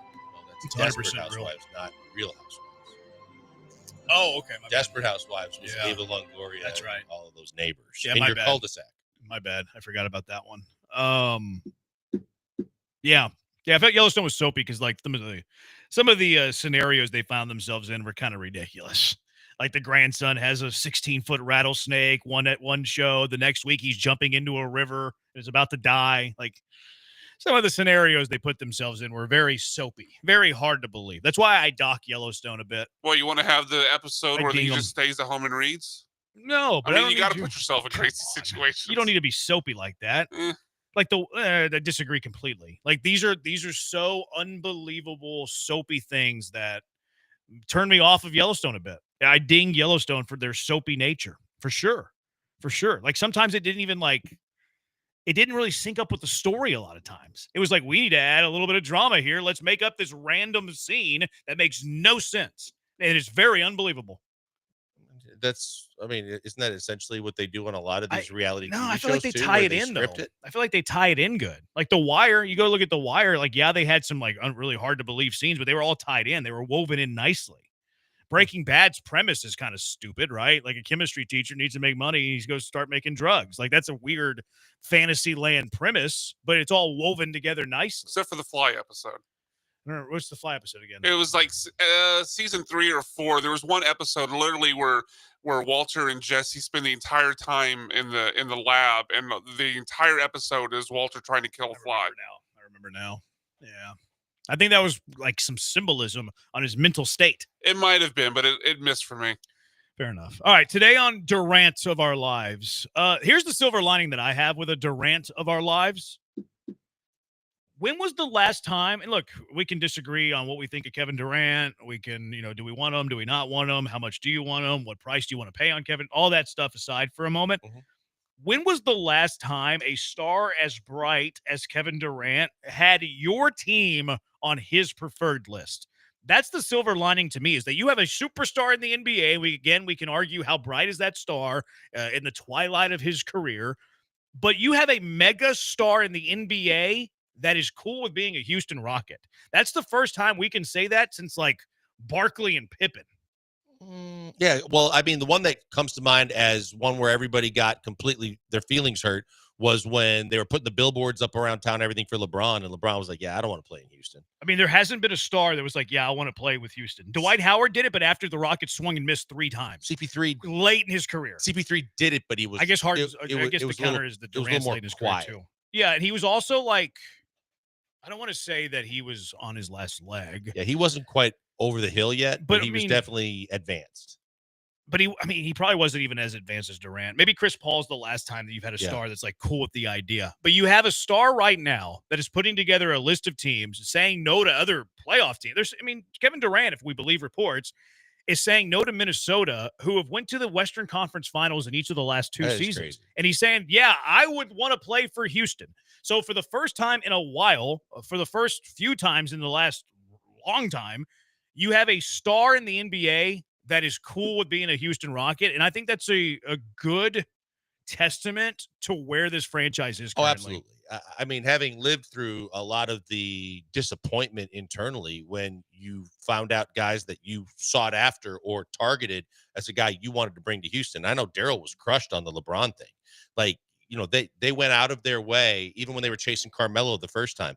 And, they're renting big mansions in River Oaks and having food catered in to make sure that Melo wants to choose and likes the lifestyle in Houston. And he says, nah, I think I'm good. I'm going to go somewhere else. And it literally, it fueled Daryl to the point where he was so obsessed with it. He went and got him after his prime when he sucked just because he had to have Carmelo Anthony. But yeah, there was a lot of times when you got left on the doorstep going, yeah, I don't like Houston. And it is nice to finally be back in that kind of realm of interesting team and city for a sought after player. I think it shows you that the Rockets are back. Like, they're not back as like a contender per se, but they're back of being a team that's well respected in the NBA. And it's not that far removed whenever you had Kevin Porter Jr. and Steven Silas. To me, it's a really good benchmark of where the organization is. And how quickly you got there too. Yeah. Because I think that's the first thing when you were saying all this that kind of stuck in my head was normally with a rebuild, I don't think Houston really realizes how lucky they are that this rebuild has turned around this fast, this quickly, because a lot of times it can take up to a decade. I mean, you're still trying to find a true superstar, and yet you were the second seed in the West. The kind of things that they've been able to do in a short period of time just don't happen this way normally within the NBA or in professional sports. So it is a feather in the cap that the organization is back on the map as a prominent team. Yeah. The latest, I don't want to phrase this. The latest happenings in the Durant of our lives. He doesn't want to play in Minnesota, according to reports. He prefers San Antonio, Houston, Miami, specifically San Antonio. The Suns disappointed with the offers. Hope he reconsiders Minnesota. Unlikely to accept Miami's offer. Not Durant, but Phoenix. Unlikely to accept Miami's offer. In the latest odds that I found as recently as this morning, Miami plus 250, Rockets plus 250, Spurs plus 350, Wolves plus 350, Toronto plus 500. Now, Toronto has moved in the last 24 hours from plus 1,200 to plus 500. So that's some serious movement in the betting odds. But the Houston Rockets, as of this morning, and the Miami Heat are the co-favorites to land Kevin Durant. Yeah, look, I think it's interesting in the fact that Minnesota seems to be the offer that the Suns like the most because it allows ownership and the new general manager to do what they're trying to do, which is to stay relevant by getting a couple of players that are good pieces to add to Bradley Beal and Devin Booker to have a chance to compete in the West and be at least compete for a playoff team. I think everybody else is basically giving you what you need to rebuild the franchise. They're not giving you players that the owner truly seems to want in terms of staying relevant now. And it's so tough to do both, which I think ideally the general manager would like to do. So that's why Minnesota is probably someone that is a team that they want Kevin Durant and Rich Kleiman to maybe reconsider. But evidently, like you said, Kevin Durant isn't focused on the team that gives me the best chance to win immediately next year because they've been to the last two Western Conference Finals. So basically, he's going to go where there's no state income tax. He's got a team similarly put together in Minnesota, like Minnesota's team, except you don't have that true superstar yet. But you got enough pieces you can work with. The other thing, too, is I think Minnesota's best offer is contingent on Kevin Durant signing a contract extension. I think that's why Phoenix. Yeah, I think that's why Phoenix is like, I hope he reconsiders Minnesota, because Minnesota's not going to give you the same offer. No, they're not giving Kevin Durant's not signing the 2-year extension that has been reported. They're not going to give up DiVincenzo and Rudy Gobert and picks for a rental. No, they're going to give that up if they realize, hey, not only do we have a really good, legit chance of going back to the Western Conference Finals, but with another go-to guy to take pressure off of Ant, we have a chance to actually go further, and veteran players are still going to want to come there to join that on the minimum. Yeah, it's gonna be interesting. I get the feel that it's winding down. Like I feel like we're gonna see, Well, and they reported too that the NBA draft is the deadline for the Suns because they want draft capital this year.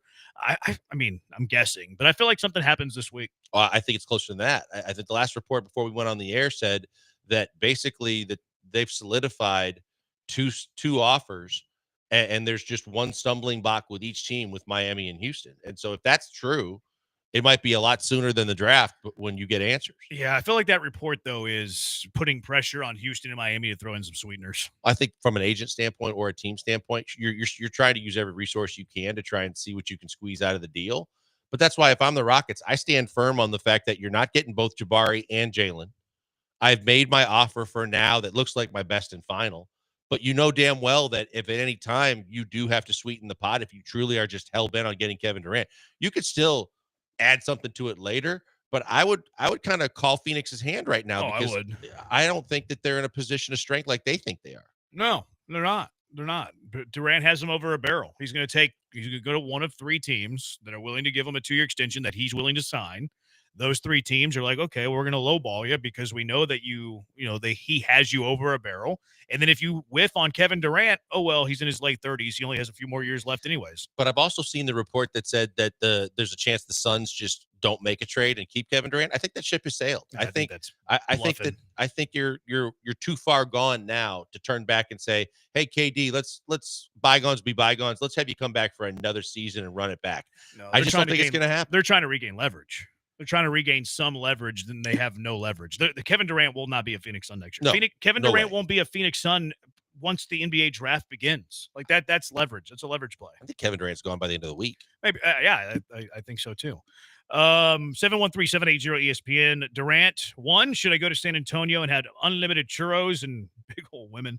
Or 2, go to Houston near that dirty water in Galveston? I mean, it's a bit of a trek to get out there to the dirty water in Galveston. You could just go to the downtown aquarium, like we're going to be on Friday, and hang out with us. Downtown aquarium, summer circuit continues. Join ESPN Houston every week as we visit different restaurants all over the greater Houston area. Each week, you can register to win our grand prize of the summer, a pair of brand new e-bikes from Power On Electric Bicycle Company. It's a $4,000 value. For registration, all you have to do is stop by the promo table at the broadcast. This week, we'll be hanging out, enjoying some food and drinks at the Downtown Aquarium. Come out, join us this Friday from noon to 6 at the Downtown Aquarium. Find the entire summer circuit at ESPN975.com. So what is off limits for you in a Kevin Durant trade? 713-780-3776. Killer Beast, ESPN 97.5, ESPN 92.5.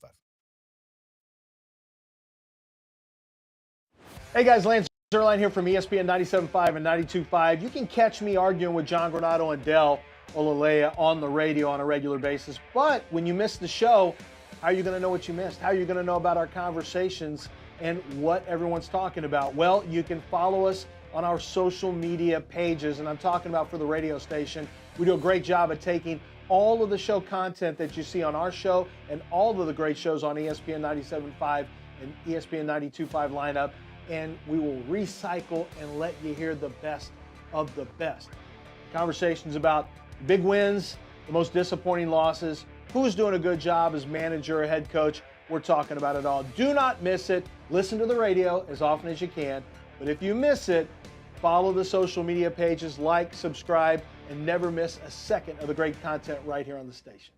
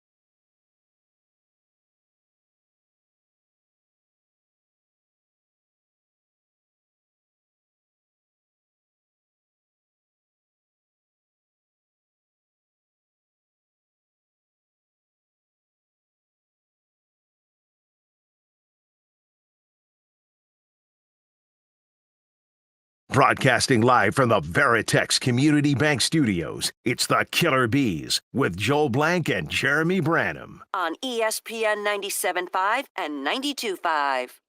Come on, Branham. You mean to tell me Stephen A. Smith can't be an actual mafia bodyguard in General Hospital? I did see the clips of that. He was a bodyguard? He the clip that I saw, I didn't know what role he was, but he walked into a patient's room and the patient pulled a gun on him, and then Stephen A. Whipped it out faster and shot her dead. I think it was her. Yeah. Stephen A., the actor. Maybe not the most believable. Yeah. I mean, it's soap opera for you, though. Soapy. Are we talking about Kevin Durant? Yes, we are. LOL, maybe 10 years ago. I think you're being just a little disrespectful. Kevin Durant would instantly, if you just plucked Kevin Durant and just put him on this Houston Rockets roster today, he is immediately your best scorer. Immediately. I don't know if he's immediately your best shooter, but he's close to your best shooter. And he's your closer. He's your go-to guy. He's your best offensive weapon by far. Yep. No, I don't know how you can even question that when I was harping on it all during the season. They just don't close. They don't have a guy that can go get you a bucket when you need one. Regardless of what his age is, he proved last year from deep threes to just putting the ball on the floor to shooting over smaller people, he can get you that bucket. Keith, if I can't take the NBA seriously, Luka getting traded behind closed doors to the Lakers and then Dallas winning the lottery. What a coincidence. Yeah. It is kind of crazy that Mikal Bridges goes for 5 ones and a pick swap, and Bane goes for 4 first-round picks and a swap, and Luka went for one first-round pick, but Anthony Davis was in the deal. I mean, let's not ignore Anthony Davis. No, Anthony Davis, but again, he's going to be free pretty soon too, and you would think that they weren't in a rebuilding situation. Nico is trying to win it, but you would think that even trying to win it, you could, the Lakers ended up keeping one of the 2 first. They thought they were going to have to throw in any deal to get any kind of improvement. You would have thought that was a no-brainer. You get at least 2. I mean, Anthony Davis is a top, 25 basketball player in the NBA. How far would you be willing to go on AD? Top what basketball player? I mean, based on the all-NBA teams, he's definitely probably in the top 20. Yeah. Yeah. And I mean, if you knew you were getting Cooper Flagg, they did. Wouldn't you want Anthony Davis next to Cooper Flagg? Sure. But you also were expecting when you made the deal, you were going to have Kyrie Irving as your point guard. No KD unless you give them Jalen Green and 2 of their draft picks back. See, okay. Which I think that the clues are adding up that the Rockets are going to be the team that gets them. Like we mentioned the betting favorites. Them and Miami are currently tied. You mentioned to me during the break that Shams has reported that the Spurs are out. Yeah, Spurs are now out, concentrating more on Trey Murphy III and Donnie Avia that can help them on the wing. So if we believe that Minnesota's not going to happen. I think that there's something to this Royal Ivy thing too. Like the Spurs were trying to poach Royal Ivy from the Rockets to join the Spurs. Why is that relevant? Royal Ivy and Kevin Durant are tight, super tight together, right? Kevin Durant is Royal Ivy's. They did not at Texas though. They played with each other in Brooklyn. Royal Ivy, which by the way, Ime Udoka was an assistant on that team. Royal Ivy's son, his godfather is Kevin Durant. Ooh. So I think that a big reason why the Spurs were trying to poach Royal Ivy was because, okay, this is a way to get Kevin Durant. Everybody's one happy family. And then we saw yesterday, Ben DuBose from Rockets Wire was reporting that Royal Ivy, despite teams trying to poach him, is going to stay with the Houston Rockets. To me, the dominoes are starting to fall for Kevin Durant to be a Houston Rocket. That's why if I'm the Rockets, I don't overpay. That's why I feel like I can sit there for a little bit and let the waters kind of calm down, and then see if you can realistically make a deal that makes more sense than having to give up the farm. Because I just think right now, whether they, the listener said give up 2 firsts and Jalen, it's not that simple. They're wanting more right now. They're wanting one of either Cam or Reed. They're wanting Jalen. They really want Jabari Smith, and the Rockets are saying no. But then they're also wanting a minimum of 2 first-round picks. That's a whole hell of a lot for a 35-year-old guy. And I want $1 billion. What you want isn't anywhere close to the truth a lot of times. Yeah, I get that. But at the same time, this is multiple people that are supposedly in the know reporting that Phoenix has pushed the price tag way too high. That's why if I'm the Rockets, I stand firm right now and say, look, I can adjust later on and give you my best and final, but I'm not doing this right off the top and just throwing the farm at you for a guy that's 35. I don't think they are, though, because if they did, a trade would have been done. It depends. Like there's guys that they really want. Like they want, was it the Ware kid from Miami that they really want in any deal? And I'm hearing that even more that they're willing to take Jalen, but they're trying to move Jalen along to another team because he'd play the same position as Booker, but they really want Jabari. I'm just very leery of reports. Very, very leery of reports. Like what is out there is because they want you to know that. So I'm very leery to like, oh, they want this, they want that, they want like, how do I know that's true? Again, you have to trust the people that are saying that they have the sources. They've lied to me for my whole life. I understand that the teams and agents are using media members as pawns as well, but it does seem to be pretty consistent that Phoenix probably shot for the moon, which rightfully they should, until teams shoot them down. And then from there, you kind of adjust. That was good. That was a good one. 1.2. That was a good one. That was terrible. Oh, that might be but the worst one of the entire show. That's joke of the week. That was joke of the week. Should we have that segment? We probably should. Joke of the week every Friday. I think segment. that's there. I think it's at the top of the list. Joke of the day. They It's shot the joke of the day. They shot for the Stars and landed in the Suns because they're Phoenix Suns. I get it. No, but I think that if the Rockets blew them away and gave them their demands, a trade would have already been done. Like, why hasn't a trade been made? Because Phoenix hasn't gotten something that they're blown away by. To me, it's that simple. And like all the reports are, okay, an agent's putting something out there. A team is the Suns are putting something out there. The Rockets are putting something out there. The Spurs are probably putting it out to Shams. Okay, like this was our best and final offer. Phoenix didn't accept it, so we're out of the race. We're dropping out, which does what to Phoenix? It reduces their leverage. So like, it's all one giant game. Like I don't know what's true. I have no idea what's true. No, I mean, I'm just, like I said, I'm going by the people that are credible, that have sources, but I also firmly understand that between agents and teams, they can try and manipulate the system by putting information out there. Like when I think about what the Rockets could possibly give up, am I thinking that the Rockets are a better team if they're able to keep Jalen and they move Jabari and Brooks or Fred and then more picks and maybe a young player? Or am I thinking that if you move Jalen and you keep Jabari and then you give up picks and a young player, are the Rockets better? Which team of the Rockets is better? I would tend to believe that if you keep Jalen Green, that for next season, your team is better with Jalen Green and Kevin Durant as opposed to Jabari Smith and Kevin Durant. Jalen's a better player than Jabari, but I think Jabari's a better fit than Jalen with Durant. I still think Durant needs to, from time to time, to play off of someone, and also that someone that can get buckets.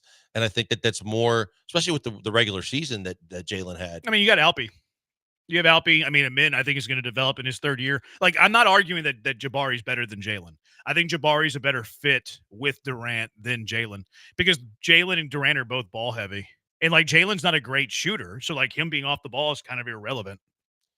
But Jalen's a high volume shooter, which is going to be a problem when you start thinking about how much Kevin Durant's probably going to want to shoot it. Yeah, that's my point. But I the counter to that is also Kevin Durant needs help around him. Jabari's not the guy that's giving him any kind of offensive help. Well, I think he spaces the floor for him, though. And then, again, you have Alpi. Like, Alpi, I think Alpi's a better half-court scorer than Jalen. I think that where it's a better fit is the fact that in a half-court game that you can go inside, outside with Durant, and you can push it down into Alpi, and he can still get the ball back for open shots because defenses are going to have to collapse on Alpi. Mm-hmm. And so I think that works. But I would just think that overall, from a regular season perspective, at least, I think they're a better team with Jalen than Jabari. Yeah. I think Jabari's a better fit. And again, I don't think that you're making this trade without Jalen. Like, I get a very difficult time imagining this trade without Jalen. I have no problem getting rid of Jalen, actually. What I would be sour about, and I don't care about the 10th pick. I'm not even like hanging. Like, I like Jabari. I think he'd be a good fit with Durant, obviously. I'm not even like I need to keep Jabari. Like, Jabari was coming off the bench last year. Now, was that right? Was that wrong? Different conversation. The thing that I don't want to lose in this trade is Phoenix's 2027 first-round pick.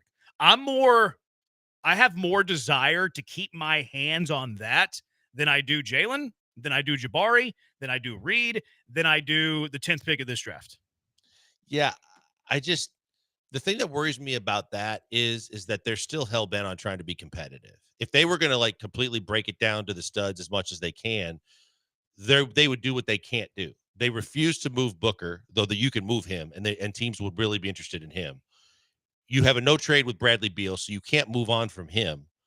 And those two guys on the same team, again, granted, they got to stay healthy, but those guys are at least potent enough to give you offense that if you add a couple pieces here and there, that team can be competitive. 10, I don't care about at all for this year. No, I don't either. No. Yeah, I don't care about 10 at all. Well, Jalen or the Suns 27 first? What would you rather keep? And look, I understand the salaries are like a factor in this, and that all matters. But let's just eliminate that because you can figure that out in the back end. You can figure that out in plus production. Would you rather have Jalen, if you're trading for Durant, would you rather have Jalen Green still in your club control, or would you rather have the 27 Phoenix pick? If I'm trading for Durant and it's a 2-year window, I would rather have Jalen not be in the deal because I can still move Jalen to get pieces that will come in ready to help me win this year. Veteran pieces? Yes, I could still, if I make the Durant move and still have Jalen, I believe that there's a marketplace for him that would give me some veterans that could add to the what you need to be highly competitive in the next 2 years. Yeah, that's a fair point. If it's strictly the trade, I'd rather keep the Suns 27 pick. That I value that more than Jalen, and I value that more than Jabari. Now, is it fair to say that in that scenario, both that you'd be acquiring, whether it be the 27 first round pick or keeping Jalen Green, I think both are still going to be trade pieces before the season starts. I think you could use for the 20 Phoenix for anybody. Like I'm saying, after the KD deal is done, right? Okay. Whether you keep Jalen or you keep the 27 first round pick, I think between the time that the KD deal is consummated and the start of the season, I think whatever you keep in that scenario, either side, is still going to be moved before the start of the season. See, you might be right. The issue that I would have with that, I don't want to go all in the next few years. I want Kevin Durant to be more of a mercenary than build the entire organization around Kevin Durant. So I hesitate to trade my youth to facilitate Kevin Durant because you traded for Kevin Durant. I want to keep this growing team together for the most part.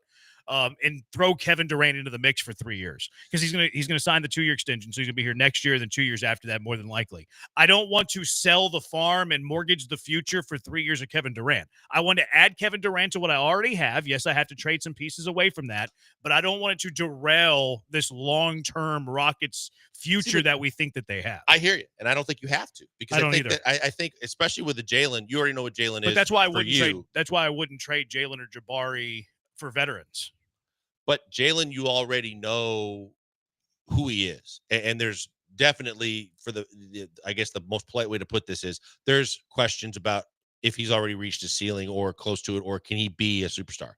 So I think that you can move him, still keep a majority of the nucleus you're talking about keeping together, and you could add pieces that kind of can do both things. They can blend with the young guys you got if you do care to keep them longer term. But for the short term, they make you a much better team to have a chance to win and go deeper in the playoffs. To me, the 27 pick, it has value to other teams because if you're trying to add another young piece, you already have so many young pieces, and you have teams that are like positions where you have repetitive young pieces where at a certain point you have a surplus you have to get rid of anyway. Yeah. And I think the 27 pick staying with the Rockets, by the time that pick develops, I don't know what else of that nucleus you're going to have together. Yeah, that's fair. I just think it sustains it longer. Like it gives you an additional piece whenever those contracts are going to start like coming down the pike, and you're going to have to pay people, and you're going to have to make tough decisions on people, and you're going to have to reduce the surplus. I think it could really help you. Yeah, it's going to be fascinating times though. Keith from LA, I have a feeling if you guys trade Jalen Green for Kevin Durant, it's going to come back and bite the Rockets in the butt. All right, Keith from LA, we'll see how that plays out. If the Rockets don't get KD, no big loss. They can run it back and have more experience under their belt from last season's success. The potential is there. I think we all feel that way, and that's why we don't feel the need to get desperate on Kevin Durant. Right, exactly. Because I think that you run that team back with the team that you could potentially put together and bring back. That team is good enough to be a top 4 team in the West again. And then you're not like precluded from doing something else. Like, okay, you move on from Kevin Durant, but maybe there's someone else out there, whether it's a Cam Johnson or whether it is another superstar type player that's on the market, or you can wait till closer to the trade deadline and say, hey, we still need shooting. We still need a rebounder. We can pick up those type players without having to break up the nucleus, and you become an even better team. Mm-hmm. No, yeah, I think we're all on the same page. It's just a matter of when the trade happens, are we going to be okay with the return for Kevin Durant? Should should the trade for Kevin Durant happen. Rockets need to wait it out, says a texter. Suns will get desperate and take less. Kind of what I feel is happening, especially if teams are like dropping out and left and right. And Durant's also playing a little poker here. Okay, I'm not going to this team. I'm not going to that team. Is Jalen Green in the package for the Durant trade, or is there a way to keep Jalen and pair him with Durant? I've seen a couple of scenarios where they could keep Jalen. Most scenarios include Jalen, though. If you keep Jalen, Brooks has to be involved, or potentially Fred. Like the one that I saw without Jalen going off the dome here, might miss a piece or two. Number 10 pick this year, the 27 pick for Phoenix. Jabari, Reed, Cam, Dylan Brooks is the one I saw without Jalen, which I think I'd rather just trade Jalen. Yeah, that's a lot to me, because whether you believe in Reed or you believe in Cam, that one of them is going to really kind of exceed expectations or live up to their billing. Those are two guys that giving up both of them, I would question doing. And the fact that the other pieces that you're giving up kind of help make this team who it was a year ago, and there's too many of those going away. Yeah, I'd rather just trade Jalen. Like, Jalen's the best perimeter scorer on this team. When you're trading for Kevin Durant, you're trading for your new best perimeter scorer on this team. I'd rather keep the other pieces than Jalen. Basically, it's would you rather have Jalen or would you rather have Reed, Cam, Jabari? I'd rather have Reed, Cam, Jabari than Jalen Green. And I think, again, it's twofold. I think for the team, even starting as soon as next year, those three guys all can have they can make good, significant contributions. Yep. I think from the standpoint of what teams want Reed Shepherd. Teams want Cam. Teams, they want the players in those three players in the deal, probably more so in most cases than Jalen Green.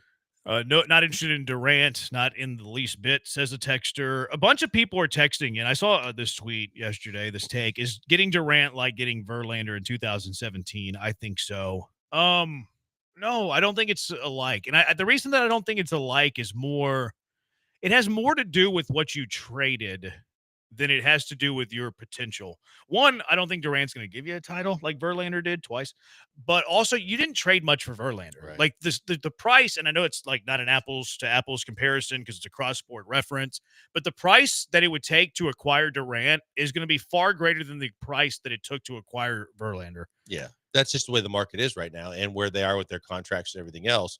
At Verlander, I mean, the guys who gave up never even amounted to much. You're talking about guys that have already, in certain cases, have established the fact that they are legit NBA players with a high ceiling, and you're also getting significant draft capital. Whereas you were getting guys that, yes, they were drafted highly for you, but I mean, you look back in the retrospect and go, yeah, they didn't turn out to much. But even what you were giving up wasn't hurting your current major league team. Like this trade with Durant is hurting the depth and the rotation of your Rockets that were the 2 seed. Is Kevin Durant's burner account going to come into the trade? I hope so. That'd be great theater. Run it back. Just play Reed Shepherd more. Israel hates that take. Just say no. Durant will need to have to come here on the cheap to win a championship. I mean, if he gets traded to Minnesota, he'll be a free agent next year. Why is the city so out on Jalen Green? Probably the playoffs and hasn't quite lived up to potential. Yeah, I would say the fact that we've seen now over multiple years that he is more so of who he is and who he's going to be, as opposed to a guy that has a high ceiling that continues to get better and better, where people thought that where he was drafted and with some of the hype coming in that he was going to be a franchise player. Is it fair to say he hasn't lived up to potential? Like, he's been pretty good. Pretty good, but again, like you mentioned it, I mean, you're pretty good, but your number one most critiqued performance is going to be in the playoffs. And when you disappear in the playoffs, and the way he disappeared is going to be something that sticks with you until you can. It's a James Harden, but more so than even that James Harden was also a great regular season player that crapped out in the playoffs. Jalen's kind of following that same mold. He had a really good regular season, but he disappeared and he was scared in the playoffs. Yeah, I wouldn't call him like a bust or anything, though. No, like, he's not a bust because he's averaging what he averaged in the regular season. Yeah, like Reed Shepherd was the 3rd pick. Jalen Green was the 2nd pick. I bet you Jalen Green has a better career. James Wiseman was the number 2 pick the year before Jalen Green was the number 2 pick. Like, that's a bust. Yeah. Jalen's not a bust. It's more, can you go where you're trying to go with Jalen Green? All right, let's get to cash him or trash him. What are you cashing? What are you trashing? 713-780-3776. Killer Bees, ESPN 97.5, ESPN 92.5.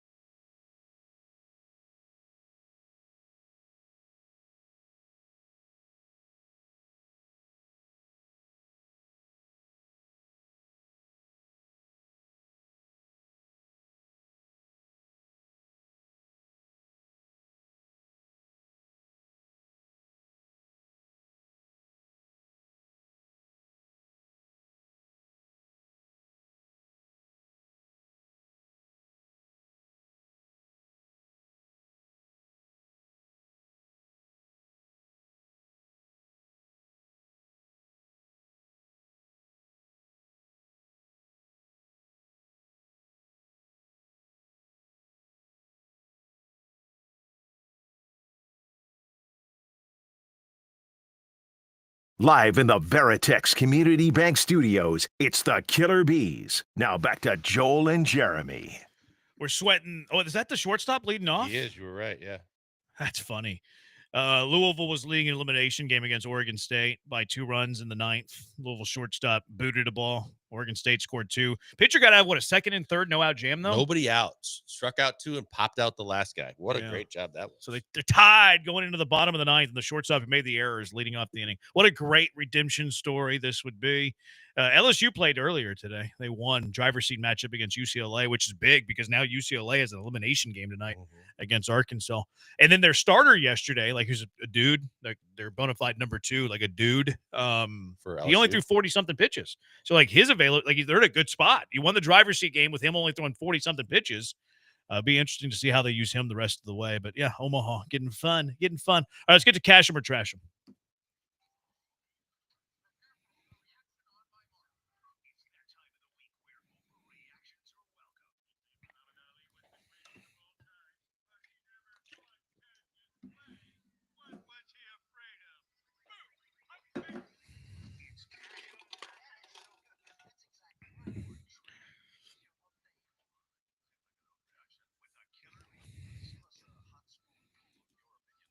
All right, cash them or trash them with the Bees. What are you cashing? What are you trashing? 713-780-3776.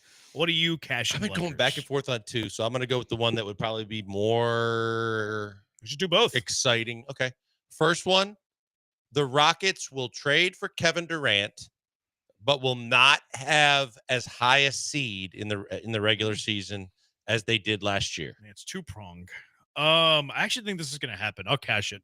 I think that Kevin Durant's going to be a Houston Rocket. My feel, now I've been wrong on this plenty. Obviously, I've been wrong a lot. I get the sense that Kevin Durant's going to be a Houston Rocket. I don't think they'll be a top 2 seed, but I think they'll be more of a championship contender. Right. That's where I was. So yeah, I'm going to cash this. Yeah, I'll cash it as well because they could be a better team, but maybe the Nuggets, win more games. There's teams above them that could knock them down to the 3 or 4 seed, even though they're a better overall team than they were a year ago. So I'll cash it as well. Shoot, Kevin Durant might be hurt for 40 games. Well, that's what I was going to say. That's the other thing. Whether it be for rest, and they're not afraid to load manage in the NBA, but whether it be for rest or for injury. There's a chance that as long as they're a top 4 seed, they don't care if they're the 2. Yeah, they shouldn't. And they shouldn't. Right. I don't think they'll be chasing it as much. They'll have bigger fish to fry. Yeah, what was your other one? The other one was the opposite end of this. The Rockets will not trade for Kevin Durant and have a better record than the team that does. How could you go both sides? You just told me. I told you there's 2. Yeah, but so usually it's a take that you believe is going to happen. Well, but again, it covers the other side of the deal. They don't trade for Kevin Durant, but they end up having a better record than the team that the So team, which one do you actually believe? I believe the first one. So you just don't have the element for S's and G's. Yes. That's fine. I so guess you gotta said trash it then, right? So you don't in this scenario, you don't trade for Kevin Durant, but you have a better record than whoever does. Blanker's throwing out cashums and trashums from both sides of his mouth. The sky is blue on one side, the sky is white on the other.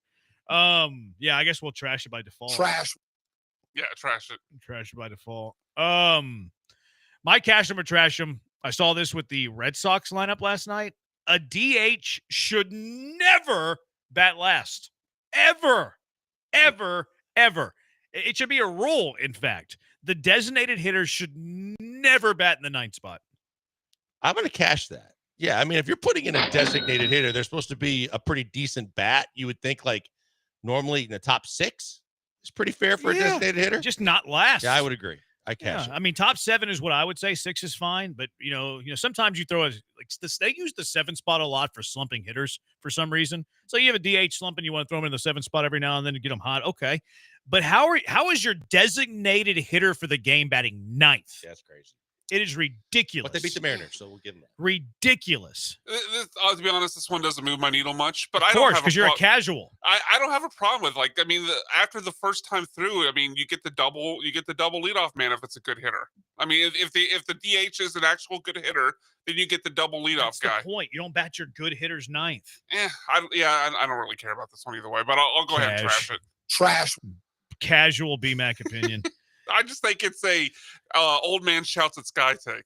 How could it be? The DH That's hasn't kind of the existed point of the forever. segment, It's though, kind of but- an innovative rule, the DH. Casual. All right, what is your cash or trash? So I thought about this last night when they had it was late in the game of the NBA Finals where there was an out of bounds play that they originally called off on Chet Holmgren, but they went to review and it ended up being off, I think, Tyrese Halliburton. I don't know why we put the limits on replays, and specifically for the NBA in the NFL. Like in the NFL, you get your first 2 challenges right, you get a third. NBA, you get your first one right, you get a second. I would change the rule to where if you're getting them right, you could keep on challenging the rest of the game. Like if that play with Chet and Tyrese happens in the first quarter, you challenge it. If refs make bad calls the rest of the game, you're just done. Same thing in the NFL. They mess up a couple plays in the first quarter. Now you're just done. If something big happens in the fourth quarter, if you're getting every one of them right, you should be able to challenge the entire game as many times as you want. But if you miss it, then you're done. I will cash this because I've been on this train for quite a while. I think I might have even brought it up in cash or trash. If the end goal at all times is to get the calls right, to answer your first question, the reason why they do this and limit it is because the time of game, especially for the regular season, that puts pressure on because games go on far too long, and no matter what, their review process is too long as well. But at the same time, when it comes to playoff games or deciding a game, you should have the right to make sure if you know or you feel like a call that could change the game or alter the game, no matter when it happens, needs to be called right, then you should be able to review it. I don't think that's the ultimate goal. They'll say that. I think the ultimate goal is what is best for the viewer. And I think that you hit on it. Like they don't want all of a sudden a coach to have 7 reviews because they're getting everyone right.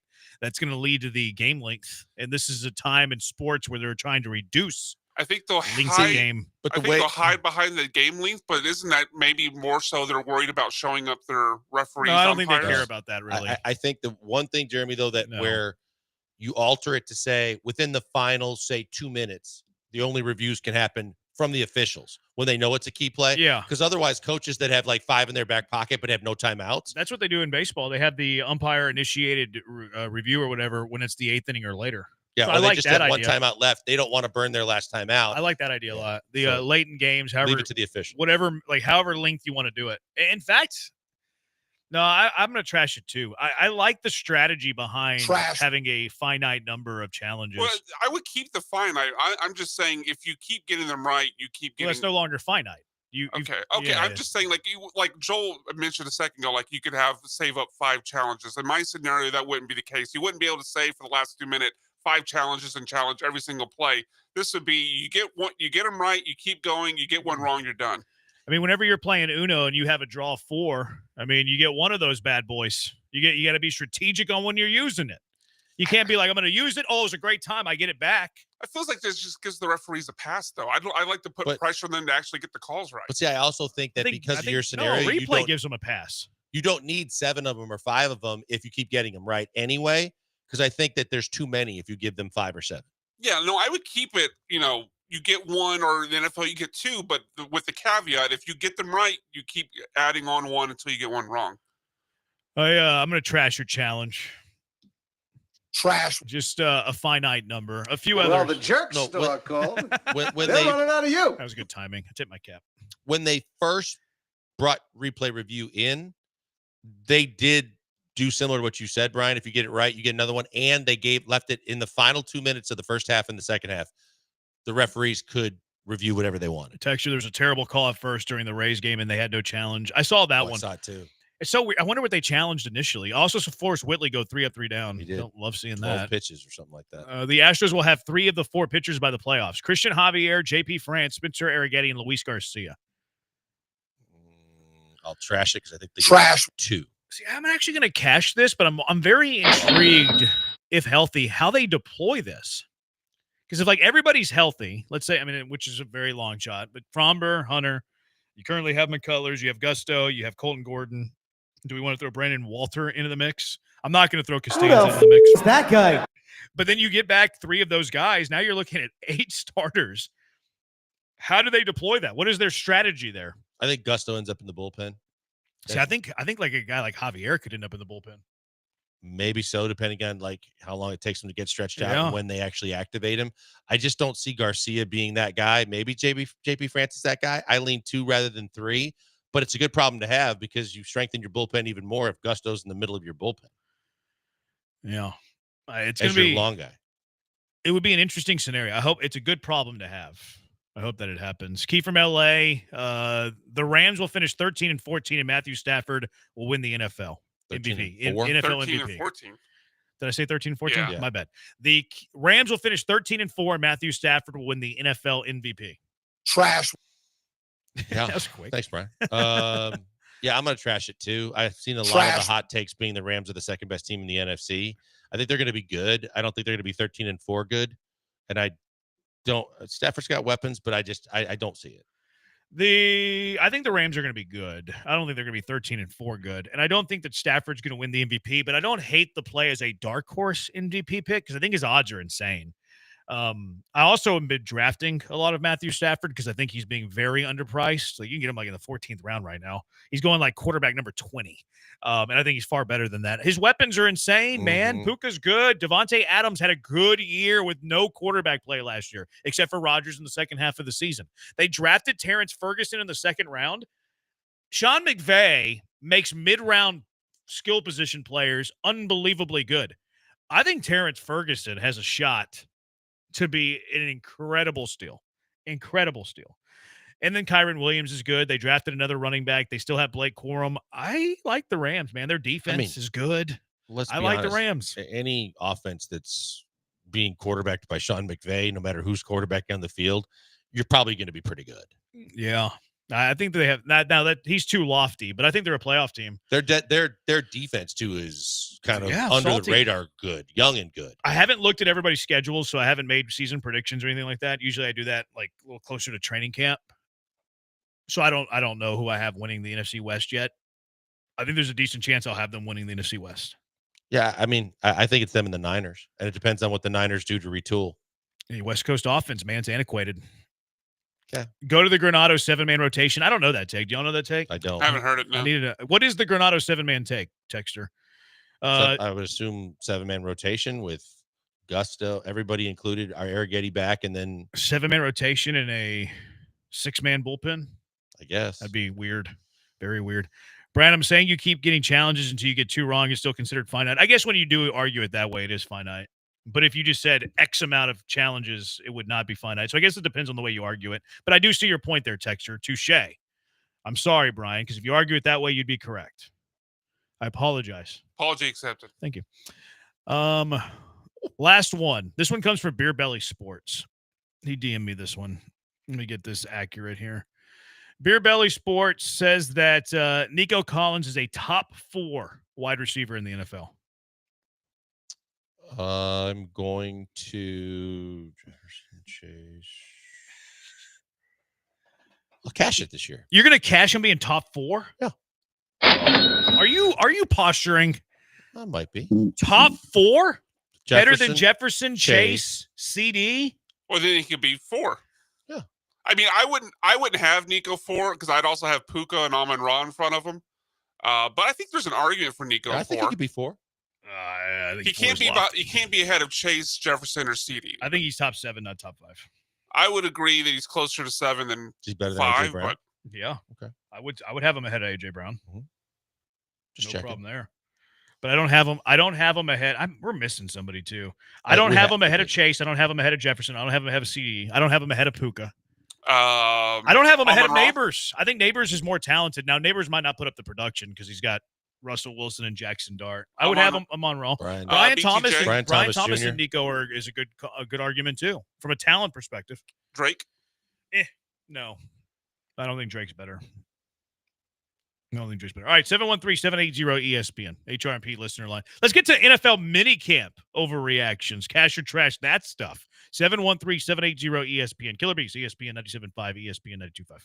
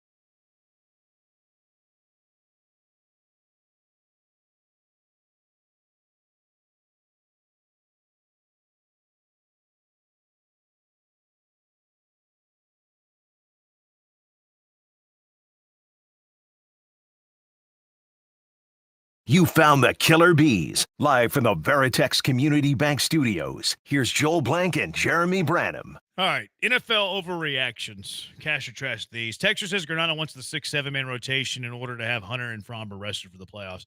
I don't mind the 6-man. 7's too many. Yeah, I would agree with that. I mean, it depends on where you are in the standings too, because I think at a certain point, if you need wins, you want those guys.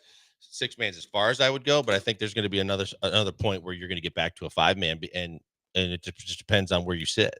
I mean, they do it a lot based on the calendar, like schedule. Yeah. Yeah, like if you have a bunch of off days, like do you really want Fromber and Hunter to have 6 days rest when the normal rest is 4 days? Pitch on the 5th day. That's why I think 7's too much. I really don't want them pitching on 6 days rests. Now, if you wanted to go 5 days rest and pitch them every 6th day instead of every 5th day, I'm down with that. I think it's hard to do if you have like 2 off games or 2 off days over like a 14-day stretch, because now, okay, they get a little rusty and they also have their routines. I get the idea of not wanting to tax them and keep their workload down, innings pitched down. I do think Fromber is kind of, I don't want to say that he's like tired in the postseason, but he hasn't had these great postseasons these last few years. If you keep him around 160 innings instead of 180 innings, will he be fresher? I think so. I'm good with a 6-man. 7's just way too 7's too much, and I also think that as you get closer to the playoffs, you're going to have quick turnarounds where you're going to have to be kind of stretched out and ready to go. So I would say that you have to tighten it back to a 5-man as you get down the stretch in September. Yeah. Just kind of depends. All right, 713-780-ESPN. Let's get to these NFL overreactions. Anthony Richardson will not be the Colts starter come week 1. I would cash that. I believe that I know he got cleared today. Did he? Yeah, he got cleared today by a second that. opinion, and that he should be good to go for training camp. I just think that Daniel Jones is a more complete quarterback at this time. I think that their general manager, Ballard, is in a position where he's got to win. And I think that Richardson is going to be a guy they'll say, we're going to continue to groom him. And I think that Daniel Jones gets the start. I cash that. Daniel Jones will be the starter week 1, Anthony Richardson. Who would you rather have in, if you had to make a pick today, just talking fantasy production, would you take Daniel Jones or Anthony Richardson? Daniel Jones. Okay. Because the thing with both of them is like one of them's they're both going to get hurt more than likely. Like whoever's the week 1 starter is going to get hurt. I just think Daniel Jones is a better passer. Oh, I do too. I believe that both will play. I think both guys will play. It's kind of a low bar to clear, but you're right. Yeah, they're both. I mean, everyone wants a better passer than Anthony Richardson. Daniel Jones in the 16th round of the best ball. If you stock it with Josh Downs, who's I think you want to do a little he's Colt priced stack, too low. huh? I think that makes sense. I've been doing a little Tyler Warren stack there. Tyler Warren, Daniel Jones stack. Mm-hmm. Why not? It's not bad. New tight end, yeah. Especially if Daniel Jones continues running. Yeah, I think yeah. The Bengals are wrong in the Shamar Stewart negotiations.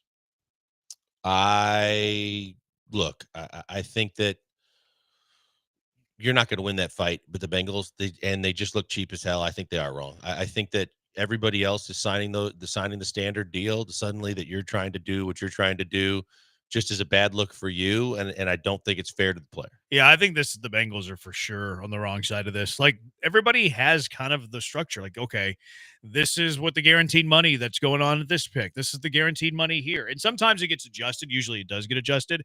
Kind of like what happens with Nick Caserio basically drafts anybody. Like he gives them the guaranteed money and like it ticks everybody off. But no, I think the Bengals are definitely on the wrong side of this. Kirk Cousins will be a backup quarterback in 2025.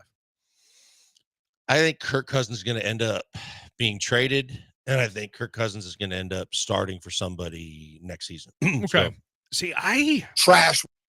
I'm cashing this. Oh. No, you trashed it. Yeah. You trashed the thing. Yeah. I think that Kirk Cousins will be a backup quarterback in 2025. I will throw in the caveat, though, that if a quarterback gets injured at training camp, he would be the perfect guy to trade for. So I guess I'm wrong because No, he's not saying you're wrong. You're trashing but I'm the saying idea. he could be a backup at any time during the year. No. Like we know what a backup quarterback is. Like, is he the number 1 quarterback? Is he the number 2 quarterback? I just don't see the team out there. Like it currently does not exist. Saints? I don't think so. I don't think the Saints are going to want to pay. No, it. they're going to let They're Shuck tank give it a for run. Manning. Yeah, there's a lot of thoughts that Arch might not be coming out. Yeah, Arch is not coming out this year. It would be the Cinderella story of play where It would. where Grandpa played. Yeah, they also pulled the Manning thing. Like, we're not playing that disaster organization, although they are from there. I think Arch is going to stay another year. I don't think he's coming out in the next draft. I just think that Kirk Cousins is running out of spots here. I don't know who would be that team. The Aside only from the Saints, who only else is way there's not one, in my opinion. The only way is if there's an injury, and then you do the whole Sam Bradford thing where he gets traded in training camp because there was an injury in Minnesota. What about the Browns? They have 4 quarterbacks. Yeah, but they could end up not liking any of them because none of them But are But exciting. look, they've already been gutted on a lot of draft capital in some of their previous moves, like Deshaun and other things. And I think that they would rather be in a position to where they just live with what they got this year and keep their pick to try and salvage something else going forward, because that. I don't think it would cost you much, though. Like, it would cost you financially. I don't think it's going to cost you a whole lot in draft capital.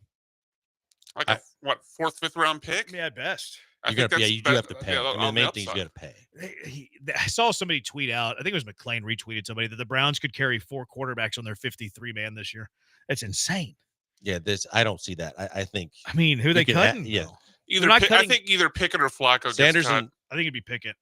Yeah, Probably. Sanders and Dylan Gabriel are staying for sure. That said, you could hide Shador on the practice squad. If no one drafted him. No one drafted him for how many rounds? You win the 6th? 5th. So no one drafted him in the first 4 rounds. No one drafted him in the first 4 rounds. And then all of a sudden, somebody's going to put him on their 53-man? Man, there's a lot of teams that could. I don't think he'd last on the practice squad. I don't either, simply because if this happens, I'll wager on it. See, but the scenario that has to play out for him to have a team take him off the practice squad would be that he has a really, really good camp. Yep. He has a good preseason, and then teams can start to put to bed some of the worries they had about, Deion's kid and the show within the show and all the sideshow that they don't want to deal with. Like, if every team was avoiding him like the plague, why would they suddenly want him if that scenario that Blanker's painted doesn't exist? Like, if he has a poor training camp, he looks bad in the preseason, he's still the same, like, reputation of, like, whatever, we don't really love that guy. Why would somebody put him on the 53 if they passed him for 4 rounds? If it plays out that way, that he looks awful during training camp and the preseason, then you're right. But I think if he plays decently, look, there's no desperation in sports like the desperation for a quarterback. If he looks decent, people are going to buy into, well, this guy was a 2nd-round grade, but, daddy drove him down to the 5th round. Like, people will look past whatever arguments they had against him if he looks good, because they'll remember the talent that he showed at Colorado. But it wasn't even just daddy. It was his interviews and all the things that he did. And if he shows anything in preseason, he wouldn't be on the practice squad. Probably not. Yeah. So, like, the Browns are going to be the first to make that decision. And if the Browns are like, yeah, we're willing to lose the guy, I don't see another team in the NFL be like, let's take him. Let's put him on the 53. Like, I just don't see that happen. I think that's the key right there. Like, the Browns are the guinea pig.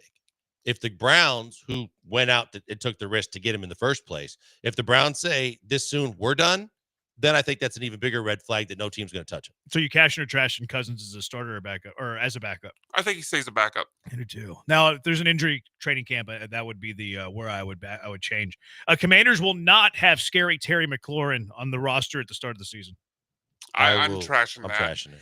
I'll trash it too. I think you'll. I know he wants. I think I read something this morning where they're getting closer, or they've made progress towards the deal. I like him there too. He makes. I like him there. He's beloved on that team. He's like kind of Mr. Commander. Yeah, I people are think to work terrified of something him out because he's so scary. Travis Hunter should be a full-time player on offense. Trash it. I actually think he's a better defensive back than he is a wide receiver. I don't disagree, but he wants to be a receiver so bad.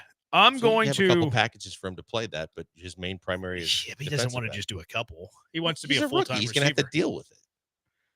Dang. Yeah. You're telling Travis Hunter to get in line, Damn huh? right. Well, shut up and cover. All right. Yeah, Travis Hunter demanding a trade out of Duval before the trade deadline next year. Duval.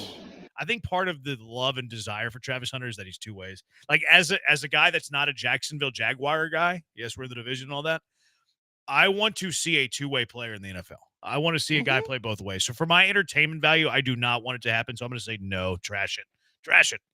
Yeah, I think he's going to be a full-time player in offense. I think he'll play some at corner, but I think the money, the prestige, all that's on the offensive side. Yep. Steelers are a 10-win team with Aaron Rodgers. I'll cash it. What? Because the Steelers always win. Did not at expect least, you to say that. They always win at least 8.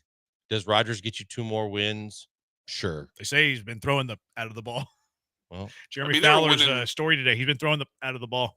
10 games with Kenny Pickett. So see, a little brother found out on the internet that he got married. He wasn't invited to the wedding. Yeah, they don't have a great relationship. No, the whole family. Aaron and the Rodgers family. I'm one to talk this into existence, so I'm cashing it. I really want for the entertainment value of the show for Aaron Rodgers to be terrific, to be great, for the Steelers to be really, really good. I think it'd be great for the show, so I'm talking it into existence. Yes, why would the it be great Steelers for are a the show? 10-win because we really like talking Rodgers around here. Oh yeah, love it. Rodgers and Jordan Love. We need Jordan both Love, of them to yeah. be great. Yeah. Woo! Yeah. No, but I mean, he's got some guys offensively. Like, they're not terrible, and their defense is going to be fine, and Tomlin's a good coach. I think 10's in play. Without looking at their schedule, I think 10's in play. Yeah, I think DK's Mike gonna have a Tomlin good year. voodoo's his way to 10 wins. He always does. And don't sleep on Robert Woods in that offense. I'll sleep on it. I'm going to catch this Robert Woods game. So you trashed it, Brian? No, I think Aaron Rodgers wins 10 games with the Steelers. All right. 713-780-ESPN.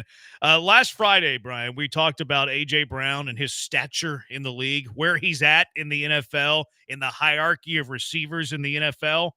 I'm going to double down on this. I've taken a little bit of a deeper dive. I'm banging the table. A.J. Brown is not a top 7 receiver. I'll tell you the 7 that are better next. Killer Bees, ESPN 97.5 and ESPN 92.5.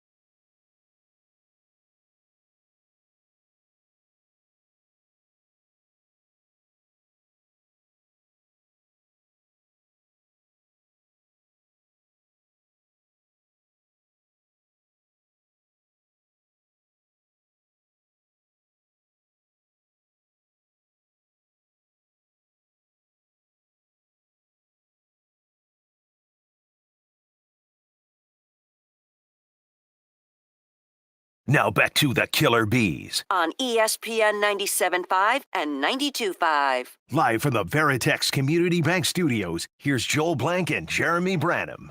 Israel says Daniel Jones is trash can emoji, trash can emoji, Yes, trash Bob. can emoji. He had ample chances with the Giants. Now he can play. Stop it. Grimace emoji. Now, Daniel Jones has had plenty of chances and hasn't been good. Anthony Richardson's also had plenty of chances and hasn't been good. It's a pick your poison type of thing. That's the thing. Like, Daniel Jones does suck. No one's arguing that. At least I don't think so. It's just that Anthony Richardson has sucked more. Yeah. Agreed. Israel also with the Shedeur Sanders update for us. Shedeur is going to be the Browns quarterback. He's been looking great in OTAs, in shorts and t-shirts. Gabriel been looking like the trash can emoji, trash can emoji, trash can emoji, trash can emoji. Brady was a what pick? Thought emoji. Mr. Irrelevant for San Francisco. Thought emoji. Russell Wilson, the draft over with. Shedeur been showing out. Stop the blue hat emoji, which is cap for all you guys who are not in the know. Israel's about to be wrong on his finals bet emoji. He had a finals bet? He was telling everybody Pacers in 6 or Pacers in 7. Well, series isn't over. Not yet, but Pacers Halliburton ain't looking great. Can't win it in 6 though. No, No field goals last night. Wasn't great. He had a broken calf. He's going for an MRI. His calf's that all too. jacked up. Yeah. He's playing through an injury. Texture, how bad is that family dynamic have to be that your parents and siblings cut you off even though you're worth $75 million? I don't think they cut him off. I think he cut them off, right? Rodgers cut them off. Yeah, Rodgers cut his family out of his life. That's sad though. That's pretty tragic. All right, I'm not going to give you 7 receivers that are better than AJ Brown. I'm not going to do it. I'm going to give you 8 receivers who are better than AJ Brown. We had the texters. It wasn't really blinkers. The texters were getting on to me because I didn't have AJ Brown in my top 7 receivers. When did you guys rank receivers? We were talking about top quarterbacks in the. I think we were bashing Chris Sims. One of your 18 days off. Yeah. When could you imagine when we could have been talking about sports? Tough to pinpoint that one. Yeah, whenever you're PTOing, and still tweeting at us, weirdo. One tweet. One too many. Don't let the truth get in the way of a good story. So, we were talking about Chris Sims' list, and I thought he had Jalen Hurts criminally underrated at number 10. I think Jalen Hurts is the most underrated quarterback in the NFL. And in fact, I'm banging the table that Jalen Hurts is the number 2 quarterback in the NFL this year. That's going to be my thing. I'm going to be a Jalen Hurts is the second best quarterback in the NFL in 2025. So he's going to be your anti-Josh Allen. Yeah. Absolutely. Yeah, absolutely. It's going to be my thing. But so we got it to AJ Brown, like the weapons that he has. He's got great receiver. And look, I do think that AJ Brown's really, really good to great. And I do like Devontae Smith, and I think the pairing's fantastic. But I do not think AJ Brown is a top 7 receiver. Here are the 8 receivers that I have ahead of AJ Brown. Jamar Chase, no doubt about it. Justin Jefferson, no doubt about it. CeeDee Lamb is better. Puka Nacua is better. Malik Neighbors is better. Amon-Ra St. Brown is better. Nico Collins is better. And Brian Thomas is better. A.J. Brown is the 9th best quarterback or best receiver in the NFL. He is not a top 7 receiver in the NFL. I think there's 2 that could be in question. Yeah, I disagree with 2 of them. I think it's Puka and Brian Thomas. Puka, you sleep on Puka. No, but I mean, I just feel like Puka's good. Is he AJ Brown good? I think that right now Devontae could be the one in that system. Oh, that's a hot take. Yeah, but I think that AJ Brown is clearly the one in Philly, and I think that from the standpoint of Brian Thomas Jr., he still has a quarterback throwing to him that I don't believe in. So I think that those are the 2 that I would put in question. A.J. Brown, 67 catches last year, played 13 games. Puka Nacua, 79 catches, 990 yards, played in just 11 games. Played in 2 fewer games and was a little under 100 yards less receiving yards, and had a dozen more catches in 2 fewer games, Puka Nacua. But isn't that Puka Nacua as a rookie, 105 catches, nearly 1,500 yards. So 105 catches. A.J. Brown has had 1 season in his career of over 105 catches, and it was 106. He has never had a 1,500-yard season. That's coming close, though. Nitpicking, very close. I detect the lie. 2022, Detect the lie. 2023, he was 1496. Right. It was not 1,500. 1456. I said he's never had a 1,500-yard season, and I would be accurate with what I said. You would be accurate, Would be accurate. Puka's better than A.J. Brown. He's younger. He's more vibrant. He did more. Vibrant. Now that's a characteristic. He's on that California diet. He did more in less games last year than AJ Brown. How is he worse? It's pass rate. I mean, I think the people that make this argument, like you are in this equation, aren't talking about the effect that the pass rate of the Eagles had. The Eagles attempted the fewest passes in the league last year. In the 2 prior years, AJ Brown was over 1,400. I mean, he's still.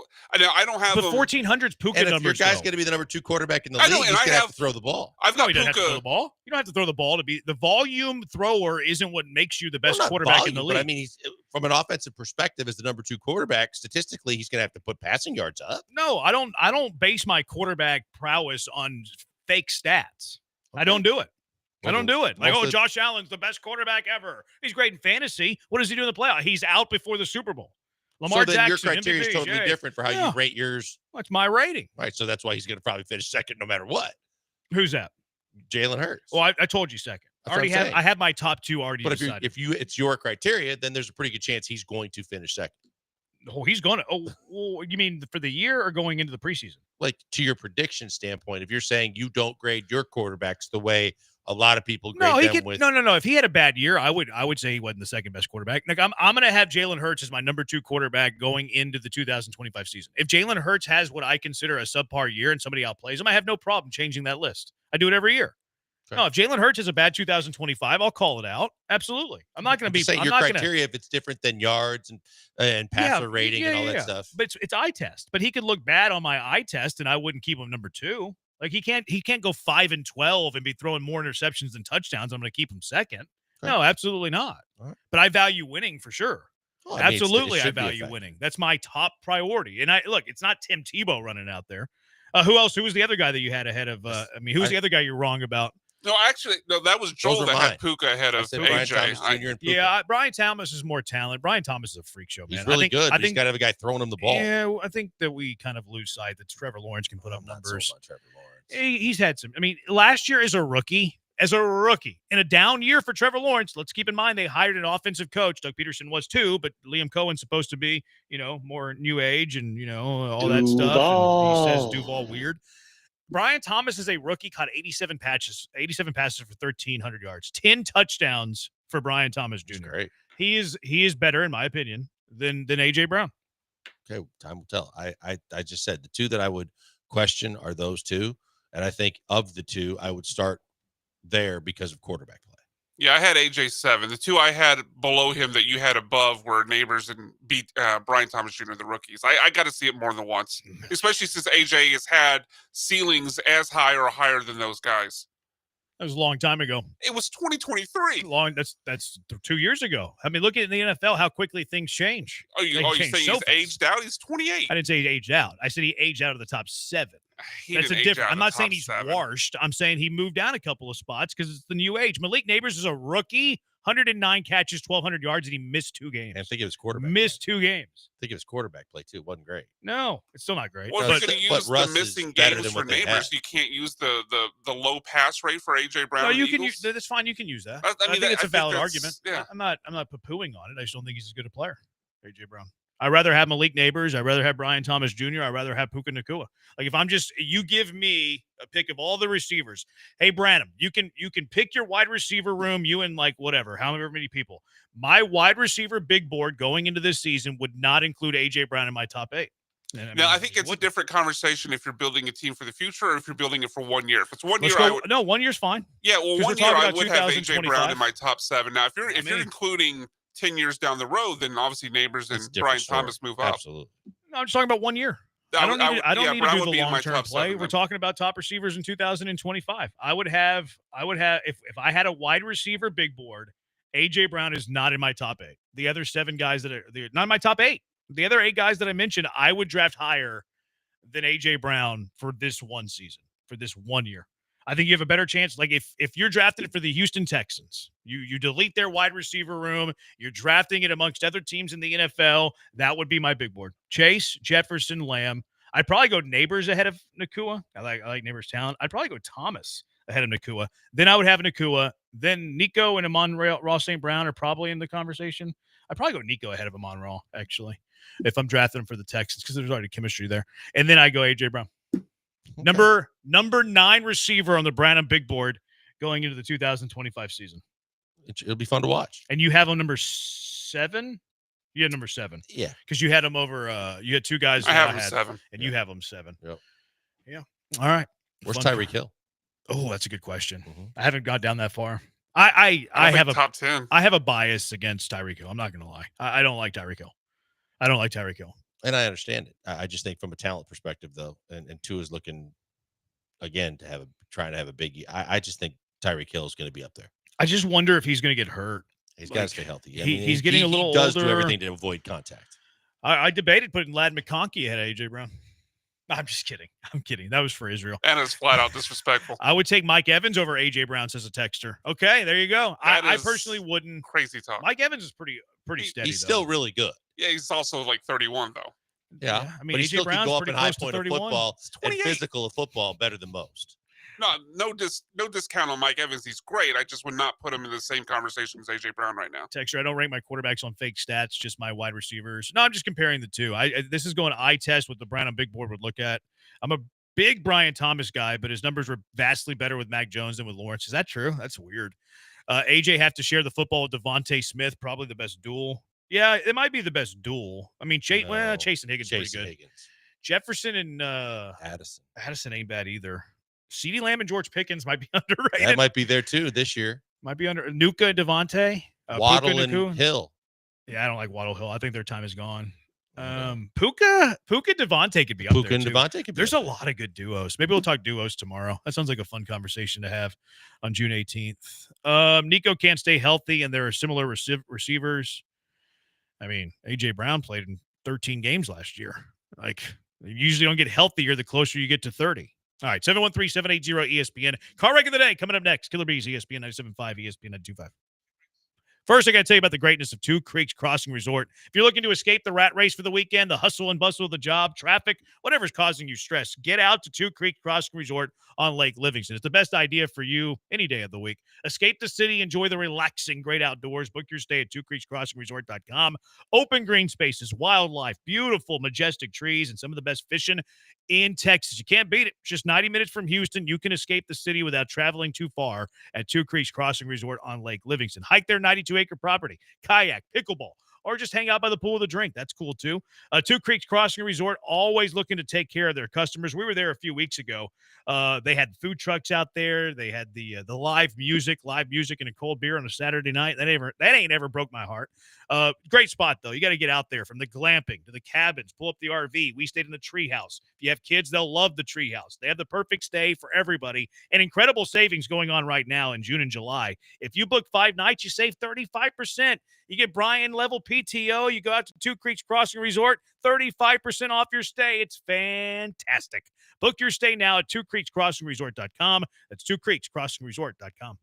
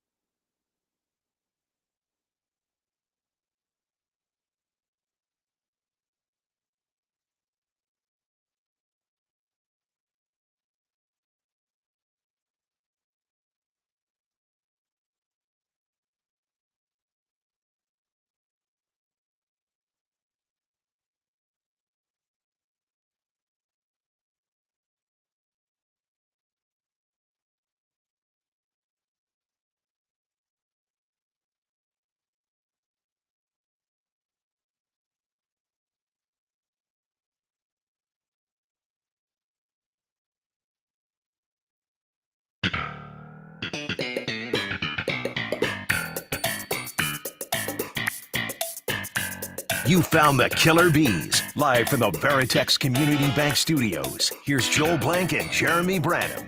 Costanza's on the bump tonight for the Astros. George Well, Costanza. the jerk store called. They're running out of you. Who was that directed at? Just in general. Okay. What do we expect from Costanza against the Oakland A's? Yes, I know they're in Sacramento. I'm going to be really hopeful and say 3 runs, 5 innings. Yeah, I'll take that.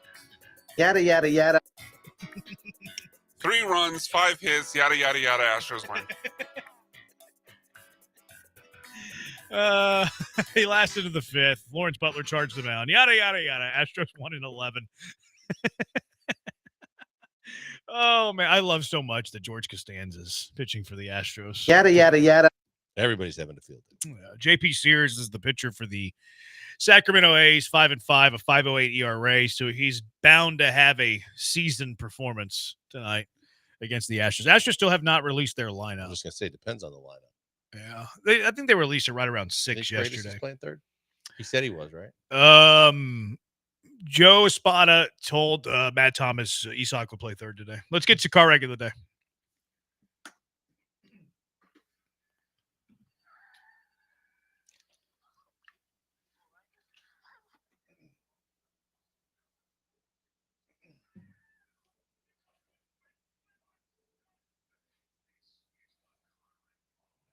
What is your car wreck of the day, Blankers? Well, it's your favorite, Carl Ravitch, who is calling the College World Series and talking about the fact that teams eliminated included Arkansas at the College World Series, when in fact it was Arizona, and also calling Coastal Carolina the Cardinals and not the Chanticleers. It's your guy. Maybe that's who the Coastal Carolina skipper was talking about the other day. Possibly. Yeah. Remember that's how crazy. Halliburton called out without calling out Stephen A, and then Stephen A got defensive? No. Yeah, it happened before game 5. I do not like Carl Ravitch. He's the only guy in the world that called a walk-off homer in the top of the 9th. That's true. He did. He's a trendsetter. He called a walk-off home run in the top of the 9th. Breaking new ground for all play-by-play, man. That was so bad. We need to play that clip again. I can't get enough of it. Any others, car wreck of the day? Yeah. Nick Castellanos got ticked off that he got taken out of a game for defensive reasons and has been benched, breaking a streak of 236 consecutive games started. He got mad at that? He got mad. He had some things to say. The manager would not say the things that he said, but said that he deserved to be sat down tonight. He's having a pretty good season. Yeah. Maybe he wants to be an Astro. Phillies are pretty good. I don't think they're trading Nick. Yeah, they are pretty good. But they have unrest in Philly. Like they had unrest in Boston and they traded Devers. Devers, by the way, told the media in San Francisco he's willing to play wherever they want him to play. I love That's it so the much. biggest FU of all. I love it. Carl Ravitch calling the College World Series is on mine as well. Brian, what's your car? My car wreck of the day nomination is this. No, I don't want it in the butt. I want it in the rib cage. I want him to fill it. Him to fill it. Play the jerk store thing. That's how I feel. Well, the jerk store called. They're running out of you. There you go. No, I don't want it in the butt. I want it in the rib cage. I want to fill children listening, Brian. All right, does it for us. Soccer Matters coming up at 6. Hall of Fame, Booker T, Brad Gilmore at 8 o'clock. He was Brian doing mediocre work at best. He's Blank on Brian. Talk to you tomorrow, Houston.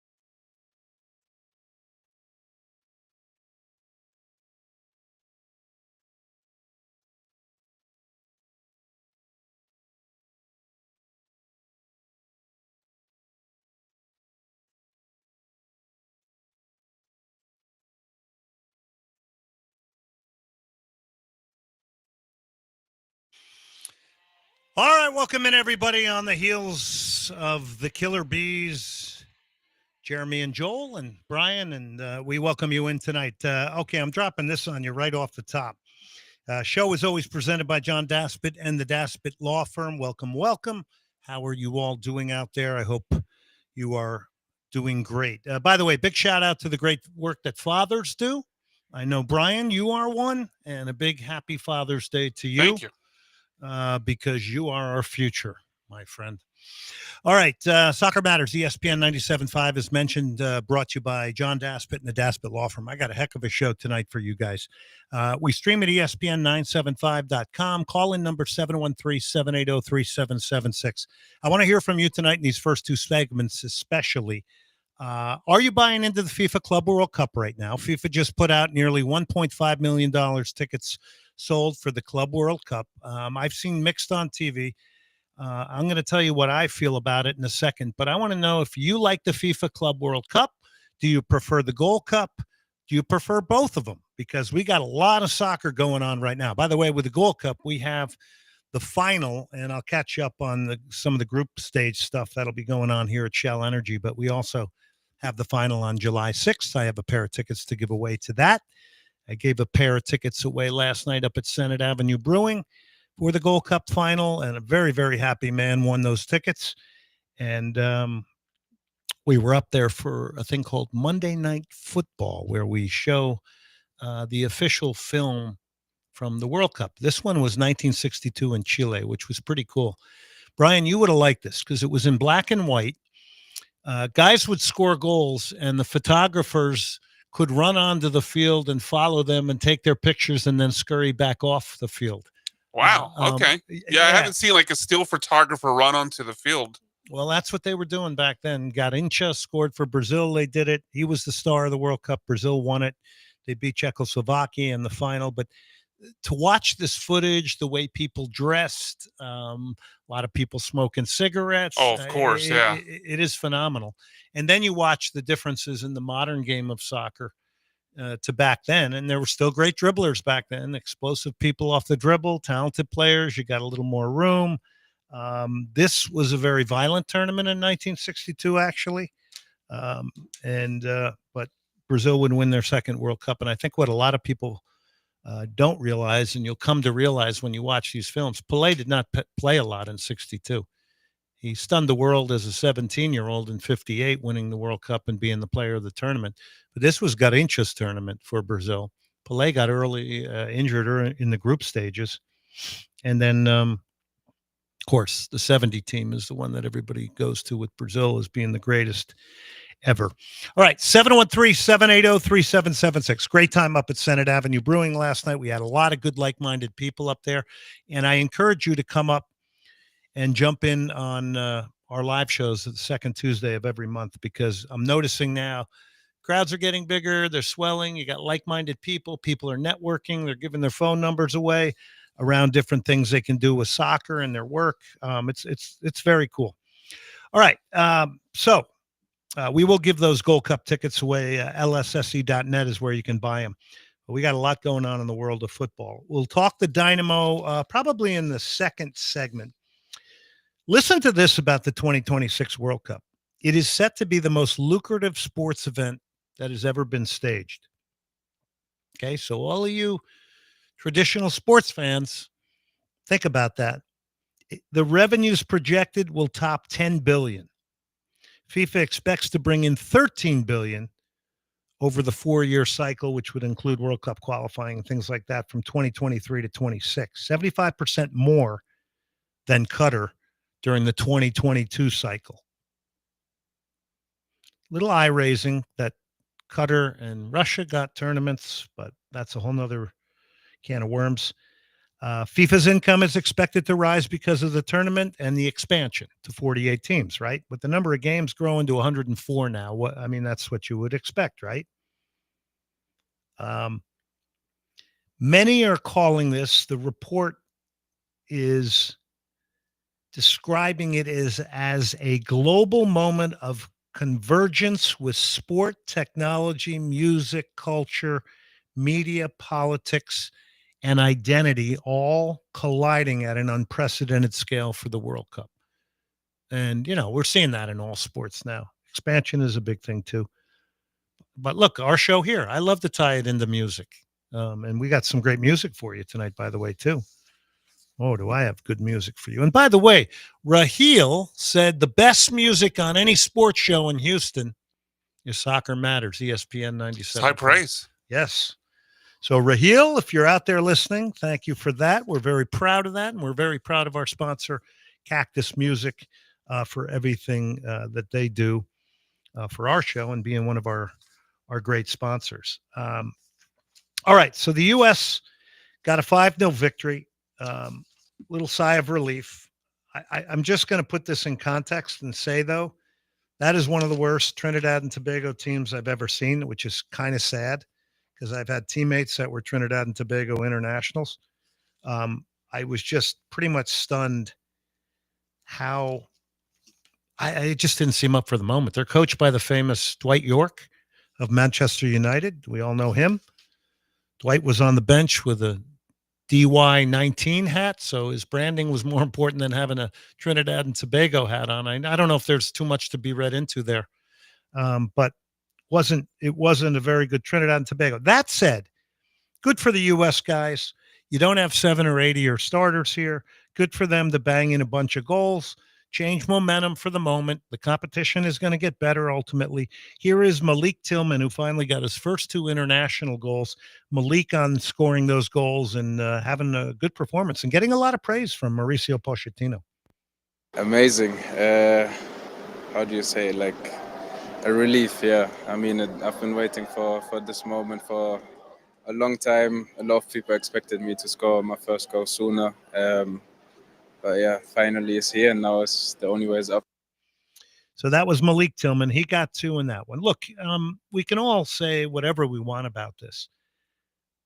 Up until the World Cup, the temperature will change based on results and everything else. But I do think you have to realize that this team in this Gold Cup is missing many, many starters.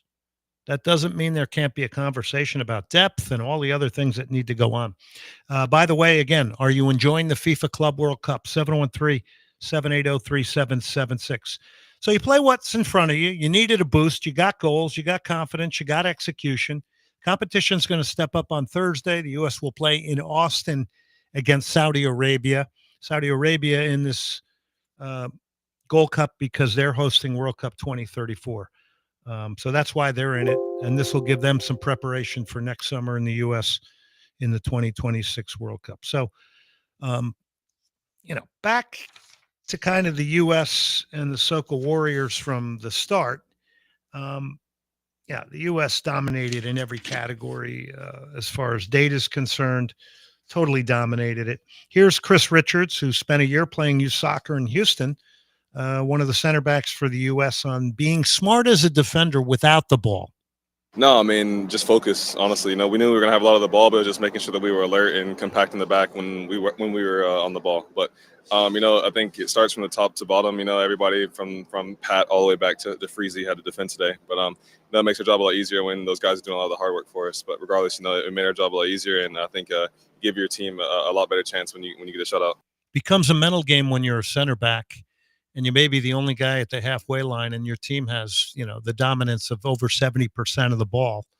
It's all about starting positions. It's all about, as you analyze and scan what's going on in front of you, and you're not involved in it, it's about being positioned correctly in case the ball turns over. So it's pretty interesting that he went to that, and I like that. I like that from him. Here's Richards again on some more of the takeaways from the 5-0 victory over TNT. I'd probably just say alertness, Again, I think a lot of these games we're going to have a lot of the ball, so it's just making sure that, we're tidy when we need to be. Of course, it's good to finish attacks, but it helps us out a lot in the back if we don't lose needless balls in the middle and things like that. So I think just making sure that we're alert, and even if we do lose the ball, maybe somebody's there to press. But other than that, I think overall it was a pretty mature performance from the team today. From a young team, I think it was really well, and hopefully we can keep this confidence going into the next round. I think he's a lock at center back. I also think that you can't write Tim Remoff, although that's a year away, to provide the experience. It looks like right now the center back pairing is potentially Miles Robinson and Tim Ream. So you're missing Anthony Robinson, the left back. You're missing Serginho Dest. Max Arfston has gotten a lot of time at left back. This could be a really big opportunity for him. Can you imagine if he ends up going to a World Cup? But you got a whole year, and your club performance is going to be taken into account. You got players that are not here. Yunus Musa, by the way, nobody's ever talked about him, why he's not here. It was all about Pulisic because that's the hot fire topic. But why isn't Yunus Musa here? I really wasn't anybody jumping on that, nor did we hear much from him. At least I didn't. 713-780-3776 is the number. 713-780-3776 is the number. Jack McGlynn also getting big opportunity, the U.S. national team player in this Gold Cup. And who knows, we might have another left-footed creative player coming out of the Houston Dynamo that goes to a World Cup. I can go back to Brad Davis, right, when he made a real push late in his career, focused on his fitness, and got himself to a World Cup and on the field. Pretty incredible. So here's what we got. This Thursday, Trinidad and Tobago and Haiti. So we'll see if there's a different Soca Warriors because they were not Warriors against the U.S. Then you got on the 21st, Curacao and Canada. Dick Advocat, the coach of Curacao. I got an event to tell you about that's incredible. That's going to be an opportunity for all of us. Honduras and El Salvador. So that's a doubleheader on Saturday at Shell. Then you got Guadalupe and Guatemala, Canada and El Salvador. And then you have the Gold Cup final on the 6th. So what's interesting about this tournament is you got a lot of players that are from Europe. There's dual citizens, dual nationals on teams like Guadeloupe and Curacao. So, yeah. All right, let's give caller number 4 right now a pair of Gold Cup tickets. How about that, Brian? I'm in a good mood, I think. Kind of a good mood. 713-780-3776. Who wants to go to the Gold Cup final? July 6th.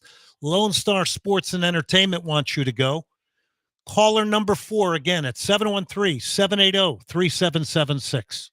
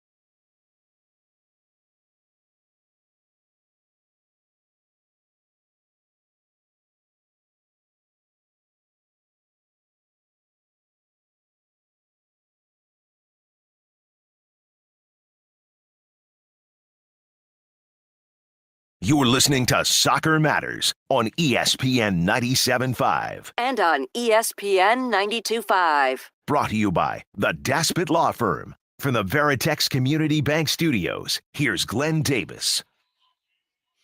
The legendary sweet Fox on the Run. And I swear the Dynamo stole this from me on this show. I know they did, but that's okay. That's flattery. And it's a great song for the stadium because their mascot is a fox. I'm not sure how many foxes I've seen in Bear Creek. And are foxes even native to Texas? Not that I know of. I got a lot of coyotes Yeah, we got in my coyotes, neighborhood, yeah. inner city. We got mountain lions at times in Texas. I don't know if foxes I haven't are seen native. a mountain lion yet inner city, but I've Not definitely inner city, seen but coyotes. yeah, if you're out in the parks and whatnot. No, I was walking my dog one night. I thought it was a stray German Shepherd. It was a coyote. All right. So welcome back to Soccer Matters on ESPN 97.5. By the way, I wasn't serious about mountain lions being in the city. Big Bend, though. Yeah, that's what I mean. You'll see him out there. All right. Welcome back to the show. A couple of things here. I do want to remind you again, you can get your tickets for the Gold Cup, lssc.net. Cactus Music. We love their vinyl. We love their CDs, by the way. Tonight, I've got a great set list. That was Luke Bryan, you heard. Love You, Miss You, Mean It. And this was Sweet Fox on the Run. I got 2-Bit Pie and Fluke. I don't know if you know about them coming up. We got the Allman Brothers, because they're a Georgia band. And we're going to have a guy, Jason Longshore, who is the color analyst for Atlanta United on. So that's the tie-in there. Larkin Poe, the Rolling Stones, the Hand of Fate, because we're all under it. Duran Duran, and Oasis. Okay, that's tonight. I hope everybody, including Quinn down at Cactus Music, think that's a good lineup. By the way, he calls me on the afternoon of me doing TV and says, I got tickets for you for Metallica and Pantera, and I can't go. Yeah. And instead, I had to call a disappointing, and I mean a disappointing loss at home by the Houston Dynamo to CF Montreal. It was a cross-conference matchup. You wish you're at Metallica? Well, I would never wish being at Metallica because I love my craft. I love calling games. I didn't like seeing the Dynamo get beat by one of the worst teams in the league, Montreal. It was a rough night, and we're about to talk about it here. Dynamo had a long break. We were all expecting a win against a club that hit rock bottom in the Eastern Conference in Montreal. They came in at 1-11-5. They had a negative 20 goal differential. They were missing 8 players, too. That's the other amazing thing. They were missing 8. We were missing Jack McGlynn, and we were a rudderless ship without McGlynn, I think, to be fair. I don't know if the Dynamo really had figured out how to play without him. When you're looking at a team that's 1-11 and this is one of the worst in the league, only LA worse, you're going, where is their mentality?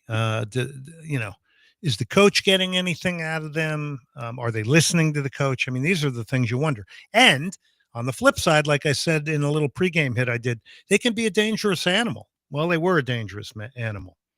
And they are a team in that kind of a scenario. You got to score first because you want to put self-doubt in their mind that here we go again, we're going to lose again. But you got to get the first goal. You can't let them get the lead. So in the 30th minute, Prince Owusu, who was a big, strong, muscular guy up front, he was being handled perfectly up to this moment by the Dynamo center backs. He scores. And there's an early ball out wide here. Be careful, this is Pierce. Towards the top of the box. Owusu, was he offside? I don't know, but he's trying to get a shot off, and he does. Owusu has scored. Of course, this will be checked. He gets one moment, one shot on goal, and Montreal for the minute have a 1-0 lead here. Yeah, so we can get out of that. Yeah, the goal was good. What sometimes happens when you're on TV, you're calling the game and you're looking at both the field and the monitor. You have to be aware of both because what you see on the monitor as an announcer is what people see at home. So I'm going to, the replay comes and I'm like, well, let's take a look at, see if Owusu was offside. And all of a sudden, one of those colored bars comes up right at the moment of truth. So I couldn't make an objective call on it, but he was onside once we saw it later. He gets another in the 30 seconds. So 2 minutes later, he scores again. Coming forward now, Bugai. Bugai's going to get the cross, and Owusu's got a second. Are you kidding? Just outleaps everybody and pounds in the header. Montreal is shocking the Houston Dynamo here at home. Why are fans cheering? Is that piped in? That sounded like an awful lot of cheering for an opponent's goal. That's weird. Go back to that. Coming forward now, Bugai. Bugai's going to get the cross, and Owusu's got a second. Are you kidding? That doesn't sound right. Just outleaps everybody and pounds in the header. Montreal is shocking the Houston Dynamo here at home. Is Apple TV putting that? I don't know. Okay. Anyway, so it's 2-0. We get to halftime. It's just kind of weird. I don't remember the Dynamo fans going crazy when Prince Owusu scored. 54th minute in the second half. By the way, the Dynamo had all the territorial pressure in the first half. Here's what Ben Olsen said on the first half goals conceded, the head coach. Yeah, they're a pretty good team in transition, and I thought we got exposed twice, 2 poor turnovers, right, and that leads to 2 counters that end up costing us, and that was the story of the game. Yeah, it was, and it put them in the hole, and they could never get back. Eventually, Andre Linger would get one in the 64th. This was the best moment of the night for the Dynamo. Towering header away there from Petrasso. Back in again. Can the Dynamo get one? Yes, they can. Andre Linger is the comeback on here at Shell Energy Stadium. It is 3-1 now. So 3rd of the year for Linger. I want to go to the post-match, and I want to be careful here because I don't want to sound like I'm being overly critical. And here's a question that a reporter gives Ben Olsen. Just listen carefully to this. The only thing I would say to people, and I'm not, when you ask a coach after a loss a question, get to the point. You're not there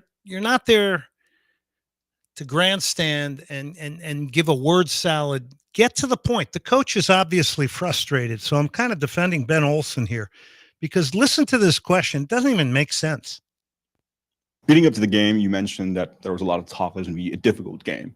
Could you pinpoint it to maybe just one or a few variables, knowing that you were away for 2 weeks and objectively the team that you were facing was in the negative goal differential about -20 and having not really won a game in the last 6 games?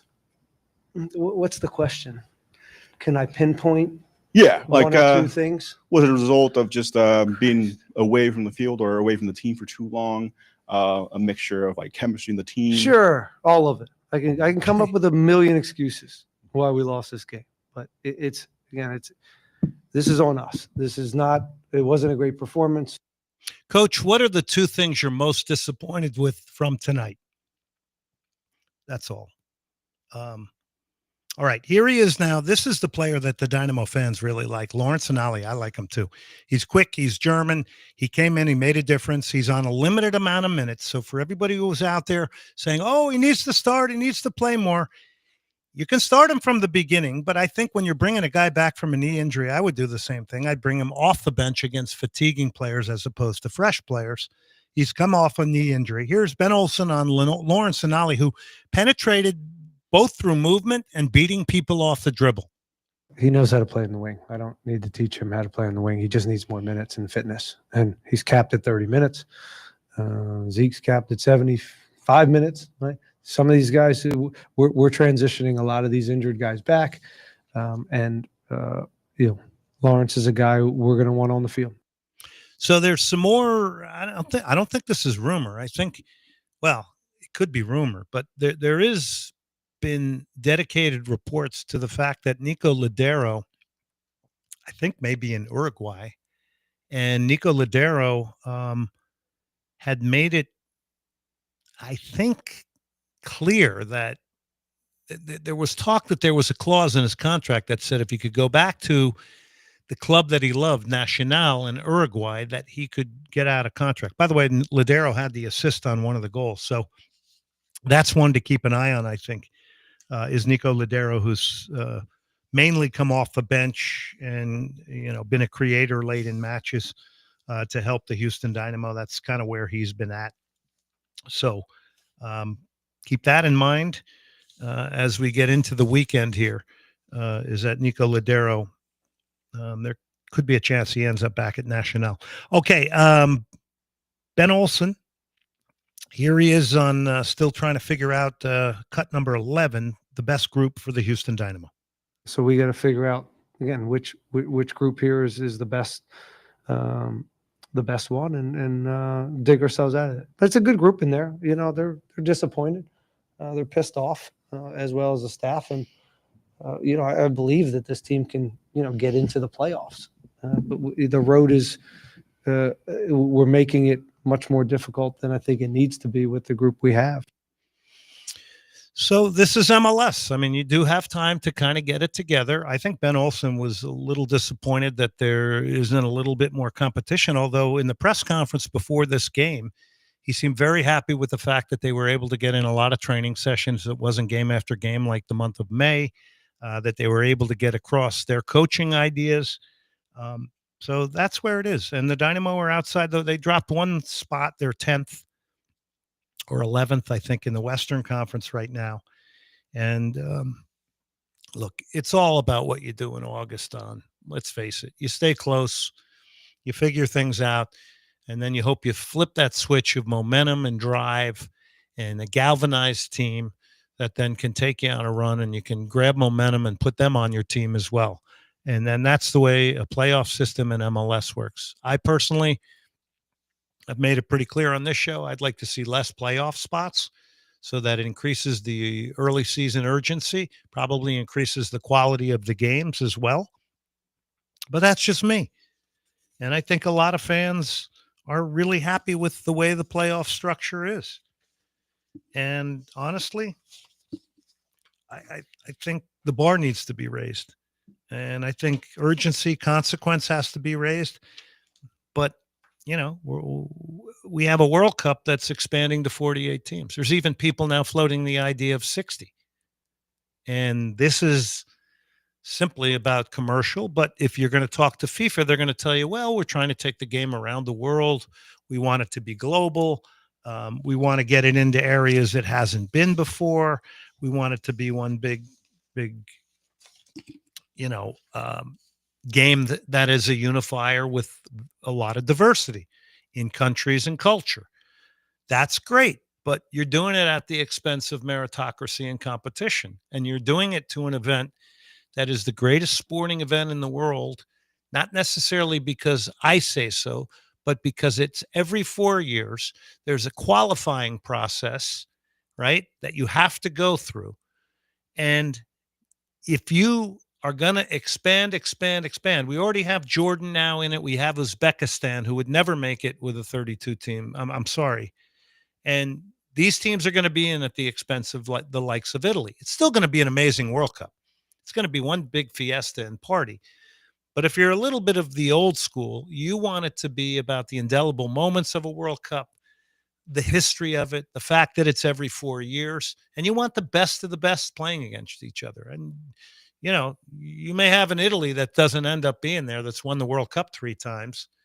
And you may have countries like Jordan and others that are in for the first time. No disrespect to them, by the way, that are in for the first time that would not have had a chance or a prayer to get in if, in fact, it wasn't expanded to the amount of teams. Now, I want you to listen to the Jorge Ramos interview, because Jorge Ramos on this show tonight comes up with what I think is a pretty interesting way of solving this problem, which comes between commercial and money and maintaining the integrity of competition.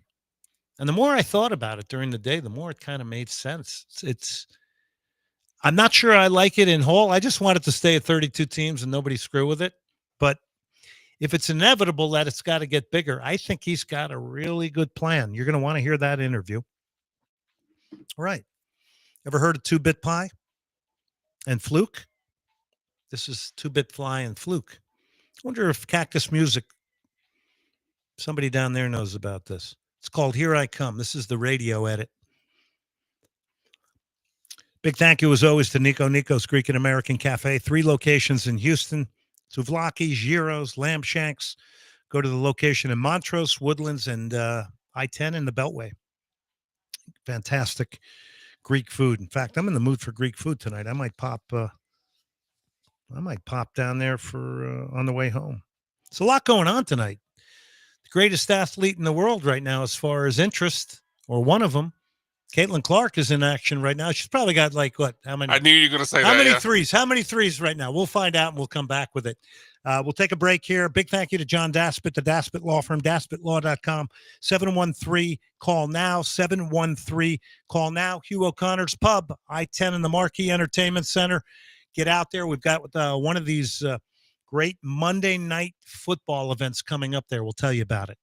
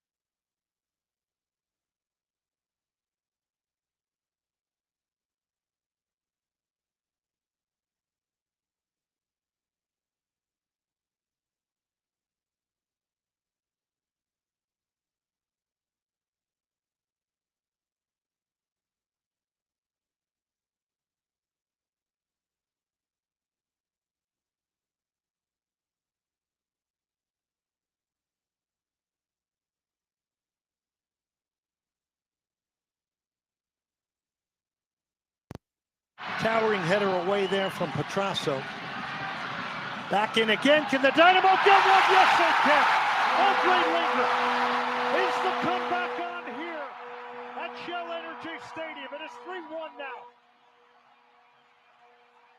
You're listening to Soccer Matters on ESPN 97.5. And on ESPN 92.5. Brought to you by the Daspit Law Firm. From the Veritex Community Bank Studios, here's Glenn Davis. All right, I want to remind you, tomorrow night, Destination 2026, Houston's countdown to the Cup. Got a lot of interesting stuff on that show tomorrow night. So that's our new one. It'll be show number 3, starting at 6 Central Time. We've had Marcelo Balboa on, Chris Canetti, Ben Olsen, all World Cup stuff.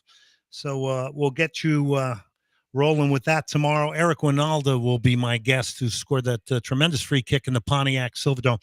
By the way, I played in the Pontiac Silverdome a bunch of times, and we played the Detroit Express there. And they were so happy for us to be there that they never cleared out the gear of the USFL Michigan. I don't know what the name of their team was. Do you remember, Brian? No, I Panthers, don't. maybe? Panthers, maybe? I don't know. Anyway, it's pretty funny. One of our players put all the football gear on, and we were just messing around in there a little bit. Okay. Also, I want to remind people, Advantage BMW in Midtown. Go down there, tell them Soccer Matters sent you. They'll give you a deal down there if you want to get into one of the ultimate driving machines. So tomorrow night, Destination 2026. That's what we got on there. Second Tuesday of every month, Senate Avenue Brewing, 16,000 Dillard in Jersey Village. I mean, the beer, the food, the atmosphere, the patio. It's very cool because it's just light. It kind of reminds me of Europe. You got all ages in there, but we've had really good shows. We had Artur in there. That was a lot of fun last week. We really thank him for coming out, and the Dynamo for getting him out there. We had Fabrice Courtois out there as well, so that was a good thing as well. We're trying to get to Jason Longshore on the show tonight to talk about what's going on with Atlanta United and everything down in Atlanta. I will also remind you about this when it comes to the Houston Dynamo. This was another exchange with Ben Olsen, and I don't know if you can handle this, Brian. I think you can because you're the best. This is soundbite number 8. This is an exchange he had, again, with another question in the post-match. And in a lot of moments when the game gets scrappy, after the fact, what are some things that you like to tell the team in order to maintain composure or at least anything? Oh, I don't know. I don't know what you're asking. Can you maybe ask it in a different way? Like post-game, what are some things that you motivate your players in order to kind of flip the switch and keep after moving the forward? game? Yes. After the game's too late, isn't it? Mm-hmm. Yeah. So try to do that before the game and all week. And we talked enough this week about how challenging this game was going to be. And, again, we weren't up to it for in certain moments. It wasn't a terrible game. We just fouled up in a few plays and had to chase it. Yeah, so that was it. The Dynamo did have all the possession, and then loss of possession twice leads to the 2 goals, and you are chasing it, and you've given a team a bit of confidence. And to be fair to Ben Olsen, all week long, he did say that we are concerned about this Montreal team. They've had a lot of time off. By the way, they're not training now until Friday because that's the league rule. They can't train till Friday. So it's kind of a dicey period here. But like I said, it's only June. In August is when you really begin to get worried. If you're outside that playoff window, you're hoping to pick up points here and get yourself in a little bit more solid place. So that's where we go with that. I did put something out really quickly about Jane Campbell, the goalkeeper for the Houston Dash, and I know she's a fan favorite. I love Jane, great goalkeeper. But she has been, she's basically been dropped from the first team. Abby Smith, who played at the University of Texas, seems to be doing a good job. I put something out there. She's an excellent goalkeeper. She has had injuries in her career. But I would just say this. Make a big splash. Find an attacking player. If you think that the health of Abby Smith can hold up, she can handle the job. Your attack needs help. I'm playing GM here. I don't know what people think about it. I put it out there to see if we have a pulse to talk about that. All right, let's go down to Atlanta, Georgia. We played the Allman Brothers for him. I don't think he heard it, but he is Jason Longshore. He is the color analyst for Atlanta United and a great purveyor of the game in the state of Georgia. Good evening. Good evening. I appreciate the Allman Brothers every time. You got to. Who would be your other big-time Atlanta band? Yeah, I'm kind of schizophrenic when it comes to music. Like, I'll go just outside of Atlanta and go to Athens and REM. That's my all-time favorite. Sure. But I'll also pull up Outkast as well. So I'll go back and forth. Outkast is good. Yeah. Andre, 6,000, 2,000. What was he? Andre, 3,000. My producer Brian McDonald's holding up three figures. I knew it was something thousand. Oh, that's funny. That's funny. Well, don't forget, Rock Lobster is from Athens too. Oh yeah, B-52 is another Athens band. You know, I ran into the lead singer of B-52s in the parking lot of a Holiday Inn in Athens once. I was out there calling a college game. Kid you not. And he had on a green, sort of iridescent, awesome suit. And I can't remember what his name was, but I had a conversation with him in the parking lot. All right, let's talk about Atlanta soccer right now. How's the preparations going for the World Cup? It's exciting. We had a big event last week to mark the 1 year out from the tournament getting underway, and it feels like it's still far away, but it's not. Like, it's this weird time span of things happening, but it's still far enough away that you can't quite like touch it and feel it yet, but it's getting there. And I think what people are starting to catch up to here is, you know, I remember saying it when the games were announced for Atlanta, that getting 8 games and getting the second semifinal, you know, it's going to be like 8 Super Bowls in the city. And I think for general sports fans, they're like, oh, no, it can't really be like that, can it? Yeah, it is. And the amount of games that Atlanta's going to have is over a longer period of time than we hosted the Olympics in 1996. It's going to be a huge, huge deal here. They announced the Fan Fest in Centennial Olympic Park, kind of tying everything together 30 years apart. That's very cool. They'll have a number of days of activations around the games here, obviously, but also other days during the tournament. It's going to be treated as a major, major event. And if there's anything that Atlanta has shown over the years it can handle, are these big, major international sporting events. Now, with a lot of this, there is a lot of the best practices as far as a lot of things go with the markets, and FIFA's got a lot of control on things and the way things are presented. We have that same thing here at seven World Cups. I think that's a great way of, you know, just kind of for the non-soccer person to get an idea of what this could be. Talk about Arthur Blank, the owner of Atlanta United, and the fact that, you know, the U.S. training centers there now, and kind of how that all feeds into the whole picture of the World Cup, Atlanta United, U.S. soccer, all that. If you study Atlanta history and you go back as the city grew, I mean, when I was a kid growing up here in the 80s, even right around the time that the Olympics were announced for here, so in the late 80s, Atlanta was I think the way it's been described, which I really kind of lean into, is a small town masquerading as a city. And it still keeps that personality a little bit. But if you go back to the history of how it started to become a city and grow out of that being a small town, at first it was Coca-Cola and Robert Woodruff. And if you go around Atlanta, you're going to see the Woodruff name on a number of different things. Ted Turner has had his impact on the city, obviously. But the next one in that line of Atlanta figures who have pushed the city forward is Arthur Blank. And he's done it not just in sports, but I think sports has been where he's really made his mark, getting Mercedes-Benz Stadium built, putting soccer front of mind in building that stadium, bringing Atlanta United to life, and doing it the right way in terms of the investments, investing in the academy, getting the academy underway before the team got on the field with the first team, investing in a second team, investing in community, going out and building 100 mini pitches across the state of Georgia over the next decade, the programming to back it up, all those kinds of things. Arthur has, I think he's really, with soccer, he's led with his heart. His kids played the game. So he is passionate about it in a different way than he is about the Atlanta Falcons. And obviously from a business But perspective. he is being- deeply passionate about soccer, because I think you told me today when you Yeah. and I were on the phone, his son played at Elon College.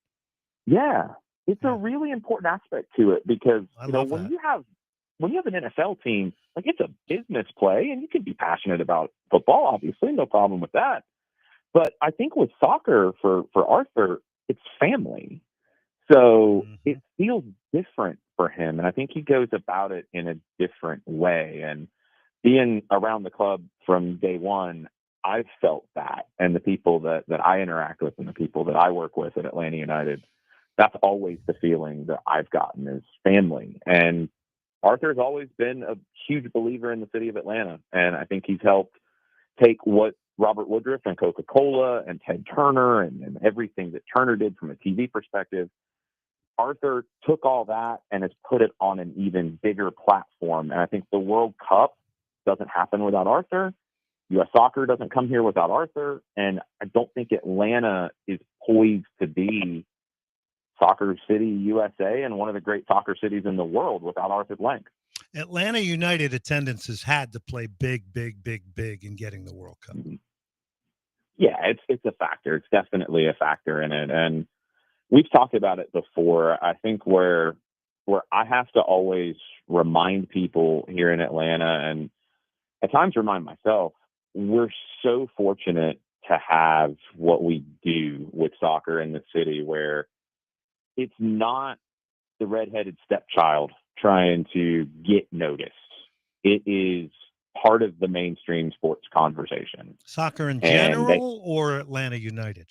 You're talking about Atlanta United. You know, it's interesting. Atlanta United is, but I think that, and I hadn't really thought about it until you said that, I think it's changing for soccer in general because of Atlanta United. Sure. And I see it with the questions I get from people and things on my radio show on 92.9 The Game, where people will discover soccer through Atlanta United. And then they'll hear about, you know, with Thiago Almada winning a World Cup while he was on the Atlanta United roster. Okay, they wanted to learn about Argentina and they wanted to follow that. And the World Cup final viewing party was amazing to support Thiago. Those sorts of things where it's starting to branch out. And I think U.S. Soccer coming here is going to have a huge impact on not just Atlanta United, but soccer being bigger in front of mind. Events, everything. Jason Longshore joining us. He is the color analyst on Atlanta United matches. By the way, I want to go back to your player development and your academy and the investment in that. Is that reaping benefits? How many Atlanta kids have made it through to the first team? Quite a few. I think the headliners that we've seen, the first one was really George Bello, who I think probably went to Europe 1 year earlier than maybe he should have. And he went to Arminia Bielefeld at a really bad time. They went through two successive relegations, but he's landed in a good spot at Lask in Austria, and he's doing well. He might be on the move this summer. But then it was Caleb Wiley. And what's fascinating is you're talking about the same position. Outside Wiley backs. I mean, what are you guys doing down there? You guys know how to develop outside backs. We got another one coming that they signed to a first team deal this